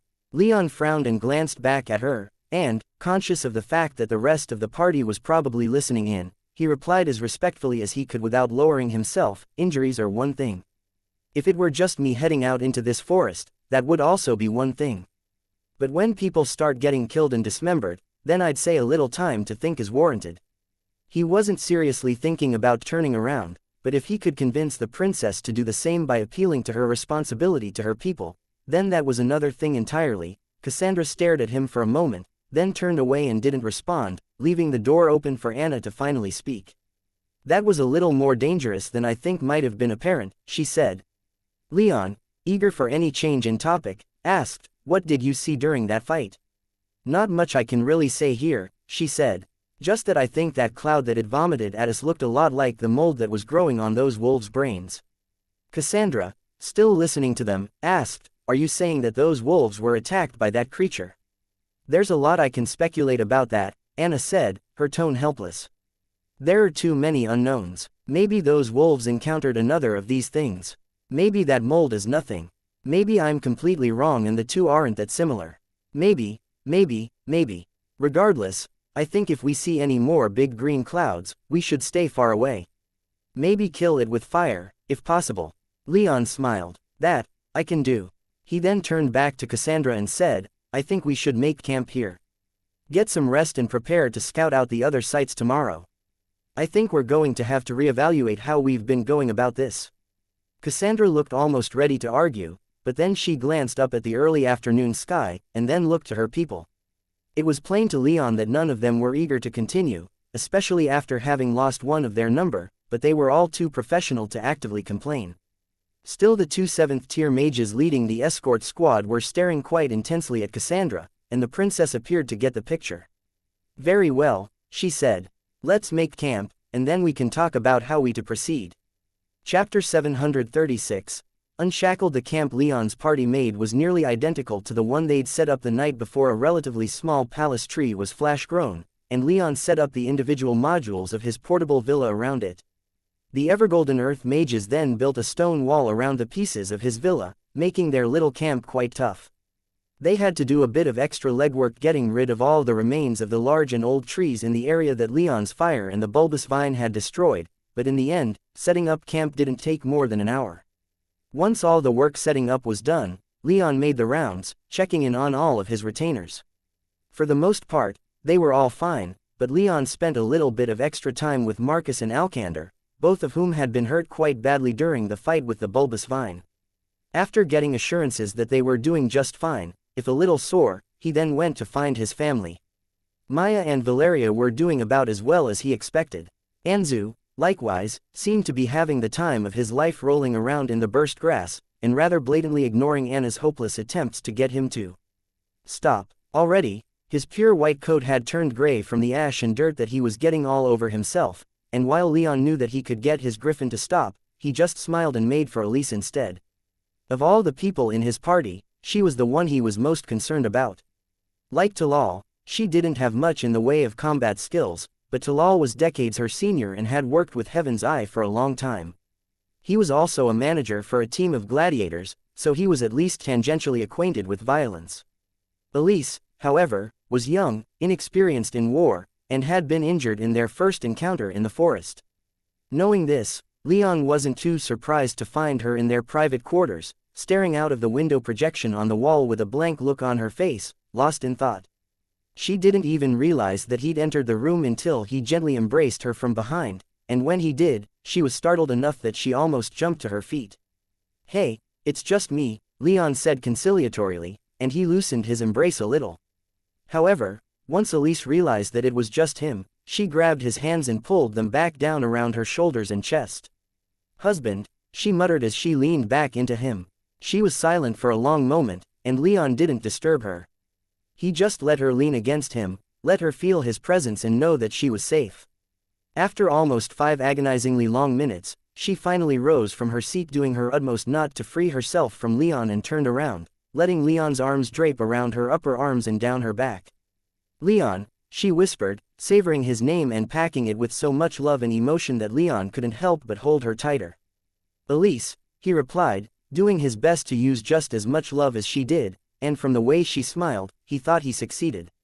The sun itself couldn't have been so beautiful as the vision in his arms.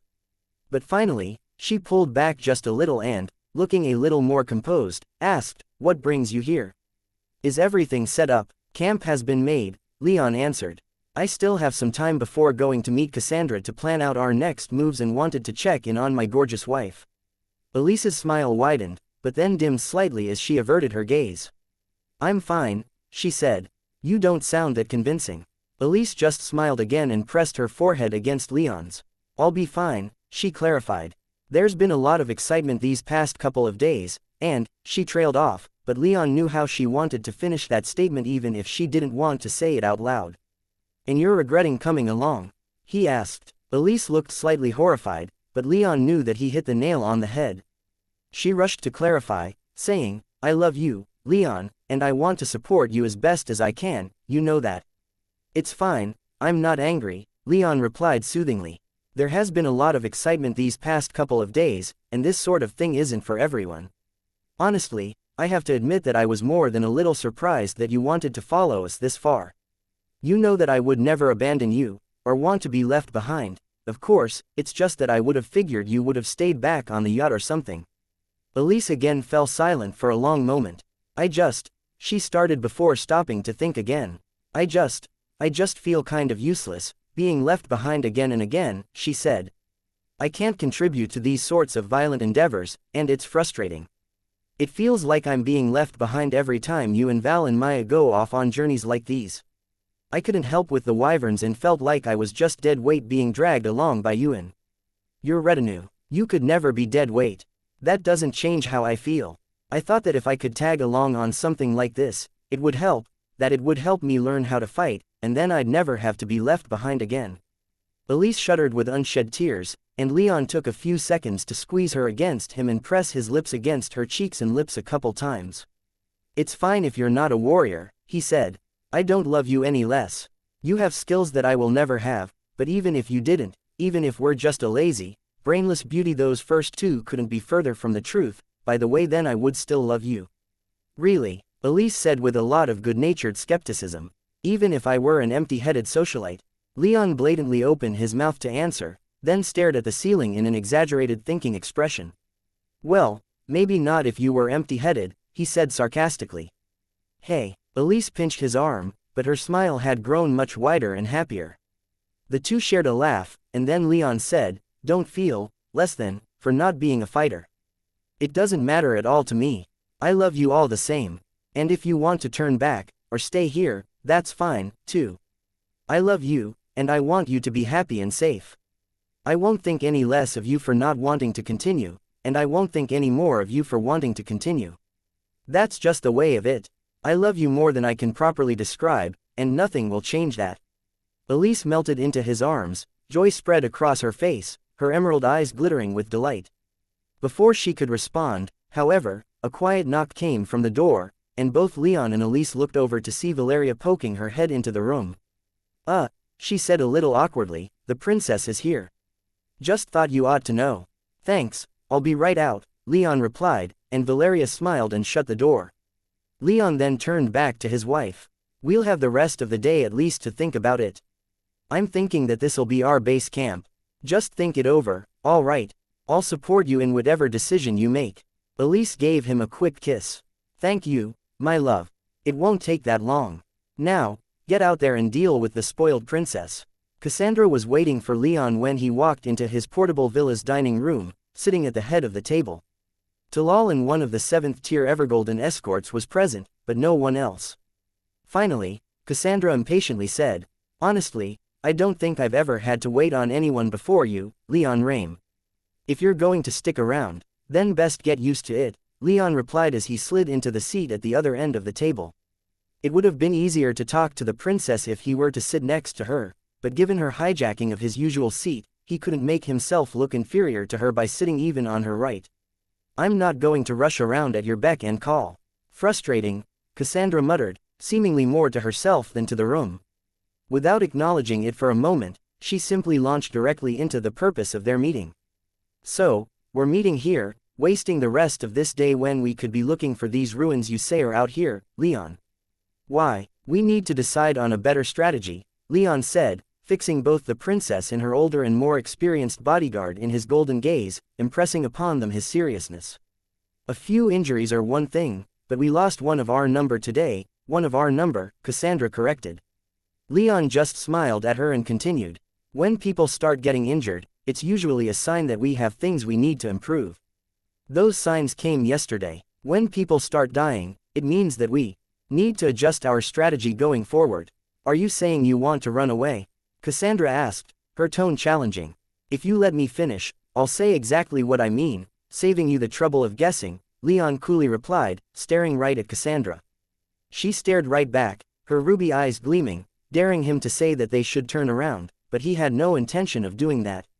"What I'm saying is that we need to change our strategy. Not run away." Before the princess could ask what he meant, the 7th-tier Evergolden mage jumped in, appearing to be at her wits' end with their verbal sparring. "What are you proposing, Leon Rame?" "We're not moving fast enough," Leon said.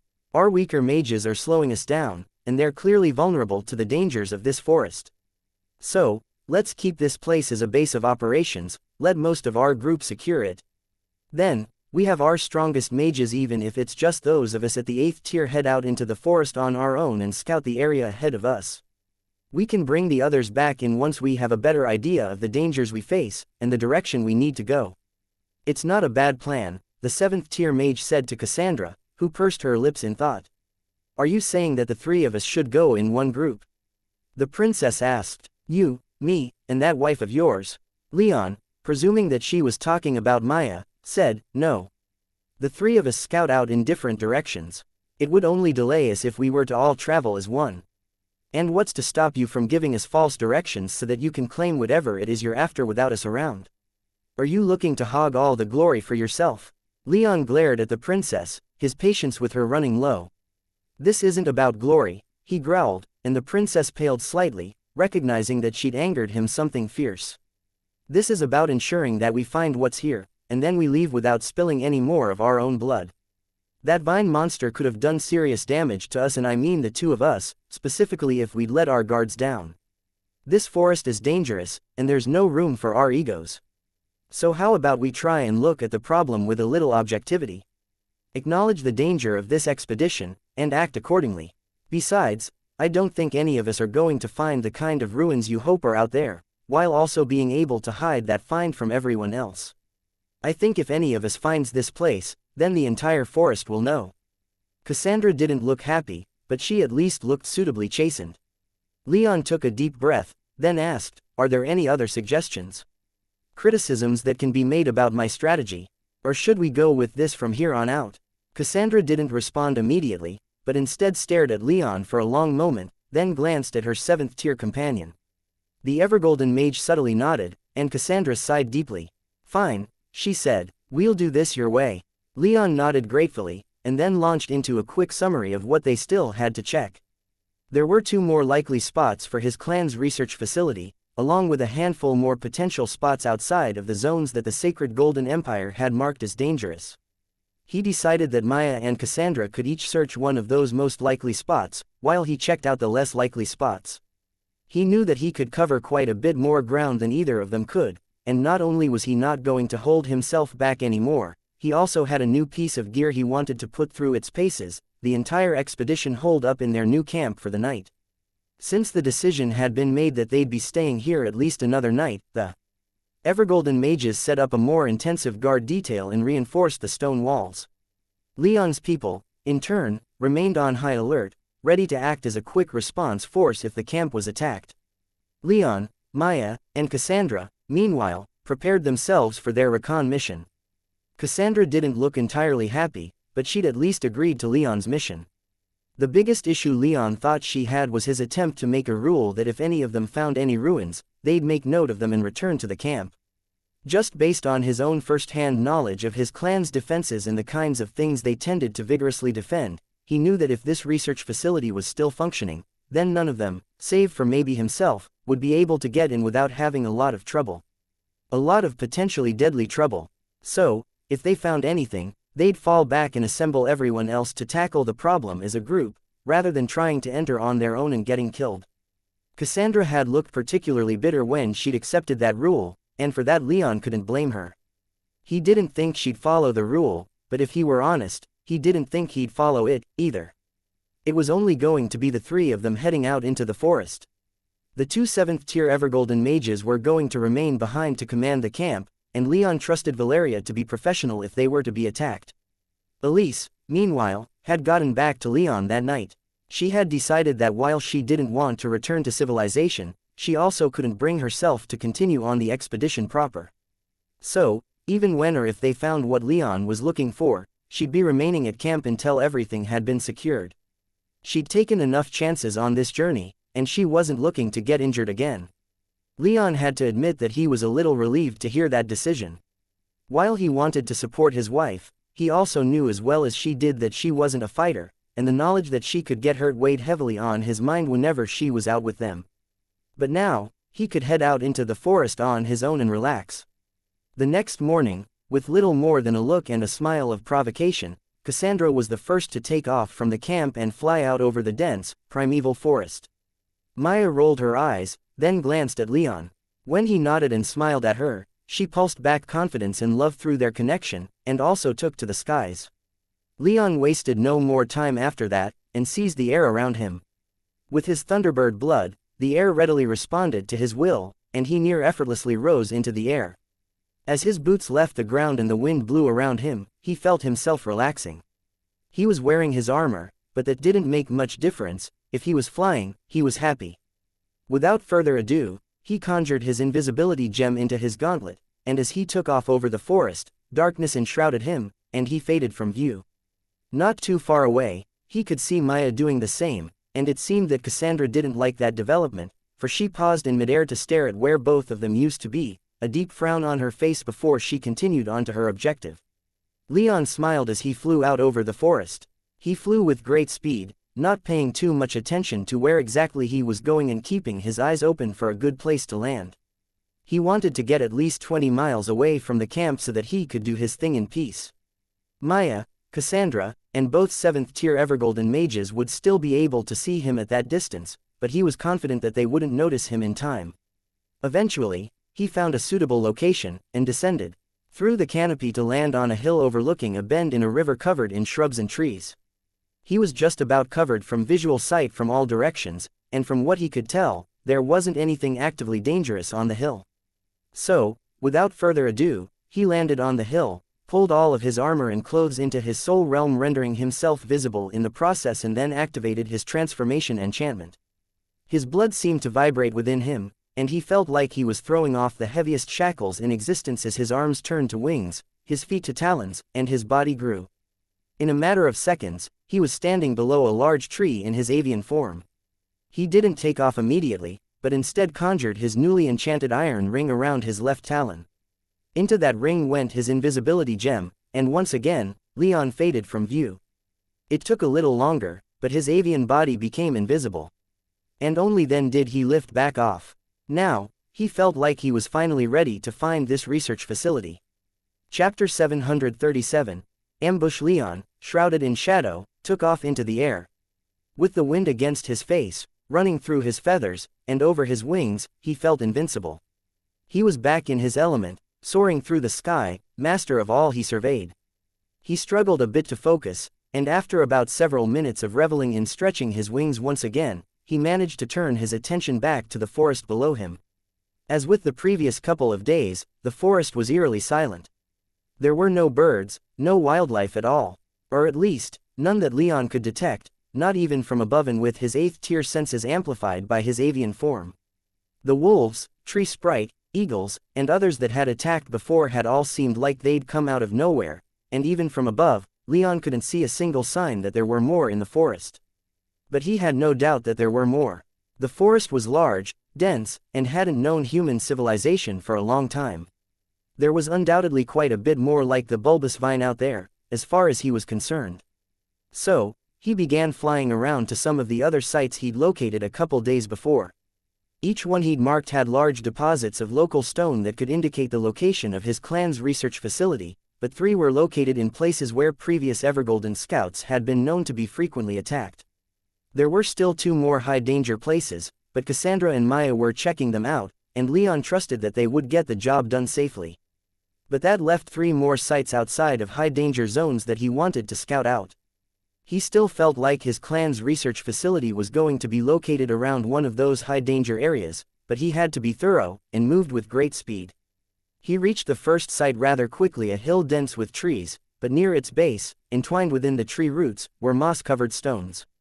These were what had tripped his magic senses when he'd used his scanning enchantment, so he quickly landed to inspect the stones a little closer and to re-up his invisibility enchantment, which had started to fail after so long in use. Unfortunately, after half an hour, he wasn't able to detect a single thing of note within the stone. Not one enchantment, not a single spark of magic power inconsistent with the rest of the environment around the stone. Finally, he returned to human form. For a moment he wasn't able to remain invisible the entire time, and had to hurriedly transform and get back into his armor to calm his nerves, and knelt down on one of the mossy boulders poking out of the ground. His grasp of earth magic was rudimentary at best, so when he placed his hand upon the stone and concentrated, it took quite a bit of time for him to start mapping out the stone beneath him. His magic entered the stone and then spread through the earth, letting him sense what was buried in the dirt. He found dirt, stone, and plant roots, and little else.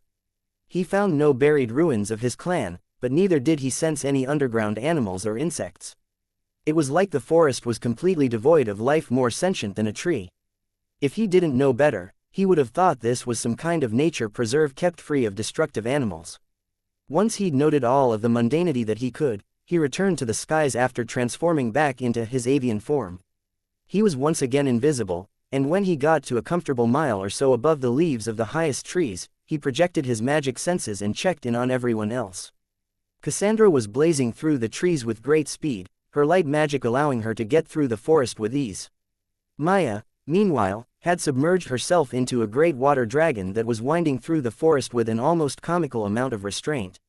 The water dragon was enormous, but Maya wasn't leaving much of a trail behind her.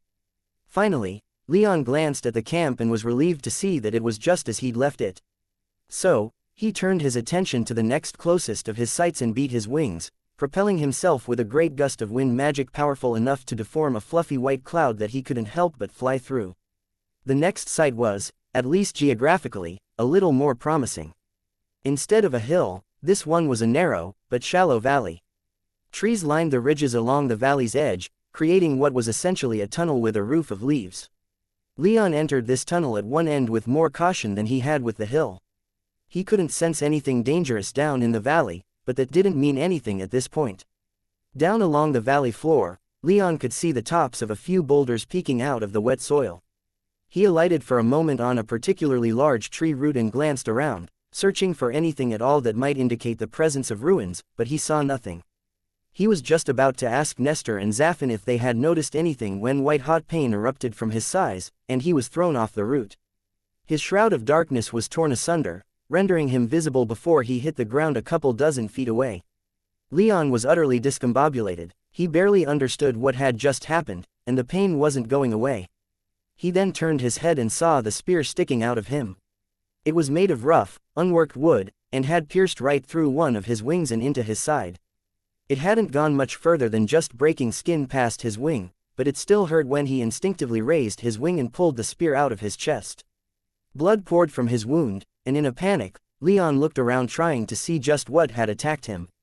And then he saw them, standing at the top of the ridge, partially obscured by the plant life, humanoid figures, but each at least half again as tall as the average man, and with bodybuilder physiques. They numbered 13, and each had skin like tree bark, goat-like horns sticking out of their foreheads, inhumanely elongated faces, glowing green eyes, knees that bent backwards, and hooves instead of feet. All wore little more than loincloths, revealing their masculine physiques. They were all armed, as well. 7 had crude stone clubs, 3 had primitive bows, and 3 more held multiple spears that looked more like sharpened tree branches. None had magical auras, but from how deeply the unworked, unenchanted spear had penetrated into Leon's avian body, he knew that they were strong, regardless. He flailed about on the ground for a moment, trying to get his legs back underneath him as the goat men started moving. Those with the clubs jumped several dozen feet into the air and landed down in the valley, while those with spears and bows threw or shot their projectiles. Lightning surged through Leon's body as panic and anger set in. He didn't lose his mind, but given how he'd allowed this to happen, that was a small mercy. With lightning coursing through his body, Leon's perception of the world slowed, and he rose in an instant. Silver-blue lightning danced over his body, and the spear sticking out of his wing was turned to ash. The arrows and spears careening towards him were likewise incinerated by lightning when they drew close, but Leon could tell that they were aiming to kill. He tried to flap his wings, and, despite wincing in pain, realized that he could fly. So, he took off, and the 7 goat men in the valley that were advancing on him tried to jump and head him off.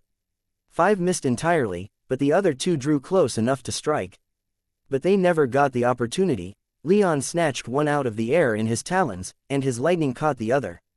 The latter was practically flayed as his body was torn apart by lightning, and fell back to the forest floor as little more than fried meat and bloody mist. The former, Leon squeezed. His sharp talons cut through his bark-like skin surprisingly easily, and when Leon released him, he'd almost been cut in half. Both goat men were dead, but more projectiles came hurtling toward Leon, which he countered by flapping his wings and sending a powerful gust of wind to knock them off course. The goat men still hadn't made a single sound. Leon couldn't imagine how they were communicating, but in that moment, he didn't much care. They weren't backing down, so he decided to go all out. He reached into the sky with his magic power, and in the time it took for him to make 2 wing beats, 4 lightning bolts had fallen from the white clouds above. This lightning cut right through the leaves mostly covering the valley from sight and struck all of the spear throwers and one of the bowmen. All 4 fell to the ground, their bodies charred black. Not giving an inch, Leon then beat his wings and sent a powerful gust of razor-sharp wind rolling into the club bearers. 2 of the club-bearing goat men were torn apart by Leon's 8th-tier power, while the remaining 3 were tossed about like fallen leaves, their bark-like skin lacerated in dozens of places. Leon then felt a pair of arrows hit him in the back, piercing feather and hide, but going not much further. Still, the fresh pain enraged him, and he turned back to the 2 remaining bowmen, and Dove. With his injured wing, he didn't quite have the control he needed to get both, but with talons extended and beak at the ready, Leon slammed into one of the bowmen, the force of his landing sending the other reeling. His talons tore through the bowman he'd landed on, stabbing clean through his body and into the soil beneath where the goat man had fallen.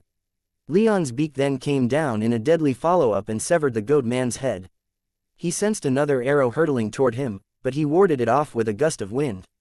He then lunged at the final bowman, his beak and talons already spattered with blood and with murder in his golden eyes. The bow-wielding goat man never stood a chance, and Leon ripped him in half. The 3 final club bearers, far from cowed or terrified, were, by now, charging back up the hill, their own injuries seemingly ignored. Leon simply glared contemptuously at them, and summoned 3 more lightning bolts.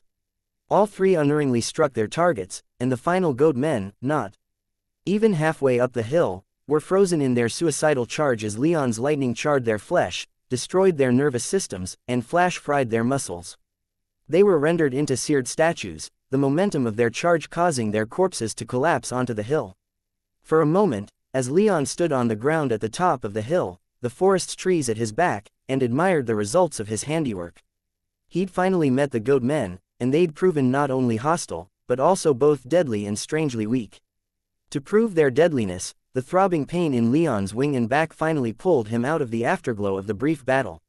He used his magic power to grab a hold of the arrows lodged in his back and pulled them out, wincing at the stinging pain that accompanied their removal. Before he did anything else, he took stock of himself and his surroundings. As far as he could tell, his fight hadn't attracted the attention of his companions. The camp remained peaceful, and both Maya and Cassandra were quickly advancing upon their targets, each more than 100 miles away. He couldn't detect any other hostiles around, either, but he couldn't take that for granted, and remained on high alert. Reassured about as much as he could be, Leon transformed back into his human form and donned his armor. His injuries carried over to his human form. He was a little disappointed to see, but they'd shrunk considerably in his human form, and the Tau Pearl seemed to jump at the chance to heal his wounds. The Pearl's light magic surrounded him and knit his flesh back together, and Leon was left looking almost like he'd never been injured at all. Only the blood that had been drawn betrayed the wounds he'd sustained. Only about a minute had passed since the felling of the goat men, but Leon immediately realized that that had been far too long. As he'd been tending to his wounds, it seemed like the forest had started trying to devour the corpses of the goat men, with roots quietly snaking out of the ground, wrapping themselves around the remains, and slowly pulling them underground. The earth below simply parted, and the dense shrubbery was rushing to fill in the gaps in the forest floor that Leon's lightning had blown. It was such a surreal sight, seeing the forest healing just as quickly as he had, that Leon stared in shock and confusion at what was happening for a moment. But then that moment passed, and he rushed forward, not intent on letting whatever was happening steal away the corpses. He grabbed a hold of one of the bowmen as the corpse was halfway below the ground, and he immediately realized that he was probably not dealing with some non-sentient magical phenomenon. More vines erupted from the earth and batted him away like a cat with a ball of string. Leon was thrown backwards and slammed into a tree, which creaked in protest and shook with living indignation. Leon hurled himself away from the tree just as several branches, each one thicker than his arm, slapped against the tree like he would if he felt an insect crawling on him. Without a moment's hesitation, Leon took to the sky. Just as his boots left the ground, more vines burst from the ground at his feet and attempted to wrap around his ankles, but a quick blast of fire ensured his freedom, and Leon rose into the air. He climbed 50 feet into the air high enough to have plenty of time to react to anything on the ground, while also not getting too close to the leafy canopy above him. That tree had moved like it was possessed by a tree sprite, and Leon wasn't going to take any chances that more trees around were possessed, too, so he gave their branches and leaves a wide berth. Unfortunately, as he was reacting to all of this, the goat men had been pulled underground, vanishing from sight. Leon could only sigh as the last he saw of his opponents vanished into the earth, and with it, any conclusive evidence that he might be able to gather about what had just happened. But he hung there in the air, just breathing as he processed the past 5 minutes. Goat men, vines in the earth, eating them, and moving trees. To satisfy his curiosity, Leon conjured a relatively small lightning bolt and tossed it at the tree that had moved. His bolt splashed across the bark, burning it black, but not splitting the tree open.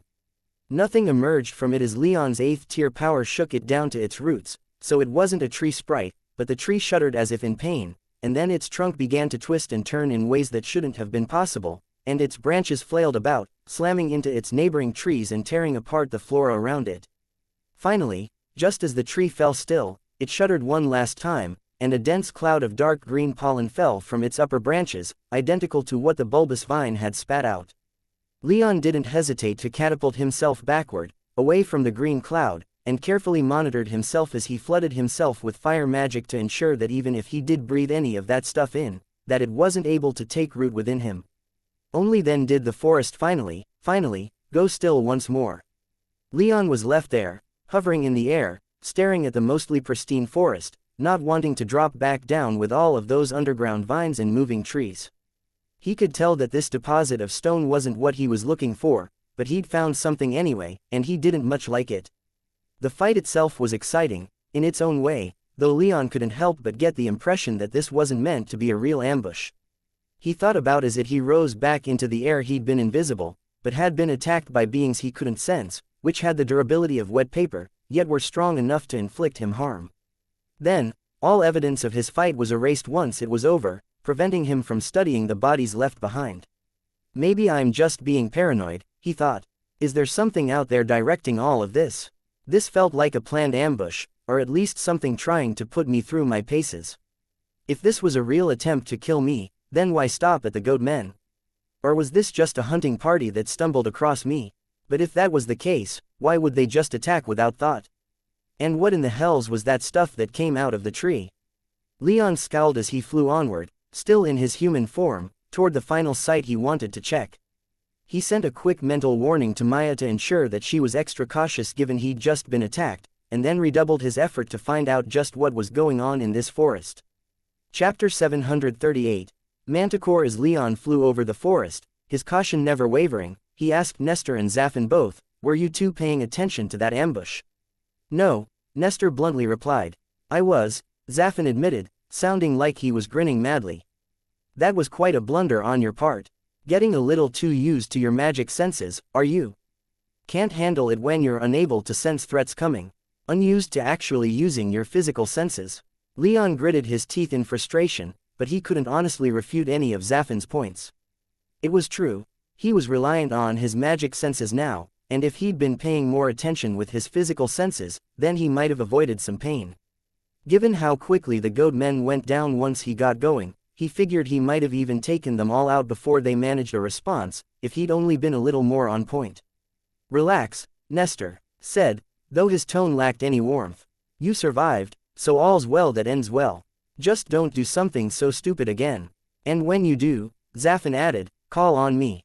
"Really?" Leon inquired skeptically. "Is killing some feral goat men in the woods something you'd deign to spend your precious time on?" "Not specifically," Zafin replied. "However, my healing is going slowly enough that I wouldn't mind the opportunity to stretch my legs a little.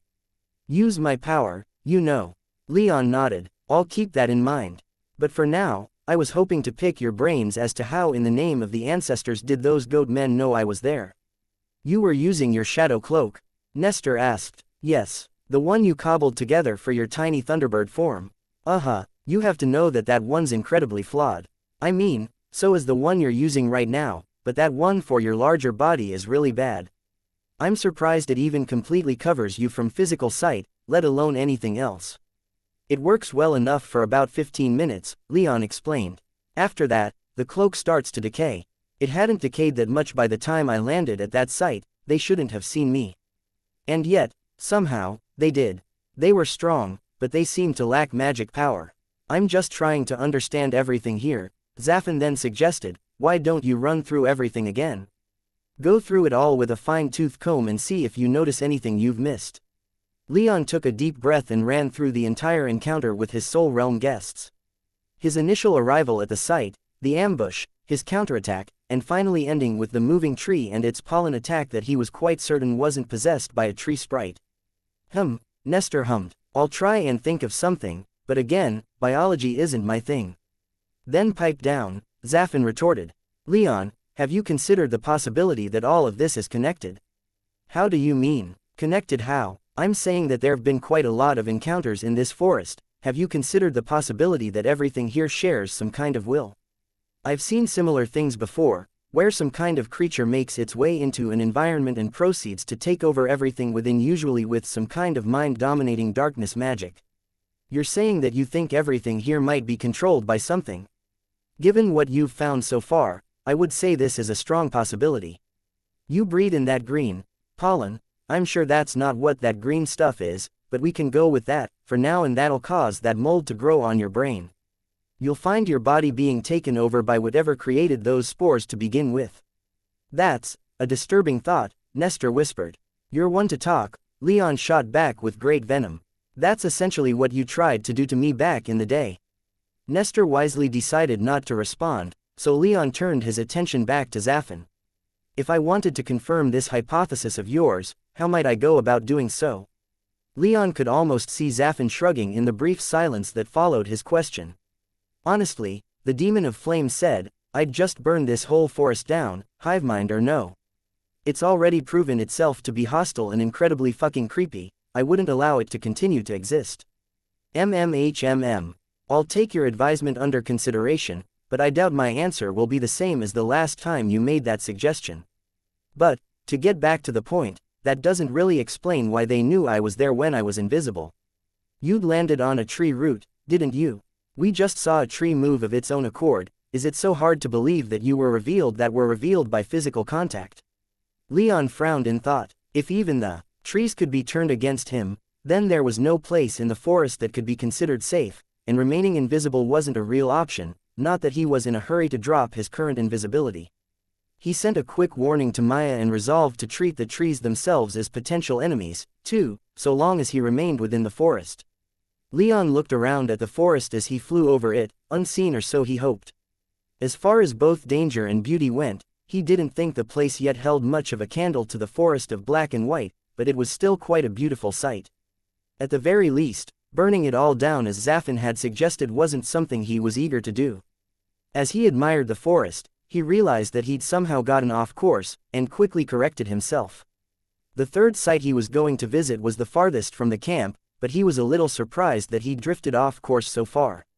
So, Demon, you were just going to offer suggestion to confirm your theory. Was I going to do that? Funny thing, I don't remember ever intending to do so. Leon bit down on his anger, and though he was speaking mentally, he felt like he was still speaking through clenched teeth. You were, Zafin. Anything else would have been quite ridiculous, wouldn't you say? After floating that idea, honestly, I don't know how you would go about confirming this, Zafin admitted. I've encountered such mentally linked creatures before, but I've never bothered to study them. Perhaps this is something that you should involve someone else in. Leon rolled his eyes so hard in response that he almost thought they were about to pop out of their sockets. It seemed he'd reached the limits of what his Soul Realm passengers could do, so the conversation died down. As he flew, he found his mind drifting several times as he passed over the endless green sea of the forest canopy, and every time he refocused and got his bearings, he'd found that he'd drifted off course again. He was still getting closer, but he found it a little strange that he kept drifting like he was. In a forest, even one as strange and eerily silent as this one, he was confident enough in his navigational skills to never get lost, or even to go off track, and yet here he'd done it 4 times already.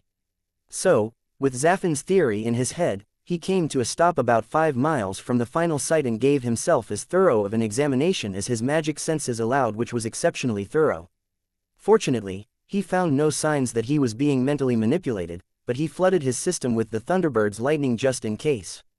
But, finally, after several hours of flying around above the forest, he arrived at the final site with large amounts of local stone at or near the surface.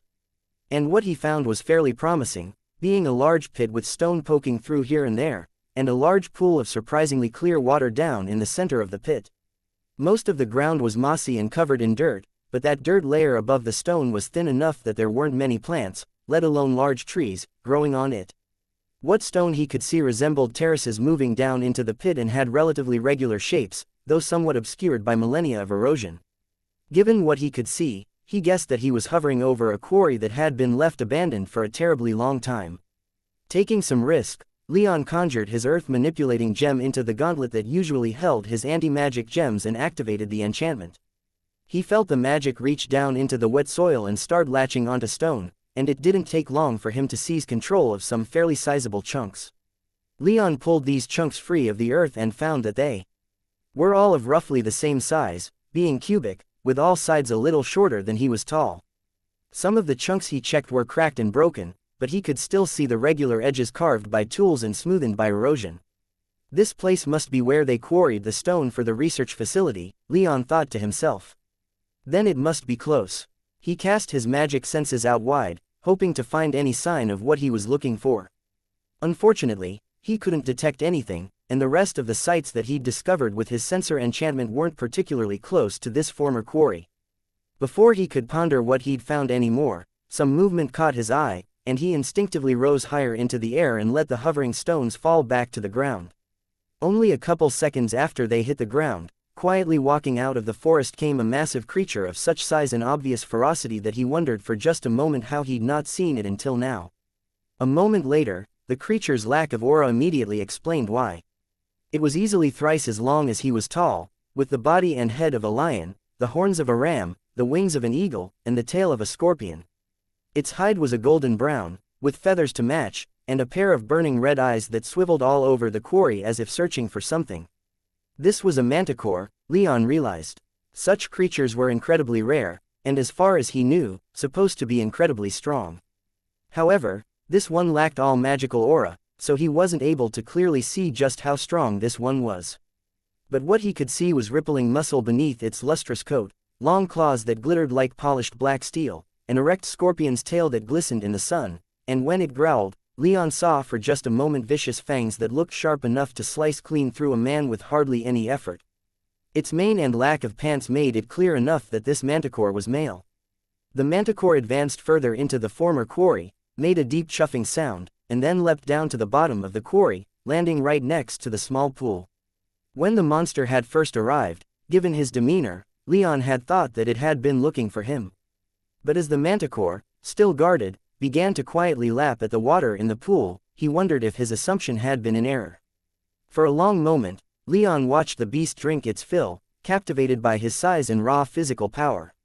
He even considered the possibility of trying to capture him to bring back to Anna to add to her growing menagerie. However, when the manticore stepped back from the pool and began pawing at the ground, Leon immediately abandoned those plans, for down in the dirt, he saw the manticore using one of his claws to scratch a crude water rune. "He's sapient," Leon thought in surprise. Whatever he was doing, the manticore didn't finish before he suddenly froze and glared back into the forest. Leon followed the manticore's gaze and was even more surprised to see an enormous humanoid figure standing at the edge of the forest in the quarry, especially since he'd been actively trying to use his physical senses as much as his magic senses.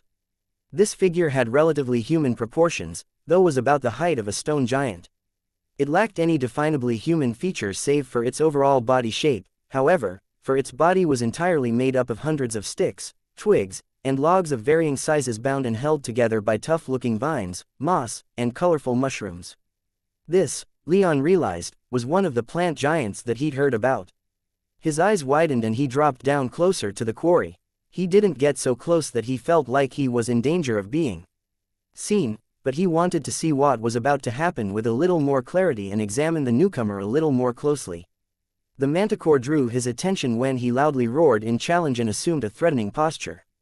The plant giant looked not at all disturbed and simply stood there at the edge of the quarry, seemingly staring right back at the manticore with non-existent eyes. It had no face at all, but its head, made of a large piece of petrified wood, was still pointing at the manticore. Two more plant giants then sprouted from the earth like whales gently breaching the surface of the ocean. They were slightly smaller than the first giant, but not at all different in any other respect. Once they'd assumed their positions, the three began to slowly make their way down into the quarry.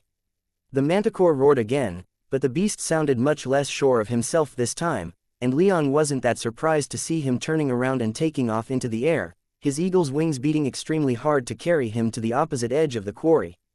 The plant giants didn't seem at all concerned and continued to head down to the pool.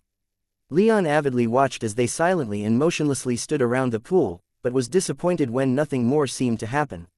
He watched the manticore hightail it into the forest and vanish from sight much sooner than he should have given Leon's power, leaving Leon alone with the giants, watching them intently.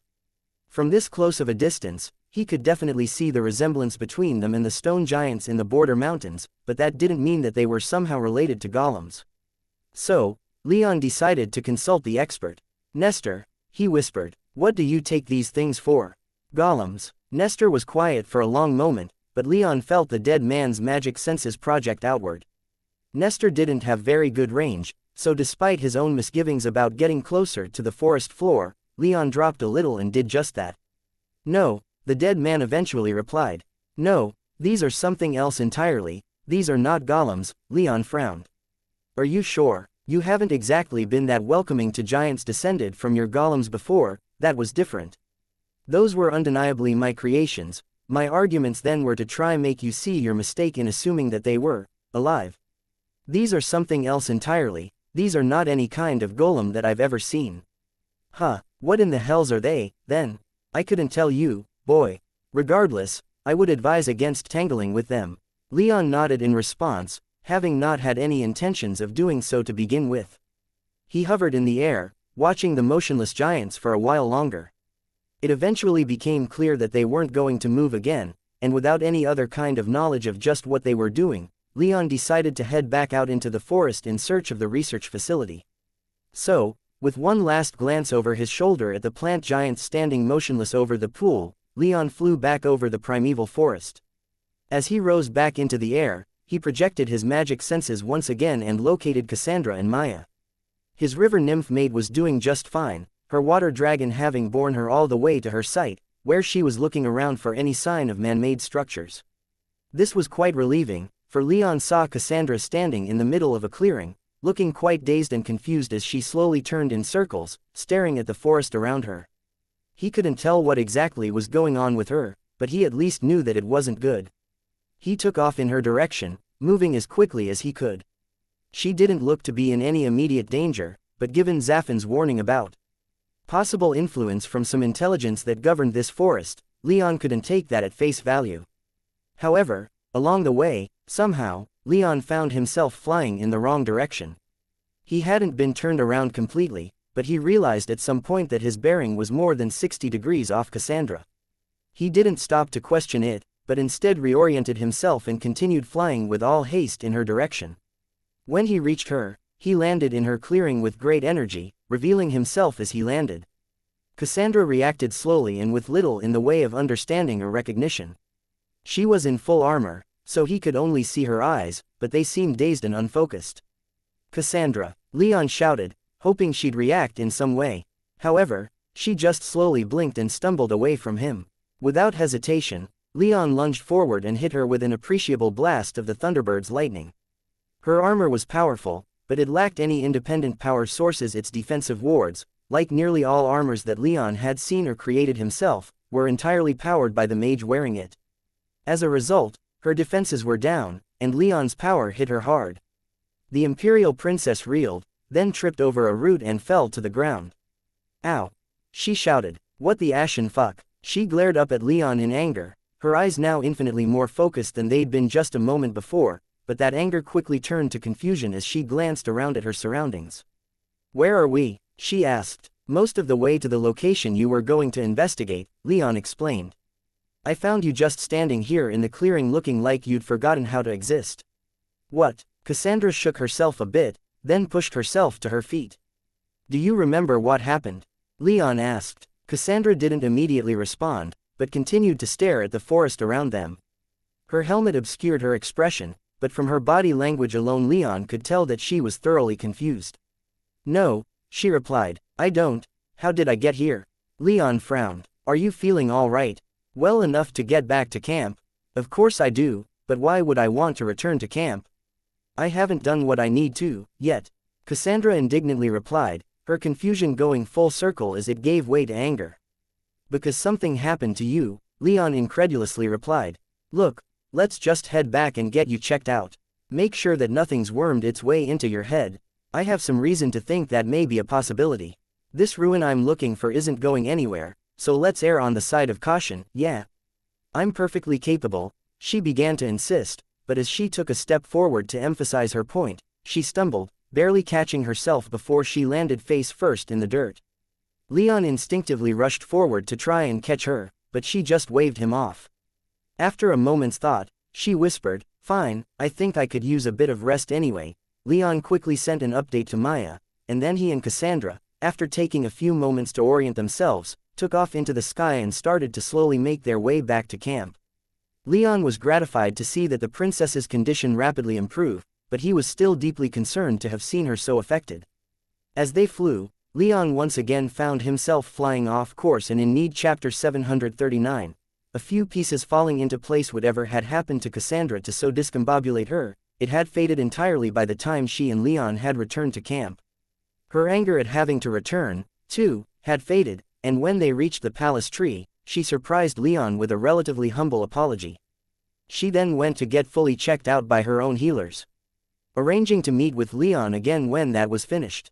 Her checkup didn't take long, and she invited Leon to her palace tree to discuss what had just happened. About an hour later. By then, Leon had already gotten in touch with Maya, was informed that there was nothing worthwhile at her site, and asked her to return as quickly as she could. She acquiesced with great haste, making it back to the camp barely 5 minutes before Cassandra sent for Leon, and looking just a little haggard at the pace she'd had to set to do so. During that time, Leon had informed Elise, Valeria, and the rest of his retinue about everything that had happened over his scouting trip, and he and Valeria began inspecting the most detailed map that they'd been able to acquire of the local terrain as closely as they could. However, that was put on hold as Leon, Maya, and Valeria all made their way into Cassandra's palace tree for their meeting. Once they met with Cassandra in, surprisingly, an actual conference room within the tree instead of a chamber created by its branches and leaves. They were joined by 4 other Evergolden mages, the 2 7th-tier mages in charge of the entire escort, and a pair of 5th-tier mages who seemed to be acting as secretaries for the princess. Pleasantries were had, and then Leon and Maya shared their side of the scouting mission. Maya had little to say, having encountered little else save for Therese on her journey, but it took Leon almost another hour to get through his story with how many questions Cassandra and her people asked him. Once he was finally finished, it was Cassandra's turn. According to her, she met with little resistance as she sped through the forest. No wolves, no goat men, no tree sprites. The forest seemed to her, for all its ominous reputation, to be perfectly willing to let her travel through it as she pleased. However, as she moved, she claimed that she apparently blacked out, and only regained awareness when Leon shook her awake. At first, she hadn't realized that she'd blacked out, and had taken Leon's suggestion to return to the camp and get checked out as a slight against her abilities, but in the hours since, she realized that there was a gap in her memories, and that there were at least 20, perhaps as many as 30 or 40, minutes when she couldn't account for where she was or what she was doing. Fortunately, she'd come back with a clean bill of health. Leon nodded when she mentioned the results of her checkup, and with Zaffin's warning in mind, he asked, if it's not too much trouble to ask, how thorough was this evaluation? Did it only check physical capabilities, or were your mental faculties cleared as well? You're asking if I've been infected with that green stuff? Cassandra asked. Leon nodded again. I haven't, Cassandra replied. At least, if that stuff was responsible for my fugue, then it was soon cleared out of my system by the time I was checked out. It's surprising though, I wouldn't have thought such a thing could get past my armor. Does your armor have robust anti-darkness enchantments and other enchantments to help filter that sort of gunk out? Cassandra frowned in thought. I can't describe in detail, she hesitantly replied, before one of the 7th-tier mages at her side spoke up. She quickly explained to Leon, the gear set aside for the Imperial family is of the finest quality. Obviously, none of us have the technical knowledge to truly go over it, not that we would even if we did, but suffice it to say, this sort of threat shouldn't affect our princess. Leon hummed in thought as he leaned back in his seat. His eyes drifted in Valeria's direction, and when she gave him a questioning look, he nodded, and she brought out their map. I only mentioned it briefly, since that fight with the goat men was much more spectacular, but there were several places where I realized I was flying off course. As he spoke, Leon marked these locations on the map, then marked down all of the stone-rich locations they were to investigate. I enchanted my armor myself, and I have great faith in my own defenses against darkness or any other mind-altering magic that I may come across. Still, I believe that I may have been affected by whatever it was that you encountered, Your Highness. You weren't left wandering the forest, dazed, Cassandra replied, just a hint of ice in her tone. I can't explain that, Leon replied without missing a beat, though he noted her slight bitterness. All I can say is that I wouldn't have ever expected to lose myself as I did in a forest environment. Whatever might be doing this is subtle, and it can slip past our defenses. That concerns me. Why wasn't I affected? Maya wondered. Leon smiled thinly. I was wondering the same thing, he said. The only thing I can think of is that you never got into range of whatever this might be. He indicated the map again. Maya's site was the point that was farthest to the east. Cassandra's site was roughly northeast, while the 3 sites that Leon investigated were between northeast and northwest, having started with the latter and then moved east towards the former. This is useful, though, because it can give us some kind of idea of the boundary that this phenomenon has. I was thinking we could do a little more scouting and see if we can refine this understanding a bit. As it is, it covers a very wide range. Leon quickly sketched out an incomplete border around where he'd found Cassandra, the path he'd taken from the first site he'd investigated in the northwest, and noticed that he'd been flying off course, then all the way down to Cassandra's site. He'd even noticed that he'd flown off course on the way to her, as well, so he was able to mark off a large swath of the local forest that could potentially be under the sway of this phenomenon. Very well, Cassandra said. We should get started on getting more accurate borders immediately. Maybe we should wait until tomorrow morning, one of the 7th-tier mages suggested, earning her a withering glare from the princess. However, she didn't flinch, and stuck to her suggestion. Let's just make sure that none of us suffer any ill effects of whatever this might be instead of entangling ourselves even further into it. If Leon had to guess, he would have said that none of the other Evergolden escorts wanted to be here. He supposed he could understand, and while he was as eager as Cassandra was to get started, he didn't want to push these people too far and engender resentment. Cassandra seemed to consider her subordinate's words, and when she glanced at Leon, silently asking him for his opinion, he just shrugged and said, "We're in no hurry. This thing has probably been here for 80,000 years, so it's not like it's in danger of vanishing in the next 12 hours. One night won't hurt, and it is going to get dark soon." With a sigh of frustration, the princess wound up begrudgingly agreeing, and the group made their plans for the following day. Once that was over, Leon, Maya, and Valeria returned to Leon's portable villa and filled in the rest of the retinue on what was going to happen the next day, and unlike this day, they'd actually have something to do. Leon sat on top of one of the modules of his portable villa, the day's events and what had been discovered still running through his mind. He stared out into the deep, dark forest, trying to understand what the environment was telling him, and trying to make sense of the problem they'd been presented with. As an enchanter, he couldn't understand just how Cassandra had been so affected, especially since he was still sure that he'd been affected too, to a lesser extent. After his experiences in the Serpentine Isles, having been led around by the nose by Jorman and that primal god, Leon had made sure to study darkness magic in the 11 years since he'd left that awful island chain. He was no expert by any means, but his defenses on his armor were robust enough that he simply couldn't understand just how he'd been affected without so much as the faintest of signs that his defenses had been breached. That spoke either to power beyond his comprehension, or he was missing the point. He greatly hoped it was the latter, for that was something he could actually address. If the root of this problem was simply beyond his ability to understand, or was so much more powerful than him that he couldn't even notice it, then he might have to turn back and give up on this expedition, and that was something that he was not at all willing to do without having very convincing reasons to do so. In an attempt to understand this, he called upon all of his skill in magic, both of the magic that he wielded as a mage, and the skill he had as an enchanter, and tried to figure out how he'd try and accomplish the same effect. Unfortunately, he couldn't think of any ways to replicate this feat. Make something invisible, he could do that in several different ways. Affect someone's perceptions and leave them stranded in the woods.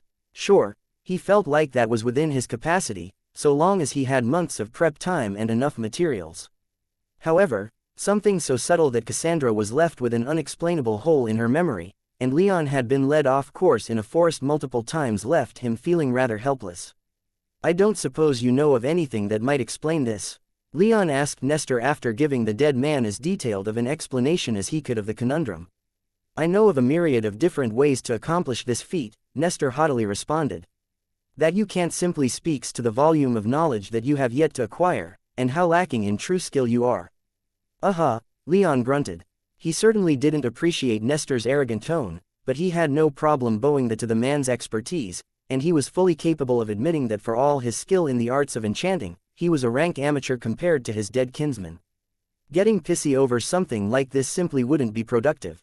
"Get to the fucking point, ghost," Zafin irritably shouted, giving Leon some secondhand catharsis. "Such enchantments were well known during my time," Nestor explained.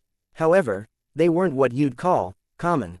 This research facility didn't have such protections when it was built, I can tell you that much." "Good to know," Leon replied. "Can you provide any actual insight?" "I'm getting to it, boy," Nestor shot back. "Faster, please." "I can't identify exactly what's being used," Nestor growled, "but I can at least clarify some things. Firstly, I don't think it's using any darkness magic, at least, in your case. Such magic wouldn't affect you the way it has. Secondly, you'd know if it had.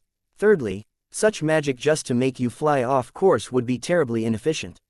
"Okay, so I haven't run into any darkness magic. Can you guess as to what I did run into?"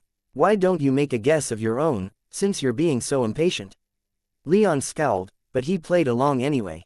He still had many hours left until sunrise, and a couple hours more after that before they could start their work. "I've been wondering that very thing. I haven't been turned around in a forest in a long time. This place is as close to home as I've ever been in outside of the forest of black and white. And yet, somehow, I've gotten knocked off course. From what I can remember, I didn't even notice anything, at least until I did." "And you detect no darkness magic affecting your mind?" Nestor asked, clearly trying to lead Leon to where he wanted him to go. "No, it's almost as if one moment, I'm on the right track, and then the next, I suddenly realize I've been flying in the wrong direction for a while." The simplest answer is that you're simply mistaken. I wasn't. I don't get turned around in forests. Then if the fault is not with you, what's the most likely option after that? Leon took a deep breath, weighing the options in his head for a long moment before answering, an illusion. Good. That's what I was thinking, myself. Leon slowly nodded as he stared out into the forest, the entire place bathed in his magic senses. For all that he could see, the entire forest was empty, devoid of the smallest insects all the way up to the largest predators. It was so eerie, especially given what he'd seen over the past couple of days, and the only explanation was that false information was somehow being fed to him and his people. If the cause was not darkness magic, then the only other explanation that he could think of was that what he was sensing wasn't what was actually there. The forest was lying to him, somehow. How? Leon asked. I can't sense even a hint of notable light magic. Besides, what kind of power requirements would this place need to block out such a large section of the forest? Who says that's what's happening? Leon almost responded immediately, but took another moment to stop and think. Then, he conjured his gauntlet with the gem that allowed him to telekinetically control stone. It was next to nothing to find a small pebble in the soil around his villa and summon it to him. Once it was within his grasp, he took a few seconds to use his meager earth magic to carve a light rune upon it. Once the pebble started glowing, Leon used his gauntlet to throw the thing as far as he possibly could. The glowing stone was blasted away from him and out over the forest, traveling more than half a mile before it began to dip. However, by then, Leon had already seen what he needed to. About 1,000 feet away from him, the glowing stone had vanished for a split second before reappearing again, like it had hit the bounds of an illusion enchantment, and the enchantment needed a moment to account for the stone hurtling out across the sky. So, he said after a few seconds of thought, this illusion is only around us. An illusion is around you, Nestor corrected. I'm sure there are others. Leon nodded in agreement as he turned this realization over in his head. If this one enchantment was all there was, then surely, he'd have seen what the illusion was trying to hide long before now. His range for magic senses was a little over 200 miles, after all. As Leon sat thinking this over, Nestor continued, explaining, there are quite a few complex things going on here, I think.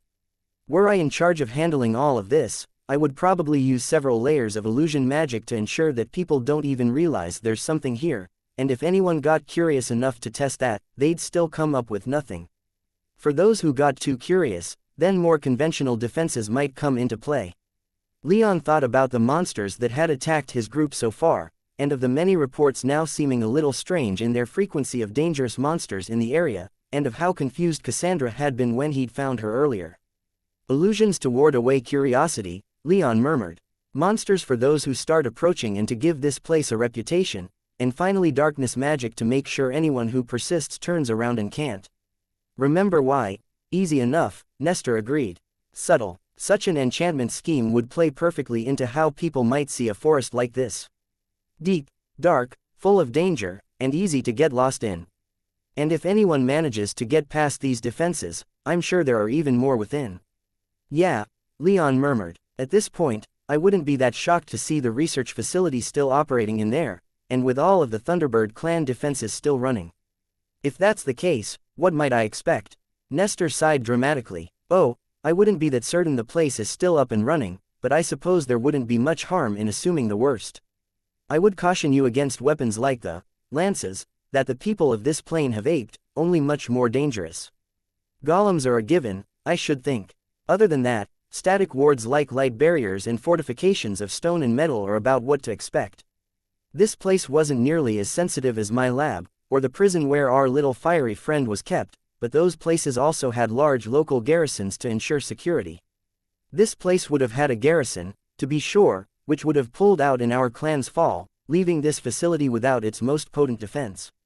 As advanced as our wards are, they were all, for the most part, meant to stall an enemy long enough for a military response. That's heartening to hear, I guess, Leon said. I'm sure there are more defenses now, though. This place is clearly not abandoned. But I question if it's human. Still, whatever it is, it doesn't want us here. Are you going to turn around? Just let whatever this thing is toss you out like yesterday's trash? Leon grimly smiled. Of course not. I'm not going to stop until I either get inside that research facility or confirm that there's nothing of it left. If someone's trying this hard to keep me out, then that only means there's something good in there, and I want it all the more. Chapter 740. Scouting the warded zone. Leon, hovering in the air, watched as his retinue spread out over the treetops. His entire party was with him, save for Elise and Talal, who'd both chosen to remain back at camp. Not that he could blame them, given the dangers of the proto-forest.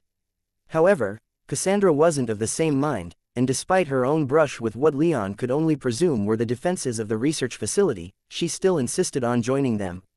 In fact, so vigorously did she insist that Leon could only surmise that her brief mental subversion had done nothing but encourage her to find this place.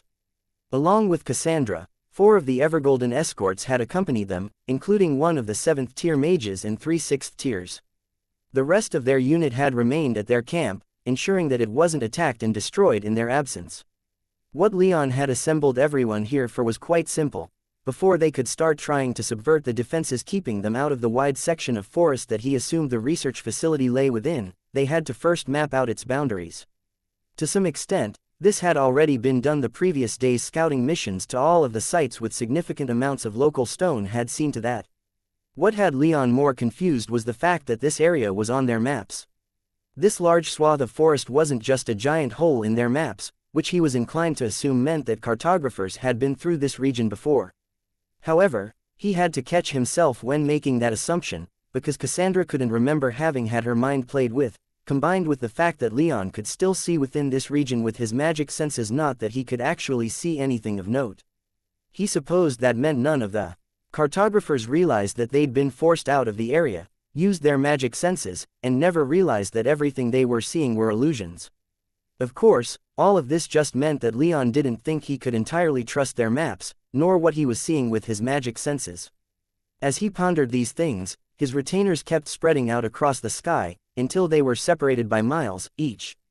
Since they were all in the air and high-level mages, they could all still see each other, though. "Everyone ready?" Leon asked using his mental communication technique. His people, all of them sans helmets to allow him to speak with them in this way, nodded, gave him thumbs up, or otherwise affirmatively acknowledged him. He then glanced at Cassandra and her people, and after a similar exchange, Leon said, "Then let's get to it. Remember, at the slightest sign of anything playing with your perceptions, halt and put on your helmet." Again, Leon's order was acknowledged, and their entire group began to slowly fly forwards. They didn't move in unison, however, with Leon, Valeria, Anzu, and the 7th tier Evergolden mage all flying several hundred feet behind the others. They didn't know how powerful the initial effects of the mental subversion might be, or where the boundaries of the enchantment lay, so for the sake of ensuring the entire group didn't stumble into it all at once and have the entire party debilitated, these 4 kept an eye on everyone else ahead of them. Like this, the group slowly inched across the sky, flying well below their speed limits and constantly on the lookout for anything at all that might pique their interest. Alex, close to the middle of their group, was the first to react to something. Leon watched as, for a moment, she seemed to stumble in the air, then glance around as if trying to get her bearings. After a second or two, though, her helmet appeared over her head and she darted backwards a dozen feet and began furiously waving at Leon. Leon waved back in the agreed-upon signal for her to wait there with her helmet on. Leon's mental communication was blocked, leaving them reliant on visual communication. Gaius was next, having a similar reaction to Alex. After him was one of the Evergolden mages, and then everyone else shortly thereafter. All of them froze in the air, and Leon hurriedly scrawled down their locations on his map. Once all of that was said and done, Leon had a dozen points on his map showing the outer boundaries of this effect. Only Leon hadn't pushed against this boundary yet today, and he was quite curious if he would experience something similar to the mild navigation issues that he'd experienced the day before, especially once he donned his helmet. So, with helmet in place and the other points marked, he slowly flew forward. After a few seconds, he blinked and realized that he was flying in a different direction than before. Despite focusing as much as he couldn't even say what had happened, just that he simply realized that he wasn't slowly flying in direction that he'd thought. He never even realized where any illusions began or ended. He stopped and glanced back, noting with some relief that he hadn't traveled that far compared to everyone else, so he marked his location down on the map and then flew back. Unfortunately, despite their numbers, they'd still need to do this many more times before they had a better feel for the borders of this effect, not to mention testing if these boundaries remained true on the ground. If this effect was in the shape of a dome, then the boundaries Leon was marking might not be accurate to what they'd find down amongst the trees rather than flying over them. So, with some resignation to the fact that this was going to take a while, Leon and Cassandra got everyone organized to start doing this all over again, but from a different starting point. "It looks like this is a dome," Leon said as he stared at the map on the table in front of him. "But one that's very tall," Valeria noted from his left. "Why would it need to be that big?" Cassandra wondered aloud. "This thing is more than a mile high. What could this thing be trying to hide that's so tall?" Her ruby eyes flitted in Leon's direction as if expecting him to explain, but even if Leon knew the answer to that question, he didn't think he would have. The three of them, along with the rest of Leon's retinue and the two 7th-tier Evergolden mages, were all packed into the dining room of Leon's portable villa. Cassandra had offered the meeting room in her palace tree, but Leon had pointed out that his dining room was just a little bit larger, and he wanted his retinue to join the meeting since they were a part of the mission. And he just didn't want to meet again on Cassandra's turf. That might imply that she was running this expedition, and not him, and that was not an implication he wanted to let stand. As for his map, he'd managed to narrow down the territory covered by this strange magic into a rough oval about 40 miles long from the east to the west, and about 30 miles or so long from the north to the south at its widest points. This zone narrowed as it rose, eventually reaching about a mile and a half high at its center, which, Leon was quick to note, wasn't the stone-rich site that Cassandra was going to investigate the day before. That spot, instead, was a little further west, a few miles removed from the center of this warded zone. "A good question that I'm looking forward to having answered," Leon replied when he returned Cassandra's gaze.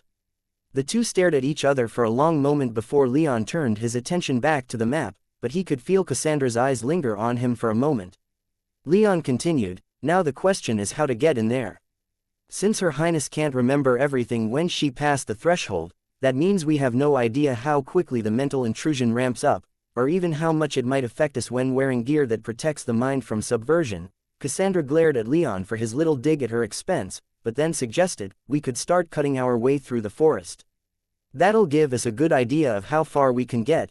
Gaius then quietly suggested, "A rope would do the trick just fine, and might not antagonize anything here that wants this forest to remain intact." He then found himself the target of Cassandra's ire, and he paled slightly before Leon tapped the table and flexed his aura, relieving the pressure Gaius was under. "I'm of the same opinion as Gaius," Leon said as he stared challengingly at Cassandra. "Tie a rope around someone and send them into this marked zone. We'll monitor as far as we can." Cassandra looked like she might try arguing, but after some contemplation, and exchanging glances with her 7th-tier followers, she just nodded. "Fantastic," Leon said. "We still have a bit of time left in the day, why don't we try this now?" "Last chance to back out," Leon said to Alcander, who now stood in front of their group with a rope tied around his waist. "Hey, back out," Alcander snorted. "More like this is your last chance to take my place. Don't try and tell me that you're happy I'm going in and not you." Leon smiled wickedly and quietly whispered, "Don't tell Elise." Alcander wasn't wrong. He wanted to be the first one to explore this mysterious place, shrouded by some confusion-inducing magic. However, he knew that was quite reckless, and with Elise taking part in the expedition even if she was back at camp rather than with them now, his recklessness had to take a step back. Besides, he was also extremely curious to see just what was going to happen when Alcander went in there, and there was great value in observing from afar rather than experiencing for himself. Alcander chuckled a few times, but then turned serious as he stared into the forest ahead of him. It was dark, both from the lateness of the evening and from the sheer density of the untamed forest out here. Yet, he was a 5th-tier mage, and such darkness was no obstacle for him. Still, none of them could see very far into the forest without their magic senses, and Leon didn't even trust those right now. "All right, then," Leon said as he stood back. "Ready when you are." The rope around Alcander's waist was not only securely tied around a stone pillar conjured by one of Cassandra's mages, but also held by most of Leon's retinue. It was incredibly long, and another of Cassandra's mages was using a fascinating enchantment to rapidly growing thin vines that entwined around themselves to create more and more rope. No matter how far Alcander went, they'd have more than enough rope to pull him back. Only Anshu, Valeria, and Anna weren't holding the rope, as they were too busy watching their flanks and making sure they weren't going to be ambushed as they watched Alcander, but if needed, everyone could step in. But with Anzu, Anna's Attican snapper, and the rest of Leon's retinue holding the rope, Leon didn't think that Alcander was in much danger of not being recovered.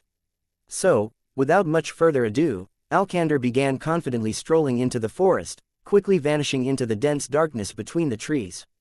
Leon watched, his magic senses locked onto Alcander and the area around him.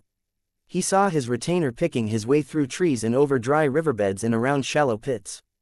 Alcander was in full armor, his helmet secure, but Leon saw the moment that he started to be affected by the zone.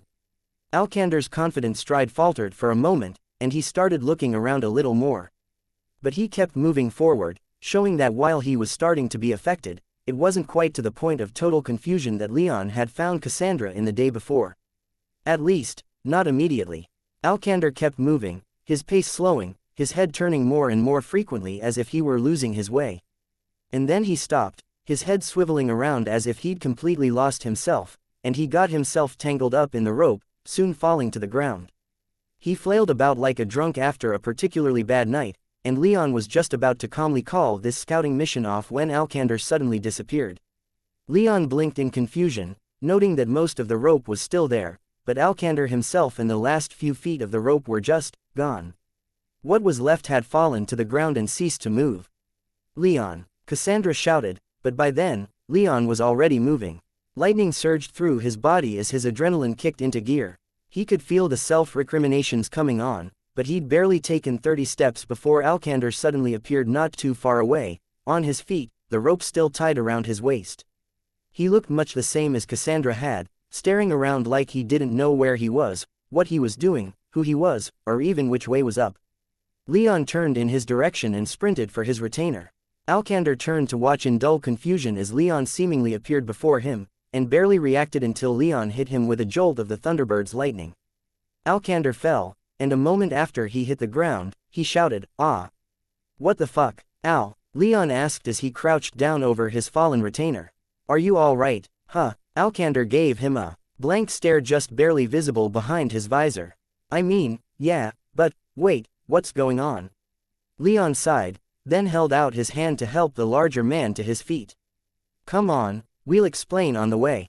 "Well, that was a good idea," Cassandra said with a hint of sarcasm once everyone was back in Leon's dining room. "Good to rule out any possibility, I suppose. Better to test the simple options first," Leon retorted a little testily. "I think we're just damned lucky that we weren't attacked at all during all of that. It's been quiet today, maybe everything's giving us a wide berth after seeing how the last few groups got their teeth kicked in," Marcus suggested. Leon frowned, but he supposed that made a degree of sense.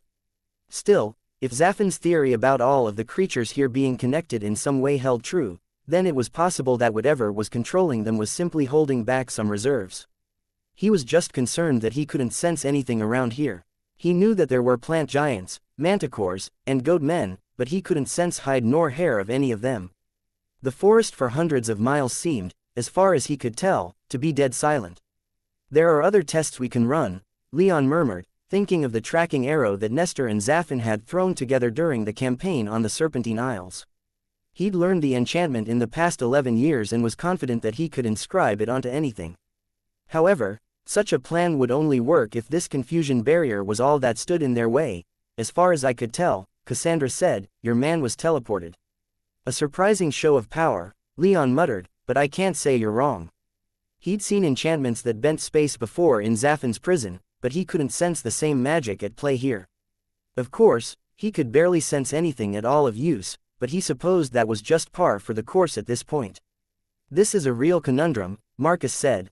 "Honestly, if Al was teleported in there after having any ability to resist taken by this mind-clouding magic, then I don't think there's any real way to get in there, at least not without weeks or months of prep work." He trailed off, but when Leon glanced at him, he found Marcus staring pointedly at him. Leon thought he knew what the former noble was getting at, and loath as he was to admit it, just like with Cassandra, he couldn't say that Marcus would have been wrong to voice it.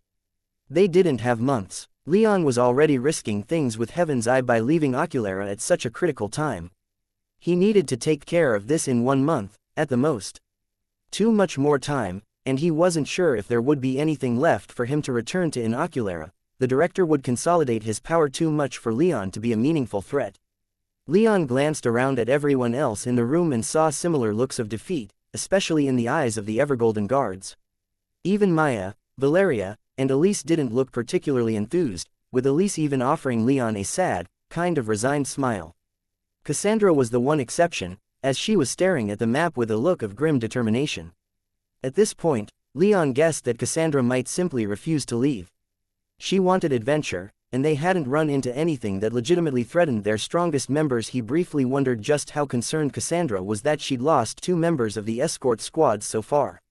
If Leon and his retinue were to leave, he felt like he'd just be giving up this problem for Cassandra to solve, and he'd never know what was in the research facility. I've been too damned hasty, Leon thought to himself in frustration. He might have to choose between the research facility and his position in Heaven's Eye. Let's get some rest, he declared. It's late. We can try something else in the morning. There are still plenty of possibilities that we've yet to test, so let's not get disheartened and pack our bags just yet, yeah. He saw acceptance in his retinue, but a few rolled eyes and even one spiteful glare from Cassandra's people. Cassandra herself barely even looked up from the map. Tunneling, she muttered. That's too obvious, but worth a shot, right? Maybe trying to blast our way in, or flying directly down from above its barrier. But the teleportation, Leon smiled as everyone else filed out of the room. At the very least, he could appreciate Cassandra's determination in this regard. He felt it, too. Though this day hadn't been that promising, he wasn't about to. As he was losing himself in thought, a horn resounded over their camp, and Leon's heart skipped a beat. That horn blast could mean only one thing: the camp was under attack. Chapter 741. Speculation. When Leon bolted outside, his weapon drawn and armor donned, he found that the horn hadn't been sounded for nothing. A dozen plant giants, each one twice as large as a stone giant, had surrounded the outer wall of their camp and were steadily advancing toward them. Each one's proportions were subtly different, but they were all roughly human in shape. For all their minor differences, however, they were all made up of tangled vines, fallen trees, and thick clumps of leaves. None of them radiated an aura, not that Leon expected them to, at this point, but he noticed that one of them was considerably more colorful than the others, with bright red flowers and white and pink mushrooms growing over its constituent logs. This one unusual plant giant was the only one not moving, the rest were taking long, pondering steps toward the wall. Halt! A 6th-tier Evergolden mage shouted. Leon almost burst out laughing at the ridiculousness of the order, but the fact that none of the other Evergolden mages stopped moving told him all he needed to know. The order wasn't expected to be followed, they just needed to say it to justify to themselves what was about to happen.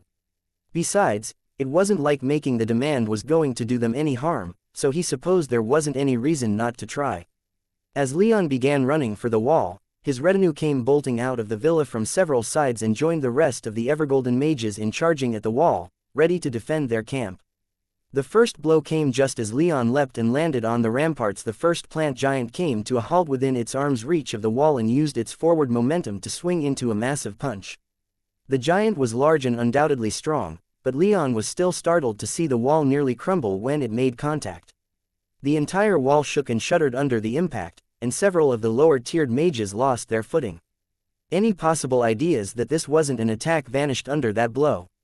Magic began to fly, and the giants found themselves the target of a withering fusillade of elemental magic. Leon himself launched himself into the air, spent a moment hovering as lightning surged through his body, and then he struck the nearest plant giant with a bright silver-blue lightning bolt. The wall again shook, but this time it was the force of the accompanying thunder that caused it. The struck giant immediately burst into flame, and one of its arms was severed and almost entirely dissolved into ash. For just the swiftest of moments, Leon's eyes narrowed. Just like the goat men, these giants seemed quite strong, but then proved themselves fragile. That had just been his opening move, and yet the giant had been horrifically maimed. Despite that damage, though, the giant continued, lumbering on, seemingly heedless of the fire that raged about it. The floral giant, however, pulsed with potent and surprising power, and when it raised its hand, 3 bright red flowers bloomed along its arm's vines. A moment later, the burning giant was quenched, leaving it horribly burned, and its arms still severed, but no longer actively burning. Leon glared at the floral giant, feeling a hint of indignation at this thing that would douse his magic. So he reached up into the sky, his power causing a large cloud to gather above the camp. At the exact same time as a flash of light from Cassandra bifurcated a giant with a beam of white light from head to waist, 3 bolts of silver-blue lightning fell from the cloud, one striking Leon's first target, and the other to the floral giant. The first giant disintegrated, falling into a heap of charred ash at the foot of the wall. The floral giant fared better, but still not fantastic, as Leon's magic ripped through its body and scorched everything it touched. Vines burned away and charred wood hit the ground, but the giant, as a whole, remained upright and mobile. The wall, on the other hand, shuddered and cracked under the weight of Leon's magic, with the top half of the section directly under where Leon still hovered crumbling. An Evergolden Earth magic came sprinting over, shouting as she did, "Watch it! Don't destroy our wall!" Leon, thusly admonished, scowled, and hit the floral giant with 2 more lightning bolts, though he kept them a little more contained this time. And this time, the giant hit the ground, as dead as he figured these creatures could be. The other giants fared little better in this time.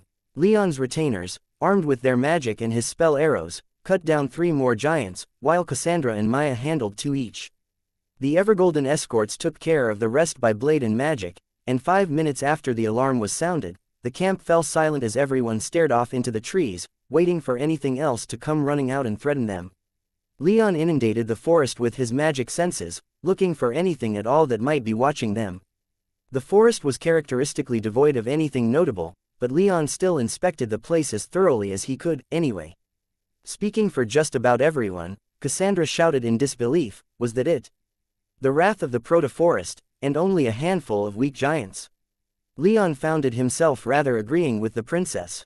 Given the forest's reputation, he'd truly been expecting something different, and while they'd been violent, these past few days hadn't quite been what he'd been expecting.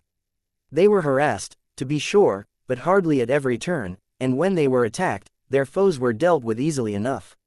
Still, what the forest had displayed was more than enough for him to understand why no human settlements had been constructed within. If all of these attacks were happening with some kind of central intelligence, then it would be easy to hit anyone trying to build a village while avoiding more powerful mages who might be able to protect them. Of course, that still left the question open of why that intelligence might be attacking them right now, though Leon suspected that it was because they were getting close to it in the center of the warded zone.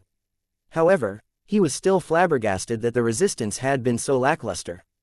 The goat men, plant giants, wolves, and all the rest all at once would have been such a greater threat that he couldn't help but wonder just why they were all coming at them piecemeal.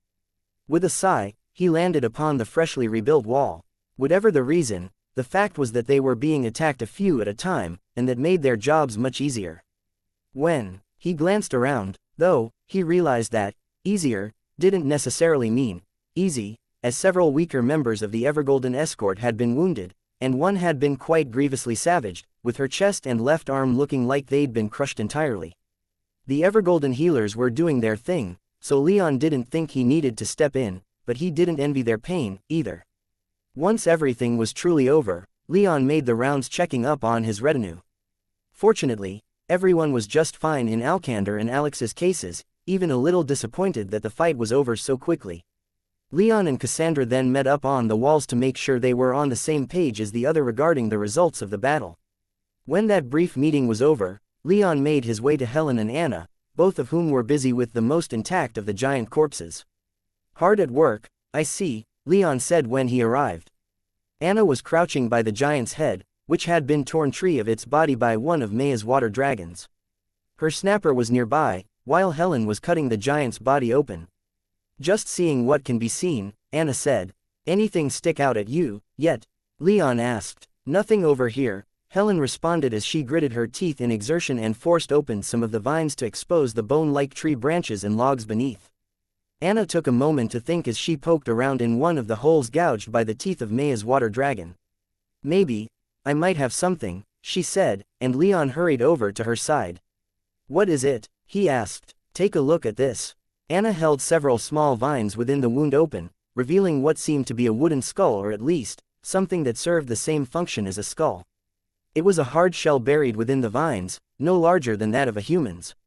Part of it had been cracked open, revealing some kind of glossy black flesh within. "What in all the hells is that?" Leon exclaimed. He'd skinned plenty of animals before in his youth, so such sights hardly turned his stomach. However, This was so alien and unexpected that he couldn't help but feel a little revolted. Have either of you seen anything like this? Leon asked his Soul Realm passengers. As Zafin and Nestor peeked out of his Soul Realm, Anna replied, I have no idea what this is. It's soft like flesh, but dry and absent anything that can be thought of as blood.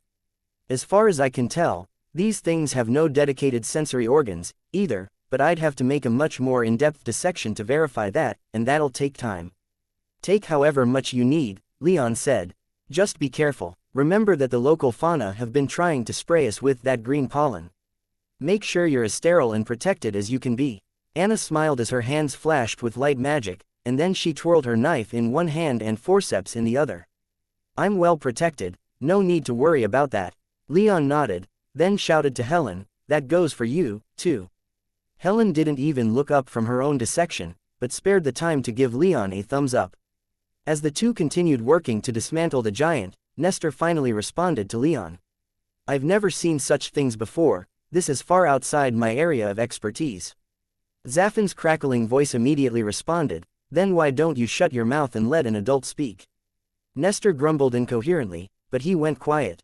Good, Zafin replied. Now, Leon, I think I was right in assuming that this is a hive mind you're dealing with.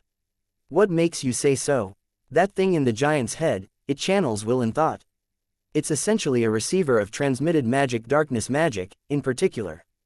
These giants, assuming they were all the same, were little more than puppets being controlled from elsewhere. So these giants are entirely artificial?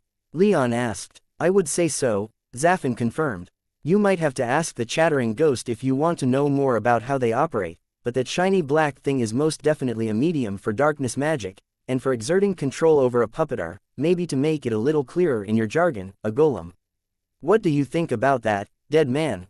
Nestor audibly scoffed. An organic golem? Ugh, disgusting. An utterly absurd waste of magic talent. Stone and steel are infinitely more pliable and durable than wood and vine. That's hardly in question, Leon responded. That's not what I wanted you to assess, though. Nestor sighed, sounding more than a little offended. I refuse to call these things golems. The candle called them puppets, so let's go with that. These puppets, then, were woefully inadequate. They exerted some physical power, but they crumbled under the weight of even the mediocre mages accompanying you. Leon agreed with that assessment, for the most part. How about the actual way these things work? What can you tell me about that? I'm not sure what I can say, Nestor said. All golems need power sources and processors. Wisps serve as both, but more primitive golems can use magic storing gems and highly advanced enchantments to perform rudimentary, highly repetitive tasks. If these things are golems, then, as Nestor trailed off, Leon felt the subtle flutter of his magic senses cover the dead giants and probe in as far as they could, spilling past the openings made by battle and by Anna and Helen. After a few seconds of inspection, Nestor continued. Those black things in their heads likely act as both power source and processor. Where a wisp would autonomously power and control a golem frame, this, power receiver. That sounds about right, this power receiver essentially does the same thing. These things have no built-in power source, so whatever's controlling the golems not only has to control them all at once, but also provide them with power. Leon's eyes narrowed in thought, and he began to pace around the dead giant. Could the same be true for everything else? He wondered. What do you mean? Everything else we've encountered in this forest, Leon explained. None of it has emitted any aura, not even in those brief moments when they've obviously used magic power. It's as if they're completely magic-less beings, fading into the background of the forest. Maybe that's exactly what they are, and those rare times when they use magic, maybe it's from whatever's controlling them. How would that be possible? Nestor wondered in turn. I've never heard of anything that can simultaneously control a dozen golems, let alone that massive congregation of eagles you encountered on the first day, yet do so with such efficiency as to evade the senses. Leon frowned as he paused in his pacing. I suppose that's what we'd have to accept, isn't it? Either there are multiple things controlling everything we've encountered, or the thing that's controlling everything has capabilities beyond what you've heard of, Nestor. Before Nestor could respond, Zafin quietly interjected, his tone dripping with smugness. I've heard of beings that can puppet frames in numbers beyond counting. Oh, Nestor sarcastically responded. Well, by all means, please share. The primal gods and devils could, with ease, Zafin said, and Leon's blood ran cold. He didn't want anything to do with primal beings. The one time below the Serpentine Isles was more than enough for him. Gods and devils, Nestor practically spat. Poor examples given their power. That's like saying a mountain has many rocks. You asked for examples, and those are two, Zafin shot back. But if you insist on eating shit, by all means, I shall continue shoveling. There are many beings in the universe, and they often come to demons for aid or power. Some come to us that are disunited in mind, shall we say. They operate in a decentralized state, with their minds spread between many different bodies. There are others that can take control of something's brain and use it for themselves. Still others can dominate someone else's mind entirely, allowing them to keep their autonomy, but overriding their will entirely. I couldn't give you any examples, Leon, that you'd recognize. The dead man might, but I doubt it, so I'll not waste my time. Regardless, after everything I've seen, I'd be more than willing to guess that there's just one being controlling everything in this forest. Nothing here is autonomous, everything is directly controlled by one overarching mind. The nature of that mind, and its limits, I can't even guess at. But that's what it is. Everything in this forest, Leon murmured as his eyes strayed from the dead giant to the grass and shrubbery around the camp. The scars of the first fight with the bulbous vine had almost entirely vanished in the couple days since, with the forest rapidly growing in to repair the damage. His eyes then drifted further out, to the trees around the camp. He'd seen a tree move during the fight with the goat men, but not since, though he knew that tree sprites were in the forest. Yes, Zafin said, almost as if he could hear Leon's thoughts. Everything in the forest. It can't be everything, Nestor protested. That's too much for one mind to handle, even if everything has been dominated. A thing doesn't need a mind to be controlled, Zafin retorted. This forest feels wrong, and I've felt such a thing before, when such a creature attempted to contact me, desiring knowledge of fire and how to protect itself against fire. Everything in this forest, flora and fauna both, have been dominated. Leon stared at the nearest tree, a tree about 60 feet tall held up by almost paradoxically thin, stilt-like roots. This is, Leon said, for a moment decidedly not believing Zafin. However, before he could finish the thought, he had to stop to think again. If you're right, Zafin, he continued after a moment, and I'm not saying I believe you, but if you're right, then why the hells isn't this intelligence resisting us more fervently? A couple attacks a day, on average, and attacks that are easily dealt with. When it controls the entire forest, right down to every tree and blade of grass. Why would it even allow us to continue as we are? Do I look all-knowing to you? Zafin replied, I can't tell you the inner workings of such a fucked up mind. I've already said all I can say. Proceed as you please. Maybe it's best if you don't speak anymore, then, Nestor grumbled. Honestly, Leon, the idea that one mind is controlling everything in this forest is ludicrous. Such a thing isn't even possible in the Nexus. Still frowning in thought, Leon pointed out, you said yourself that the reason the research facility was established here was to research something special that drew the attention of our clan's top minds, right? Yes, but I would have been informed explicitly about what they found, and if they'd found a creature that can control so many different bodies, then I would know. Would you, though, by your own admission, you didn't care about what was going on here, and you devoted all of your attention to the moonstone back in the north. I'm sure you received reports of what was going on here, but did you ever read any of them? Nestor went quiet, but that in itself answered Leon's question, he felt. After a moment, Leon sighed and conceded, this is all speculation. For now, let's focus on getting into that warded area. Do either of you have any ideas? I'm formulating a few theories, Nestor said. I've got a few ideas of my own, Zafin replied. Burning this entire forest down, for one, let's assume that's possible, would that be wise? Leon asked as he glanced at the closest trees again. Wouldn't such a destructive tactic invite more active resistance? I mean, maybe what we've endured so far is the limit of what can be thrown at us, but I'm not convinced. I think there might be more going on here than is immediately apparent, or that whatever's in charge here doesn't necessarily want us dead. But burning down a huge section of the forest might be more than can be tolerated. I'd like to see them resist when this forest has been rendered ash and charcoal, Zafin murmured, but Leon just rolled his eyes and ignored the demon. He supposed, whatever the reasons for what was going on, the resistance thus far had been manageable. But if he wanted any answers or anything else from the research facility, besides then he'd have to get into that warded zone. Chapter 742. Personal scouting. Leon stared out into the forest, his frustration great, as was his anger. 3 days had passed since they'd been attacked by the plant giants, and yet, nothing of real note had happened. They'd been attacked twice more by plant giants and wolves, respectively, and fought them off both times. Another Evergolden warrior had died, and most of the rest had been injured, as had Gaius, Alcander, and Anna, but they'd survived those attacks.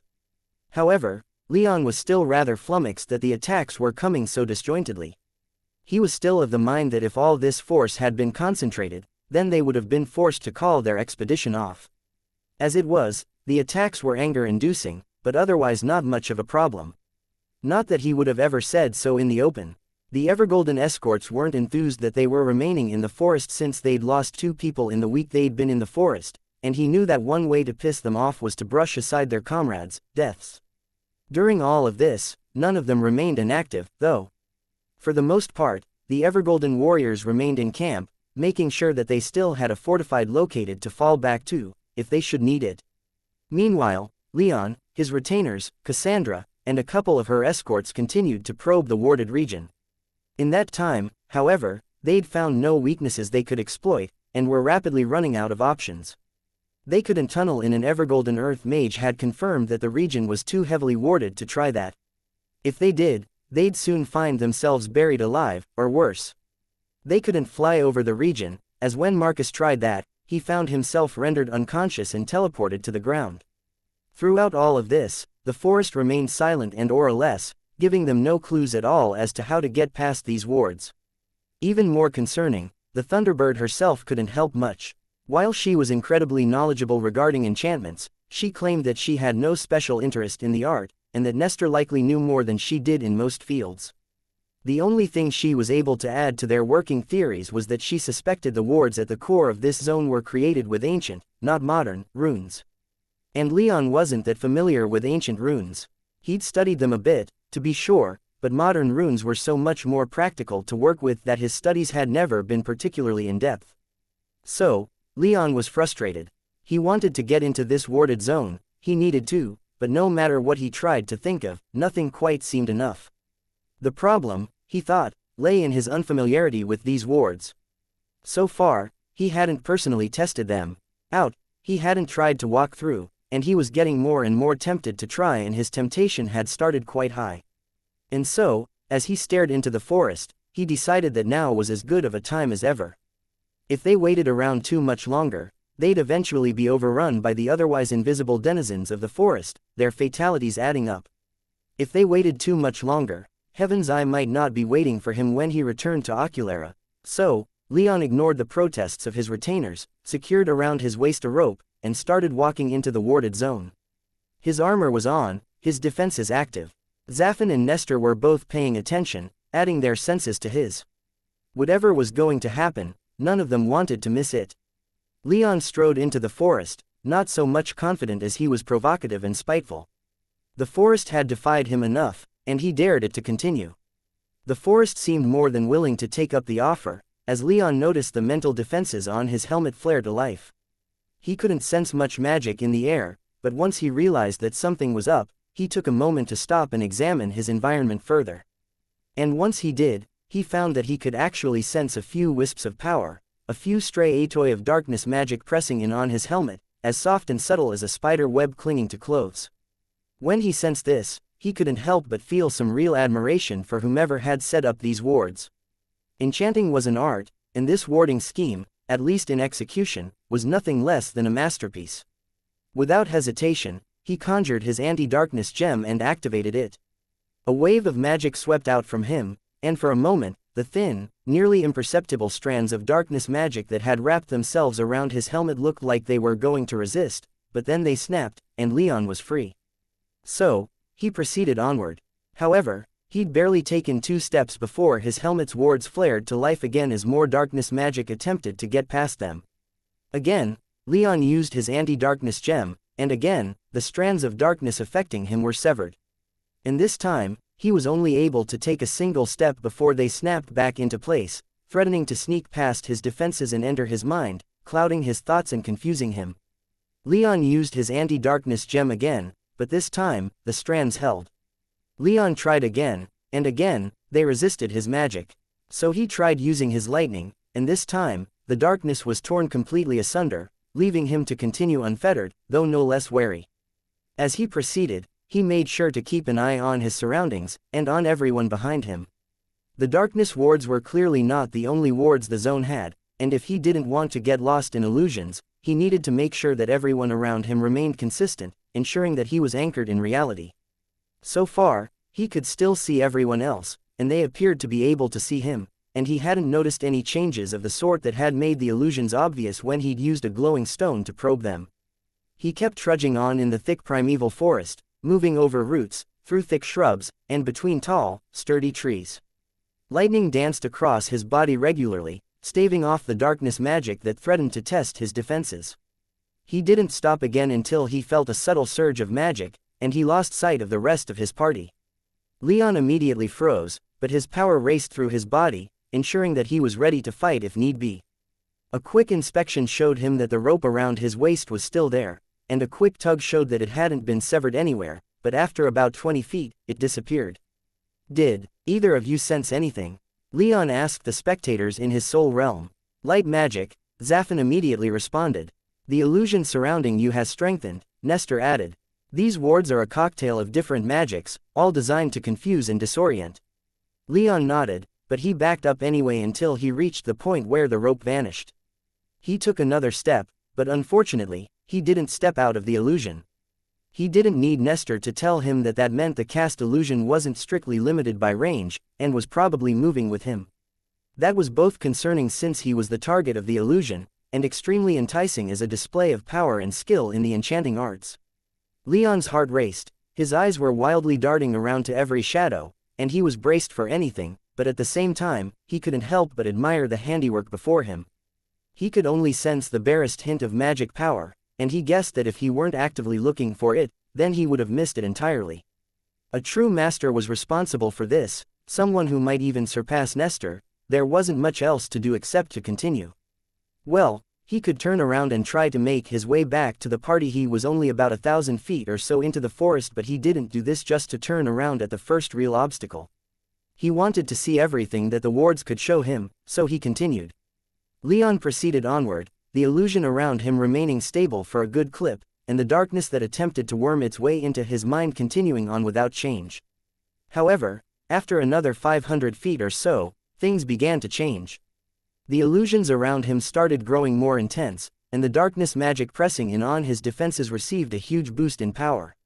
He was forced to channel his lightning quite intensively now to stave off the darkness, while the illusions around him made the trees look like they were shaking, the bushes and shrubbery looked like they'd sprouted legs and started dancing, and like the ground flexed and rippled like water. Leon almost lost his balance as everything he saw told him that he was moving in ways that he wasn't. After taking a few moments to get his bearings, however, Leon adapted, and kept on moving. "Wonderful work," Nestor murmured. "Simply wonderful. Such subtle workings, yet such a pronounced effect." In response, Zafin sniped, "Are you going to keep sucking off whoever made these wards, or are you going to try and help?" "Nothing I can do, I'm afraid," Nestor replied, not rising to Zafin's barb. "Work of this complexity can't really be undone without being able to see it." "Ah, so you're useless. It's good to recognize your failings. I'm only as useless as you are, demon." As his companions descended into bickering, Leon turned his mind to the problem in front of him. He hadn't yet been teleported, thankfully, but he didn't know how much longer he could continue in the warded zone. So, he decided to test something that had been running through his head. He conjured his anti-light magic gem into his gauntlet and activated it. He didn't expect it to do much since the wards here were so much more powerful and advanced than his enchantments, but he was hoping he could at least disrupt the enchantment for a moment or two. He didn't think he'd need any more than that. But more than that was what he got, as a wave of magic power washed out from him, and the forest changed in the wake of that wave. The big things remained the same, such as the trees around Leon, the bushes and ferns, the flowers, but what did change was what Leon could suddenly sense.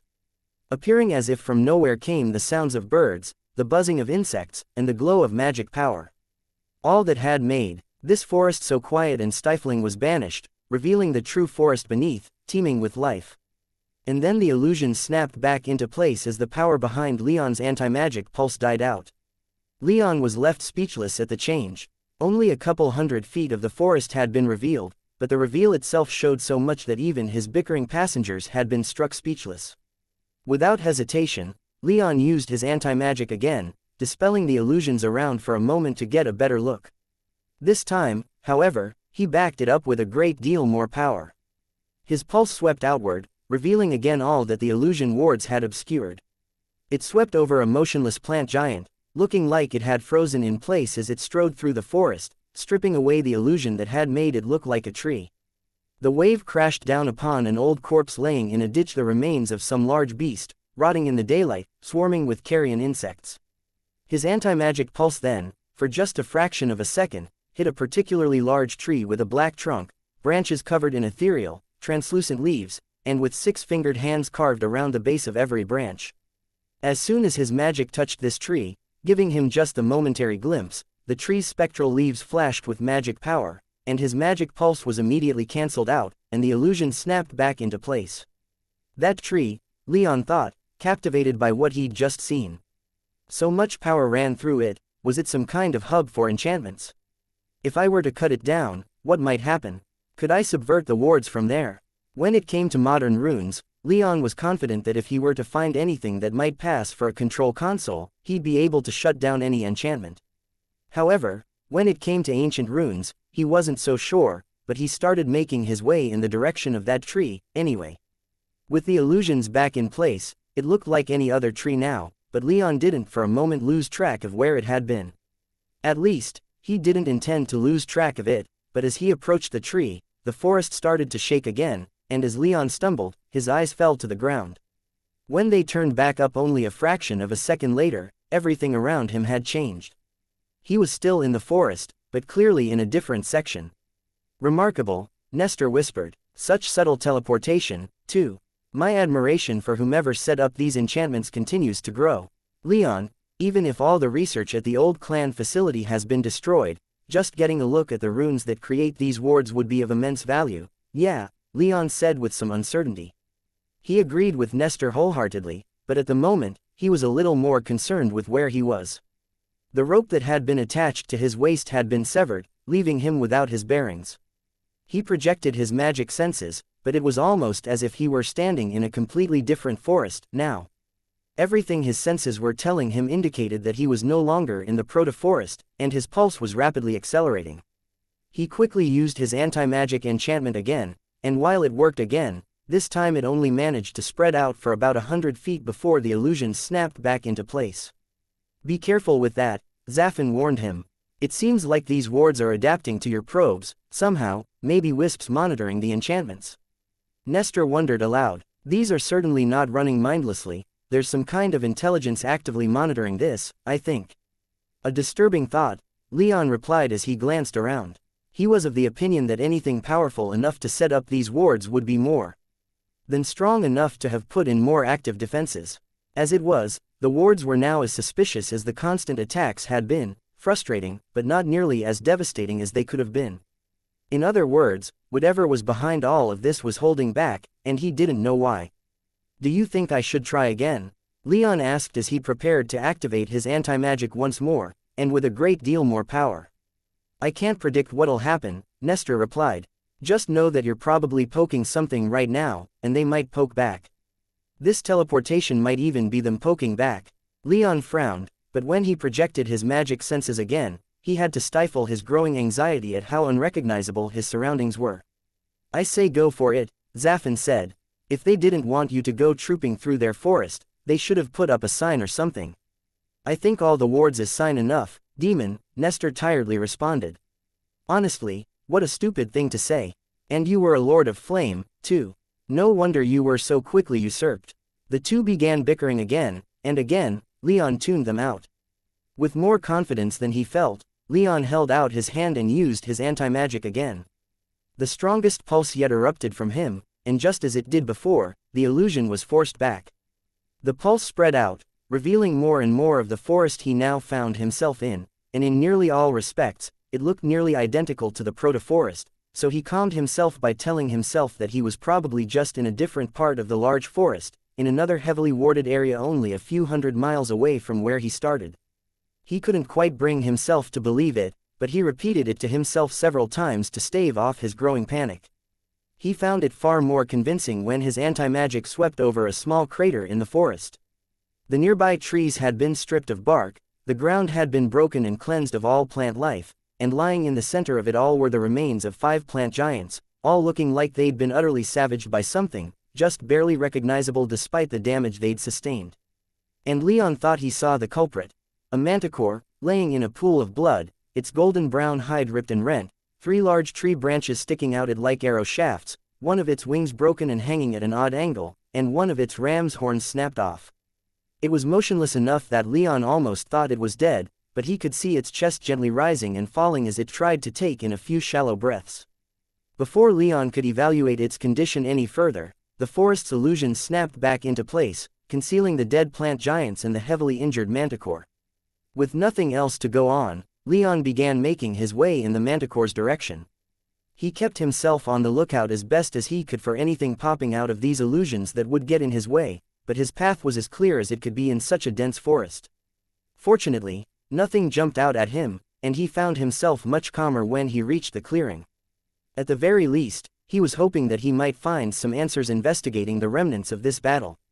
Chapter 743, Key to the Forest. When Leon reached what he assumed was the site of a battle between plant giants and the wounded manticore, he immediately used his anti-magic again. He didn't need it to be in use for long, but he wanted to confirm what he was about to do. As expected, the remains of the plant giants and the still-breathing manticore were revealed for a moment before the illusion snapped back into place, hiding what he knew was there. So, when he approached the large pile of dirt and shrubbery that the manticore was being presented as, he reached out for it. For a moment, he wondered if this really was an illusion as his fingers brushed against the leaves and detritus of the illusory forest floor.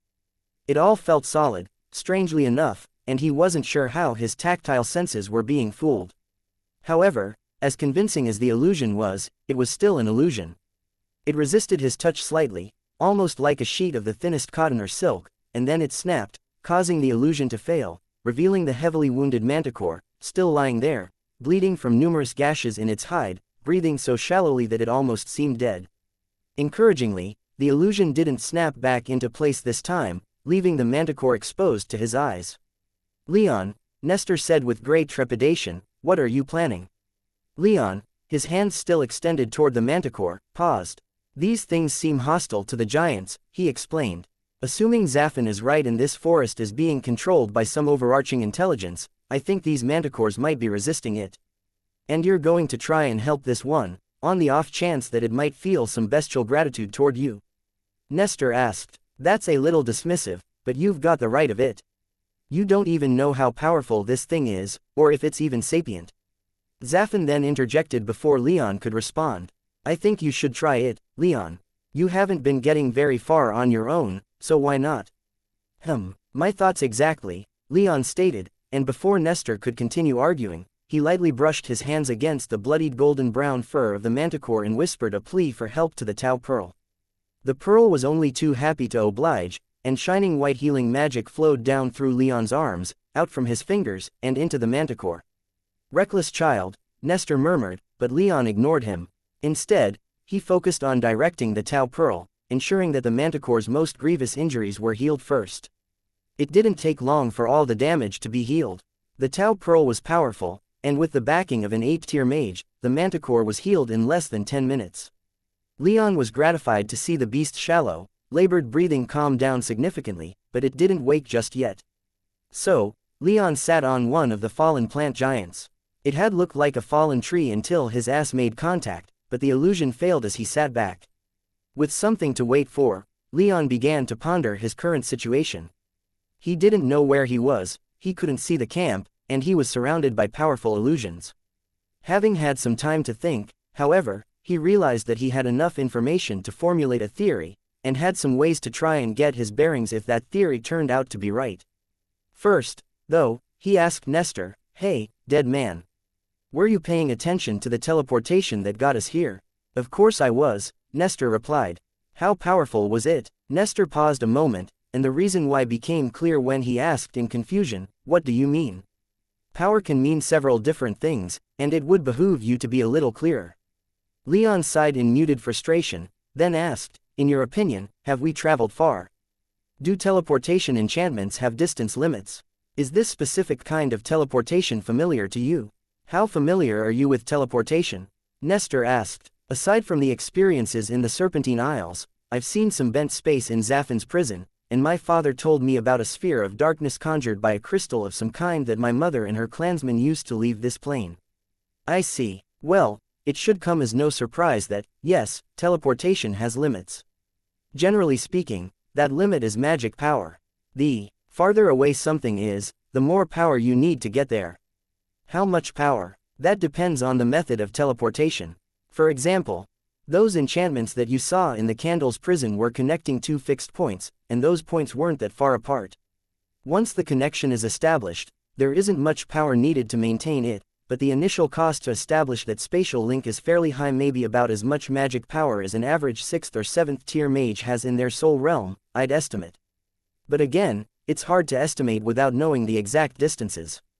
Something like this crystal thing your mother used is another thing entirely.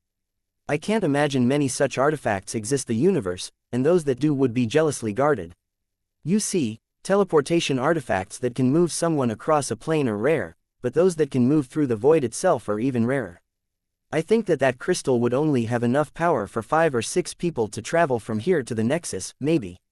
Again, it's hard to tell. All I can say is that our clan didn't have artifacts like that, but then again, we didn't really need them given the size and strength of our arc fleets. For the most part, teleportation is something done solely to move around a plane, not through the void.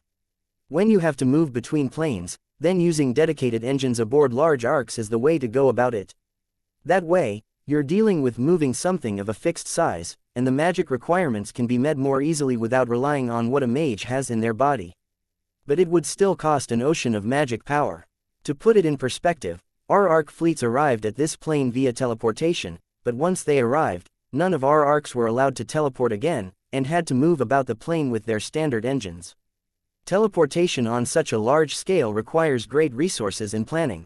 Undeniably interesting, Leon said, genuinely meaning the words, but what about how I got here?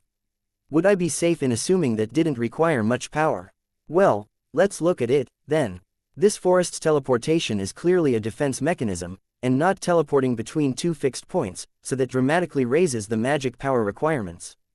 We also can't say exactly how far you've gone, but since you're still in this same general region, I should think that this teleportation probably cost a large amount of magic power, though not an unreasonable amount. Leon nodded. I was thinking that maybe we haven't been teleported as far as I might have assumed, and that the forest's illusion enchantments are just getting in the way of that.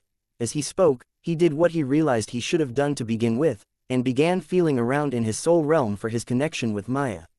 At this point, finding that connection was practically second nature, but when he grasped it and tried to get in contact with his river nymph mate, she didn't immediately respond. That greatly concerned him since, in his experience, their connection kept them in contact over distances greater than the breadth of the proto-forest. However, given the illusionary nature of the forest he found himself in, he supposed he wasn't that surprised. He spent several long minutes trying to get in contact with Maya, and just when he was about to give up for the time being, he felt the connection flicker in response. Maya's sonorous voice filled his head, barely audible as if whispering from across a large room, "Leon. Can you hear me?" "I'm here, Maya," Leon replied, a smile blooming across his lips. She didn't verbally respond, but, though muted, he felt a wave of relief travel through their connection. "You disappeared," Maya said. "We don't know where you are." "I'm still in the forest," Leon replied, quickly giving Maya an update as to just what had happened following the moment when he'd lost sight of the rest of the expedition. "We're keeping an eye out for you," Maya replied. "We can't see you, though." The red-eyed one is particularly upset. Leon smiled bitterly. "I think she's just paranoid I'm going to steal whatever she's dreaming is within the research facility. I don't think I could do that even if I tried, though getting into the place, I mean. But I've learned quite a bit about the powers protecting this place, and we can go over them once I get back. How long until then, I can't say, so it might be best to head back to camp. I'll try and get back before the day is up." Maya wasn't too happy with that answer, that much Leon could feel, and after a moment when he presumed she was relaying his words to everyone else, she replied, Elise and Valeria want you back before then. So do I. Leon's bitter smile softened, but just as he started to respond, he noticed the manticore's breathing start to speed up, indicating that it was close to waking up. So, Leon quickly said, I'll do everything I can, of course. This manticore is about to wake up, and I should focus on it right now, but I'll check in with you regularly. Again, Maya paused, and when she replied, she simply said, You'd better. We're waiting for you. Leon sent back his love, which was returned, and he focused on the manticore. As with everything else in the forest, it didn't seem to have any aura, so as it started to rouse itself, Leon got to his feet and assumed a more defensive posture a fair distance away. He didn't draw his sword or channel too much of his power in order to not spook the manticore, but he kept lightning coursing through his body and his sword on standby, just in case the manticore turned out to be less than amenable to reason.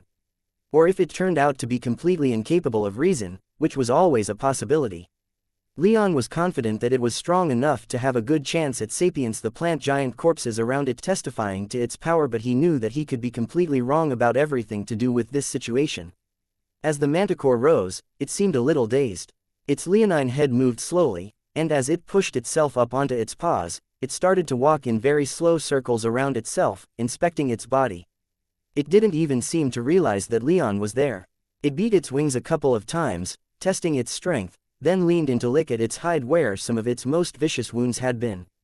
The way it bent its head spoke to Leon that it thought that it still had both of its horns, but the Tau Pearl had been unable to replace the horn that it had lost. It took several licks for the manticore to realize that it only had one horn left, and it immediately stopped inspecting its hide and began pawing at the broken stump on its head. And only then did it realize that Leon was still standing right there, several dozen feet away. The manticore froze for a moment, its burning red eyes locking onto him as it assumed a threatening posture. It spread both of its wings in an obvious attempt to make itself look bigger, and its massive scorpion tail curled up over its body, ready to strike at Leon with this venomous natural weapon. Leon didn't make any threatening moves, but stood his ground. He stared right back at the manticore, doing his best to project all the confidence that he didn't feel in the face of this unknown threat. And it seemed to work. The manticore, perhaps a little unnerved at Leon's behavior, seemed to shrink back a little bit under the pressure of his attention. Leon wasn't trying to exert any pressure with his attention, aura, or otherwise, but he was still a little tickled to see such a massive creature, replete with natural weapons, shirking away from him. Any advice for breaking the ice? Leon asked his passengers. To his surprise, it wasn't Nestor or Zafin that spoke, but the Thunderbird, whose arrival he hadn't even noticed. Use your darkness magic, she said. This creature has no capacity for human language, so you must use communicate in a way that it can understand. Leon followed her advice, and reached out with his darkness magic. His heart beat madly as he halted his channeling of lightning magic, but the manticore fortunately didn't justify his fear or paranoia. When Leon's magic reached out to touch the beast's mind, it recoiled as if physically struck, and instinctively growled at Leon. However, after a moment, it shrunk back a little more and eyed him warily, and Leon couldn't help but read a little bit of intelligence in its gaze. Leon whispered into its mind, doing his best to convince it that he meant it no harm. You can't say it like that, the Thunderbird admonished when he was done. How do you even know what I said? Leon asked, a little annoyed. His words and intentions were sent to the manticore only. I don't need to hear your words to know what you said, the Thunderbird sagely replied. You have to be stronger. Lord yourself over this beast, make it understand that it stands in the presence of someone infinitely its greater. It will submit, as all such base animals do. Leon frowned deeply, and was grateful the manticore couldn't see this helmet. I think I'll work up to that, he tensely said. The Thunderbird hummed in reply. Do what you will, make your own mistakes. Just know that wild creatures respect strength, not compassion. Leon didn't think the manticore was necessarily wild, but he didn't want to get into that argument right now. Instead, he did his best to reassure the manticore that he was no threat, and in fact, was a friend, having healed the manticore of its wounds. He didn't communicate with words, but instead visualized what he was explaining and attaching emotions to the images before sending them to the manticore. This was the first time he'd ever seriously tried to communicate in this way, and he wasn't sure if it would work. Despite the Thunderbird's warnings, the manticore seemed to respond to Leon's cajoling, and relaxed little by little. After about 10 minutes, its posture had relaxed, its eyes, though still trained in Leon's direction, were no longer locked on him, and flitted around their surroundings. Recognizing how well this was going, Leon continued on this same course, and after another 10 minutes, the manticore had relaxed enough to take a few steps toward him, and to not be alarmed when he took a few steps toward it. And then they took a few more steps toward each other, and then a few more again. Soon enough, they were standing in front of each other, Leon's eyes about level with the manticore's lower jaw, only about half a dozen steps between them, and Leon's helmet back in his soul realm just in case and tried to communicate back to him in kind. The manticore then made a few subtle hums and puffs, encouraging signs if the usual behavior was anything like the lion's that Leon was more familiar with. He took another chance and held out his hand, and the manticore leaned in to give him a few inquisitive sniffs.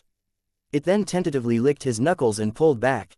All tension between them then evaporated, and the manticore sat down, its gaze still turned toward Leon, but now filled with curiosity and gratitude. Leon got the impression that it was waiting to see what he would do next. So, he decided to ask a question, and did his best to ask if the manticore had fought the giants, hoping that the intelligence it had shown so far was enough for it to respond in some way. As soon as the question was asked, the manticore growled and glared at the heap of logs and bushes that Leon knew obscured the remains of the plant giants.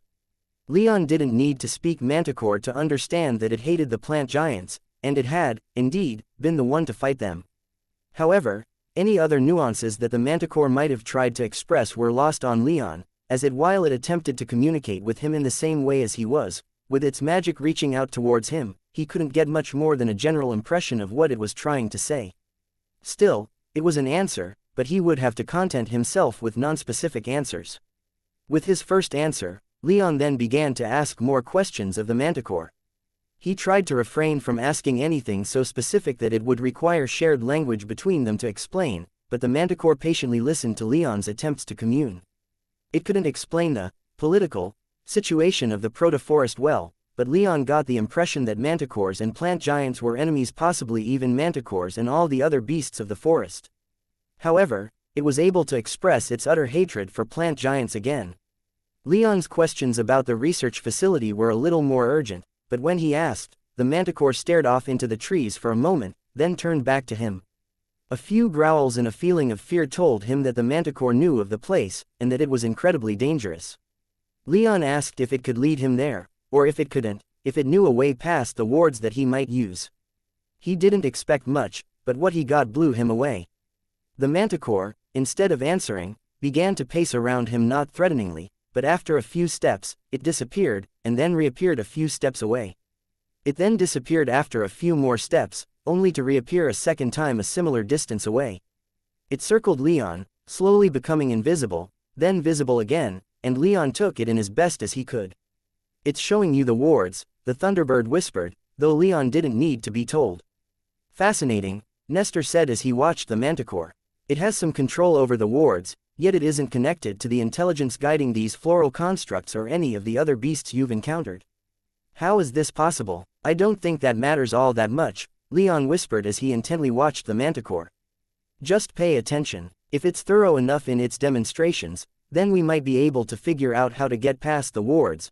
Nestor wisely shut his mouth, and he, Leon, Zaffin, and the Thunderbird quietly watched the manticore vanish and reappear again, with subtle threads of magic visible to them all weaving around the manticore every time. When it was done, Leon had a wide smile on his face.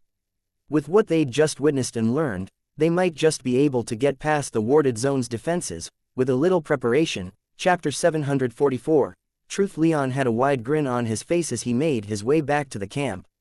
The entire demonstration that the manticore had put on had lasted for more than an hour, and with so many powerful eyes watching it, and Leon's anti-magic enchantments helping them to analyze the flow of magic around the creature, they were able to figure out just what it was doing when it disappeared and reappeared. As a result, Leon and Nestor were able to throw together a few spells that mimicked what the manticore did, and when he used the first one, he couldn't help but grin like a madman.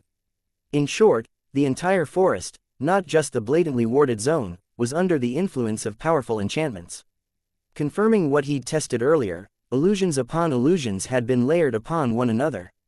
blocking not only the flow of ambient magic from sight, but also all the local fauna. The reason why the forest seemed so dead and lifeless, yet had so many monsters and other creatures regularly showing up, was because just about every creature in the forest was hidden by these illusions. When monsters appeared as if from nowhere, they were appearing out of this illusion, for it seemed they couldn't stay hidden when fighting. When Leon used the first spell, allowing him to see through these many layers of illusion for a short period, it was like finally turning on the lights in a pitch-black room. Suddenly, everything became visible. Or at least, almost everything. He could see foxes running through the brush, hear the birds chirping in the trees, the bugs buzzing as they went about their day, deer lazily picking through bushes and grass, and all the other normal things he expected to see in such a dense forest. He also saw plant giants standing like statues in a rough circle around the warded zone. Packs of wolves roamed this perimeter, as did predatory cats, large boars, and huge flocks of eagles. In fact, there was so much concentrated power around the warded zone that he could scarcely believe that there was more than enough to overwhelm their expedition, and at the very least, force them out of the proto-forest. The thousands of plant giants that he could count alone would have been sufficient, as far as he was concerned, and yet all of this power hadn't been turned in their direction. Instead, they'd merely been harassed, and while they'd taken some fatalities, it was so far beneath what could have fallen upon them that Leon could only stare in disbelief at what he could see. After a while, when he'd processed what he was seeing, he began to concentrate on what he couldn't see rather than what he could. Most notably was the warded zone. The warded zone was even more heavily enchanted than the forest as a whole. These enchantments were like a magical dome covering the warded zone. Leon was still in this zone, letting him see that this dome was, like the illusions on the rest of the forest, multi-layered. He could see a thin, translucent barrier surrounding the outer perimeter of the warded zone, which he guessed would have been completely opaque from the outside, much like the next layer of wards, which shrouded the inner zone from view in a dome of pure white light.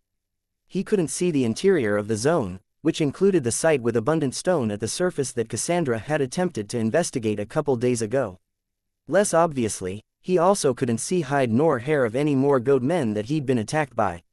There weren't any villages, any sign of civilization hidden within the forest, so the only places that he supposed the goat men could have come from were either underground, or within the inner warded zone. Given that the goat men had sank into the earth after he'd killed them, he supposed the former was more likely, but that meant they were effectively impossible to find. It was a grim thought. It served as a reminder that even though he and Nestor had managed to finally penetrate the illusions enshrouding the forest, there were still things within it that evaded his magic senses. Notably, he couldn't see any more tree sprites, hidden as they were within trees, nor could he see any more bulbous vines of the sort that had occupied the first stony site that his expedition had investigated. Still, he'd discovered so much that he still wore a huge grin as he ran back toward the camp.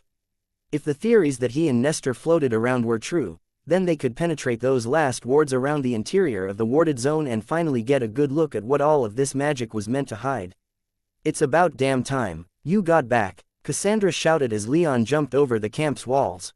"I almost thought I'd have to head out there to find you and lead you back by the nose." Leon just chuckled, in too good of a mood to rise to Cassandra's challenge. Instead, as his retainers and family came pouring out of his portable villa, he stepped right past the princess, which she didn't seem to appreciate, though he didn't stop. "Leon," Valeria shouted as she ran to him, throwing her arms around his neck.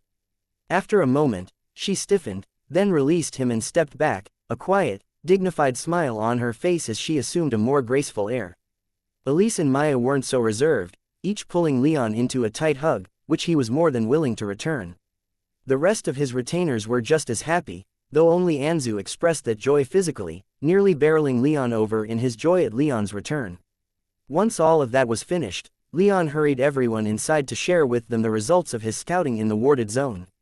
Cassandra was still a little aggrieved at having been brushed off, but with the promise of information on the warded zone dangled in front of her, she quickly moved on.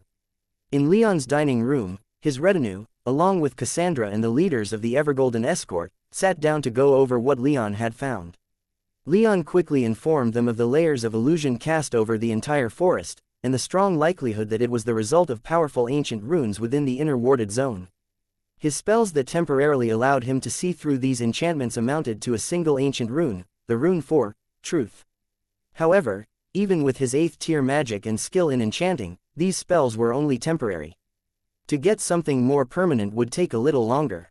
More concerning, however, were the teleportation enchantments protecting the warded zone. Unfortunately, Leon didn't have much of a solution for dealing with them, so they were going to have to try and live with them as they came. With all of that out of the way, Cassandra only had a few more questions. What happened to that manticore? She wondered. Leon was surprised that that was her first question, but he quickly answered. It left, he said. It wasn't looking to start anything with me, and neither was I, with it. Once it paid me back for healing it, it departed, I assume, to go about its own day, or to find its family, or whatever else a manticore does. Cassandra frowned in thought. It's curious that these manticores seem to be hostile to the giants, she said. Did you find any more information on that? No. As far as I can tell, most of the animals in the forest seem to be left alone, and leave the giants alone, too. It's only the manticores that appear to resist the giants. Then again, if we're right about all of this brain mold being evidence of mental domination, then perhaps it's only the manticores that are strong enough to resist. When I broke through the illusions, I noted that most of the manticores in the forest are around the 6th tier range, though the giants and many of the other strong-looking animals had no aura to speak of, even with the truth rune active. Then their lack of aura isn't an illusion? Cassandra asked. Not that I can tell. It's more that they all have those power receivers, and only have the power given to them by whatever's controlling them. So, without excess magic power, they have no aura. Huh? Cassandra leaned back in her seat, her eyes glazed over in contemplation. As the princess turned that over in her head, Valeria spoke up with a more relevant question. Do you have any ideas for giving all of us a more permanent ability to see through these illusions? I do, Leon replied as he gave her a glowing smile. In fact, it might be something that I add to our armor's enchantment schemes going forward, depending on how useful it turns out to be. As he spoke, Leon retrieved from his soul realm a few rough sketches that he and Nestor had made after the encounter with the manticore. Scrawled upon them were plans for extremely simple iron amulets inscribed with the truth rune, along with modern runes designed to aid in the flow of magic power into the ancient rune. These should work, Leon said. Assuming we make and use them properly. Anyway, why wouldn't they? Gaius asked. Admittedly, my interest and skill in enchantment has always been limited, but my understanding is that ancient runes are powerful, aren't they? Is there some reason why their use is limited? Ancient runes aren't used that often for a reason, Leon explained. Modern runes have defined uses that don't change based on who's using them. A fire rune will function exactly the same in my hand as it would in yours, assuming all else is equal. Ancient runes, however, can be incredibly powerful, hilariously weak, or somewhere in the middle depending on who uses them. Modern runes basically only require magic power to function, but ancient runes require willpower and imagination. You have to have a clear idea of what you want the rune to do, and have the will to get that rune to impose itself upon reality. Ancient runes can be incredibly powerful, but that unpredictability was a real problem, which is why they've been replaced by the much more reliable modern runes. So, we get to the real issue. Here, how can we use this truth rune to cut through this illusion? Well, once we get these amulets forged, we're going to have to do a bit of training with them. Since the illusions are also the result of ancient runes, we're going to be contending with the will of whatever put them there. Cassandra started paying attention again shortly into Leon's spiel, and when he was finished, she leaned forward and said in a rather dismissive tone, "You were able to cut through the illusions without much trouble, I'm sure the rest of us will be fine." Leon smiled bitterly at her, his golden eyes narrowing into something like a glare. As you'll recall, I wasn't able to penetrate the deeper wards. We still don't know what's waiting for us further in the warded zone. And these truth runes won't do a lick of good against the zone's teleportation enchantments, let alone those enchantments that are designed to affect and confuse the mind. The difficulty of summoning the willpower to resist the inner wards with darkness magic clawing at your skull and the knowledge that you could be whisked away to who knows where shouldn't be underestimated. Cassandra smiled back, her expression more arrogantly confident than worried. I'm sure we'll be fine, she repeated. For a long, uncomfortable moment, Leon considered arguing with her. However, with the way she stared at him, as if she were daring him to start an argument, he decided to let her and her people do whatever they would. He did have to acknowledge a hint or more of regret in letting her in on the purpose of this expedition, though if the research facility's defenses were even more robust further into the warded zone, he couldn't deny the dark thought that maybe that little mistake would just solve itself. He had the dark premonition that the princess was probably going to lead her people to doom. After a couple seconds of staring at the princess, Leon just said, "Do what you will." The princess's smile widened, and she leaned back in her seat, looking quite pleased with herself. Leon then turned to his retinue and dismissed them, their meeting effectively over. For now, he and Valeria had a lot of work to do. Leon stared at what had been accomplished in the past couple of days. He'd scraped together enough iron to forge crude arm rings for the entire expedition, and he and Valeria had then inscribed them first with the truth rune, and then with a couple more enchantments to aid in channeling power to the rune and focusing the mind. It had taken 2 days to finish, and that was with Nestor aiding Leon in the ring's design. Valeria had struggled a bit to understand just what the enchantments were doing, though, since she didn't have Nestor there to directly question, but by the end, Leon was confident that both of them had a reasonable idea of just what they were doing. As far as he could tell, all of the rings had been forged and enchanted as well as could be expected so far from civilization. During this time, the camp was attacked thrice more, but the results were the same as most of the rest of the attacks, with the plant giants and goat men who participated being slaughtered to the last. The expedition only took non-fatal casualties, and with the strength of their healing magic, they didn't lose a single person. Unfortunately, they couldn't let that lull them into a false sense of security, especially since they still needed some time to practice with their new gear.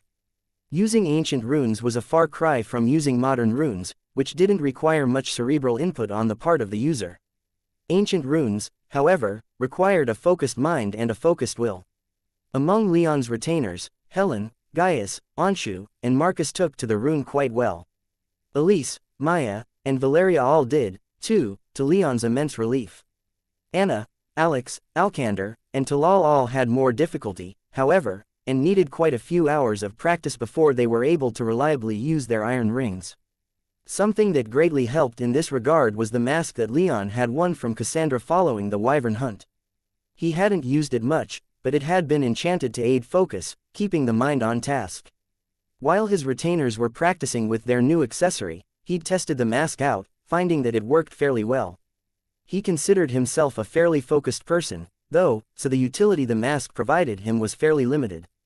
For his retainers that were struggling with their truth rings, however, the mask proved quite valuable, and it was only after passing it around a few times that they were able to get a handle on their new ability.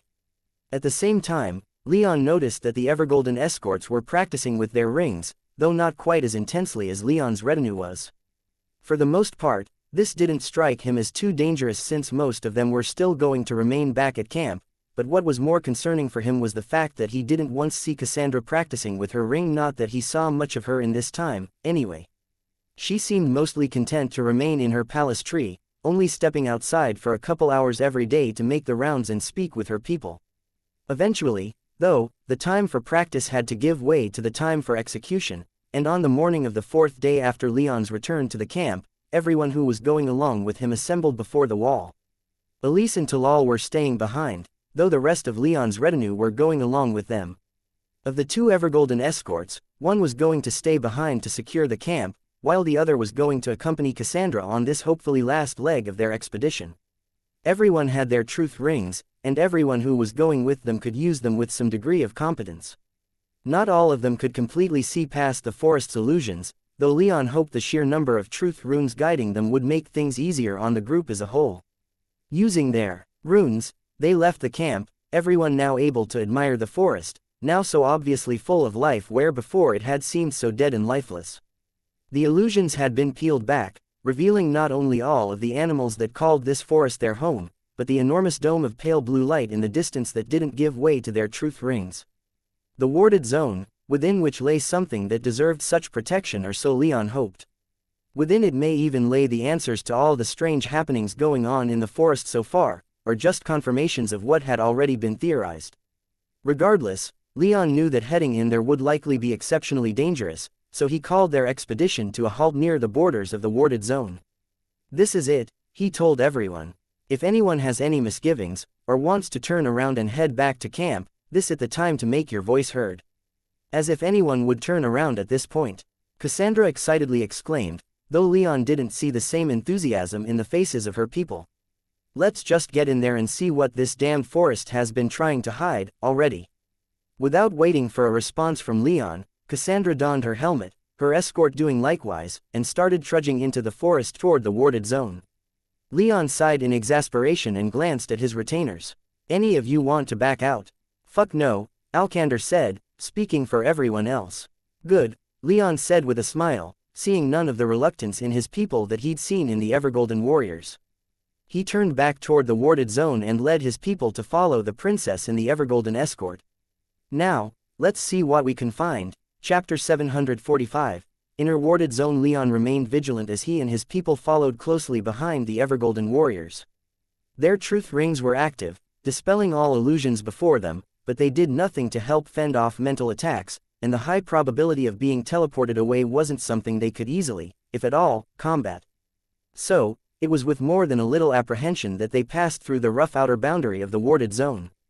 Instantly, the opaque wall of light in front of them vanished, revealing the outer warded zone. There wasn't much to see, however. The warded zone was quite large, and the outer zone, as far as Leon could see, was simply room for the zone's many wards to layer upon each other, and to act as an obstacle in and of itself, forcing anyone trying to penetrate the wards to walk miles and miles through potentially hostile territory. The inner warded zone was much smaller, only about 10 miles from east to west and about 7 from north to south. That part of the zone included the site that Cassandra had tried to scout out, so Leon assumed that was the remains of his clan's research facility. Onwards he led his people, keeping careful watch over the ambient magic and ensuring that his own truth ring remained active at all times. It was slowly but steadily growing harder to do so, though. Ancient runes were reliant not only upon magic power, but the willpower of the one using the rune, and since the illusions of the warded zone were themselves created with ancient runes, Leon, armed with his truth ring, was contending against whatever was maintaining these wards. And, if Zaffin's theory was correct, that thing was probably the central intelligence that had magically dominated the minds and bodies of just about everything within the forest, including non-sentient things like trees. By all accounts, this warded zone had been here since the time shortly after his clan's fall, too. Something that could occupy the forest for 80,000 years, evading the prying eyes of the sacred Golden Empire and not letting even stories of its existence, only that of its dominated minions, escape its wooded dales, was something that was not going to be easy to counter, Leon knew. His suspicion grew more and more prophetic as they advanced, and the wards on his retainers' helmets activated, protecting them from mental attack, and their truth runes flickered, the magical light they glowed with struggling in the face of their opponent. Leon himself felt increasing pressure, as if something existed just out of sight and was pressing on his eyes, narrowing his vision. However, every time he shifted his gaze, whether or physically, magically, or metaphorically, he'd see nothing. Whatever was there, if it was anything at all, evaded his discovery, but the pressure continued to grow, and his ability to maintain his truth rune grew more and more strained. After about 20 miles, their group approached the great walls of the inner warded zone. The white light that made up the dome shone brightly as it reached toward the heavens, exerting great pressure just by existing. The greater pressure by far, however, was upon their truth runes.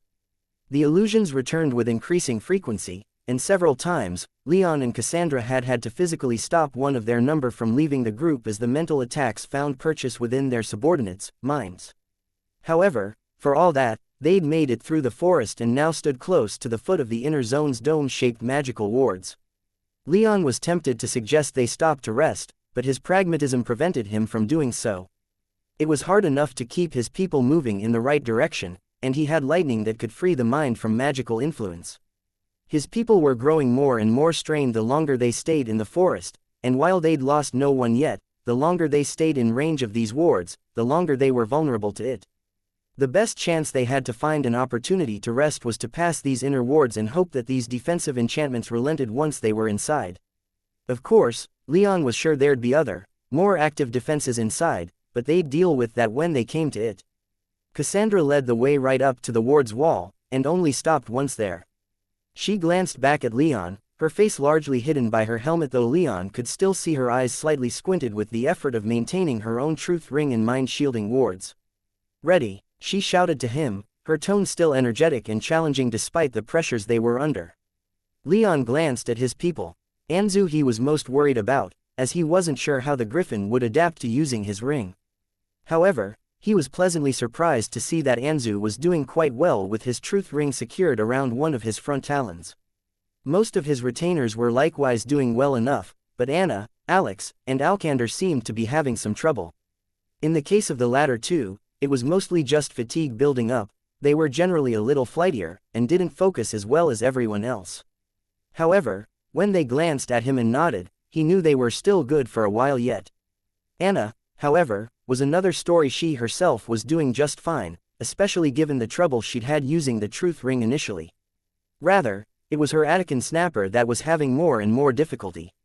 Leon hadn't given it its own truth ring as it wasn't nearly intelligent enough to use the thing. But Anna had dominated the creature with her onyx bracelet, giving her complete control over its mind. That control clearly had its limits, though, as the creature seemed to be affected by the mental intrusions of the zone's wards, and keeping it moving in the right direction was clearly something that Anna was struggling with. For all its bulk and physical might, the snapper was probably going to be nothing more than a liability in combat, Leon realized. He had half a mind to order Anna to return to camp with the beast, but at this point, he didn't think that was strictly necessary. "You doing all right?" he asked Anna, just in case. She smiled at him, her lips thin from the mental strain, and replied, "Doing just fine." "You look about ready to keel over," Gaius said in a worried tone, and Leon noticed his eyes flitting over toward Alex as well. Alkander, it seemed, didn't warrant too much concern on Gaius' part, though Marcus was already by his friend's side, checking in on the large man. "I'm doing better than I look, I'm sure," Anna said, waving off everyone else's worry, including that of her sister. Alex didn't say anything, but she nodded along with Anna. So, trusting his people to know their limits, Leon turned back to Cassandra and said, "We're ready." The 7th tier Evergolden mage, it seemed, had checked her own people in the same time, and after she nodded to Cassandra, the princess grinned like a madwoman. "Then let's get to it," she said, and she immediately began striding toward the white wall only a few hundred feet away, its shining light visible even this far away in the dense, primeval forest. When they reached it, Leon couldn't help but marvel at the expression of power. He could hardly imagine just how much magic power was flowing through the ancient runes that had created this thing. The ongoing power costs had to be enormous. He didn't get much time to ponder it as the princess barely broke stride as she reached for the light wall. "Your Highness," the 7th tier Evergolden mage called out, causing the princess to freeze, her fingertips mere inches from the wall of the dome. "Who knows what this thing can do? We should treat it with more r." "I agree," Leon said, joining the 7th tier mage. Without waiting for the princess to say anything, he conjured his telekinetic stone into his gauntlet and grabbed a small pebble from the ground. It was lightly dusted with moss, but was otherwise clean enough. Leon sent the stone flying through the barrier, though he intended to maintain his hold over it as long as he could. To his surprise, the barrier didn't break his hold over the stone. "Interesting," Nestor murmured from within his soul realm. "It seems the barrier isn't physical, but is instead merely concealing what lays beyond it. Bring that stone back here, let's see what's become of it." Leon complied, but when the stone reappeared, he was shocked to see that it had been completely cleansed of moss. "It cleaned it?" Alex asked, sounding rather out of breath. "No," Leon grimly responded. "It destroyed all of the moss on the rock." "I agree," Nestor said, his tone just as grim. "How do you know that?" Cassandra demanded. "Did you sense something happen? Or are you just familiar with these kinds of defenses?" "I just used my eyes," Leon easily responded as he pulled a long weed out of the ground. It was about 3 feet long, and using it like measuring stick, Leon stuck it into the barrier. He'd intended to hold it there for a couple seconds, but the plant matter essentially vanished as soon as it came into contact with the barrier, accompanied only by a quiet sizzling sound. The weed's stem was left slightly smoldering and much shorter. "Shit," Marcus whispered, and it seemed his sentiment was shared amongst everyone else, from what Leon could see. "Best not touch the barrier," Leon said to the princess, brandishing the now much shorter weed as proof. For her part, while her expression was obscured, she took a few quick steps away from the barrier. And appeared to eye it warily. "Well, what are we supposed to do now?" Helen wondered. Leon pondered her question. The light was clearly not physically blocking anything, but it burned fiercely enough to completely incinerate plant matter. He wasn't familiar enough with light magic to know all of what it was capable of, but he did have an anti-light magic gem, which he immediately conjured into his gauntlet. Without waiting for anyone else, Leon activated the gem and directed it against the barrier. The barrier flashed even brighter for a moment as Leon's magic washed over it. As far as Leon could tell, the barrier was weakened, but it was still strong enough to maintain itself. Only a moment after using the gem, the barrier looked like it hadn't been hit with anything at all. Maybe if it were concentrated a little more, Valeria thought out loud. Maybe, Leon concurred. Nestor, what are you able to see? He asked. Is this made with an ancient rune, too? Undoubtedly, the dead man replied. Such defenses are powerful, but prone to failure under persistent pressures. You'll not be able to bypass this shield by going around, over, or under it, but brute forcing your way through isn't out of the question. If it's made with ancient runes, can an ancient help? Don't mistake ancient runes, boy, Nestor admonished. They're enchantments like any other, just less precise and more limited in scope, if more powerful. Ancient runes can't only be countered with more ancient runes, modern runecraft can do whatever you need it to. I hardly think we have much time to devise a strategy for that, Leon replied as he glanced around at his fellows. The Evergolden mages were clearly rapidly growing tired, and the flickering of their truth rings were growing more intense. He guessed that they'd probably have to turn around if they weren't able to get through this barrier in less than 15 minutes. It was hardly as much time as he would have wanted, but that's what he was comfortable with waiting. The impatience of youth, Nestor blatantly derided. Fine, open yourself to me. Leon, for just a moment dropped his mental defenses. His armor's defenses could handle things just fine, but he was now powerful enough in darkness magic and mental defensive techniques that for his soul realm passengers to impart their knowledge to him now required his consent. As his defenses went down, he felt a quick, sharp pain in the front of his brain, which immediately faded as the most complex ancient rune he'd ever seen appeared in his mind. Ancient runes weren't like modern runes, which were fixed and static. There were only a set number of runes, though just about anything could be achieved by combining them in certain ways. In that way, they were much like letters, and even formed the basis for all the written languages that Leon had seen. Ancient runes, however, were another story. Every concept had its own bespoke rune, meaning there were a theoretically unlimited number of runes that existed, each one representing every concept and idea that could possibly be imagined, and all those that couldn't. Given the way that ancient runes required intent and willpower to function, though, most of these runes overlapped with simpler designs. For instance, if Leon wanted to open a lock, he could simply use an open rune. However, a rune for open lock also existed, and would probably work much easier than the simpler open rune, requiring less willpower for him to exert and lowering the power requirements to open the lock. The rune he now saw pictured in his mind was quite complex, far more so than he'd been hoping for. He supposed he could use an open rune. He already knew what it was, having used it during Nestor's brief mental invasion when the dead man had invaded his mind back in his lab, but against the specific and directed ancient rune that would be required to forge this barrier, he doubted he had the magic power or the power of intent necessary to break through. To break through this obstacle, he'd need something more directed and specialized. Give me a moment, Leon said as he kneeled on the ground. I might have a way to get through this thing, I just need to whip up a spell. As Leon cast his consciousness into his soul realm, he heard Cassandra complaining, if you could do that, then why did you wait until now to make it? The first thing he did when he reached his soul realm was to roll his eyes, but he didn't have much time to waste on the princess, and so jumped up and ran over to his work tables and started on inscribing the rune Nestor had given him onto spell paper. The rune was complex, but Leon's hand was practiced, and he was motivated. Less than 10 minutes later, he was back in his physical body, the spell in hand. What is that? Cassandra asked as Leon stood up. A key, Leon replied, not intending to get any more specific, and he ignored the princess's attempts to get him to explain. He walked over to the edge of the barrier and held out of the spell.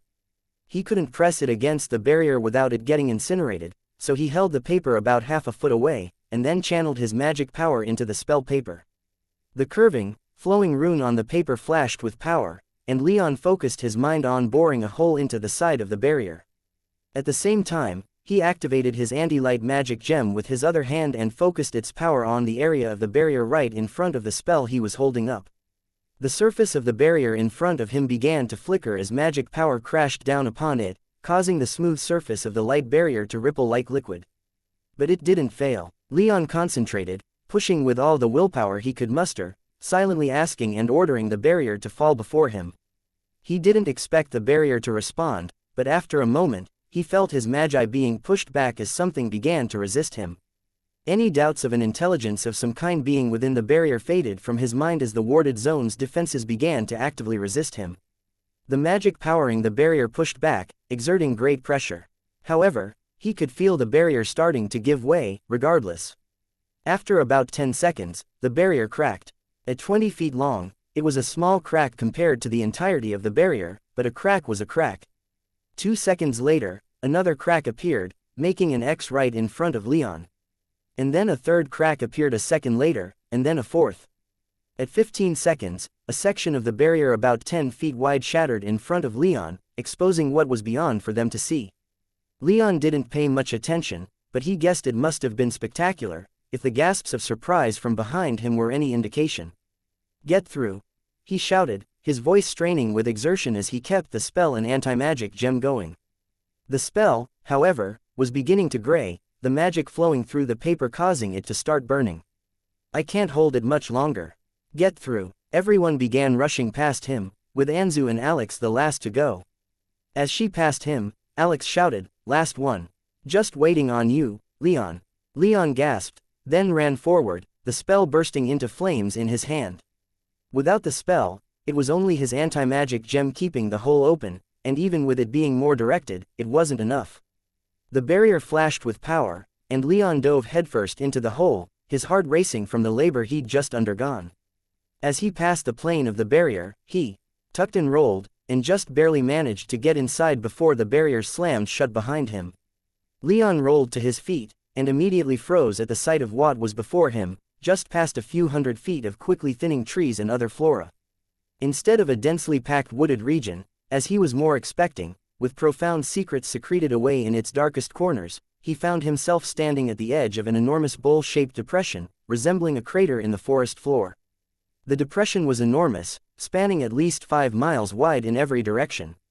Rising from the center of this depression was the single largest tree he'd ever seen, reaching at least half a mile into the air. It didn't seem to have one main trunk, with dozens of smaller trunks splitting off only a couple hundred feet off the ground, causing the tree to appear wider than it was tall. The tree itself was black, with bark the color of the night sky, and sparkling with something that resembled stars, too. A dense cloud of ethereal blue leaves surrounded the tree, each one translucent yet giving off faint blue light that radiated mind-bending magic power. Coursing through around and through the leaves were enormous bands of multicolored light, forming what Leon could recognize as ancient runes of titanic complexity within the branches. He counted at least a dozen of the massive ancient runes at the top of the ethereal tree, but he was certain that there were far more.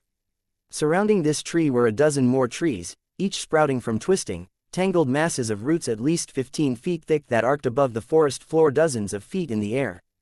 These trees, while immense, looking tiny compared to the great tree in the center, with their branches and leaves bending inward as if reaching for the great tree.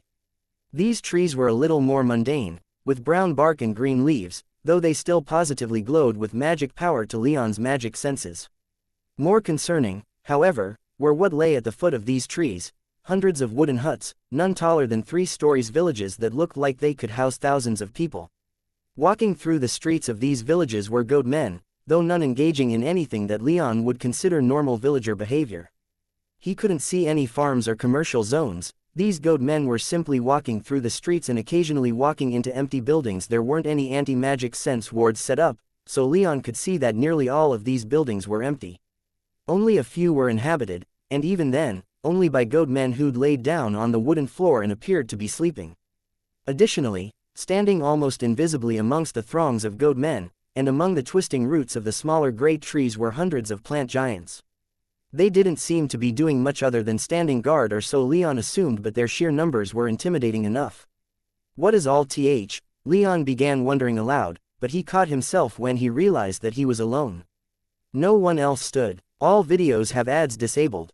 YouTube doesn't pay me enough to cover electricity costs. If you are well off, please consider donating via PayPal or becoming a member of this YouTube channel. Thank you.